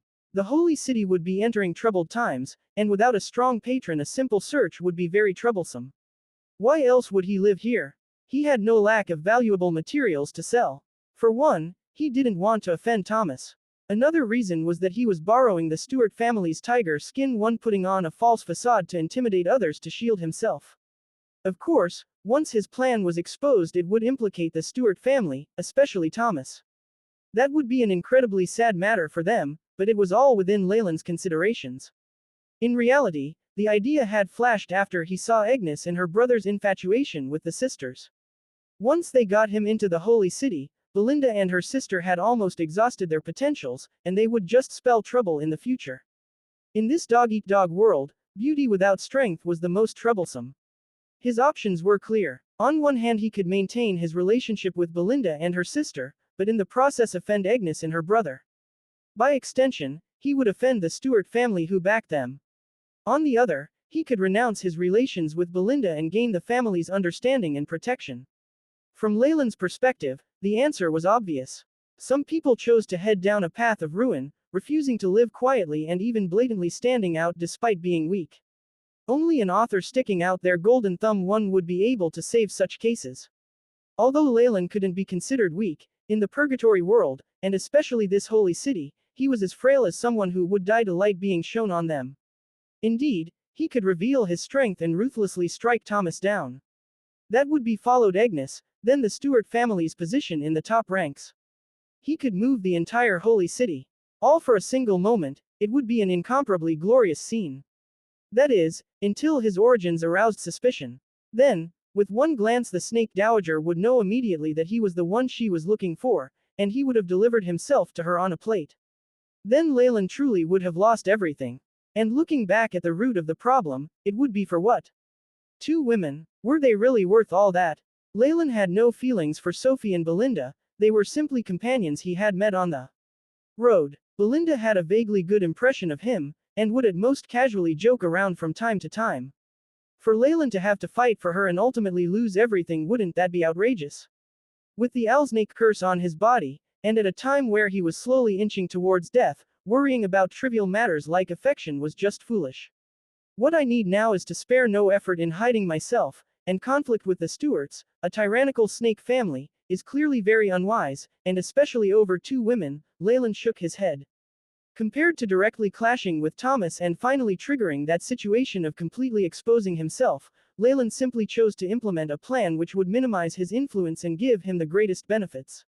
However, Thomas couldn't tell that his greatest enemy in getting Belinda and Sophie isn't me, but his sister Agnes. Leylin stroked his chin thoughtfully, with a trace of a sneer on his face. With Agnes at the sister's side glaring covetously like a tiger watching its prey, Thomas's plan could be declared a successful failure before it even began. And of course, once he broke through his bloodline shackles, Leylin could naturally make Thomas pay the price for today's insults. With this thought, he'd handed Sophie and Belinda over to Agnes for a while, letting her safeguard them while he received a rare guarantee of safe entry into the city. It wasn't a difficult thing for him to accept, and in fact he had more important matters to attend to than this. Without greeting the envious neighbors around him, Leylin immediately shut the door. This two-story apartment building with a little courtyard outside it met his expectations. After seeing a small flower bed in the enclosure, Leylin's face blossomed into a smile. Not bad. It really is decent. All that's left wanting is for nobody to come and bother me. Unfortunately, that is impossible, Leylin sighed, looking at the palm of his hand. Blue-green veins were revealed under the light, and he could still faintly feel his life force ebbing. His body even looked a little weak. This situation, Leylin laughed bitterly. AI. Chip. Beep. Calculating data on host's life force, analysis completed. The Owlsnake curse's corrosive ability has been amplified in the Holy City. New estimated time, 3 years and 2 months. Even if I seal off my bloodline and soul, this life drain is still unavoidable. It really is too difficult to break through the shackles of a rank 8 existence. There was a trace of a sigh in Leylin's expression. No matter how carefully he prepared, how far-reaching his plans were, the effect of a single seal from the Snake Dowager could instantly put him back in square one. This was the result of an absolute gap in strength. Leylin himself always liked to bully the weak, and what he hated most was a situation where he was forced to challenge those who were much stronger than him. Those thrill-seekers who liked giving themselves heart attacks instead of safely profiting from a situation were all lunatics. Fortunately, I have my experience. Along with my full moon true soul and all the preparations I've made, I still have a chance, ha. Leylin coughed, and entered the apartment building. After spending half a day, Leylin had inspected almost every corner of this shabby apartment building, and had even secretly replaced all the defenses with his own. Leylin couldn't trust this kind of property that belonged to a family. There could be monitoring and probing equipment inside. With the AI, Chip's atomic level scanning and Leylin's own sight as a grandmaster of spell formations, the few devices that had been set up couldn't escape him.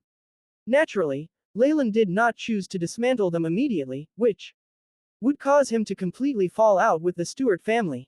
Instead, he prepared a layer of seals apart from the monitoring devices, to make the family feel that this place was still in their grasp. In reality, not a single trace of Leylin's actions would be leaked out to them.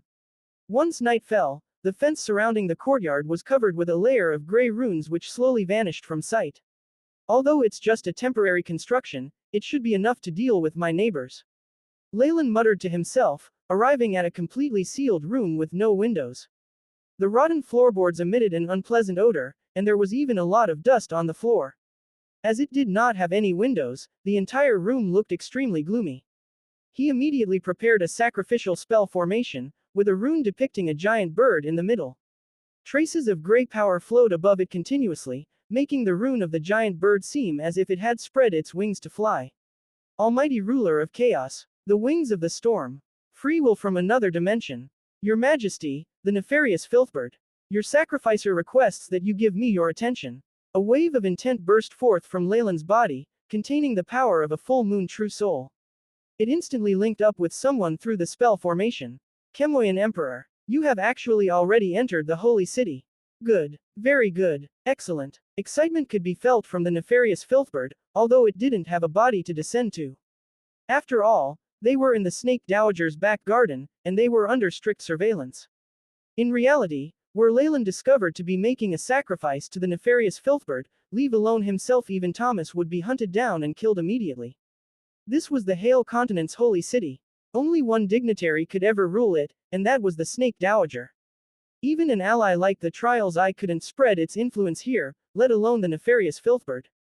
Consequently, seeing that Leylin had unexpectedly infiltrated the enemy's frontlines without a hitch, the nefarious Filthbird's excited mood was understandable. Almighty dignitary, I appeal for you to bestow your chaos power, and conceal all the affairs in this apartment building so that I can escape from the gaze of the snake dowager. Leylin sincerely prayed, but he did not offer any sacrifices. Of course, it will be your reward for bringing the power of chaos into the holy city. If you are willing to sincerely offer sacrifices to me, in the future you will definitely become my helping hand, a rank 6 sacrificer.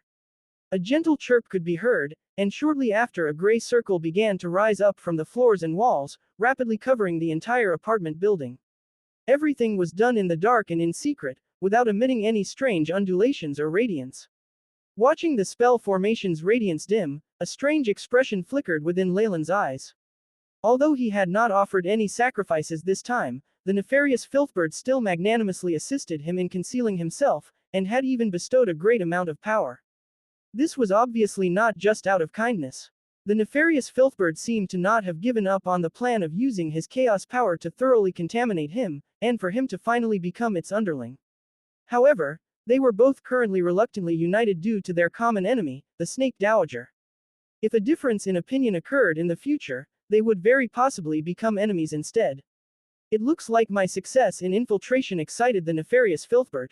Leylin laughed coldly. Unfortunately, the bird has nothing to do with my future plans, and I will never find it again. The nefarious Filthbird's plans are destined to be all for naught. 1. Deus ex machina. The calamity of gluttony. The nefarious Filthbird and the Trials I were eternal enemies. Since the Snake Dowager had allied herself with the Trials I, it was normal for her to be a target of the nefarious Filthbird's resistance and hostility. Hence, Leylin decided to rely on the nefarious Filthbird's support, using its chaos power to conceal himself. Now, the nefarious Filthbird saw Leylin take yet another step towards success, so its increased investment in him was understandable. It was too bad that Leylin had never placed his hopes on the nefarious Filthbird. From the beginning, Leylin never trusted the nefarious Filthbird. After all, it was a treacherous and powerful dignitary from another world.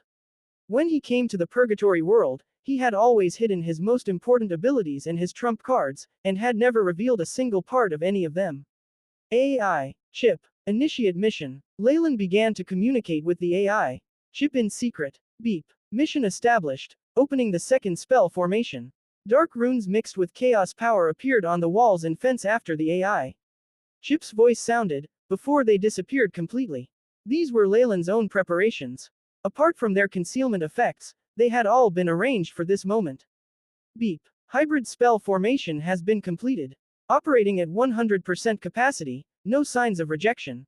The AI. Chip loyally transmitted the information. Excellent. Leylin nodded his head. With this spell formation, all the spying elements that the nefarious Filthbird could have left behind would be exposed. Only now could it be said that this apartment truly belonged to Leylin. Time. I hope I still have enough time. Leylin sighed and walked to the flower bed, with his hands clasped behind his back. What vegetation had originally been planted here had been completely uprooted by its host, leaving only a few agave plants with their pale yellow stamens behind. A dense circle of yellowing grass wound around the plants, which themselves appeared to be full of vitality. All things in this world are like illusory flowers, and cannot endure the passing of time. This is why I must pursue eternity. Leylin seemed to have an intoxicated expression in his eyes, as if he was absorbed in the plant's beauty. Soon, however, the plants were wrapped up in a radiant light. Shortly after, Leylin took out a small garden hoe and began to fix the small flower bed. He got rid of all the weeds and agave plants, and erected a wooden fence around it. The flower bed was semicircular and very small, its area even less than 1 square meter. However, it was a lot better than the places around him, with more than a dozen people clustered together like an unbearably chaotic hotel.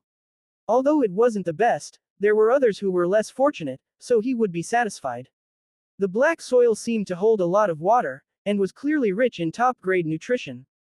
Obviously, all the radiation in the holy city would probably change the most ordinary of soil as well. However, Leylin could not help but take out a few pieces of gray crystal. Within his strong grip, the crystals were immediately reduced to ashes and scattered evenly within the flower bed. Lastly, Leylin covered them up with a fresh layer of soil. After the preparation work was complete, Leylin grew even more cautious. A silver beam flashed, and space fluctuated as a translucent gray crystal appeared in Leylin's palm. One could see green at its core if they looked through the magnificent exterior. The seed of wisdom, it's finally time to use Senior's gift. Leylin's eyes had a tinge of reminiscence. He had encountered the wisdom tree in the Scarlet Ruins when he was but a rank 4 warlock. This was the origin of wisdom. Thanks to it, Leylin had learned to break through the bloodline shackles. In the end, he had even obtained a gift from the wisdom tree, the green seed of wisdom. Rumor has it that the wisdom tree is the apex of wisdom in the entire astral plane, including all dimensions, planes, and worlds. It is an ancient and powerful existence that has enlightened many living creatures including magi. Its offspring also possess many unfathomable powers. Sprout, root of all wisdom. Following Leylin's voice, the AI chip emotionlessly notified him, beep. Releasing the seal on the eternal crystal. The translucent crystal shattered into a fine white powder which gradually disappeared with the wind. A ring of green light formed, growing in intensity within Leylin's hands. A bit of the green light caused even the agave plants that had already been uprooted to flutter happily. These plants were already being transformed into intelligent beings, even though they had only been touched by a small amount of it. Disappear, Leylin said lightly, and all of the agave plants on the floor turned into ash. If I hadn't prepared the spell formation in advance, it would have been a mess. Leylin looked at the seed in his hand. The brown coating had complicated patterns on it, and the top end exposed a core that was as green as an emerald. If this seed of wisdom were to grow for a very long time, would it ultimately mature into another wisdom tree? Leylin lost himself in his daydream for a while, but shortly after he buried the seed in the flowerbed and covered it with solid earth. Afterwards, Leylin acted the part of an industrious farmer as he attentively took care of the entire flowerbed, paying no attention to the clumps of dirt on his elegant robes. My seed of hope has been planted. From now on, I have to continuously water it, apply fertilizer, and wait until the day it puts down roots and grows to its full size. Leylin took up his spray bottle, with a hopeful expression in his eyes. A lot had happened that evening, and in contrast a resident of the holy city planting a seed in his flowerbed was something extremely insignificant. While Leylin was engrossed in his flowerbed, a pair of imperial bodyguards solemnly stared at the scene before them, outside the holy city. What did you see? Agnes touched the scratch on the floor and sensed the intent left behind by the creature, especially its intense hunger for food. This left her fearful. Very clean. Extremely clean. Behind Agnes, a black-haired youth took off his helmet and placed a clump of soil squarely in front of his nose. What do you mean? Tell me the important stuff. Agnes glared at him. I meant that the marks left in the scene show that there were clearly two giant creatures here. I reckon the probability of it being a giant snake is over 70%. Thus, it is clear that the winner got everything from the loser. The youth took out a device similar to a magnifying glass and attentively looked at the small purple crystals within the soil. The expression on his face was both sincere and focused. What I meant by clean was the winner's behavior. It ate so cleanly that not even a single drop of blood fell to the ground. This level of food craving surpasses normal biological limits. Biological limits? Agnes wrinkled her brow in confusion. Right. Creatures of nature, including serpents who devour each other, will always leave some traces of their meal, either blood, scales or any other remains. However, there's none of that here. There's nothing left. It seems that the winning serpent is under the control of a powerful evil existence instead of its own instincts. Was it contaminated by a different kind of energy? Which dignitary dares reach out to the serpent plains? Don't they know that this is our matriarch's forbidden land? Agnes's anger was immense. It was clear that she resented being dragged here to carry out this mission. The dark-haired youth tactfully avoided trouble, stating with a businesslike expression, taking into account these traces, I believe that this case is connected to the violent occurrences in Central. Are you saying that the contamination has already spread all the way here? So quick. Agnes's pupils contracted. After all, even rank 4s or 5s like Leylin and Belinda, needed almost a month to cross the vast serpent plains. In that case, it's only a matter of time before the contamination spreads to the holy city. Agnes had a heavy expression on her face. That's correct. The contamination has already extended here. Although I would like to say it is only an isolated accident, we absolutely cannot take it lightly. The dark-haired youth put down the device in his hand with a trace of fear in his eyes. This type of contamination spreads quickly, and can also affect intelligent rank 4 and 5 snake tribes. It is a serious threat to those giant serpents in the wild. I propose we immediately report this to the snake dowager. Are you joking? Just because of this small matter? Some gluttonous snakes. You want to alarm our almighty dignitary? Agnes looked incredulously at him. Although she felt that the situation was rather serious as well, she had never thought that it was to the extent where she had to report to the snake dowager. The Stuarts, as the holy city's garrison family, could not allow such a humiliating thing to happen. Continue the search. Find a damned person. I want to cut open their stomach and finally see what's inside. Agnes ordered. She had a faint premonition that this event could delay her for a very long time. It's a shame. Belinda, little sister Sophia, in her heart, Agnes was wailing with anguish, but she maintained an appearance of an icy commanding officer. The small squad went deeper and deeper into the plains. Soon, a cry specific to serpents was transmitted into Agnes's ear. Excellent. Let's chase it. Agnes excitedly chased after it. What happened afterwards, however, became a nightmare that haunted her for life. That night went down in the records of the holy city, remembered as the beginning of the calamity of gluttony. Alsnake and Tyrant, there seems to be some disturbance in the holy city today. Leylin looked at the sky. The sound of a piercing alarm could be heard, but he ignored it as he continued to water his garden. According to my plan, those serpents contaminated by gluttony should have reached this place. It seems like the guards have discovered something. Leylin was unhurried, busying himself with his own matters. In reality, with all the time that had passed, gluttony had already permeated the serpent plains. This epidemic wouldn't disappear unless the plains were completely destroyed. That was how certain Leylin was of his own work. With a push on his end, the original power of gluttony on the plains had become unstoppable. The large amount of giant high-energy snakes, combined with this terrifying power that made use of food intake to break through, created a horrifying effect that exceeded even Leylin's expectations. With this speed, perhaps even those rank 5 or 6 creatures won't be able to avoid being contaminated by the power of gluttony. Leylin's lips quirked up in a smile. Even a rank 6 snake nest on the plains had no choice but to run away or be consumed by their gluttonous desires, and ultimately consume others or become fodder. There was no other way out. As for the snake dowager, she might an incredibly powerful rank 8 being, and the dignitary who ruled over the Hale continent, but the sovereign king of gluttony, Beelzebub, was no pushover either. As a being who was equally at rank 8 and someone who had grasped the laws of gluttony, he ended up discovering the purgatory world and making use of his power to take over the whole plains. Now, it was too late even if Beelzebub decided he wanted to halt the war with the snake dowager. After all, as an invader, how could he give up such a huge, splendid area in the Hale continent? Consequently, unless the snake dowager were to abandon the entire holy city and hand over the serpent plains, the two of them would not be able to come to an agreement. If she chose to give in and gave up the plains, it would be an invitation to share rule over the Hale continent. This was equivalent to slowly committing suicide, which was obviously unacceptable.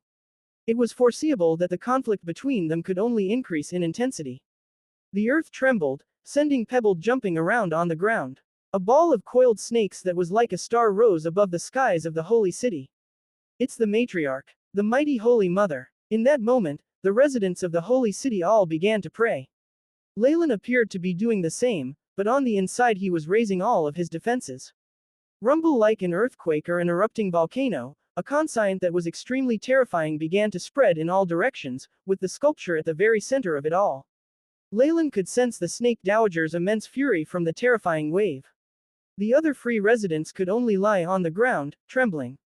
The laws the snake dowager has grasped, are they of bloodlines, serpents, or reproduction? Leylin seemed to react the same way as his surrounding neighbors, even looking more devout than some of them. However, he was inwardly attempting to trace the source of the snake dowager's laws through her conscience undulations. It seems to be the mix of a few. There's also a trace of darkness. His astounding knowledge, coupled with the AI chip's tremendous database, allowed Leylin to somewhat identify these laws. The snake dowager is terrifying. Not only does she grasp multiple laws, but she has already begun to refine her comprehension of her laws and fuse it with the law of shadows to form an entirely new law. The realm of rank 8 was naturally superior to rank 7, where only one law had been grasped. From this wave, Leylin had pried into the path that she had probably taken. Rank 7 magi have to grasp the powers of a single law, but in order to grasp multiple laws, rank 8 beings have to attempt refining them. Leylin stroked his chin. Then what about rank 9 magi? The legendary most powerful realm of all. Does it mean containing all laws in one body and trying to create something more powerful? A murky understanding seemed to dawn on Leylin's mind. The Snake Dowager's path might be wrong, but her actions still gave Leylin, who was going in blind, a great enlightenment. Let's leave that aside for now. The Snake Dowager must have discovered the contamination from the power of gluttony, but I still don't know how Beelzebub will react. Leylin watched the battle from the shadows. I am the Snake Dowager, source of all snake bloodlines. The ball of snakes uncoiled, revealing the charming face of the mother of all snakes. Every strand of hair represented an astounding amount of power that caused the air to distort. While she was transmitting her will, Leylin abruptly felt the Snake Dowager launch a probing force even more powerful than before. Seems like she still has yet to give up on finding me. Or, has she guessed that I'm the one behind all this? But even if she has noticed it, what can she do? Leylin snickered. He was now using an obvious scheme. Using the Purgatory World and the Owlsnake Plains as bait, Leylin had attracted Beelzebub over. And, as long as he had the desire to take over this world, Beelzebub would never reach an agreement with the Snake Dowager. Beelzebub had previously suffered great losses under Leylin's hand, and nothing would change this fact even if they had a common enemy in the Snake Dowager. In their eyes, Leylin was merely a tiny bug that could easily be pinched to death. Why would they pause their conflict to work together and attack him? This was reality. As long as there was a victor, either side would have no problem dealing with Leylin later. This situation gave Leylin the amount of time he needed. Purify. The eyes of the Snake Dowager held benevolence and compassion as she spread her arms. Holy golden rays of light rained down in every direction, with the holy city at the heart of it all. Bits of a dark red liquid were repelled from the roots, water sources and even pores of some giant snakes, and then neutralized by the golden rays, turning into pure water droplets. The Snake Dowager of the Shadow World has such knowledge on light-type purification spells. As expected of an ancient being who has lived through the ancient war. She has no weaknesses. Leylin's pupils shrank as the AI chip recorded the information, trying to simulate the limits of her power. While the AI chip couldn't really tell how much power an existence like the Snake Dowager had, just having a vague idea was still helpful for Leylin. Under the golden holy light, the region around the holy city was completely purified. The area continued to expand all the way to the depths of the Serpentes Plains. Watching what should be a worrisome scene, Leylin's eyes glinted with delight. It's a pity. If I was the only one behind this, just a few purification processes by the Snake Dowager would save the Serpentes Plains. However, there is someone else who lords over the power of gluttony. At this very moment, a strange happening occurred with a loud crash. Large amounts of the dark red contaminated liquid that should have disappeared began to boil. The red motes of light converged and formed a huge ball of red light that soared into the air like a bloody moon. Hail to Master Beelzebub! You are the sovereign king of gluttony, the child of original power, the master of everything in this world. A resonant praise that held traces of insanity began to echo in the holy city, striking the Snake Dowager's holy light display. This feeling, the Snake Dowager's enraged voice was heard from within the holy light, before it was drowned out by large amounts of crimson lightning. The crimson lightning looked like long lines that danced in the air, tearing out cracks and revealing huge terrifying spatial rifts. Two webbed hands with 7 fingers each pressed on the side of a rift, causing it to roar as it expanded. There seemed to be a terrifying existence at the other end of the spatial crack trying to squeeze in. Ha, Beelzebub, you can't endure it anymore. That makes sense. A place where the world will is this chaotic must be heaven for you. Leylin laughed as if he had the upper hand. With the temptation of a huge world lacking a will, Beelzebub decided to take the risk. Even if this wasn't his real body, it was at least a clone with 50% of the strength of the real body. For Beelzebub, the losses incurred if he were to fail would cause his main body to be severely injured and enter a deep sleep, or he could possibly die. It made obvious his intentions. You dare trespass on my territory? Do you attach any importance at all to the Treaty of Alliance, which has been in place since time immemorial? If Beelzebub was full of determination, then the Snake Dowager was full of fury. After all, Anyone would be in a foul mood if they were relaxing at home and someone else just decided to barge in. While the snake dowager fired her questions, the golden holy light seemed to transform. A layer of darkness appeared like a huge web, vast and layered, dispelling the crimson lightning out of the holy city. After being challenged by someone of the same rank, the snake dowager finally showed her true strength. Descent of clone rumors said that the snake dowager could take over the shadow world. It was clear how great her comprehension of the power of shadows was. As expected, the moment the power of shadows appeared, it replaced the purifying holy light from earlier. Even the crimson lightning and spatial storm's destructive power could not affect it, and it remained as steady as a rock. Alsnake Devour. The dark power of shadows transformed to form numerous giant snakes, revealing their fangs to the huge monstrous palm opposing them. Ha! The doors to a new world shall be opened by me. A multitude of terrifying gray snakes hissed at the owner of this voice. Alabaster devil snakes, giant Chemoian serpents and practically all of the dowager's descendants could be found amongst the shadow snakes. Terrifying and tremendous force, backed by the corrosive power of shadows, immediately left lacerations on the monstrous hand. However, Beelzebub paid no mind at all. His skin and muscle was completely shredded, with dark red blood falling like raindrops, but he still resolutely endured the pain. The two huge hands abruptly spread out, using their strength to completely tear apart the spatial crack. A streak of black light suddenly darted out from the crack, fusing with the crimson moon in midair.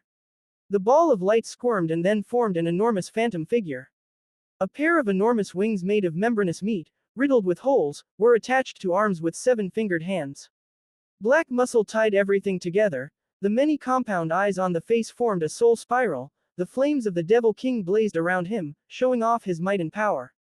Beelzebub, the powerful Devil King, child of the power of gluttony, had descended into the purgatory world.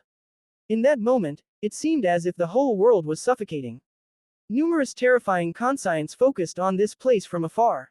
A clone. Leylin carefully observed Beelzebub. From traversing worlds and the attack from the snake dowager, he seemed to be in a rather miserable state, especially with those two devilish arms that were now heavily injured. He also had numerous terrifying injuries from his travel through space. However, this did not deter the spread of his power or the feeling of evil. Even the air seemed to be polluted as it spread. The main body must be too powerful and he can't bring it over, so he chose to separate his soul from his body and move over with his soul. Leylin's eyes darted around. Compared to moving physical materials over, the consumption of having just the soul travel over is much lower. Even so, he was gravely injured from moving between worlds. Of course, if this weren't the purgatory world, he would probably just die. The resistance that Beelzebub experienced in traveling to the purgatory world was minimal. If he dared to enter the Magus world, the suppression from the world will and the spatial storms combined would kill even his soul. The more powerful one was, the easier it was to get suppressed by the world will. Beelzebub could place clones at Morning Star or Radiant Moon in the Magus world, but separating his true soul like this was far too powerful, and he would easily be suppressed. And if he were to find some small world, where the world will could do nothing against his descent, it could just self-destruct and make things backfire on him. Hence, as he could not go to high-ranked worlds nor smaller ones, the discovery of the purgatory world was like that of a precious treasure. He didn't hesitate to split his true soul to reach this place. But in his half-true soul, form without even a corporeal body, he's definitely not a match for the snake dowager. They won't be able to fight today. Even as the residents of the holy city were quivering in fear, Leylin's thoughts moved further. Of course, with his power as the sovereign king of gluttony, finding a body is very simple. As long as he has enough food, he can regain his strength. Also, with him around, it won't be so easy for the snake dowager to purify the serpent plains. Though Beelzebub could not do much against the snake dowager now, she might not be able to defeat him. This was the true soul of a rank 8, which meant they were at the same level. The power of gluttony shall rule this place henceforth. As he soared in the skies, Beelzebub's numerous compound eyes surveyed the snake dowager without fear, though his body was gradually becoming more transparent. Whether in terms of the grasp of laws and flawless wisdom for a rank 8 existence, Beelzebub immediately chose to leave after realizing he would not be gaining benefits from the snake dowager today. Similarly, she would not let go of a chance that was so difficult to come by. Shadow Cage. A circle of shadows spread from her body, and instantly turned into a cage formed of numerous shadow snakes that enveloped the whole holy city. Terrifying shadow chains were like agile snakes, twining around Beelzebub's true soul. It's no use. I am the personification of laws, and I cannot die in the presence of gluttony. I will not be destroyed. Along with his voice, that was like an announcement, his body exploded. A large amount of energy spread, but it did not harm the shadow cage around it. Once the explosion ended, there was nothing left in the chains. Damn it, he even found this world. A few tremendous conscience that carried the will of the dignitaries conversed above the holy city. Immediately after, the snake dowager's face turned extremely grim. Along with loud explosions, the shadow cage disappeared. Finally, a purple moonlight shone down, making the last battles feel like a mere illusion. However, the slight spatial storms in the surroundings as well as the wrecked regions around the holy city were hard proof of what had happened. In an area where his law exists, he will never die nor can he be destroyed. Within the holy city, Leylin's eyes were on the ground as he pondered over Beelzebub's words. From his words and abilities, they might all be existences that deal with laws, but Beelzebub's path is evidently different. Furthermore, Leylin brightened up, the snake dowager seems to be rather fearful of him, or rather, his world. This provided some verification to Leylin's previous conjectures. But that's all in the future. Now, with Beelzebub around, the snake dowager won't place too much emphasis on a wretched mortal like me. Leylin immediately felt relieved. Compared to an arch-enemy like Beelzebub who was rank 8, he was like a mere ant, where none of the two could be bothered with him. It was only at this time that he would be able to pull chestnuts out of the fire. Fight, fight, go on, fight. Leylin snickered inside, while looking incredibly calm. Just fight, while I quietly tend to my garden and wait. He spoke lightheartedly as he picked up the watering can and took care of the little flower bed, as if putting all his efforts in here. Bang. However, his peace did not last for long. Practically the moment after the snake dowager's figure dissipated, the sounds of the door being bashed on could be heard. What's going on? Leylin opened the door and watched two snake beings who were like guards. They had emblems on their uniforms and were obviously looking for Leylin. They were clearly the guards of the holy city. By order of the Holy Mother, all snake beings in the holy city are to be searched. The head of the guards had morning star strength. This would be impossible in other worlds. Only in the holy city where the bloodlines of the descendants were concentrated to the extreme would guards have such powerful military strength. Sure, but this is property of the Stewart family, and I am a guest of young Master Thomas. I hope you won't make things messy in my home. Leylin smiled and leant towards the side. From this position, he could see teams of guards in light armor already on the streets, perhaps conducting searches on the whole region. Sir, we have found nothing. As if due to Leylin's warnings, the guards had roughly looked here and there through the area vaguely and returned to report. Due to Leylin's arrangement and the concealment of the power of chaos, none of them had discovered everything, and the little flower bed was nothing special. How about your residence permit? Can I take a look at it? The team leader sized Leylin up and spoke in a low voice. What are you doing? Which squadron are you from? At this moment, a voice full of haughtiness sounded.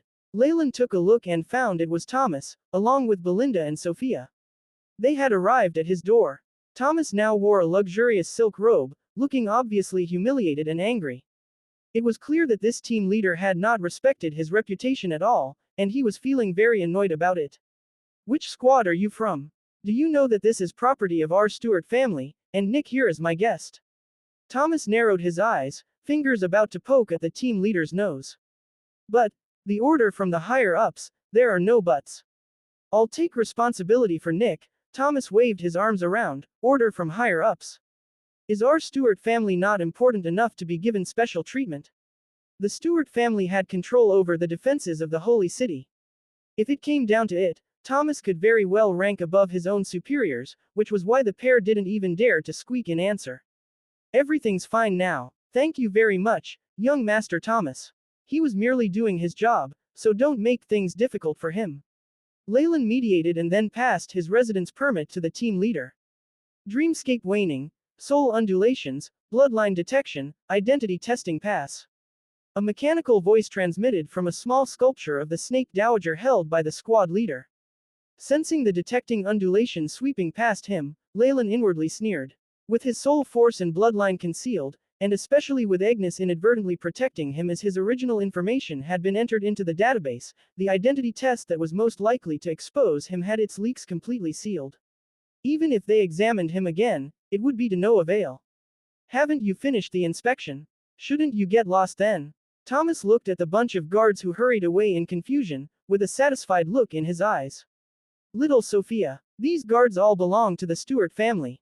If you encounter them in the Holy City, don't be frightened, just give them my name. Shortly afterwards, Thomas made this solicitous offer. Leylin secretly rolled his eyes.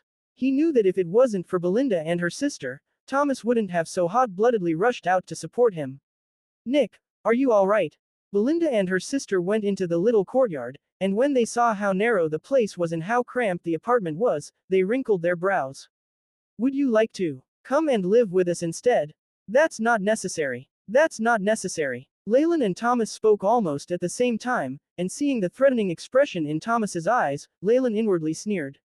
He switched to a smile and said to Belinda, "This place is very nice. And besides, young Master Thomas is letting me live here entirely for free. This is very rare in the Holy City. To be honest, being able to become a free citizen of the Holy City, even if it's only for 10 years, I can't ask for anything more than this." Leylin intentionally emphasized the last few words, and from Thomas's point of view, this was Leylin surrendering to him, so he nodded his head with satisfaction. Belinda, on the other hand, looked at Leylin with astonishment. From her impression of him, Leylin definitely wouldn't behave like this. But, brother Nick, how can you live here? Sophia's heart is distressed. Sophia tugged at Leylin's sleeve. All right, the both of you, don't come back and give me trouble. Leylin didn't care, pushing Belinda and Sophia out with an impatient expression.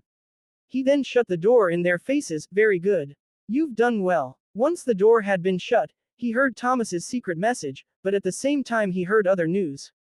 Immediately after, Thomas's arrogant and proud voice could be heard just outside. Don't bother with that Nick anymore. Look, he actually treated you both like this. Little Sophia, shall I bring you to play at the Holy Mother's sculpture? As their voices grew more distant, Leylin shook his head with a laugh. Sometimes, when you don't want trouble, trouble comes to find you instead. Did I put on too good a performance when we were on the road? He currently wished for the entire world to forget him, and let him quietly farm properly. However, now it looked like night had fallen, and the purple halo of the moon had slipped down. Inside the holy city there was none of the clamor of the day, and even the places filled with holy light had all dimmed down. After a full day of searching the entire city, and with dozens of unlucky people without papers thrown into the moat, dissolving until their bones couldn't be found, the streets were completely deserted with a desolate atmosphere.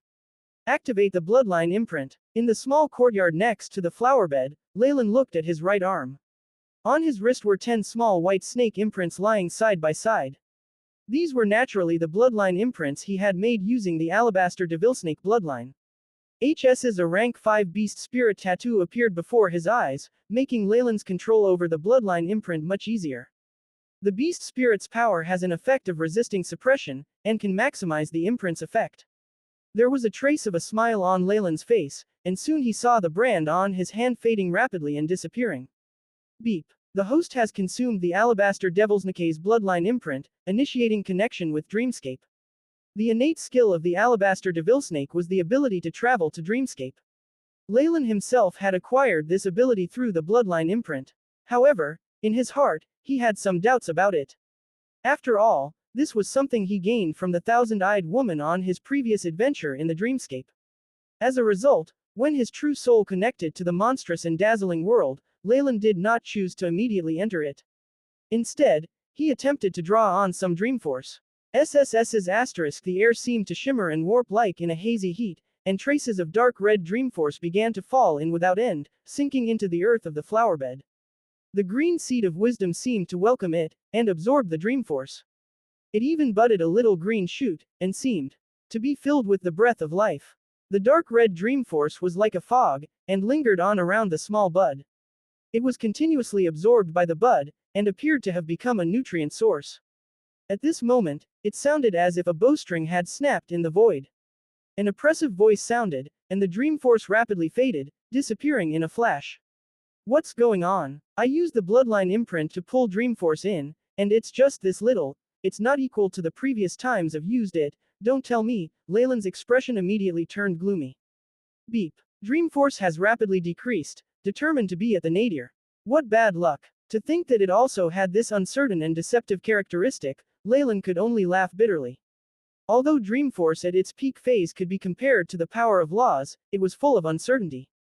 Now it had declined, dropping from the zenith to the nadir. Currently, it was perhaps far weaker than Bloodline Force. I can feel it. The entire dreamscape seems to have sunk into stillness, and all Dreamforce has vanished. Leylin had a solemn expression. He could feel a lot of things through the alabaster devilsnake beast spirit and bloodline.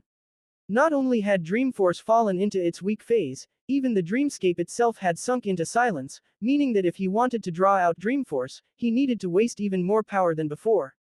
And its effects would be greatly reduced as well. As expected, choosing not to rely on Dreamforce was the correct decision. This random and uncertain behavior is basically used to cheat people. Leylin shook his head, and at the same time he suddenly understood. No wonder the Snake Dowager's performance today was so poor. She seemed evenly matched with the divided True Soul clone of a rank 8. It was because Dreamforce had fallen into its trough phase and reduced her strength. The weakness of Dreamforce was both a blessing and a curse for Leylin. The best advantage was that the Snake Dowager clearly could not use Dreamforce without restraint, which was the same as cutting off an arm. If it's like this, the advantages of Dreamscape entering its silent phase outweigh the disadvantages for me. Leylin stroked his chin. Besides, I have my reserves of chaos power and so many bloodline imprints. I can afford to use them up a little. I can still complete the plan. From Leylin's point of view, if one bloodline imprint from before could draw over 10 units of Dreamforce, then now it was only enough to draw over 1 unit. For those who primarily used Dreamforce, this terrifying reduction was a complete nightmare. Once Dreamforce grew weak, perhaps even existences on the level of the God of Evil could only withdraw into Dreamscape or even take the initiative to lie dormant and reduce their consumption until Dreamforce was restored. However, Leylin staked it all on his abundant bloodline imprints. Even if he wasted a few, it wasn't as if he couldn't make up for it. In any case, he had reaped many bloodlines from Belinda's family and it was enough to support his consumption, and it wasn't as if the Alabaster Devilsnake bloodline was limited to that family. When you think of trouble, trouble will arrive. Leylin's brows pressed together, and he sighed helplessly. With a wave of his right hand, a whirlwind of energy particles appeared and swept across the flower garden. Although he had already prepared for this, the energy aura from earlier could leak out some things, and Leylin naturally would not leave such a huge leak without caring. After a moment, a dreamlike figure came out from the moonlight. Nick. She looked at Leylin with a complicated expression on her face. She had long golden white hair which shone with vibrant luster under the moonlight, scarlet eyes which were as beautiful as rubies. She seemed like the very personification of beauty, and she had a strange attractive force about her. You've come. Leylin greeted her without even turning his head. I already left a message for you earlier, you know this. Belinda went directly to Leylin and looked at him with her beautiful eyes that were devoid of restraint. I know that the outsiders from earlier could have given you trouble, so I've come secretly, the others don't know. Did Thomas, that disgusting fellow, pressure you? It had to be said that Belinda was a very intelligent girl. She was after all a senior sacrificer for the trials who even mercilessly exacted vengeance on her own family. How could she not be scheming? Leylin's transformation was far too obvious, anyone could see the difference. Even if he did, so what? Leylin spread out his hands helplessly. In the Holy City, do we have any other choice? I'll kill him. Belinda let out a murderous aura, and it wasn't faked. And after that, after becoming a wanted criminal of the Holy City, and really flee to the other end of the world. How childish. Leylin coldly refuted her. So what? Belinda bit her lip, and her eyes seemed to sparkle a little. Even if I don't kill him, we can just move out and become mercenaries and do missions. We will still be able to live in the Holy City. Tacit understanding at the end, Belinda's voice was choked with sobs. Leylin looked at how Belinda was speaking in her tearful voice, and was rendered speechless. Alright, I didn't think my acting would have such a great effect. Did the mental suggestions affect her too deeply? However, what he needed now was to be low profile, and he couldn't be together with Belinda and bring trouble onto himself. The beauty of the two sisters would be a source of chaos anywhere. Knowing this, how could Leylin put himself in danger? Become mercenaries? Ha! How would we afford the Holy City's rent and prices? Particularly with the Stewart family, you can't just break away from them just because you want to. Against this family who have extended their tentacles in all corners of the Holy City, what can you possibly do? Leylin could only play the role of a realist, and coldly strike down Belinda. Nick, you've changed. You weren't like this before. The callous words made Belinda a little dull, and she looked at Leylin with a rather foolish expression. I haven't changed, I've only accepted reality. Go. Leylin seemed to wave his hand impatiently, and also violently began coughing at the same time. No. Belinda stepped forward and directly brushed away Leylin's palm, and finally saw the blood that Leylin had coughed up. Your life force. How could it become this weak, and why do you have all these symptoms? What happened to your strength? Has it disappeared? Leylin's life force was continuously degenerating, and although his appearance was the same as before, his vitality was constantly sapped away. Compared to before, it was like the difference between a candle and a torch. It's an old wound from past adventures, it's nothing. As for this, Leylin did not try to hide it, and it could no longer be concealed either. This was the reason he had done his best to avoid conflict.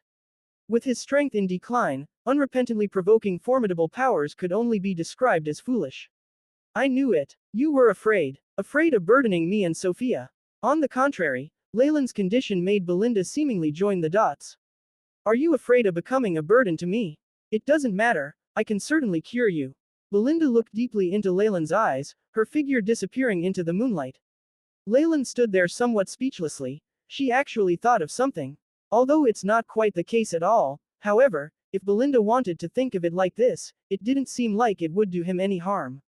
Leylin thought about it a little, but did not intend to expose himself. Now, perhaps after the sovereign king of gluttony's appearance today, the structure of the holy city is likely to have changed dramatically. After Belinda had left, Leylin took up his sprinkler again and attentively tended to the budding shoots in his flowerbed. His expression was peaceful and serene, and he seemed to have nothing to do with the outside world. In fact, this truly was the case. On the second day, along with a heavily injured Agnes returning home, an even more terrifying news came about mad beasts contaminated by gluttony had appeared near the holy city. Even if the snake dowager had already discovered this and carried out her purification, with Beelzebub's disruption her schemes clearly could not succeed. However, her earlier purification still had some effects. At the very least, Agnes still managed to retain her life, but she had suffered severe injuries, which filled many serpent guards with endless fear. According to Agnes's report, a group of giant serpents contaminated by gluttony had already broken through into the holy city. The neighboring half-snake people had suffered enormous losses. The members of the squad that was with her had all unfortunately perished, and even their corpses had been swallowed up by those insatiable beasts, until there was nothing left. After all, compared to ordinary food, snake flesh of a superior species was abundant in energy, especially those snake people who were of high rank. It was even easier for them to become the targets of the gluttonous beasts. This description had come from Agnes, and was very quickly widely adopted to distinguish them from other giant serpent species. No matter what creature it was, once it was contaminated by the power of gluttony, it would enter a horrifying state of hunger where it didn't mind what it ate. They were all called gluttonous beasts. The holy city and the Stuart family attached great importance to this report. They prepared both the city defense soldiers and a great number of reserves. They declared that the holy city was imposing martial law, and even released a large number of tasks for mercenaries and adventurers to target the gluttonous beasts invading the holy city. In a short while, the entire Serpent Plains seemed to ripple unpredictably with activity, and this chaotic scene seemed to spread ceaselessly in the Hale continent. What the ordinary citizens of the holy city didn't know was that this situation would continue for a very long time. Furthermore, in a short span of time, the gluttonous beasts would replace all the previous natural and man-made calamities to become the primary threat to their survival. Time seemed to pass in a flash, and a year went by before he knew it. Brother Nick, Sophia is here to see you. Looking like a younger Belinda, Sophia pushed open the door and walked in. She wore a hunting outfit and looked very exuberant and heroic, overflowing with the vitality of youth. Looking at her, Leylin felt a little envious. You've come, Sophia. Leylin smiled and greeted her, inwardly shaking his head. Although he had come to a tacit understanding with Belinda, Sophia clearly did not know much. Not only this, neither Leylin or Belinda could possibly tell her that much, because with her intelligence it was impossible for her to keep secrets. As a result, although Belinda had cut back on coming to Leylin's place, Sophia still remembered her brother Nick, and came over from time to time. Brother Nick, haven't you recovered from your illness? Sophia drew closer to Leylin, with obvious worry in her eyes. It was now possible to tell that Leylin was beyond saving. Although his appearance had not changed too much, wrinkles had appeared on his forehead and the back of his hands. His body's life force continuously disappeared, giving an account of just how weak he was. Cough. It's all right. Cough. Leylin took out a white handkerchief and covered his lips. The back that stood so tall and straight in the past seemed to have become a little hunched. It's already become like this, how could you say it's all right? The spring of life that elder sister Belinda asked me to bring last time, are you using it? I have. Leylin smiled, and picked up his sprinkler. A milky white spring water with a rich fragrance was poured into the soil. The budding shoots in the flower bed before had now grown into a small tree, the glistening verdant leaves appeared even more full of vitality after being watered. Oh, this small tree has unexpectedly grown so tall. Sophia was a little surprised. Only, Brother Nick, why are you giving your medicine to the small tree? Is it also ill? No. To be honest, it needs this more than I do. Leylin had a deep expression in his eyes, but did not continue his explanation. Instead, he picked up a small gardening hoe and slowly plowed the soil and removed weeds, just like an earnest gardener. Sophia appeared very familiar with Leylin's behavior, and immediately sat by his side and began to talk to herself. Recently, the calamity of gluttony has gotten even more serious. Sister Agnes said many garrison squads have suffered heavy losses, and the front line reached the Crescent Moon lakeside for a while, which isn't far at all from the Holy City. There are still lots of giant serpents that have been contaminated, and even rank 6 serpent families cannot escape. Over half of the serpent plains are now occupied by gluttonous beasts. The entire serpent plains already does not have many places for us to live, and recently even a lot of the Holy City residents are beginning to flee, which complicates things for Sister Agnes, and Sister Belinda. She recently keeps on accepting missions. It's said that she's thinking of exchanging it for the highest grade holy light crystal, and to get it she took on a very dangerous mission, and will leave tomorrow. Oh. Leylin's hand stopped slightly, but then continued to move. He could understand Belinda's current situation a little. She seemed to accept the Holy City's missions without stopping, and exchanged her contributions for materials full of life force, then secretly sent them to him. These things were almost of no use to him, otherwise with Leylin's methods, he wouldn't need to keep living in seclusion here. The holy light crystal. Leylin shook his head. This type of life crystal was full of life force, and had good effects on purifying and suppressing various curses. It was said to be the Hale Continent's peak grade material, and even though Belinda was rank 4, obtaining this was not an easy task. An even more crucial point was that this material wouldn't be of much use given his current condition, but it could have an even better effect on the seat of wisdom. Bang! Bang! At this moment, a rough sound sounded out. We're inspectors. Ah! Leylin sighed in recognition and came to the door. Please come in, sirs. Seeing a large group of guards boorishly rush in, Sophia stuck out her tongue. There's a lot of people. Sophia doesn't like them. See you, Brother Nick. The young lady prepared to say goodbye and left, and soon after the guards did the same, fully explaining that they were absolutely not here for inspection, but to serve as a reminder and a warning. Leylin could only bitterly laugh. Although in the space of this year, borrowing the Stewart families and Thomas's name saved him a lot of trouble, Sophia was still an enormous problem. Leylin had already felt that as Sophia came to visit him more often, that Thomas had the tendency to become even more impatient. Ah, just how is Belinda managing her sister? Leylin helplessly massaged his temples. He had a very bad feeling that if Sophia's vague affection for him was discovered, the good relationship that he had with Thomas would be gone forever. He'd already failed at shutting her down after several attempts. He was afraid that his position would go back up in Thomas's mind, from the tool he was currently to something along the lines of a love rival or competitor. Green Leaves, the small courtyard that had been peaceful and quiet for over a year, had recently received more and more visits from guards, and that was because of that Thomas's secretly hostile behavior. Perhaps he will come and have a showdown with me soon. Leylin sighed. This sort of situation is so troublesome, especially at this crucial moment. Shortly after, Leylin shut his eyes. In this situation, even if I don't fight back and make some vows instead, Thomas won't ever believe me again. After all, I've done that many times already, and having Sophia pretend is also not desirable. With her intelligence, she'd be found out.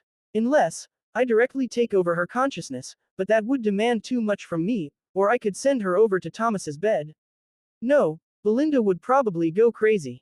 It's fine if she does, but if she mobilizes Agnes, that'll be more troublesome than that moron Thomas. In just a moment, Leylin had completely thought over the outcomes from the situation, and discovered that it seemed as if he had no other option apart from running away. But that would be impossible. After entering the holy city and planting this seed of wisdom, Leylin had not taken one step out of the courtyard. After all, the thing that held the power of life or death over him was here. How could he possibly divert his attention to something else? Besides, if he left his camp for too long, with all these hidden rats around, he wasn't sure he would be able to continue hiding in the holy city. I can't show weakness, it looks like I can only demonstrate my strength. Leylin stroked his chin. Sometimes a reasonable show of force could still be put to good use.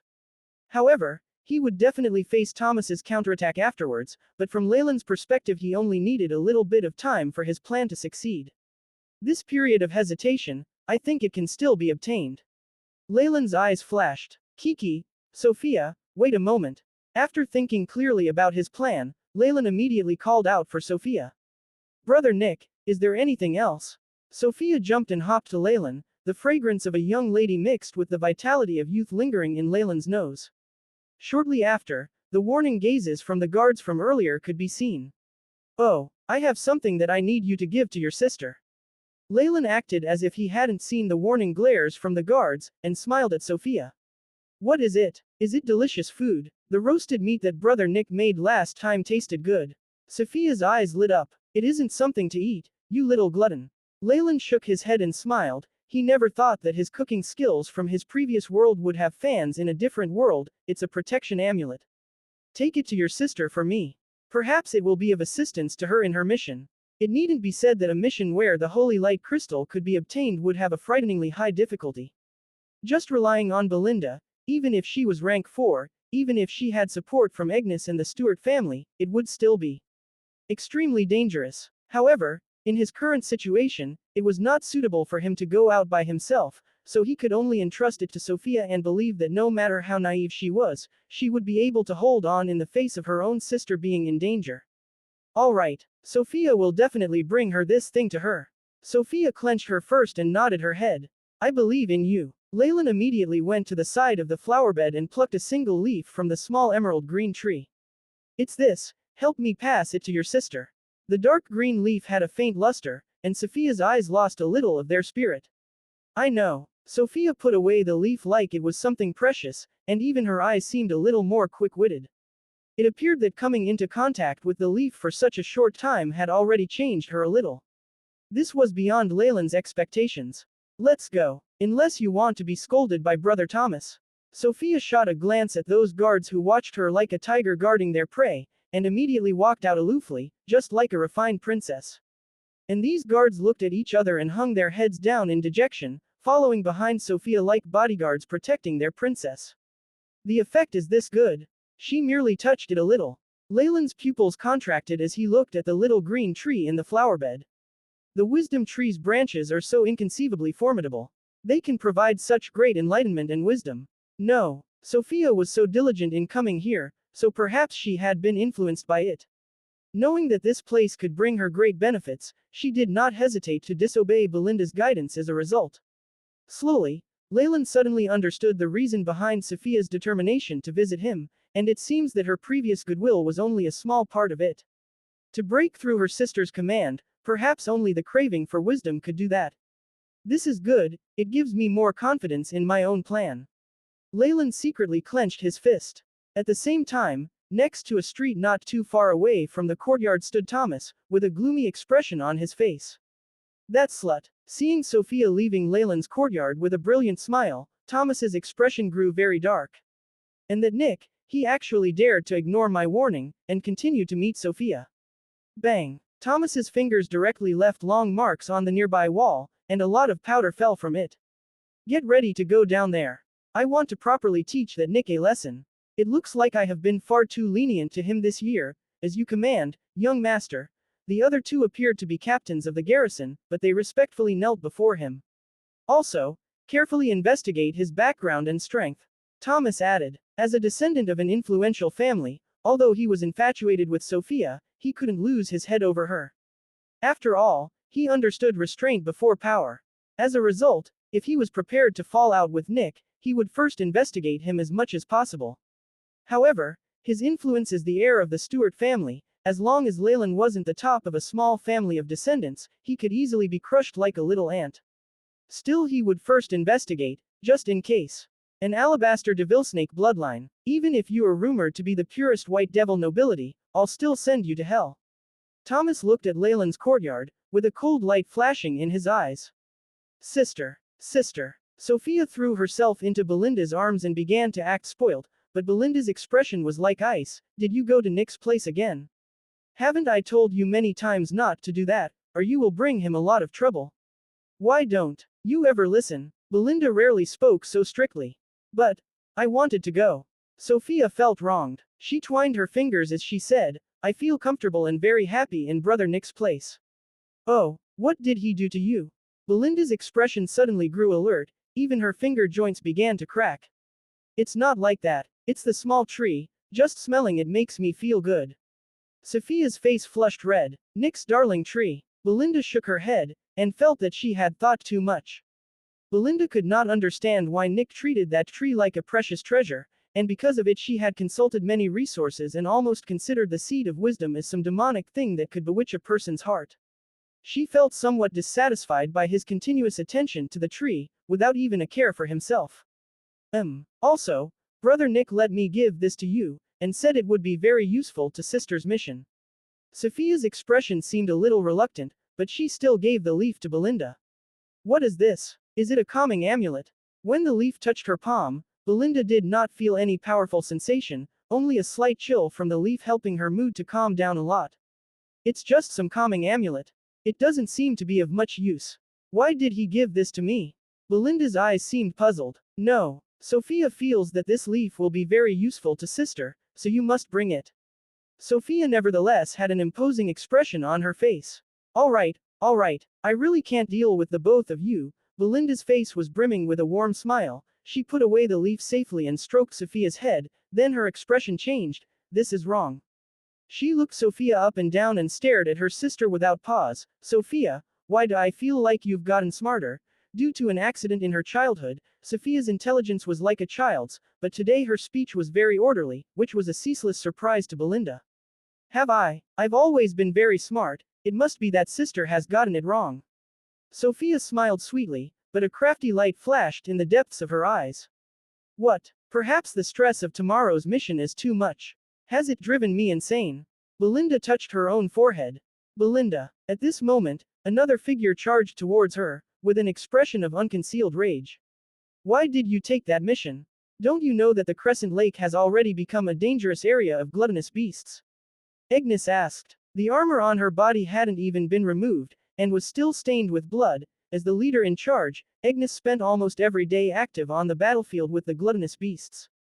I'll leave first. Seeing this situation, Sophia stuck out her tongue and slipped out of the door at lightning speed. Crescent Lake, what mission are you talking about? Belinda said, with a blank look on her face. You're still trying to deceive me. Agnes's voice rose an octave higher. Don't forget that as the leader of the Holy City's garrison, I have jurisdiction over both the adventurer and mercenary guilds. The Crescent Lake acquisition mission is extremely difficult, and has a rank 5 danger level. Even those who are rank 5 will have to face certain dangers, and you think you can do it? Agnes bitterly exhorted her. If you're doing this for that holy light crystal, then just leave it to me. Thank you, Agnes, but I have my own reasons. Belinda forced a smile on her face. I know, is it because of Nick? Even though you haven't gone to find him for over a year, I know all about how you ask Sophia to bring things to him. Is it because of him that you aren't willing to accept me? Agnes said in a dark voice. It's not what you think it is. Belinda didn't know whether to laugh or to cry. It's exactly because of him. That bastard. Sooner or later, Agnes slammed her fists together fiercely. Agnes, I only consider you my good friend. I'm giving you a final warning. If anything happens to Nick, you'll definitely regret it. Belinda's expression grew darker. For him, you're acting like this for a filthy man. You dare to actually argue with me. Agnes emanated a terrifyingly powerful aura, and many shadows converged at her back to become the likeness of a three-headed python. Precisely. Even under the innate oppression of her race, Belinda still staunchly looked Agnes in the eye. Seeing Belinda acting this way, Agnes's chest heaved violently. As you wish. She panted out vulgarly. The sound of armor dropping to the floor rang out, followed by the distant footsteps of Agnes as she left. Once she had left the villa, Agnes's expression grew completely dark. Bang! A snake whip slashed out suddenly, and many rose petals and tulip petals flew into the sky. Nick! Agnes ground her teeth in frustration, but it soon became a cold laugh. I promised Belinda not to harm him, but Thomas hasn't agreed. However, shall I go about this a little more secretly? It should be here. Belinda looked at the map in her hand and appeared to be very cautious. Currently, she was in a wasteland which had an aura of death and decay, which made her unconsciously become nervous. Ever since the calamity of gluttony broke out, the entire Serpentes Plains was not how it used to be. War, hand-to-hand combat and gluttony spread with incredible speed, leaving the plains covered in blood. Even the Snake Dowager's radiance could not move those savage gluttonous beasts, because they were also protected by an exemplary. The sovereign king of gluttony Beelzebub. Although it had not been 2 years since Beelzebub's descent into Purgatory World, his name was known by everyone. It was to the extent where it could immediately make little snake children cry. In this situation, because of the gluttonous beast's terrifying consumption, food shortages had broken out in the Holy City. In the past, this would have been an absolute joke, but now it was something that had really happened. In fact, the gluttonous beasts were facing the same food shortages, which were even more serious for them than the snake people. They were already at the stage where they were killing each other for food, otherwise they would have already invaded the Holy City. It was different from previous calamities. Belinda had a feeling that once the gluttonous beasts had occupied a territory under the sovereign king of gluttony's command, it wouldn't easily be relinquished ever again. The Snake Dowager's large-scale purification that had happened in the beginning could never happen again. When she thought of this, a fog immediately shrouded Belinda's mind. Once I pass through here, I will be very close to the Crescent Lake. Belinda muttered to herself. Although she had disguised herself, she felt very unsafe in this sort of place. If Becker and the others had come, perhaps I would be able to relax more easily. It's a shame, Belinda smiled bitterly. In her career as a mercenary, she had gained a few subordinates and the like, but once they heard that she had taken on this mission, they had rejected her one after another. If Belinda had just a little more time and used her own methods, it would be effortless to unite some powerful and loyal subordinates. But just a year wasn't even enough to bind them to her through familiarity, and certainly wasn't enough to persuade them to take risks with her. However, my mission this time is just to collect blue quartz within the Crescent Lake. If I don't disturb those gluttonous beasts, the danger should be quite low. Belinda pondered over this in silence, and soon passed through the plains. Past the sloping fields, the scene ahead was reflected in her eyes. A blue lake shaped like a crescent extended across the plains as far as the eye could see. A sparkling radiance and a hint of chilliness was emitted from the Crescent Lake. This was once the Holy City's valued resource point, but after falling to the gluttonous beasts, it has already grown wild. If the Holy City wasn't so short of resources which they urgently need to replenish, perhaps they wouldn't have put such a high price on this mission. Belinda bit her lip in distress. With Agnes there, she simply did not need to come out and take risks. If she was willing to forget her pride and plead with Agnes, a piece of holy light crystal would easily fall into her hands.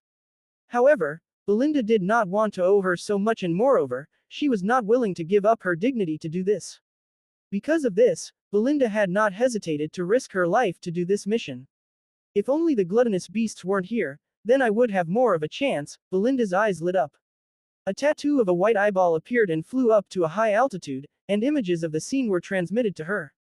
Roar, hiss, it was unlucky that there were several gluttonous beasts lingering next to the Crescent Lake, tearing apart the corpse of a giant serpent. Powerful undulations that were on par with a rank 5 were emitted from a gluttonous beast that was the size of a small mountain. Oh damn it. My luck is awful today. Belinda cursed silently. Through the surveillance eyeball, Belinda had already received images of the scene which were transmitted directly into her consciousness. Amongst those gluttonous beasts, one was a giant serpent with many tentacles that had been split open from head to foot. There was also a giant rat with 2 heads, one bigger than the other, which gnawed its food at lightning speed. The final beast appeared to be the corpses of different animals stitched together into a giant ball of meat, with a giant crack in its center. A red tongue licked its white teeth incessantly, and it gave off the strongest undulations. It seemed to have reached the peak of rank 5. The corpse of the giant serpent on the floor was clearly also rank 5, but it was definitely not a match for these three gluttonous beasts and had become their food. What a pity, Belinda tightly clenched her fists.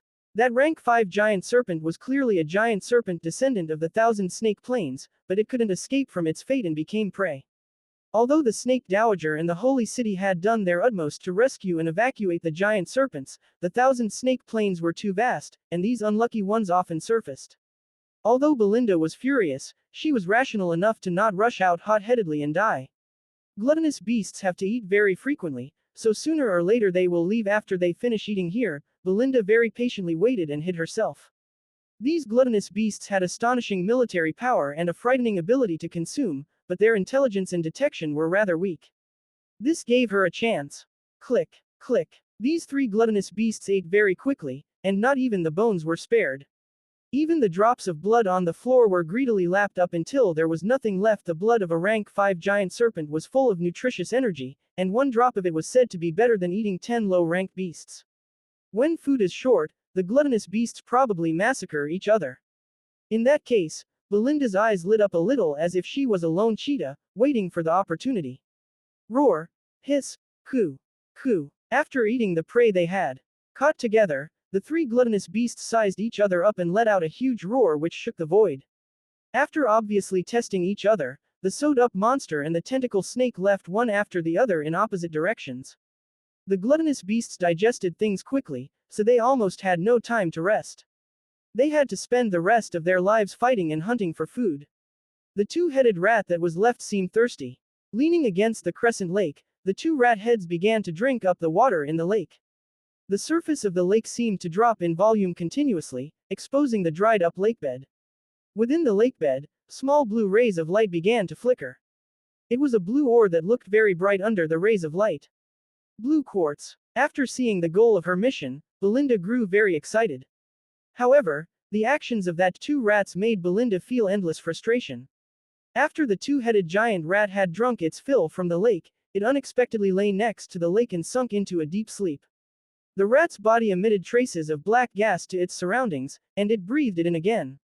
In this process, its body grew even more enormous, with a sarcoma growing on its neck. Its aura grew even more powerful, and was approaching the peak of rank 5. Damn, I've unexpectedly run into an evolving gluttonous beast. Belinda's expression grew exceptionally unsightly. Gluttonous beasts rarely rested, one exception was when they absorbed too much energy and started to evolve. After their deep sleep, the power of gluttonous beasts would undergo an earth-shattering transformation. Eternal and the Holy City had paid a price in blood to gather information about the gluttonous beasts, and in return Belinda had been taken advantage of by those dishonest profiteers when she tried to get a hold of the information. However, the information was worth the exorbitant price. It was unquestionably genuine, and had helped her escape danger several times. This won't do. If the gluttonous beast evolves, its capabilities will have grown even greater. It might even discover my presence. Even if I continue waiting patiently for the beast to leave, there will still be others. This place is obviously a gathering point for them, otherwise the mission wouldn't be marked with such great difficulty. And now, the aura given off by this evolving beast is making the others subconsciously keep away from this place. Belinda's eyes flashed. This might be my best chance, she said, with a resolute expression in her eyes. Dreamforce spell hollow. A crimson trace of Dreamforce lingered on Belinda's skin like a scarlet veil, and she looked like she had just stepped out from a fairy tale.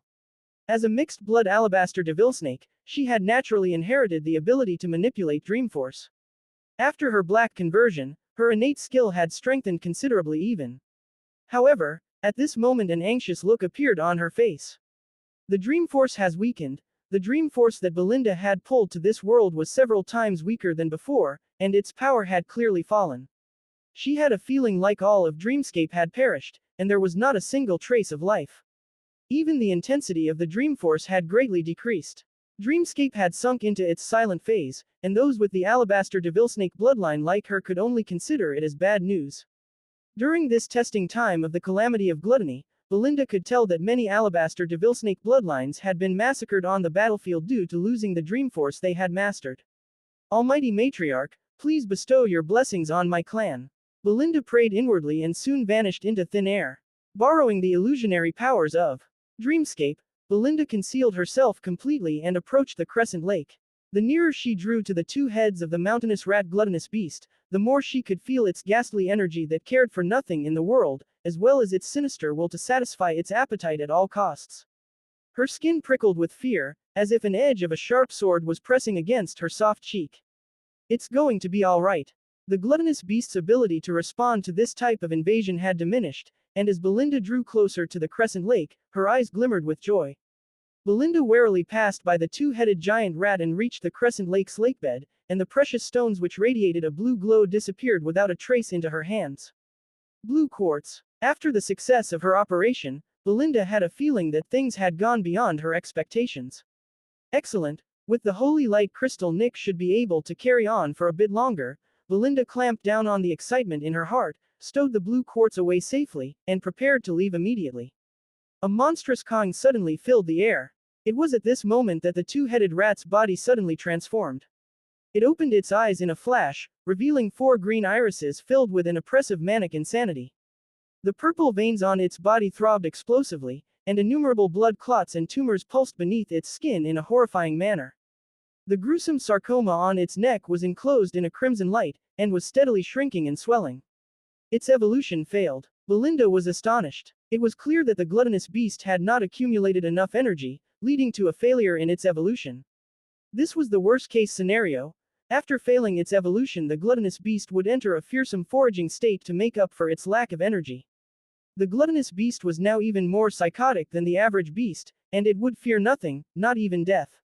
The beast roared, its inhuman cry bursting forth into the surroundings.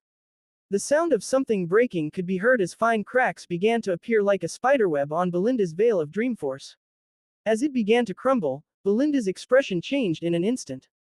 The sky flashed red, and her figure was immediately revealed. No later than that were the beast's 4 enormous green eyes fixed on her.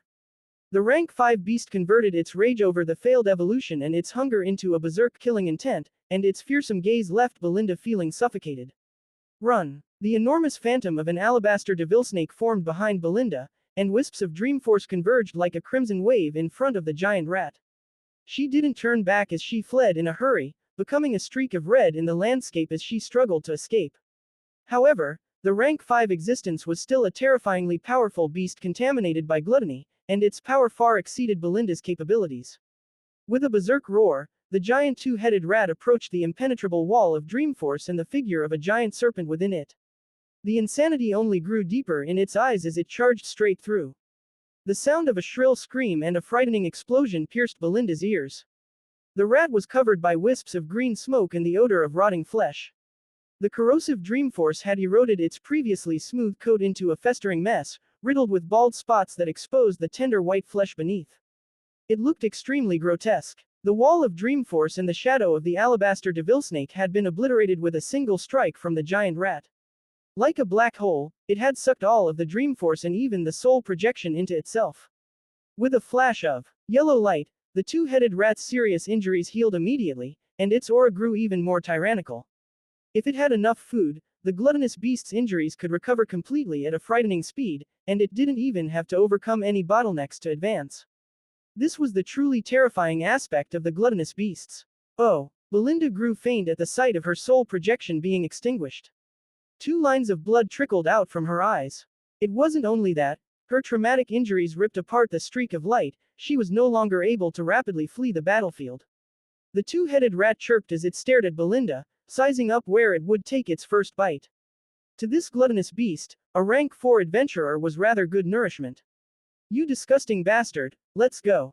In this life-or-death crisis, Belinda grew extremely fierce. An enormous black battle sword appeared in her hands. The only way she could deal with this kind of gluttonous beast was to use large-scale destructive techniques, and heavy-duty weaponry could also show good results. The colossal two-headed rat was as fast as lightning once it started moving. Belinda only saw a yellow flash before a titanic force swept towards her, knocking the black sword out of her hands and driving to her knees. Blood spilt from her mouth.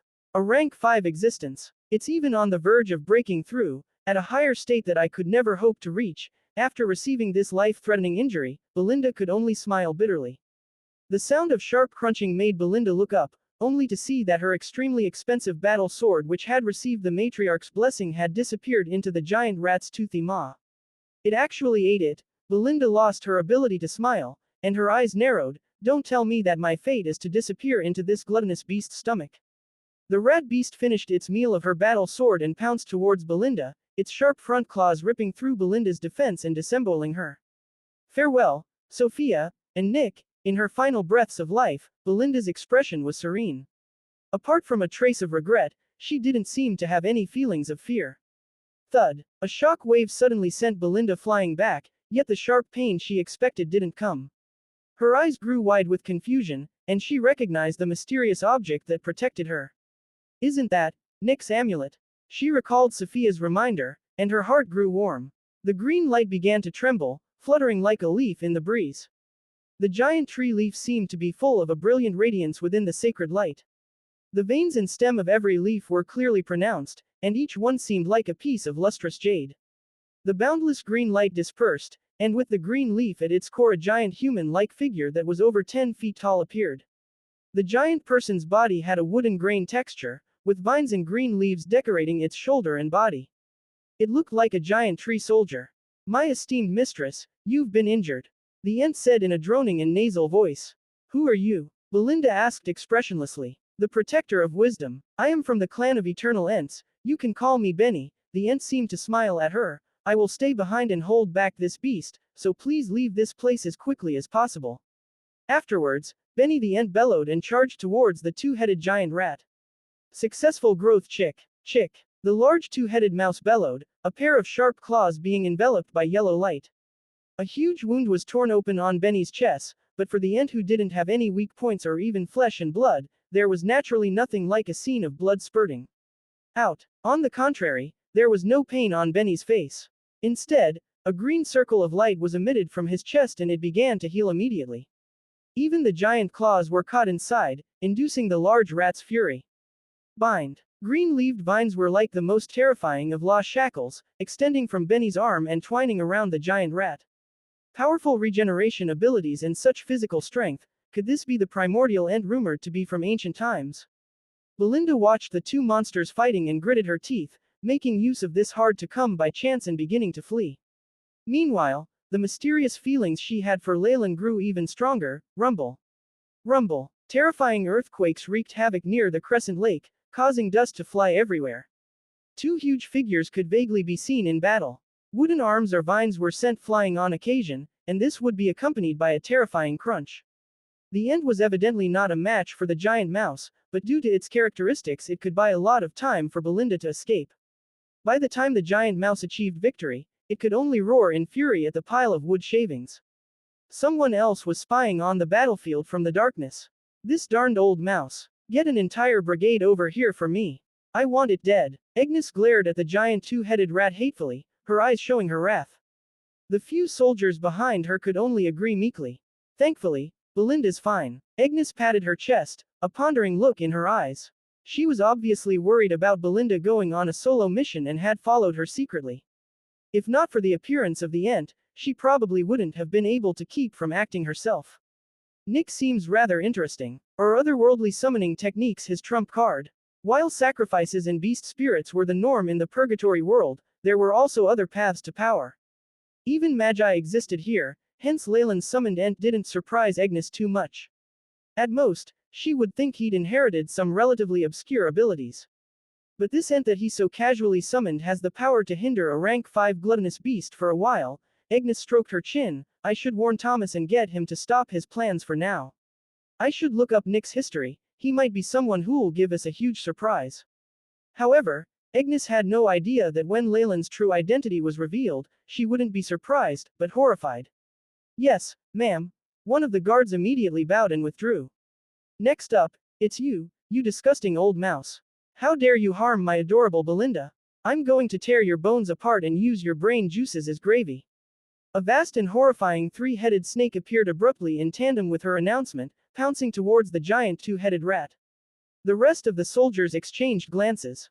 In the end, despite their unwillingness, they could only follow their leader and charge forward as well. A massive battle was about to ensue. Agnes had grown slightly fearful after Leylin revealed that tiny bit of his strength. Thomas's plan for revenge had been put on hold, which gave him valuable time. However, Battles generally grew more intense, and things had almost gotten desperate. In order to contain the wave of gluttonous beasts, the Holy City had already arranged campaigns against them several times. Even the Snake Dowager herself had sent out a clone, but in the face of Beelzebub's huge army of gluttonous beasts, they yielded tiny results. Several of her clones were even destroyed. The bloody loss of life caused the Holy City to be in an extremely unstable situation. A few months later, after several attempts to meet the beast wave, the battle line was pushed to the edges of the Holy City. The city walls, and the triumphal arch that used to be filled with holy light, had now turned into the last line of defense for the snake beings. Furthermore, compared to the spread of gluttony itself, the gluttonous army had Beelzebub himself in charge. Even the Snake Dowager would not be able to deal with them easily. It could be said that the Holy City was now in a desperate state of emergency and on the brink of life or death. There were many residents within the Holy City, and they would often hear the roars of the gluttonous beasts as they slumbered. They had no choice but to contribute and help with the Holy City's defenses. I've told you many times already. This is property of the Stewart family, and I am a guest of young Master Thomas. Unless you get his consent, you have no right to look through anything here. Scram. Leylin sent a group of patrolling officers away sternly. Even while using the name of the Stewarts, Leylin had no choice but to take the risk to use a mental hint, and only then did the patrolling officers leave obediently. After sending them away, Leylin laughed wryly. Is it already the 4th time this month? Each time they seem to be even more urgent. Looks like rumors of the gluttonous beasts being on the verge of breaching the Holy City have spread widely. He then came to the flowerbed. The little green tree had already grown quite tall and was completely emerald green, like a flawless work of art. Even with concealing spell formations, this strange scene had attracted some attention from others. If not for Leylin spending most of his time close to it, perhaps there would be someone brazen enough to come in and steal it. The holy light crystal that Belinda sent over seems to have a good effect on the wisdom tree. Cough cough. Leylin sized up the little green wisdom tree, looking quite satisfied. Even while he was coughing, the hope in his heart grew. I had to courteously bow to Thomas in the past, hiding my true strength for later. It's given me 2 years, which was just enough for this stump to successfully grow. Destiny is on my side. Leylin's eyes burned with passion. Ever since he found out that holy light crystals were beneficial for the little wisdom tree, he had secretly acted and committed a few alarming crimes, gathering large amounts of crystals and bringing the growth of the wisdom tree forward. Leylin had always acted with caution and did not leave any traces behind. Since they were at war, their intent to hunt down criminals was weaker than usual. With this as a cover, he had been able to hoodwink them easily. After all, who would suspect an old geezer on the verge of death? Yes, in 2 years the Owlsnake curse had practically extracted all of Leylin's life force. Even with facial transfiguration techniques, many wrinkles still appeared on his forehead and palms. AI. Chip, how much longer do I have? Leylin inwardly asked. Beep. Gathering data on host's life force, establishing conjecture model. Experiment completed. Estimated time till death, 34 days 12 hours 23 minutes 32 seconds. The AI. Chip intoned faithfully. A little more than a month. It's shorter than I expected. Is it because I helped out the last time? Cough cough. Leylin began to cough hard again, his handkerchief covered in scarlet blood. The rejection is also becoming more and more serious. Leylin smiled wryly and threw the blood-stained handkerchief aside. He was now already at his very weakest. The frightening part of the Owlsnake curse was that it was essentially fatal for all of the descendants and warlocks who made use of the Dowager's serpent bloodlines. It was already an incredible thing that Leylin had managed to hold on for so long. Roar, awoo, rumble, clatter, asterisk, loud roars, multicolored flames and the cries of many snake beings could be seen and heard. The ground shook underneath them all continuously. This was another attack from the gluttonous beast wave outside towards the holy city. The Snake Dowager and Beelzebub had yet to act, and seemed to have come to some tacit agreement, handing down the responsibility of victory to their subordinates. Thus, these attacks happened a few times every day, resulting in many sacrifices and refugees. With the protection and the support they believed he had, many neighbors came to Leylin and prayed for help. Leylin ruthlessly rejected all of them. No, I don't want Daddy to go.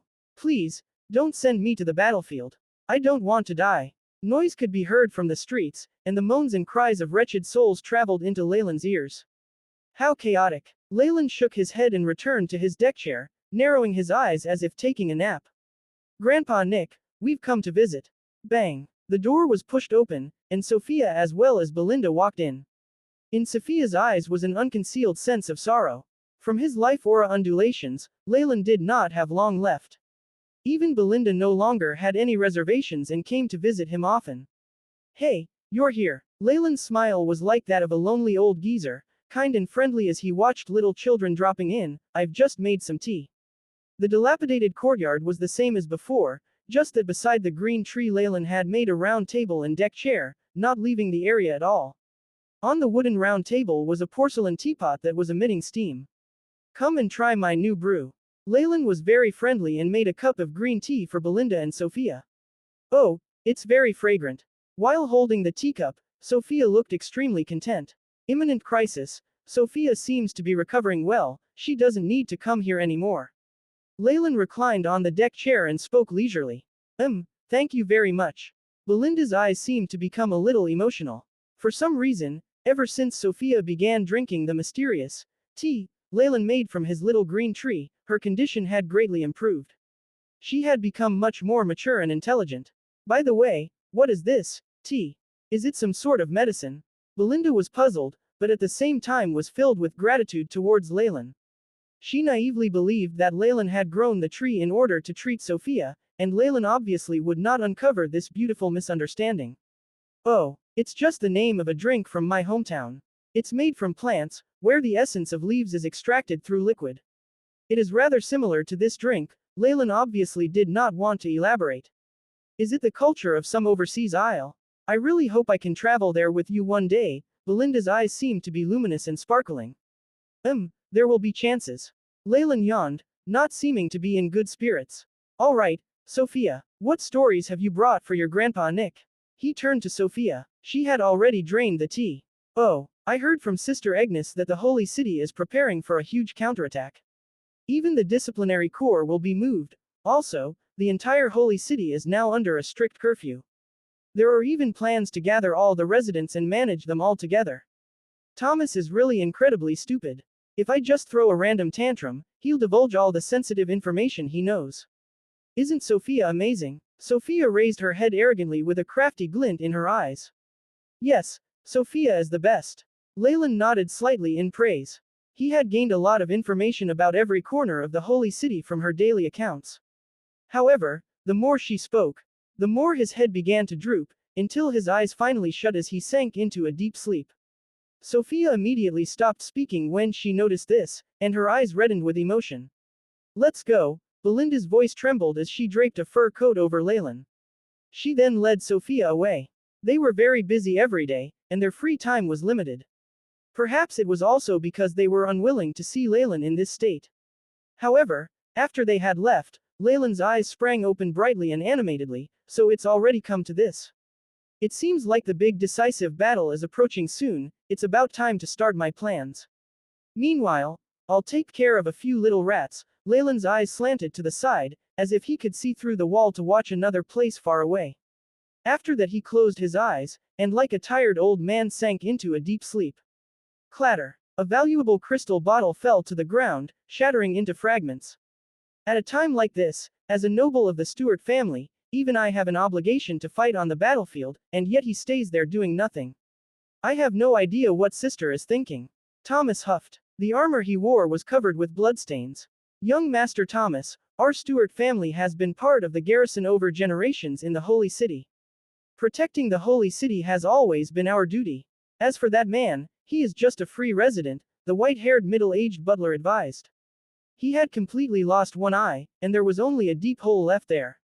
Furthermore, my lady seems to have discovered that he is hiding some trump card and ordered us not to offend him.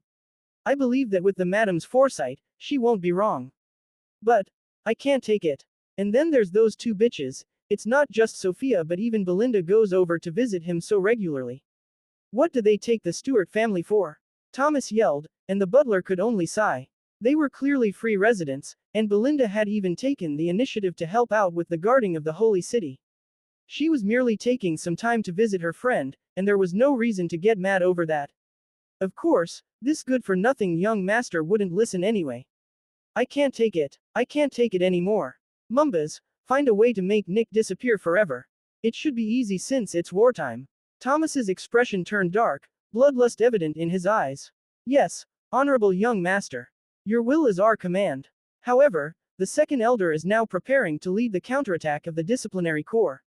Please be patient, the old butler bowed a full 90 degrees. I know.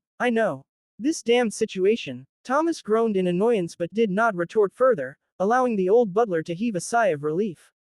What he did not realize was that the bloodlust in the depth of Thomas's eyes did not fade. It instead grew more forceful. Night had fallen. Agnes was wearing her crystal armor as she stood on the walls of the holy city. Her line of sight extended past the triumphal arch, fixed on the dense army of gluttonous beasts outside. They had already been contaminated by the law of gluttony, and it was difficult to make out what their original bodies looked like. The only similarities they shared were their terrifying and powerful energy undulations, as well as their desire for food. Agnes shivered in fear at this sight. Days were short in the purgatory world, which was why many beasts were more active at night. These gluttonous beasts rarely rested, and when their physical strength declined they would feed on their own kind that had died in previous sieges, which was why they seemed even more full of vigor than ever. What this meant was that their appearance was even more frightening at night than during the day. Watching this uproar at the front lines by the nearby beasts, the experienced Agnes knew this was a signal for them to attack. She abruptly turned to watch the soldiers on the city walls with her. They were mostly the troops that the Stuart family were in charge of. Some of them were volunteers, and some were laborers who were forcefully conscripted. Agnes took a deep breath, her voice spreading through the front lines. Mighty matriarch, my blood brothers, can we allow those filthy and despicable beasts to set foot in the holy city and pollute the glory of our dignitary, the Holy Mother? No. The residents in the holy city were now so loyal that they were ready to die for the snake dowager, and they naturally howled loudly in denial. Very good. Tear them apart for me, our holy city must be victorious. Agnes brandished the 9-tiered whip in her hands that had a snake head, thundering. To victory! To victory! Long live Stuart! Long live Stuart! Many soldiers shouted loudly, the atmosphere heated to the extreme. Seeing that she had taken care of the soldiers' morale, Agnes sighed in relief and retreated from the city gates. You did very well, Agnes. Belinda walked over in martial attire. Is that so? I feel that it's far from enough though. Agnes smiled wryly and draped an arm around Belinda's shoulders. How are the second elder and the disciplinary corps? Preparations are complete. We are prepared for battle anytime. Belinda did not struggle against her and sounded calm. If all goes well and this operation is a success, we can probably push the battle line close to the Crescent Lake. If it goes smoothly. Agnes chuckled, pressing her lips close to Belinda's ears, and spoke to her in a low voice, Belinda, leave. Take Sophia and maybe even Nick. Leave this place. Go as far as you can. Why? Belinda was stunned, Agnes's warm breath tickling her ears as they flushed red. Do you have no faith in the holy city? If my enemy is an army from another dignitary, I wouldn't be afraid even if they surrounded us, but, Agnes shook her head, you know how the gluttonous beasts work. Belinda, what's most terrifying isn't their strength but that they are infectious. 14 of our own family have been infected by the power of gluttony in battle. In order to prevent the infection from spreading, we had no choice but to obliterate them. So that's what happened. Belinda's eyes widened, extremely shocked. If that damned sovereign king of gluttony isn't eliminated, there will never be a victory over those gluttonous beasts. Do you get it now? Agnes coquettishly lifted Belinda's chin. Then come with me. Belinda gritted her teeth. After all, she had treated Belinda and Sophie quite well, and Belinda wasn't willing to watch her die here. Hee, you can all leave, but I can't. Agnes laughed, though this gave a bad feeling. For your family. Belinda's expression was complicated. Yes, our Stuart family has been protecting the holy city generation after generation. As the next in line, how can I leave now? Agnes pushed Belinda while laughing maniacally. Go. Pursue your freedom. This is giving me an ominous feeling. Belinda's eyes reddened, on the verge of tears. So many things had happened recently, and even this strong girl could not really endure it. Mighty matriarch, please show mercy and save us all. Belinda looked towards the statue erected at the heart of the holy city and could not help but kneel piously, making a silent prayer. The mighty statue watched everything expressionlessly, as if it had seen through everything with a slight smile. It seemed like everything was guided by her hand, but nothing really changed. The wind blew, and Belinda felt a chill come on, a sense of terror rising within her. The great thief Dode outside the holy city, the great war was on the verge of beginning. Leylin was also caught up in the imminent crisis. A guard with slanting eyes and a sullen face reported to Thomas, "Young master. Our people in the coastal division have sent news. There isn't the least bit of information on this Nick, and he seems to have appeared out of thin air. In addition, the other pure-blooded Alabaster Devilsnake clans have been contacted and they couldn't find this Nick Wither. Perhaps he is from some remote branch clan, you couldn't discover his origins. That's fine, arrest him on the charge of espionage. Set off immediately." Thomas stroked his chin, with a trace of menace in his eyes. He couldn't bear it any longer. As for considering the bigger picture, he chuckled gently. This was not something that young Master Thomas would ever consider. "Yes, sir." The slant-eyed guard immediately accepted his order. If the butler from earlier, Mumbas, was still there, he would perhaps try to dissuade Thomas. However, this guard clearly did not intend to do that and even seemed to add fuel to the fire. After all, small fry like them only wanted to seize all opportunities to climb up, and as for the overall situation, what about it? It made one want to laugh. A squad aggressively arrived in front of Leylin's building, pushing the door open smoothly. "Nick, you are being arrested on the crime of espionage." Thomas raised his head with a carefree smile on his face, as if he had already seen Leylin's panicked expression. "Oh, he's really restrained himself until now, it looks like Agnes is doing." Only, it seemed that Leylin's response had gone beyond Thomas's expectations. After hearing this, he unexpectedly showed no fear, and only thoughtfully stroked his chin. "What's the matter?" An awful sense of foreboding suddenly enveloped Thomas's heart. He felt faintly regretful, and felt that he had done something extremely foolish. Capture him. The slant-eyed soldier next to Thomas, however, didn't think too deeply. After seeing how senile Leylin looked, with his life force at its very limits, he immediately issued an order without thinking. Several soldiers charged forward immediately, and there were even sparks left in the air. The guards of the holy city were naturally all outstanding. The minimum requirement to enter the garrison was rank 3, and even the captain had the power of a rank 4 magus. Leylin was half-seated on the couch. Without even budging his fingers, he spat out a single word, "Obliterate." The sound of something breaking filled the air, and everything seemed to still as the loud crash of crystals shattering echoed in the room. The guards that had charged ahead earlier along with the slant-eyed soldier had been destroyed by a black gas, and not even their souls remained. This strength, and the black destructive gas, you must be the thief who stole away so many holy light crystals, the great thief Dode. As the heir to the Stuart family, Thomas possessed at least this much knowledge. His teeth began to chatter in fear. The great thief Dode. This was a new rising name in the holy city, and he'd only needed to do one thing to trigger an awfully dangerous situation. In the strictly guarded holy city, he plainly dared to make his move and pilfered the entire reserve of holy light crystals, and had even killed several of the strongest guards. Dode's greatest strength was this black destructive gas. If they weren't currently in the midst of war, Thomas believed that with these battle accomplishments alone, Dode's name could spread to the entire 7 continents. Dode's actions were clearly an insult to the Stuart family who guarded the holy city. Even Thomas's sister Agnes had vowed to apprehend the thief, but unfortunately there wasn't even a single clue for her to follow. Thomas could never have thought that this frightening great thief Dode was unexpectedly hiding in his own home, and he was actually Nick. The strange difference between Dode and Nick made Thomas feel a strong sense that none of this was real. "You're the great thief Dode, then why?" Thomas took several steps back with a panicked expression and felt utterly humiliated. He had already realized that when Leylin had so easily tolerated him and conceded the sisters to him, he was actually being used as a shield. When he had been so immensely pleased with himself before, he was actually being played for a fool. "You really dared to treat me like this. I will absolutely get my revenge on you, I swear it." Of course, on the surface Thomas still had a fearful and humiliated expression on his face. There was a ring laden with a huge red gem on his hand, which was secretly emitting unknown undulations. "Do you know why I acted so directly today, and didn't hesitate to expose myself?"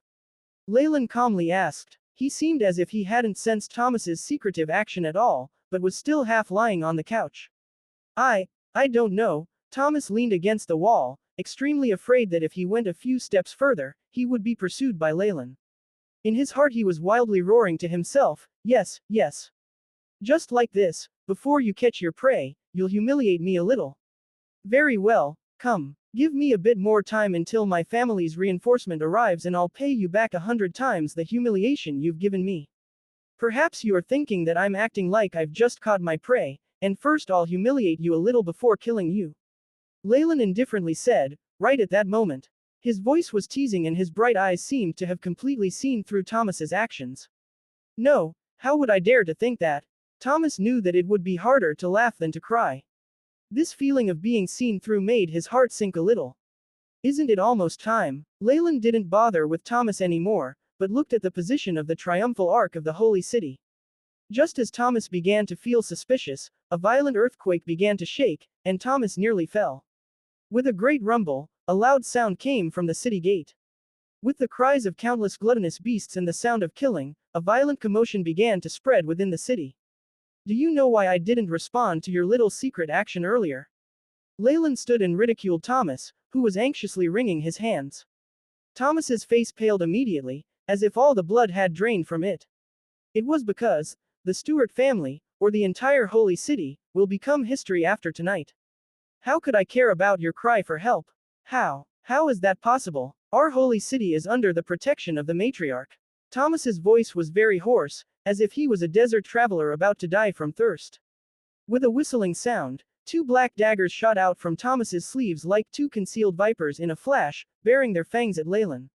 Even though Thomas was a playboy, as Agnes's fellow clansman and with a pure rank 6 bloodline, even if he hadn't really practiced he was still in the Morning Star realm. Thomas's twin daggers, which were pitch black with a dark luster, emitted undulations which were not inferior to any high-grade magical equipment. Swish, swish. In an instant, the daggers were already flying towards Leylin's eyes, and he could even see Thomas's malevolent smile behind them. With a crackling sound, countless sparks appeared, and shortly after a huge force could be felt. Thomas even felt like the daggers had pierced into steel, and could not even move an inch more. How is this possible? Thomas's expression changed in an instant. It felt like he had been sent flying after being hit head-on with a train. As his chest caved in completely, he threw up a huge amount of blood and fragments of bone. Thomas fell to the floor like a dead dog, and seemed to have lost most of his fighting strength in that moment. However, his pupils dilated abruptly, as if he had seen something unfathomable. The daggers are rather fine, it's a pity I can't use them. Leylin looked at the daggers he had caught in his hands, and sighed. The powerful magical equipment that Thomas had shot out had been caught by him in both hands, and hadn't really been able to inflict any damage to him. Thomas's astonishment was not because of this, however. He was surprised to find that phantoms of tiny snakes began to appear within the twin daggers, charging towards Leylin's hands to bite him. Sizzling sounded, and several wisps of white smoke appeared which caused Leylin to wrinkle his eyebrows and throw the dagger away. With two puffs, the twin daggers slammed into the ground, and two traces of what looked like burn marks appeared on Leylin's hands. My daggers are my family's treasured heirlooms, and have even received the matriarch's blessing. You dared to. Ha ha. Ah ha ha, you're definitely dead. Through the daggers, the Almighty Holy Mother will definitely know about you, you're definitely going to die. Ha ha. Thomas began to laugh wildly. What? I'm afraid that she won't have the time to care about me. Leylin shook his head. What's happening? Thomas had also realized something was wrong, especially when the sounds of fighting at the city gate gradually grew weaker, and even began to spread inside the city. The sound of blood-curdling and surprised cries could be heard in response. You still don't know. The city gate has been broken. The gluttonous beasts have murdered their way in, and what the snake dowager needs to consider now is how to confront Beelzebub instead. Leylin looked down arrogantly at Thomas, his eyes filled with pity. Since the Stuart family is full of trash like you, no wonder you couldn't guard the holy city. A little into the past. After she had bid Belinda farewell, Agnes's expression grew firm and resolute. What's the situation like now? She asked once she'd reached the city wall. The preparations are complete, the disciplinary corps have been dispatched. Judging from the beast's response, our chances of success are very high, a secretary-like snake man reported to her. Another clash. The disciplinary corps was the most elite squadron in the entire holy city. Every snake man there was a blood descendant of the Stuart family, and possessed strength at least at Morning Star. The leader of the disciplinary corps was the Stuart family's esteemed second elder, who had no faults as a commander. If these troops were appropriately deployed, they could indeed reclaim the perilous situation they faced, and would at least bring the battlefront to the same level. However, Agnes felt a fluttering feeling lingering in her chest. What's happening? She climbed onto the tower and immediately saw the disciplinary corps. Compared to the last few times she had seen them, the disciplinary guards had an even more tyrannical aura around them, and Agnes could not help but breathe a sigh of relief. The preparations for the Guardian technique have been completed. Activate the technique, and initiate activation of the Holy City Protection Matrix. Rank 2 Alchemy Cannon is ready, and can fire at any time. Commands were continuously issued, and a spell formation that permitted free movement into the Holy City was engraved onto the Disciplinary Corps armor. Attack. At the heart of the Guard's square formation, where a large golden flag waved in the wind, a gentle but firm voice rang out. Disciplinary Corps, move out. Standing at the very front was a white-haired elder shouting, an explosive aura at rank 6 undulating from him. No, this is wrong. Agnes finally realized that something wasn't right. All of a sudden, her eyes widened and even her voice became shrill. Second Uncle's aura, how could he have suddenly grown so strong? Even if he used forbidden magic it wouldn't be possible, unless, Agnes suddenly roared out, be careful. However, it was too late. Disciplinary force, with me. The numerous soldiers of the disciplinary corps roared. Their bodies secretly swelled, and ghastly demonic energy erupted from them in an instant. With a loud rumble, many spells were fired out, and the power of the guards were concentrated into one force, merging together in the second elder's hands. Thunder of discipline. The second elder cried in a frenzy, and a massively destructive attack landed straight on the city gate. Several deafening crashes could be heard, and black lightning swept across the area with a blazing radiance. The guards on the city gate were vaporized in an instant, burnt to ashes. Then, they were obliterated right down to the atomic level.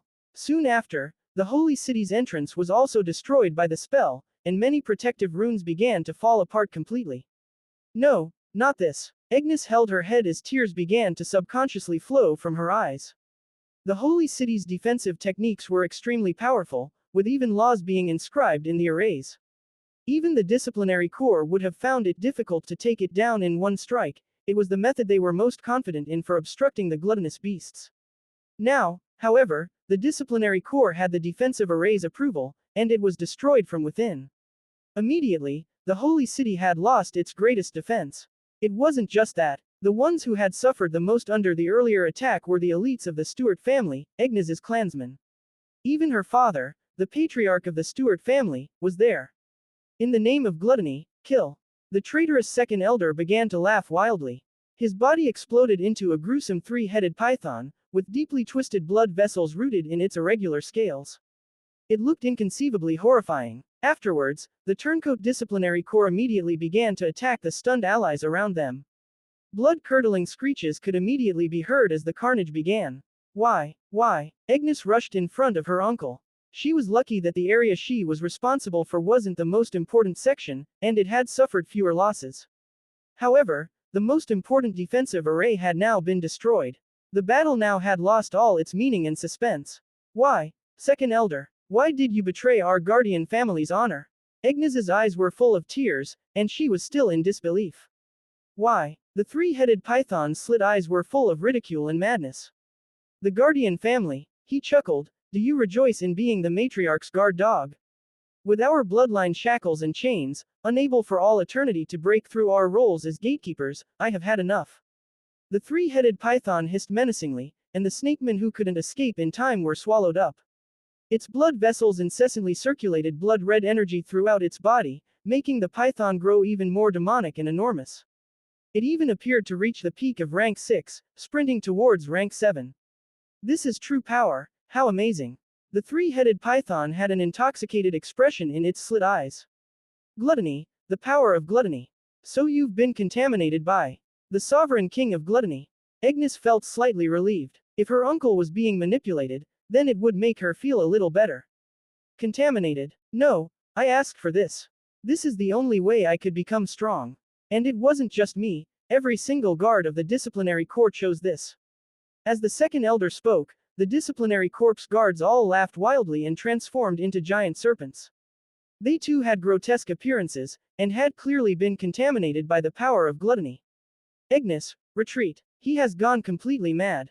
With a giant crash, the ruins of the city gate exploded, and the figure of an elegant three-headed python emerged. The scales on its body had begun to come loose, and it had severe injuries. Father! Agnes cried in surprise. Teehee! My beloved brother! You haven't died yet. The second elder laughed. Demon who actively sought the power of gluttony, you are no longer a clansman of our family. I want to correct our family's mistake. The three-headed python charged immediately at the second elder. At the same time, a tremendous force flung Agnes far away and called to her, leave immediately. Teehee! Elder brother, now I will prove that I have always been better than you, and better suited to lead our family. The three-headed python that had been transformed by gluttony aggressively tangled with the patriarch. The rank 6 beast's bloody crushing ability had instantly created a blank space and isolated area. Whether it was guard or gluttonous beast, all who approached it were shocked to death. Deafening roars filled the air as many gluttonous beasts immediately poured through the gap into the holy city. The surviving guards entered bloody close quarters combat. Agnes's face was filled with tears, and in the end she could only faintly see the tremendous smoke that filled the air as her father's powerless body fell, accompanied by the second elder's mad laughter. The sounds of explosions filled the air. As gluttonous beasts devastated the holy city, the giant statue of the snake dowager at the center began to emit dazzling light, as if she had heard the innermost prayers of her citizens. In this layer of light, the entire holy city seemed to experience an enormous earthquake and many deep cracks began to appear in the ground. Many buildings in the holy city began to twist and collapse with loud crashes, as if the heavens were torn and the earth had been split asunder. The giant statue of the snake dowager began to sink down without stopping. Finally, an immensely deep hole appeared in the ground. The power of gluttony, and the concealing power of chaos. Beelzebub, have you joined hands with the nefarious filthbird? A coiled ball of snakes floated up from the depths of the hole like a star. Many giant snake heads uncoiled, exposing the snake dowager's puzzled face. Overwhelmingly powerful undulations spread out at rank 8, and the entire holy city grew quiet in an instant. Many gluttonous beasts were engulfed by the shadow and burnt to ashes. At the holy city's most critical moment, the snake dowager finally appeared. The matriarch, almighty dignitary, invincible ancestor. The surviving inhabitants of the holy city immediately knelt down, and tears of joy began to overflow from their eyes. The one who had just appeared wasn't a phantom image or a clone from sacrifices, it was the real body of the snake dowager. Every scale on the matriarch's body had the most realistic feeling of true flesh, and even exhibited the aura of laws. Just the aura that emanated from her body gave innumerable benefits to her descendants. Dowager, it was you who first violated our agreement, and began to meddle with my affairs. Accompanied by wild laughter, a demonic python emerged from the gluttonous beast army outside the holy city. No, calling it a giant python would be inaccurate, as it had only the body of a python. However, it had grown a pair of extraordinary demonic wings, and its purplish-brown muscled arms had sharp talons at the end of its legs. It had many compound eyes just like an insect. It looked as if Beelzebub had fused his soul with a mixed-breed snakeman's body, whose power had reached the limit. It could even meet the snake dowager as an equal. After seeing Beelzebub's form, the snake dowager's eyes flashed with amazement. Ha ha, this body's raw material appears to be your descendant, but my gluttonous power has made it even more perfect than before. That's all thanks to a gift from a certain little fellow. Beelzebub split open his huge mouth, a purple-black barbed tongue licking his sharp white teeth and said, in return, I'll swallow him up later and let him forever be part of the almighty Beelzebub. The impulsive power of gluttony and the omnipresent power of shadows began their confrontation with the holy city's walls as its boundary. In a moment, many guards and gluttonous beasts turned into ashes.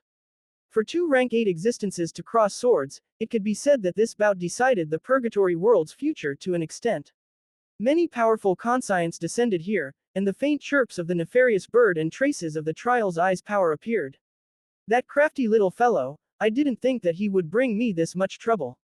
The snake dowager's eyes became a little dispirited, and she looked directly into an area within the holy city. Completely unleashed, since the people involved have arrived, it's about time for me to make my appearance. Leylin watched the enormous sphere of snakes rise up, and as he saw the terrifying figure of Beelzebub flapping its large fleshy wings, he suddenly laughed. Thomas, who was still on the ground, had already been scared out of his wits. The second elder and the disciplinary corps had rebelled. The holy city was under attack. The true bodies of the Snake Dowager and the Sovereign King of Gluttony had emerged. Every single one of these events were terrifying changes for him.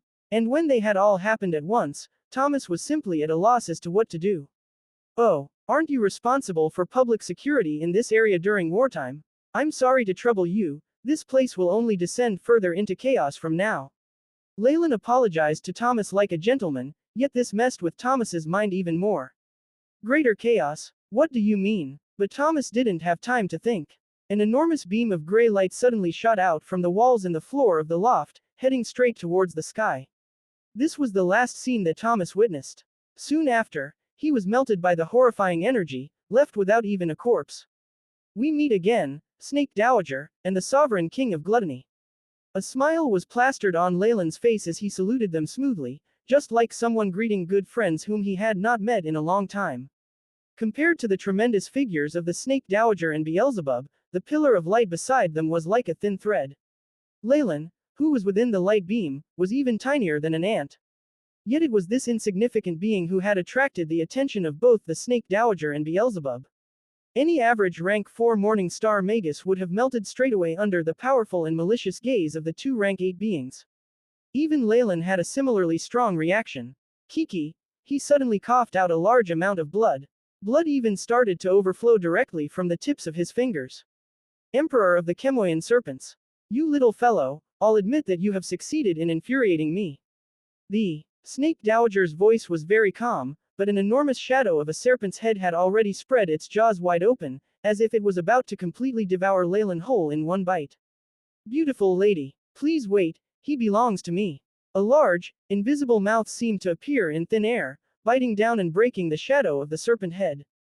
Beelzebub flapped its dreadful wings, his numerous compound eyes all fixated on Leylin. Thank you for letting me discover this world. But what a pity, Magus.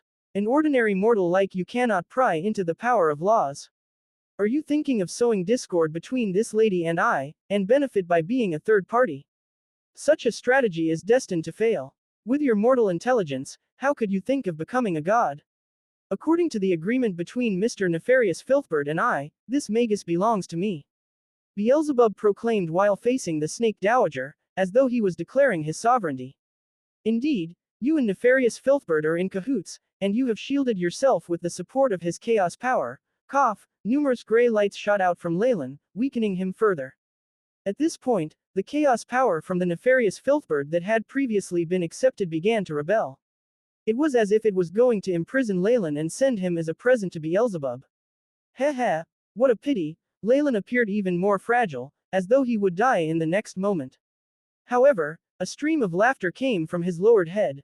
What's a pity? Beelzebub clearly wanted to continue teasing its prey. Hee, it's such a pity that I've never once thought of depending on either you.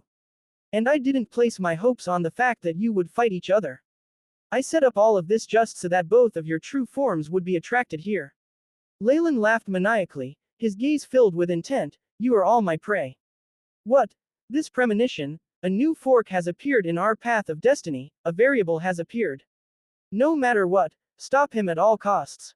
The sweet smile that had always been on the Snake Dowager's face suddenly changed. Heh, it's too late. Leylin laughed wildly. Numerous sacrificial ritual runes emerged from his body.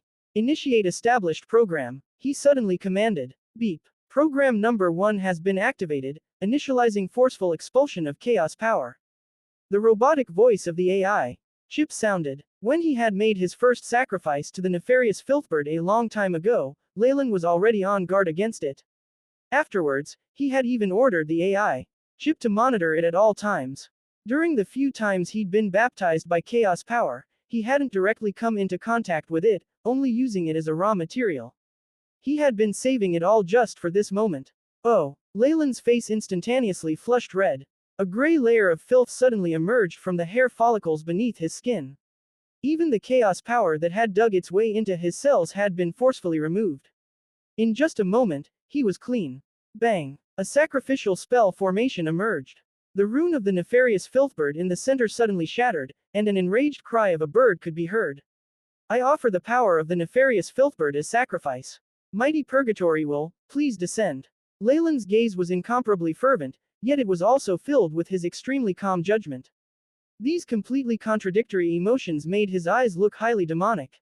Buzz. An incomparably vast sacrificial spell formation with complex patterns began to surface, with the room that Leylin previously resided in set as its center. This particular sacrificial spell formation was much bigger than those for the previous few dignitaries.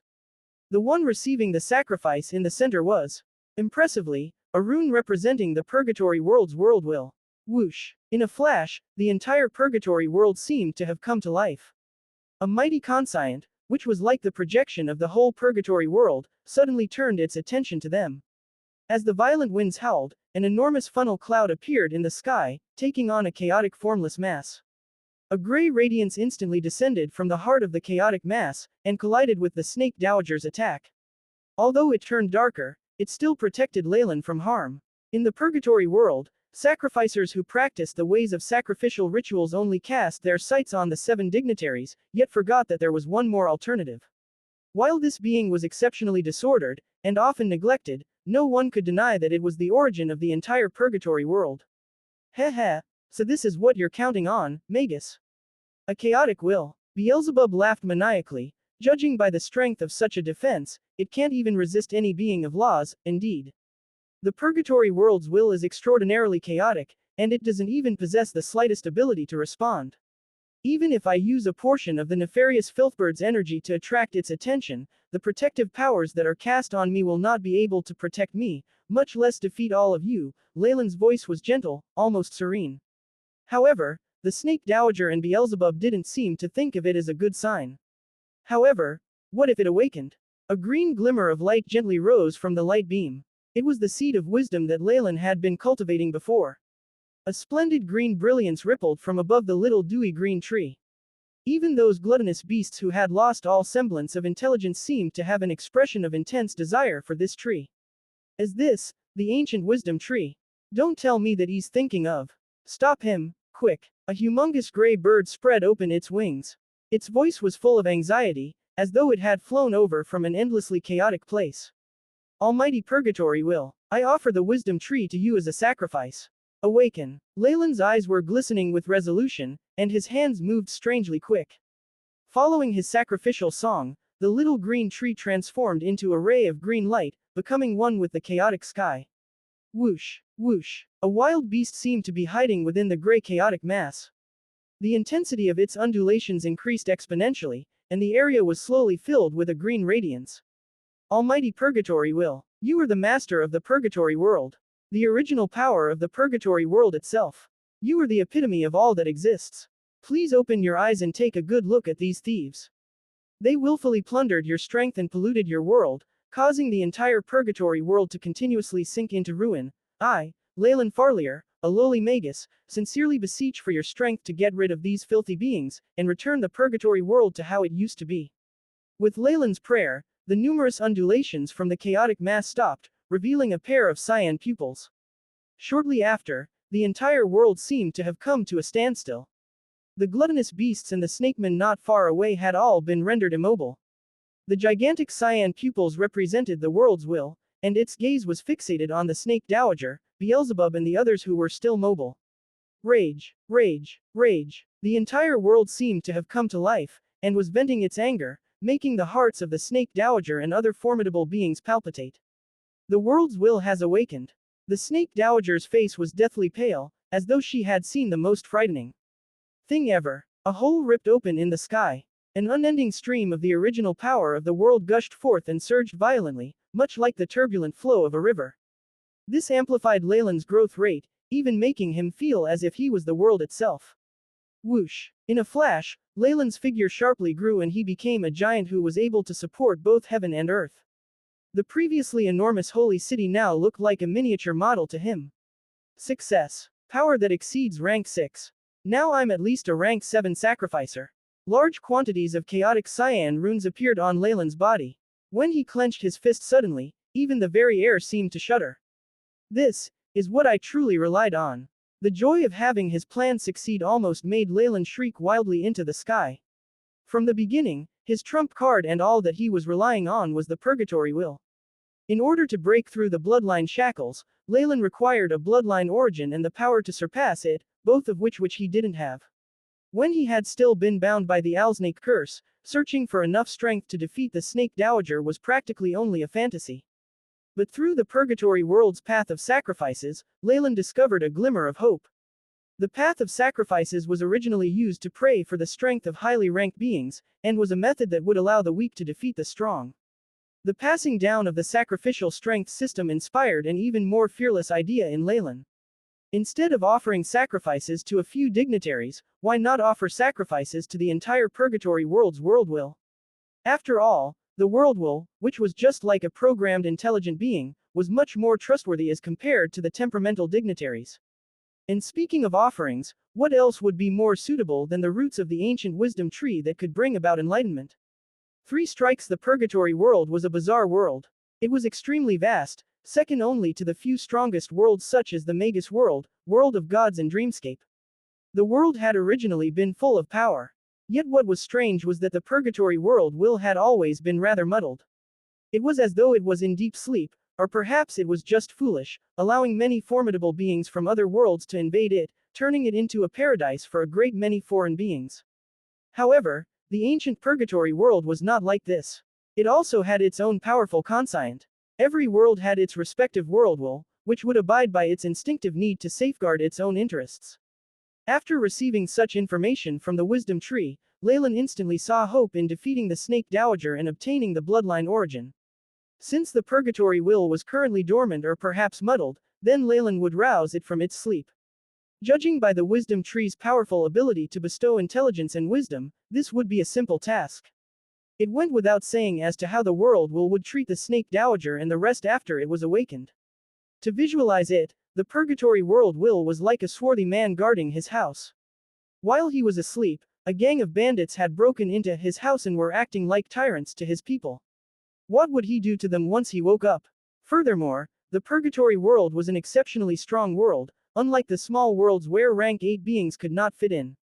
It was at least of the same rank as the Icy World, which had been enough to suppress beings such as the Snake Dowager and many others, causing their invasions to fail. Now, the Purgatory World was awake and clear-headed. Sure enough, upon seeing these thieves willfully stealing the origin power on its turf, it immediately boiled over with fury. Since Leylin had taken the initiative to offer sacrifices in order to awaken it, it went without saying that he would receive credit. Additionally, he had requested to banish these robbers, and it was reasonable that the world will would hold him in high regard. It was so much so that upon obtaining additional support from the world will, Leylin could now be praised as the son of the world. Everything he had done was to carry out punishments in the name of the heavens. It's the Purgatory World will. It's awake. Hasn't it always been muddled? Why did it come to its senses all of a sudden? I sense a hint of wisdom. It's because of the assistance of the ancient wisdom tree. When the pair of eyes opened to reveal the cyan pupils, a terrifying and oppressive force instantly descended on the entire world. These beings of laws could now sense it even more strongly. This was a suppressive force that originated from within the world.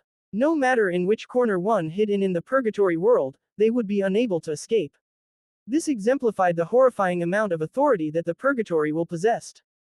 The suppressive force from inside this formidable world could even make foreign beings such as the Snake Dowager and the nefarious Filthbird fall, and it could be said that there was nothing more terrifying than this. A few other conscients kept their distance, and were filled with restraining fear. Even if they were rank 8 beings, the gains of starting a war against the world will definitely would not make up for their losses. This was especially since this was the Purgatory World, which was the homeground of the Purgatory will. The moment someone got its attention, he would be left in a miserable state. The winds howled. Numerous powerful conscients and spies from the deep sea immediately disappeared without a trace, cowering in fear. Chirp chirp. The nefarious Filthbird, which seemed to have flown out of nowhere, hastily made an elegant turn upon seeing the situation, trying to escape. Get lost. Leylin raised his hand as though he was about to swat a housefly. Each and every move that he made seemed to bear the strength of the entire world, making the nefarious Filthbird fly far away in the opposite direction as it wailed. Numerous gray feathers floated to the ground. Even though the strength is only temporarily borrowed, it's relatively horrifying. Leylin could sense that every single cell in his body was filled with the tremendous energy. Furthermore, as compared to the other dignitaries who only allowed rank 6 sacrificers at best, the Purgatory will was clearly much more generous. The energy that Leylin had temporarily drawn support from had been amplified to the realm of a rank 7 sacrificer. Even though it could not last for long, and had to be returned afterwards, at least it gave him enough external strength for the time being for him to be on par with the other contenders. The fellow who has been such a hindrance has left. Seal. Leylin spread open his arms and cast vast amounts of cyan chaos chains on the purgatory world. It seemed that this region had been sealed shut, and a horrifying amount of lightning was attached directly to the chains. This was an enclosure formed by the chaos chains and lightning laws. Beelzebub and the Snake Dowager were about to make a run for it, but their expressions turned gloomy. With the aid of the AI chip, as well his full moon true soul, Leylin had a detailed estimate of his own strength. 3 times. With the assistance of the World Origin Force, I'm left with 3 times at most to exhibit this peak of power, he thought to himself. He knew inwardly that rank 8 beings had the power to contend with the suppression of the world will. After all, it too was an intelligent being, and its support for Leylin couldn't possibly be inexhaustible. Even if Leylin was willing to work under it and defeat the others on its behalf, the world will might be reluctant to expend so much energy. If they declared war against so many rank 8 beings at once, they would be devastated even if they emerged victorious in the end. The entire purgatory world could even crumble under the attack. However, with Leylin's current rank as a sacrificer, it would still help him get rid of these few if Leylin cashed in all his contributions. The sacrifice of the wisdom tree contributed to the world will regaining its clear-headedness once more. With all of that, I only received these few chances to take action. Leylin was very clear about this sentiment. As expected, rank 8 beings are extremely powerful indeed. But 3 chances will be enough. Currently, the Snake Dowager and Beelzebub were both suppressed by the world will in this region that had been sealed shut. They had fallen by a rank, and were now about rank 7 or so. On the other hand, Leylin had been amplified to rank 7, and even exceeded that slightly. The tables had turned instantly. Chemoyan Emperor, my descendant. Although you have the support of the world will, you will not be able to deal with us. I can lift your curse, and even help you become the new progenitor of the all snakes. All I want is for you to vow your allegiance to me. As they both shared a common enemy, Beelzebub and the Snake Dowager had gotten a little closer. The Snake Dowager had also given a suggestion to bring about peace. Haha, before I possessed such power, I wasn't even eligible to talk to you. And now you're actually appealing for peace. What's the use of such a weak alliance? Leylin laughed maniacally. The original power of the purgatory world wouldn't be entwined with him forever. Once this sacrificial ritual was over, he would still be the tiny rank 5 warlock from before. Then, would he still entrust the security of his life to the Snake Dowager's benevolence? All living things in the world will collapse eventually. Only strength is eternal. It was now that Leylin had gained a profound understanding of how the law of the jungle worked. If he didn't want to be assaulted and sacrificed, the only thing he could do was to make himself powerful. Everything else was bullshit. First strike. After laughing to his heart's content, Leylin brazenly made his move. The entire purgatory world seemed to boil. An abundance of the origin power of this world tethered to his hand, giving him the illusion that he could destroy the world. Owlsnake Devour. The Snake Dowager bit her lip. The demonic energy even made the entire world slow down. Numerous giant snake shadows suddenly appeared and attempted to bite off Leylin's hands. Crash. Crash. Terrifying lightning shot out from Leylin's hand, annihilating the many shadows into ash and smoke. Leylin's giant-like figure, stretching from the earth to the heavens, instantly came in front of the star-like sphere of snakes. Sever the Chemoyan bloodline. An attack that transcended time and space made the Snake Dowager's face turn lifeless in an instant. Soon after, out of the many giant snakes that had extended under her body, the head of a Chemoyan snake with vertical slit-like amber pupils suddenly broke apart. The many snake heads started to tremble at once, and anguish was apparent even on the Snake Dowager's face. This was an injury suffered by her real body, something which even damaged her bloodline origin. The head of the enormous Chemoyan serpent tumbled in midair, and continuously dissolved to form a large ball of purplish-red blood with hints of cyan. The bloodline origin. Leylin's eyes lit up. He could feel the longing in every single cell of his body. He suddenly went forth and swallowed the large amount of blood. Beep. Host body has consumed the origin blood from the Snake Dowager. Gene strands have been broken apart and recombined, recalculating data. In practically an instant, the genes of the Chemoyan Emperor broke apart from their limit. His bloodline accepted the Phoenix from the great amounts of origin blood. Under the AI chip's command, these recombined genes did not follow the conventional path of the snake dowager. They instead underwent greater evolutions under Leylin's command. These changes eventually extended to his soul. The barbed iron chain on Leylin's forehead cracked apart instantly. The head of an enormous black giant serpent suddenly emerged from within, hissing excitedly behind Leylin as its body seemed to undergo even greater changes. Beep. Alsnake curse has been lifted. The sensation of removing the chains in one move made Leylin feel entirely free from worry. Beelzebub, do you know why I released the Trials Eye and the nefarious Filthbird, but insisted on keeping you behind? Lightning flashed violently. The origin power of the world encircled Leylin from head to toe as he came in front of Beelzebub. In comparison to the gigantic Leylin, the devilish body of Beelzebub was as insignificant as a rag doll. Without waiting for Beelzebub to answer, Leylin continued, because I have my eye on the laws you hold. Your laws of gluttony are just too compatible with my own innate skills. I can't help but wish to take action. Thus, I specially summoned you to come to the purgatory world for this purpose. And I even gifted you a clone. A clone. This black horror snake. Beelzebub kept retreating, and fear was apparent in its numerous compound eyes. To him, Leylin was the real devil. No. Impossible. I definitely inspected it very carefully. I didn't rig your clone, because to me, as long as its original form is a black horror snake, it would be sufficient. Leylin's pupils were burning with fervor. He spread open his arms and ferociously grabbed Beelzebub's devil wings. Second strike. Halfway to rank 7 inches, your wings of gluttony will belong to me. Along with Leylin's announcement and Beelzebub's miserable cries, the monstrously dark wings were forcefully torn off, splattering blood everywhere. HS's asterisk, the phantom Chemoian emperor behind Leylin opened its mouth wide, and it seemed like there was a black hole at its depths. It immediately devoured the entirety of the devil's fleshy wings. Pila, Pila. 2 lumps of flesh surfaced on the snake's back. It then spread out a tremendous pair of fleshy wings that looked similar to Beelzebub's own. The law of gluttony. Leylin sounded rather bewitched by them. Combined with my own abilities, what kind of result will there be?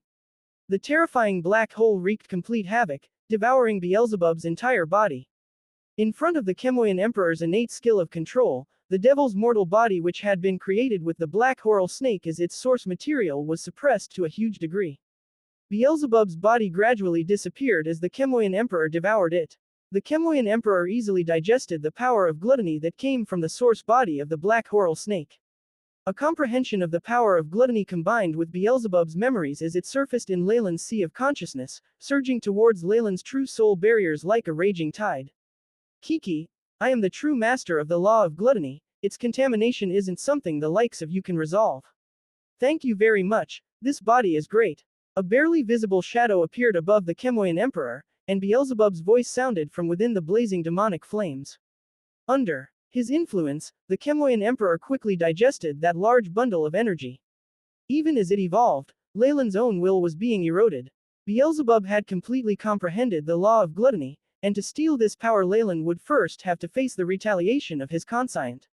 It released a large amount of power that mixed with the laws of gluttony as they approached Leylin. Gluttony's corruption. Seeing that demonic palm, Leylin maintained an icy expression. He didn't look to be in pain, only releasing a powerful green lightning containing the power of the world origin force in his body. His cold voice sounded, strike 3. Crackle. No. Leylin's gigantic body immediately disintegrated, and an unwilling bellow rang out. Under the suppression of the purgatory world's will, Beelzebub's conscient melted away like snow in the sun, leaving behind only the purest energy and comprehension of laws. Beep. Genetic recombination complete. The AI chip's voice sounded, and the Chemoian emperor behind Leylin began to transform once again. 2 sharp claws stretched out, and the horn on its forehead protruded even further. The devilish wings became increasingly mystical, and black rhombus-shaped scales covered its body, emitting a mysterious luster. A new bloodline. No. The snake dowager who watched this scene from afar could no longer keep her calm. Even though she was afraid of the protection of the world will, she still attacked. Alsnake Shadow. The murky shadow world almost appeared to have been summoned by the snake dowager, attacking the purgatory world. Leylin did not counterattack. Instead, he spoke a few words. I am Leylin Farlier, Lord of all Chemoian. As of this moment, all of the Chemoian bloodline shall leave the control of the snake dowager. Leylin's eyes held traces of turmoil within them as he made this solemn announcement. His voice practically rang throughout the world. As long as it was a descendant of the giant Chemoyan serpent bloodline, they heard his voice and couldn't help but kneel respectfully in subservience. HS's asterisk, the giant snake behind Leylin, completed the core of its transformation. No longer feeling the suppression of the snake dowager, it snarled at her. The pain on her expression was even clearer than before. Power from another plane seemed to be surging into Leylin's body. I shall destroy your godly status, he murmured, and with a vicious bite from the giant serpent behind him, the sound of glass shattering could be heard. A huge gap had formed in the network of blood vessels on the snake dowager's back. The excruciating pain caused the enormous serpents in the sphere of snakes to groan piteously below the snake dowager, and the faint image of the shadow world promptly crumbled. Losing a part of her bloodline force caused great damage to the dowager's authority. It was enough to grievously injure her, and force her into a deep sleep. Leylin, Leylin, the snake dowager snarled, no longer daring to stay here. The gigantic sphere of snakes rammed against the shackles of chaos. Even more giant serpents were continuously struck by the lightning. However, they opened up a gap in the world will's restrictions that allowed the snake dowager to escape. She had the feeling that if she'd stayed here longer she would have died. She escaped. Makes sense, she doesn't know I'm limited to just 3 uses of this power. Furthermore, with my control of the bloodline and devouring power, as well as the attention of the world will, she'd be in trouble if she stayed any longer. Leylin's eyes flashed, and he did not chase after her. He currently had more pressing matters at hand to attend to. Beep. Optimization of host's bloodline is completed. Law of Gluttony and Alsnake origin blood have been added, currently at rank 6. Please rename the bloodline. The AI. Chip's voice sounded. Targaryen. Call it the Targaryen bloodline. Leylin decided on a new name. Beep. Recorded. Bloodline evolution has been completed. Targaryen has been saved to the database, currently at rank 6. As it sounded out, the AI chip formed images of Leylin's new bloodline patterns, naming them Targaryen. A circle of blood-red energy enveloped Leylin's body. The bloodline force of the Chemoyan Emperor had been changed to an entirely new bloodline. This change even extended to Leylin's true soul. It was like glass shattering as a bottle exploded. The feeling of breaking through a bottleneck of the soul caused Leylin to tremble involuntarily. The new bloodline force surged violently, and with irresistible power the golden line in Leylin's full moon true soul expanded to envelop the entire thing. It was like a flame had been ignited. Beep. Host has broken through bloodline shackles. The positive energy of the true soul is beginning to advance to rank 6. The AI chip transmitted. For a magus to advance from rank 5 to rank 6, the most important point was to completely convert negative soul force to positive soul force. Leylin's true soul had already shown signs of the transformation, but due to the bloodline shackles the full process had been interrupted. Now, without the shackles, the process could be completed. One negative and positive soul force are yin soul force and yang soul force. Just didn't use those names because most of the novel has stuck to a Western theme so far and actual Chinese concepts weren't prevalent before. The bloodline shackles had been like an enormous mountain weighing down on Leylin, putting him under a lot of pressure. With them gone, the power he had amassed allowed him to soar. His true soul rumbled in that instant. The moon set ablaze as it turned into a blazing golden sun. It grew severalfold in volume, emitting powerful and concentrated energy. With the strength he possessed, Leylin's success in breaking through to rank 6 was a given. Yet, that was not all. The AI chip's voice sounded once more. Beep. Host has reached rank 6. Huge changes have been made to body's condition. Recalculating, it then intoned loyally once more. Beep. Host's rank 5 innate skill Devour has been affected by Law of Gluttony. Devour has reached rank 6, now able to digest any energy, even that powered by opponents' laws. Devour has been upgraded to rank 6 from rank 5, so I can devour laws from now. Leylin's eyes twinkled. Great. This innate bloodline ability is worthy of the rank 6 Targaryen bloodline. Past rank 6 was the realm of laws, and a bloodline that could devour laws and make them his own was obviously terrifying. This was also why he had spared no effort in getting Beelzebub to come to the purgatory world. The law of gluttony and the innate skill of devour complemented each other just too well. They were the best pair in Leylin's view. The ability to break through without end as long as one possessed enough energy was something Leylin coveted. He considered it to be the best catalyst in the process of breaking through his bloodline shackles. Beep. Host's comprehension of law of devouring transformed from law of gluttony, now at 99% beep. Host's body has been converted to a body of laws. Progress. 99%. Body's stats have surpassed standard limits, unable to be quantified. A switch to the heavenly astral race's measurement units is suggested. Seeing the last prompt, Leylin's lips quirked as he burst into a wild laughter. Such terrifying strength caused even the air around him to shake. Since he had taken such huge risks in this adventure, he would obviously want to get the best benefits. After reaching rank 6, the soul of a magus would basically reach its limits, and its soul force would become tangible. Once they grasped a certain law, they would reach the realm of a rank 7 magus. While Beelzebub's law of gluttony was pretty good, Leylin did not like it all that much. After all, he still felt some lingering fear towards that insane appetite. Having the abilities of his bloodline influenced by the power of gluttony, he could thus form the law of devouring. It was something Leylin had long since anticipated. Leylin had grasped many laws even as he reached rank 6. He was no ordinary Breaking Dawn monarch. In fact, he could be said to be halfway to rank 7. Once he completely comprehended the last bit of the law of devouring, there would be nothing holding him back from becoming a magus who comprehended laws.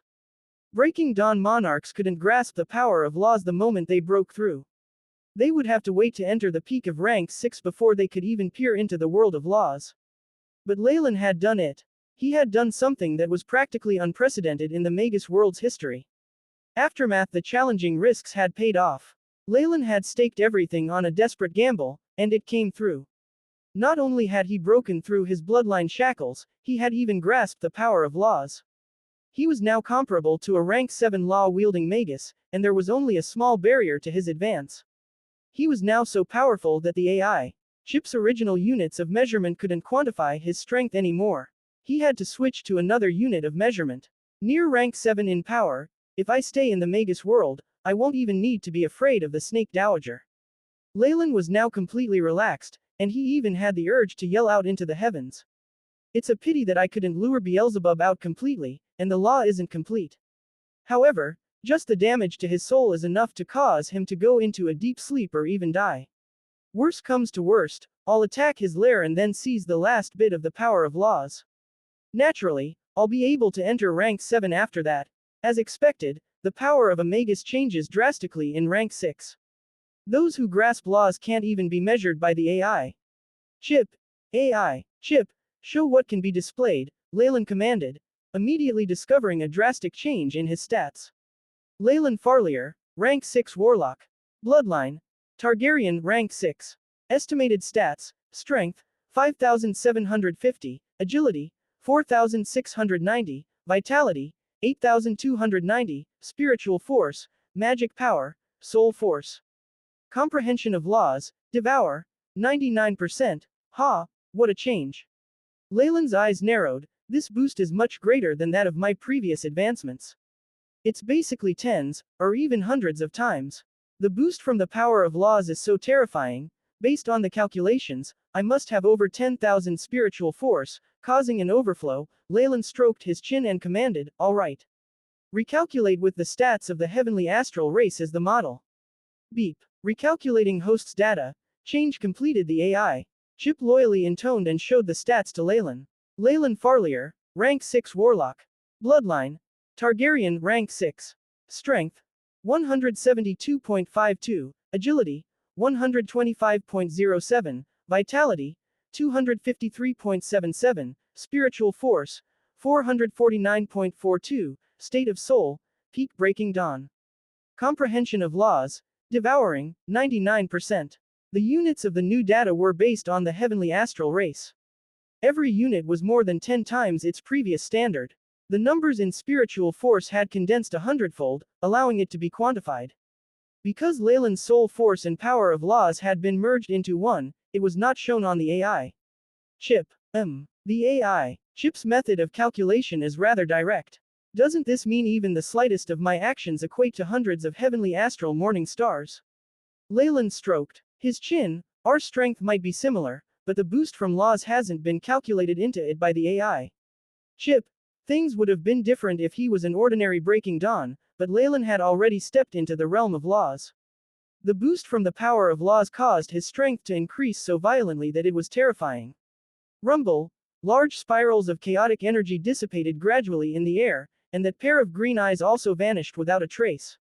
The sacrificial rune on Leylin's body disappeared quickly, crumbling in practically the blink of an eye. The will of the purgatory world has left, Leylin muttered to himself, looking slightly desolate. As he had already reached rank 6 and comprehended laws, the world will had sensed that Leylin had already surpassed many monarchs. While I helped the world will to gain some wisdom, it has helped me defeat my opponents and allowed me to advance. Where even now, Leylin could tell that his status as a sacrificer had dropped as quickly as it had risen. He was now back at square one. The purgatory will is merely a robotic intellectual body. The help before was merely a transaction. If I want to become a child of purgatory, I'll have to join its side and allow its intent to pervade my body, becoming half a puppet. Leylin stroked his chin. World wills were rational and unfeeling. Even if Leylin had helped it before, were he to reveal even the slightest intent to harm the purgatory world, it would still treat him as an enemy. Wills worked like artificial intelligences, programs with procedures programmed into them. While he could not influence such a thing with emotions, he would be safe against backstabbing. Settling the transaction once and for all was quick and convenient. This was unlike dignitaries like the nefarious Filthbird. With it, no matter how devout one was in their prayer, it would still think of ways to take control of them, turning them into a bargaining chip. Something like that would never happen with the purgatory will. But my path is still that of magic, the path of truth. Turning into a half-puppet doesn't suit me, Leylin shook his head, abandoning all thoughts of settling in the purgatory world. It wasn't just becoming a subordinate of the purgatory will, just the thought of the other dignitaries here left Leylin's scalp numb. Leylin may have grown close to rank 7, becoming an existence that was thousands of times stronger than before, but he was still no match for a rank 8. He might have seemed courageous and unstoppable, but that was because he had the cheat that was the purgatory world will. With the world will around, those rank 8s had to deal with its suppression. They would only have about 50% of their original strength, and on top of that they had to deal with Leylin, who had reached rank 7 as a sacrificer with it. That obviously made things dangerous. However, Leylin had depended entirely on an offering of the genetic clone of the ancient wisdom tree, which had given him great support from the purgatory will. In the future, he would not have an offering of that grade. If he were to meet with the Snake Dowager and duel fairly, even escaping could be difficult. I've awakened the will of the purgatory world. That's akin to finding an owner above those rank 8 existences who's constantly thinking about ways to expel them from the purgatory world. Leylin felt pins and needles on his scalp. In order to break through the bloodline shackles, he had roused the purgatory will from its slumber. That had had a great effect, but also thoroughly offended all the foreign dignitaries of the purgatory world. However, if the situation were to repeat itself, Leylin would still make the same choice. Still, staying in the purgatory world was now a very irrational thing. With so many rank 8 existences hostile towards him, and with him being an arch-enemy of the Snake Dowager, not even the tiny bit of him would be left behind if they joined hands. The only choice is to hide in the Magus world. Leylin's eyes were filled with resolution. He was a native of the Magus world, and the powerful Magus world will would naturally not suppress him. If foreign beings like the Snake Dowager were to enter, the suppression would be more terrifying than in the purgatory world. After all, the Magus world was one of the 2 most powerful worlds.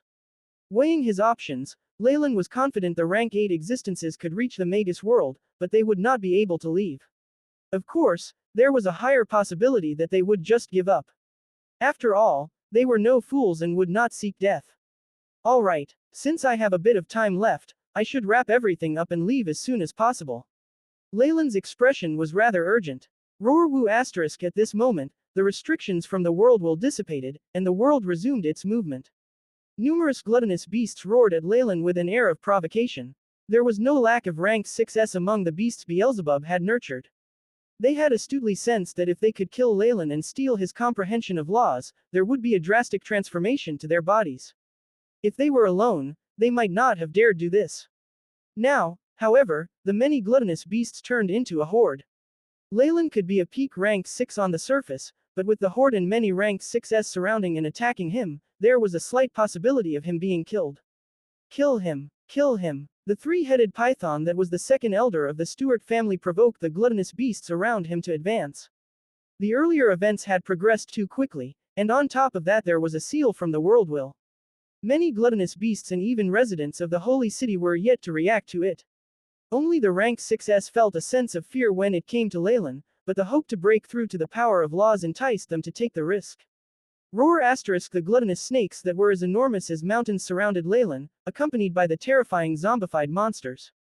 Is this clever? Leylin watched the three-headed python hiding behind the berserk rank 6 beings, a slight smile on his face. Even an ordinary peak rank 6 would find trouble when attacked like this, no. It's a pity though, I've already passed through the realm of rank 6. The power of laws is something you cannot imagine. Having nearly grasped the law of devouring, Leylin had changed drastically. The immense increase in his stats reached the requirements of rank 7. At the very least, the blazing flame monarch that Leylin had seen before definitely did not have such extreme numbers when it came to spiritual force, and perhaps had yet to even reach the 10,000s. After all, she had merely comprehended a bit of the power of flames, and only understood the tip of the iceberg. How could that be comparable to Leylin, who now had a body of laws?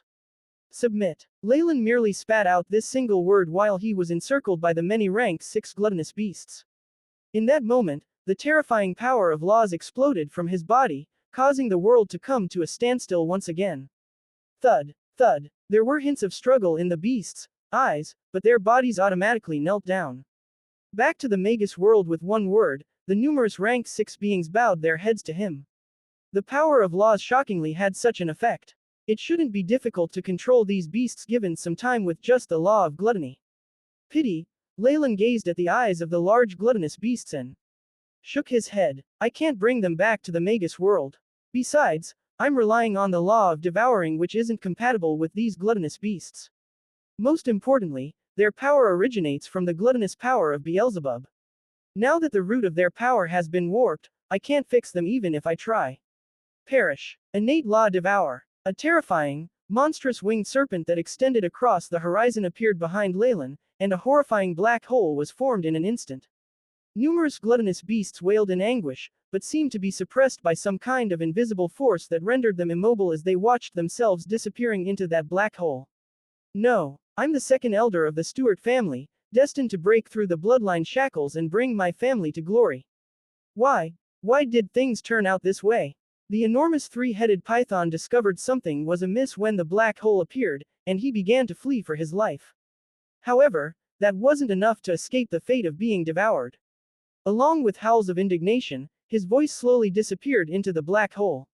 The invisible pull spread across the plains, and the many gluttonous beasts were thrown into the black hole while howling in anguish.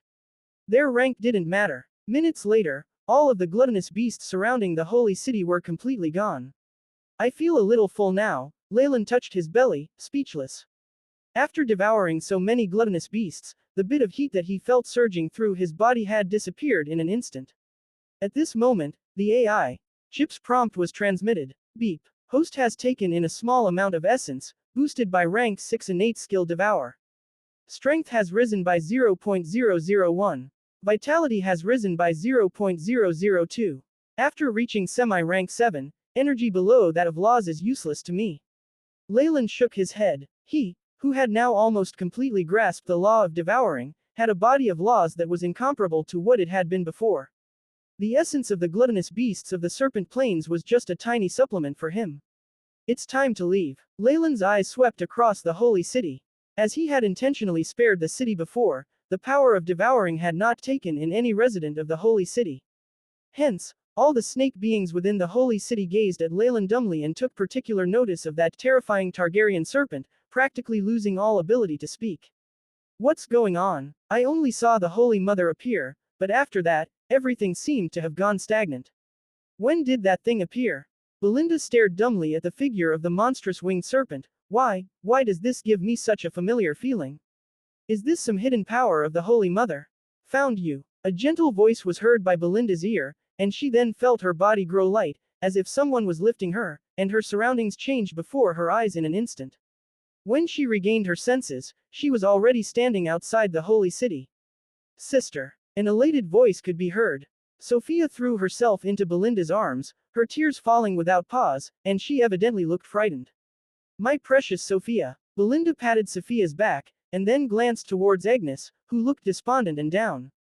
Of course, what attracted her attention the most was the figure standing at the side and wearing black magic robes, who was just like some sort of god. The black hair, pupils that were like the dark night, and the face of this young stranger was like that of a god who had come down to this world. Everything about him was incomparably flawless, but Belinda felt a sense of familiarity with him. Belinda, Sophia and Agnes, we meet again. Let me reintroduce myself. I am Leylin Farlier, and my name of Nick from before was just my alias. Leylin gazed at the three uniquely different snake girls and laughed slightly, while saying things that caused their expressions to change drastically. Using the power of laws to search the city and bring the three of them here had taken just a second. You're Nick. Belinda gaped, looking stunned. No matter how she tried, she was completely unable to match this man, who had gotten rid of countless gluttonous beasts with a wave of his hand, with the Nick she knew. On top of that, Nick had had long silver hair, scarlet pupils and many wrinkles from aging. No matter how she looked at it, it was impossible for her to link the two of them. No, if she were to disregard those features, his features were still rather similar. Belinda's eyes narrowed, now finally knowing where that sense of familiarity was coming from. So should I call you Brother Nick or Brother Leylin from now on? Sophia merely bit her fingernails, looking perplexed. That's up to you, but I personally prefer being called Leylin. Leylin Farlier, the wanted magus. The person cursed by the Holy Mother. Agnes expressionlessly recited Leylin's background. Good job exploiting our Stuart family. Where's the Holy Mother? While she still looked grim, her heart was sinking. First was the betrayal of the second elder, which meant that the Stuart family had not fulfilled its duties. It was because he had the protection of the Stuart family that he had been able to cause so much damage to her. After this disaster, would the Stuart family have a chance of revitalizing itself? Not exterminating the whole Stuart family should already be considered magnanimous on the Snake Dowager's part. The mighty mother of all snakes is obviously fine. She just left temporarily. Leylin chuckled subtly. He then glanced towards Belinda. So, have you accepted this yet? You've been using me. You've already accomplished your aims, so why did you get me here? Belinda stood up, a dead look in her eyes. I can't deny that. Leylin nodded, and then noticed Belinda's body swaying. Then why? Belinda's eyes were full of complicated feelings. It's obviously so that I can take you away. Leylin laughed. Take us away? Belinda never imagined there would be this sort of answer. Where are we going? Will it be fun? Sophia's eyes twinkled, her focus evidently quite different from the others. That's not happening. I need to stay here. My family needs me. This was Agnes's reply. I'm afraid that's not up to you, Leylin said calmly. Belinda and Agnes suddenly realized that they had lost all their strength.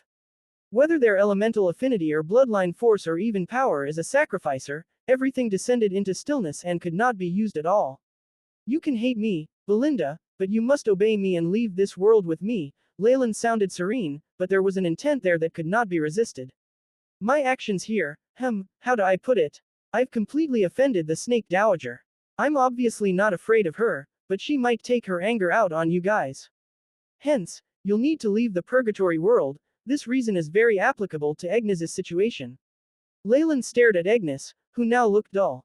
If not for the fact that she had taken care of Belinda and her sister, Leylin wouldn't even have cared whether she lived or died.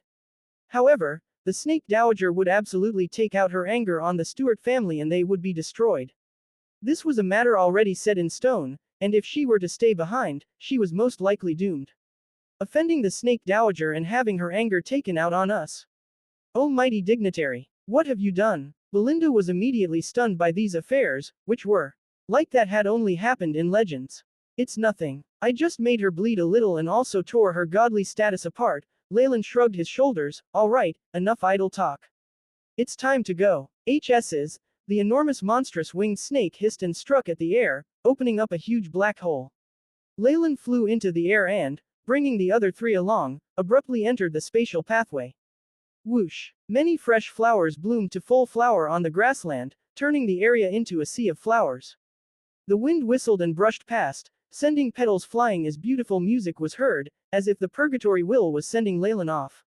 The snake beings in the holy city could only watch on cluelessly. The faith of some of them wavered, beginning to worship Leylin. This began the legend of a winged serpent dignitary, spreading in purgatory world, Pila. A terrifying spatial storm was formed, and much lightning formed an arched door. 4 figures traversed the lightning gate and descended to another place. The sky was dark and gloomy and gave a repressed feeling. The air was full of negative energy and earth-type elemental particles. The localization was rather successful. Though the astral plane coordinates long since stopped working, I'm not the same person I was before. Leylin surveyed his surroundings, finding that this was close to the laboratory from which he had traversed to the purgatory world, and he could not help but nod in satisfaction. An existence of laws could wander around in the astral plane, and he'd long since known of the Magus world's coordinates. There was no trouble in getting back. Powerful solidified soul force and the power of laws allowed Leylin to get a deeper understanding of the Magus world.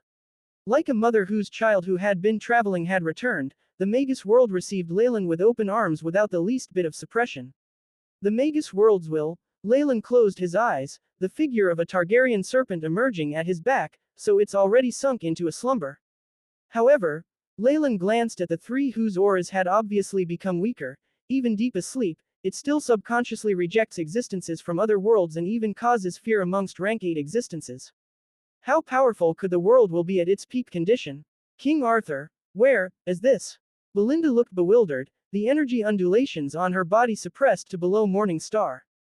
Sophia on the other hand was much weaker, and she did not change very much. Is this your original world? Agnes was no better, having almost fallen to morning star herself. The more powerful a world was, the more its residents would be suppressed in the Magus world. Since those like Sophia posed no threat, the suppression she faced was the weakest. Upon seeing this, Leylin looked to be deep in thought before he clapped his hands. Ladies, welcome to the Magus world. This is the first level of the underground world. I hope you like it. Now that their attention was on him, Leylin rubbed his nose. Now that you're here, you're free to do as you please. Of course, if you follow me, I'll take care of you. One more thing, I've already gotten married here. Still, although I have more than one wife already, I wouldn't mind having a few more. Oh, so brother Leylin is already married. Can Sophia meet the other sisters? Sophia spoke in a manner as if she knew Leylin well. While her disease had been healed, she was rather childlike in her everyday manners. Of course, while watching her crafty eyes, Leylin knew what she was thinking. You scoundrel. Belinda cursed once at him, but did not leave. Agnes watched her and followed expressionlessly. All right, so you're not planning to leave yet. Follow me for now, I'll teach you some general things about the Magus world and the language. Next, we'll visit the Arthur family and have you settled. Leylin laughed and brought the 3 snake girls along. While they were leaving, his eyes slanted towards the east, a hint of a smile within them. This was a place very far from Leylin's laboratory, in a huge kingdom's capital city. Many beastmen, dwarves, elves and subterranean humans coexisted in peace, and the place seemed to be very prosperous. The aura from another world. A streak of black light burst out from a secret room in the capital of the Arthur kingdom. Flickering in the air a few times, it howled towards the heavens. The many defensive spell formations seemed not to notice the black ray of light, allowing it to enter without any resistance at all. King Arthur! King Arthur! Many powerful beings exclaimed. Within the palace, a middle-aged man wearing a crown was completely shocked. Has the ancestor been awoken from his slumber? Have there been any major changes? An outsider from another world has invaded, and is even in our kingdom, said a fair, blonde man within black light. His eyes were blue, and his features so sharp he seemed chiseled. He had an aura of hot-bloodedness and firmness. What is this faint feeling that makes my heart beat so quickly? A trace of concern surfaced in the white man's eyes, but he quickly drowned it out. As a peak-breaking dawn monarch, he was like a lightning flash. He was able to find Leylin's previous laboratory in the shortest time possible, and though it had already been abandoned, he was still able to discover a great many things. It's in the style of what is used in the central continent. There's an astral gate as well. Is it an existence from another world brought back by some magi? In that case, this person's strength, while he was bewildered, he heard a transmission. The information contained within immediately got the middle-aged man to get moving again, chasing after Leylin and the others. Brother Leylin, why are we suddenly stopping? Sophia was extremely curious about everything around her, and her questions had no end. We're waiting for someone. Leylin indifferently twitched his lips in a slight sneer. Friend or foe? Belinda got to the point. He isn't qualified to be either. Leylin waved his hand dismissively. Immediately after, a streak of dark light burst through the skies, and while it was heading closer, the soul strength it emanated caused Agnes's expression to change. Rank 6, it's a rank 6. No, peak rank 6. As one who had been a rank 5 and a guard of the holy city, Agnes's knowledge and perception was clearly ahead of the two sisters. But then her face changed, and Agnes ridiculed herself with a wry laugh after taking a glance at the calm Leylin. Then again, what is a rank 6 to you? Even though she hadn't watched the terrifying battle between Leylin and the other dignitaries, she had seen Leylin devouring numerous rank 6 gluttonous beasts, and her mind had been completely blown. Revered Magus, my name is Arthur. I welcome you to the subterranean world. At this moment, the black ray arrived before Leylin and the others, revealing the figure of a fair middle-aged man. Arthur. Leylin's brows furrowed slightly, but they quickly smoothed out, the king who established the Arthur kingdom. Pardon me for my rudeness. Your humble servant prefers to be called Arthur. What does the power of kings mean to us? Arthur smiled gently and seemed affable, lacking any arrogance in his bearing. Of course, this could have to do with Leylin's strength. If not for it, he wouldn't be treating them with such a good attitude. Arthur, rank 6 Magus. Estimated stats, strength, 21, agility, 11, vitality, 19, spiritual force, 40 soul state, peak. Breaking dawn, comprehension of laws, darkness, gravity, earth, with just a short exchange, the AI chip had silently gathered his stats. It had evolved with Leylin's own advancement, and had begun to touch the power of laws itself. Nothing below rank 7 could hinder its scans and analyses. These stats aren't those of the past, but formed using the new measurements of the heavenly astral race. Leylin rubbed his chin. While we're both peak breaking dawn, based on the previous standards his spiritual force hasn't even reached 10,000. This shouldn't happen. Is there a difference in the comprehension of laws? Leylin had a feeling that those horrifying stats he had were not comparable to regular peak breaking dawn magi. Based on the information given by the AI chip, as well as my instincts, while his comprehension is above that of the blazing flame monarch, it's still only at 20 to 30%, Leylin stroked his chin. Within Arthur's eyes, this black-haired magus seemed young, but his aura had an unfathomable depth to it. It had a force field like a giant beast who could devour everything, and a hint of sincere dread began to surface in Arthur's mind. How can that be? I've gone through countless bloody battles in the subterranean world, and I'm the person who set up the Arthur kingdom. I've even seen those existences of laws before. Existences. King Arthur's eyes suddenly widened as if he had thought of something, and he unconsciously used a little bit of the power of the laws of Earth. The three girls fell to the ground. From their point of view, the entire subterranean world had begun to move. The suppression from the phantom figure of the continent made them feel that their souls would be extinguished in the next second. You're probing me. Leylin chuckled. No matter how terrifying that force was, everything around him was melted away by limitless devouring power. It finally even swallowed up Arthur's phantom world in one bite. Ha! Arthur panted roughly. After seeing this, he did not hesitate to kneel down on one knee. Arthur hereby greets the mighty lord at rank 7.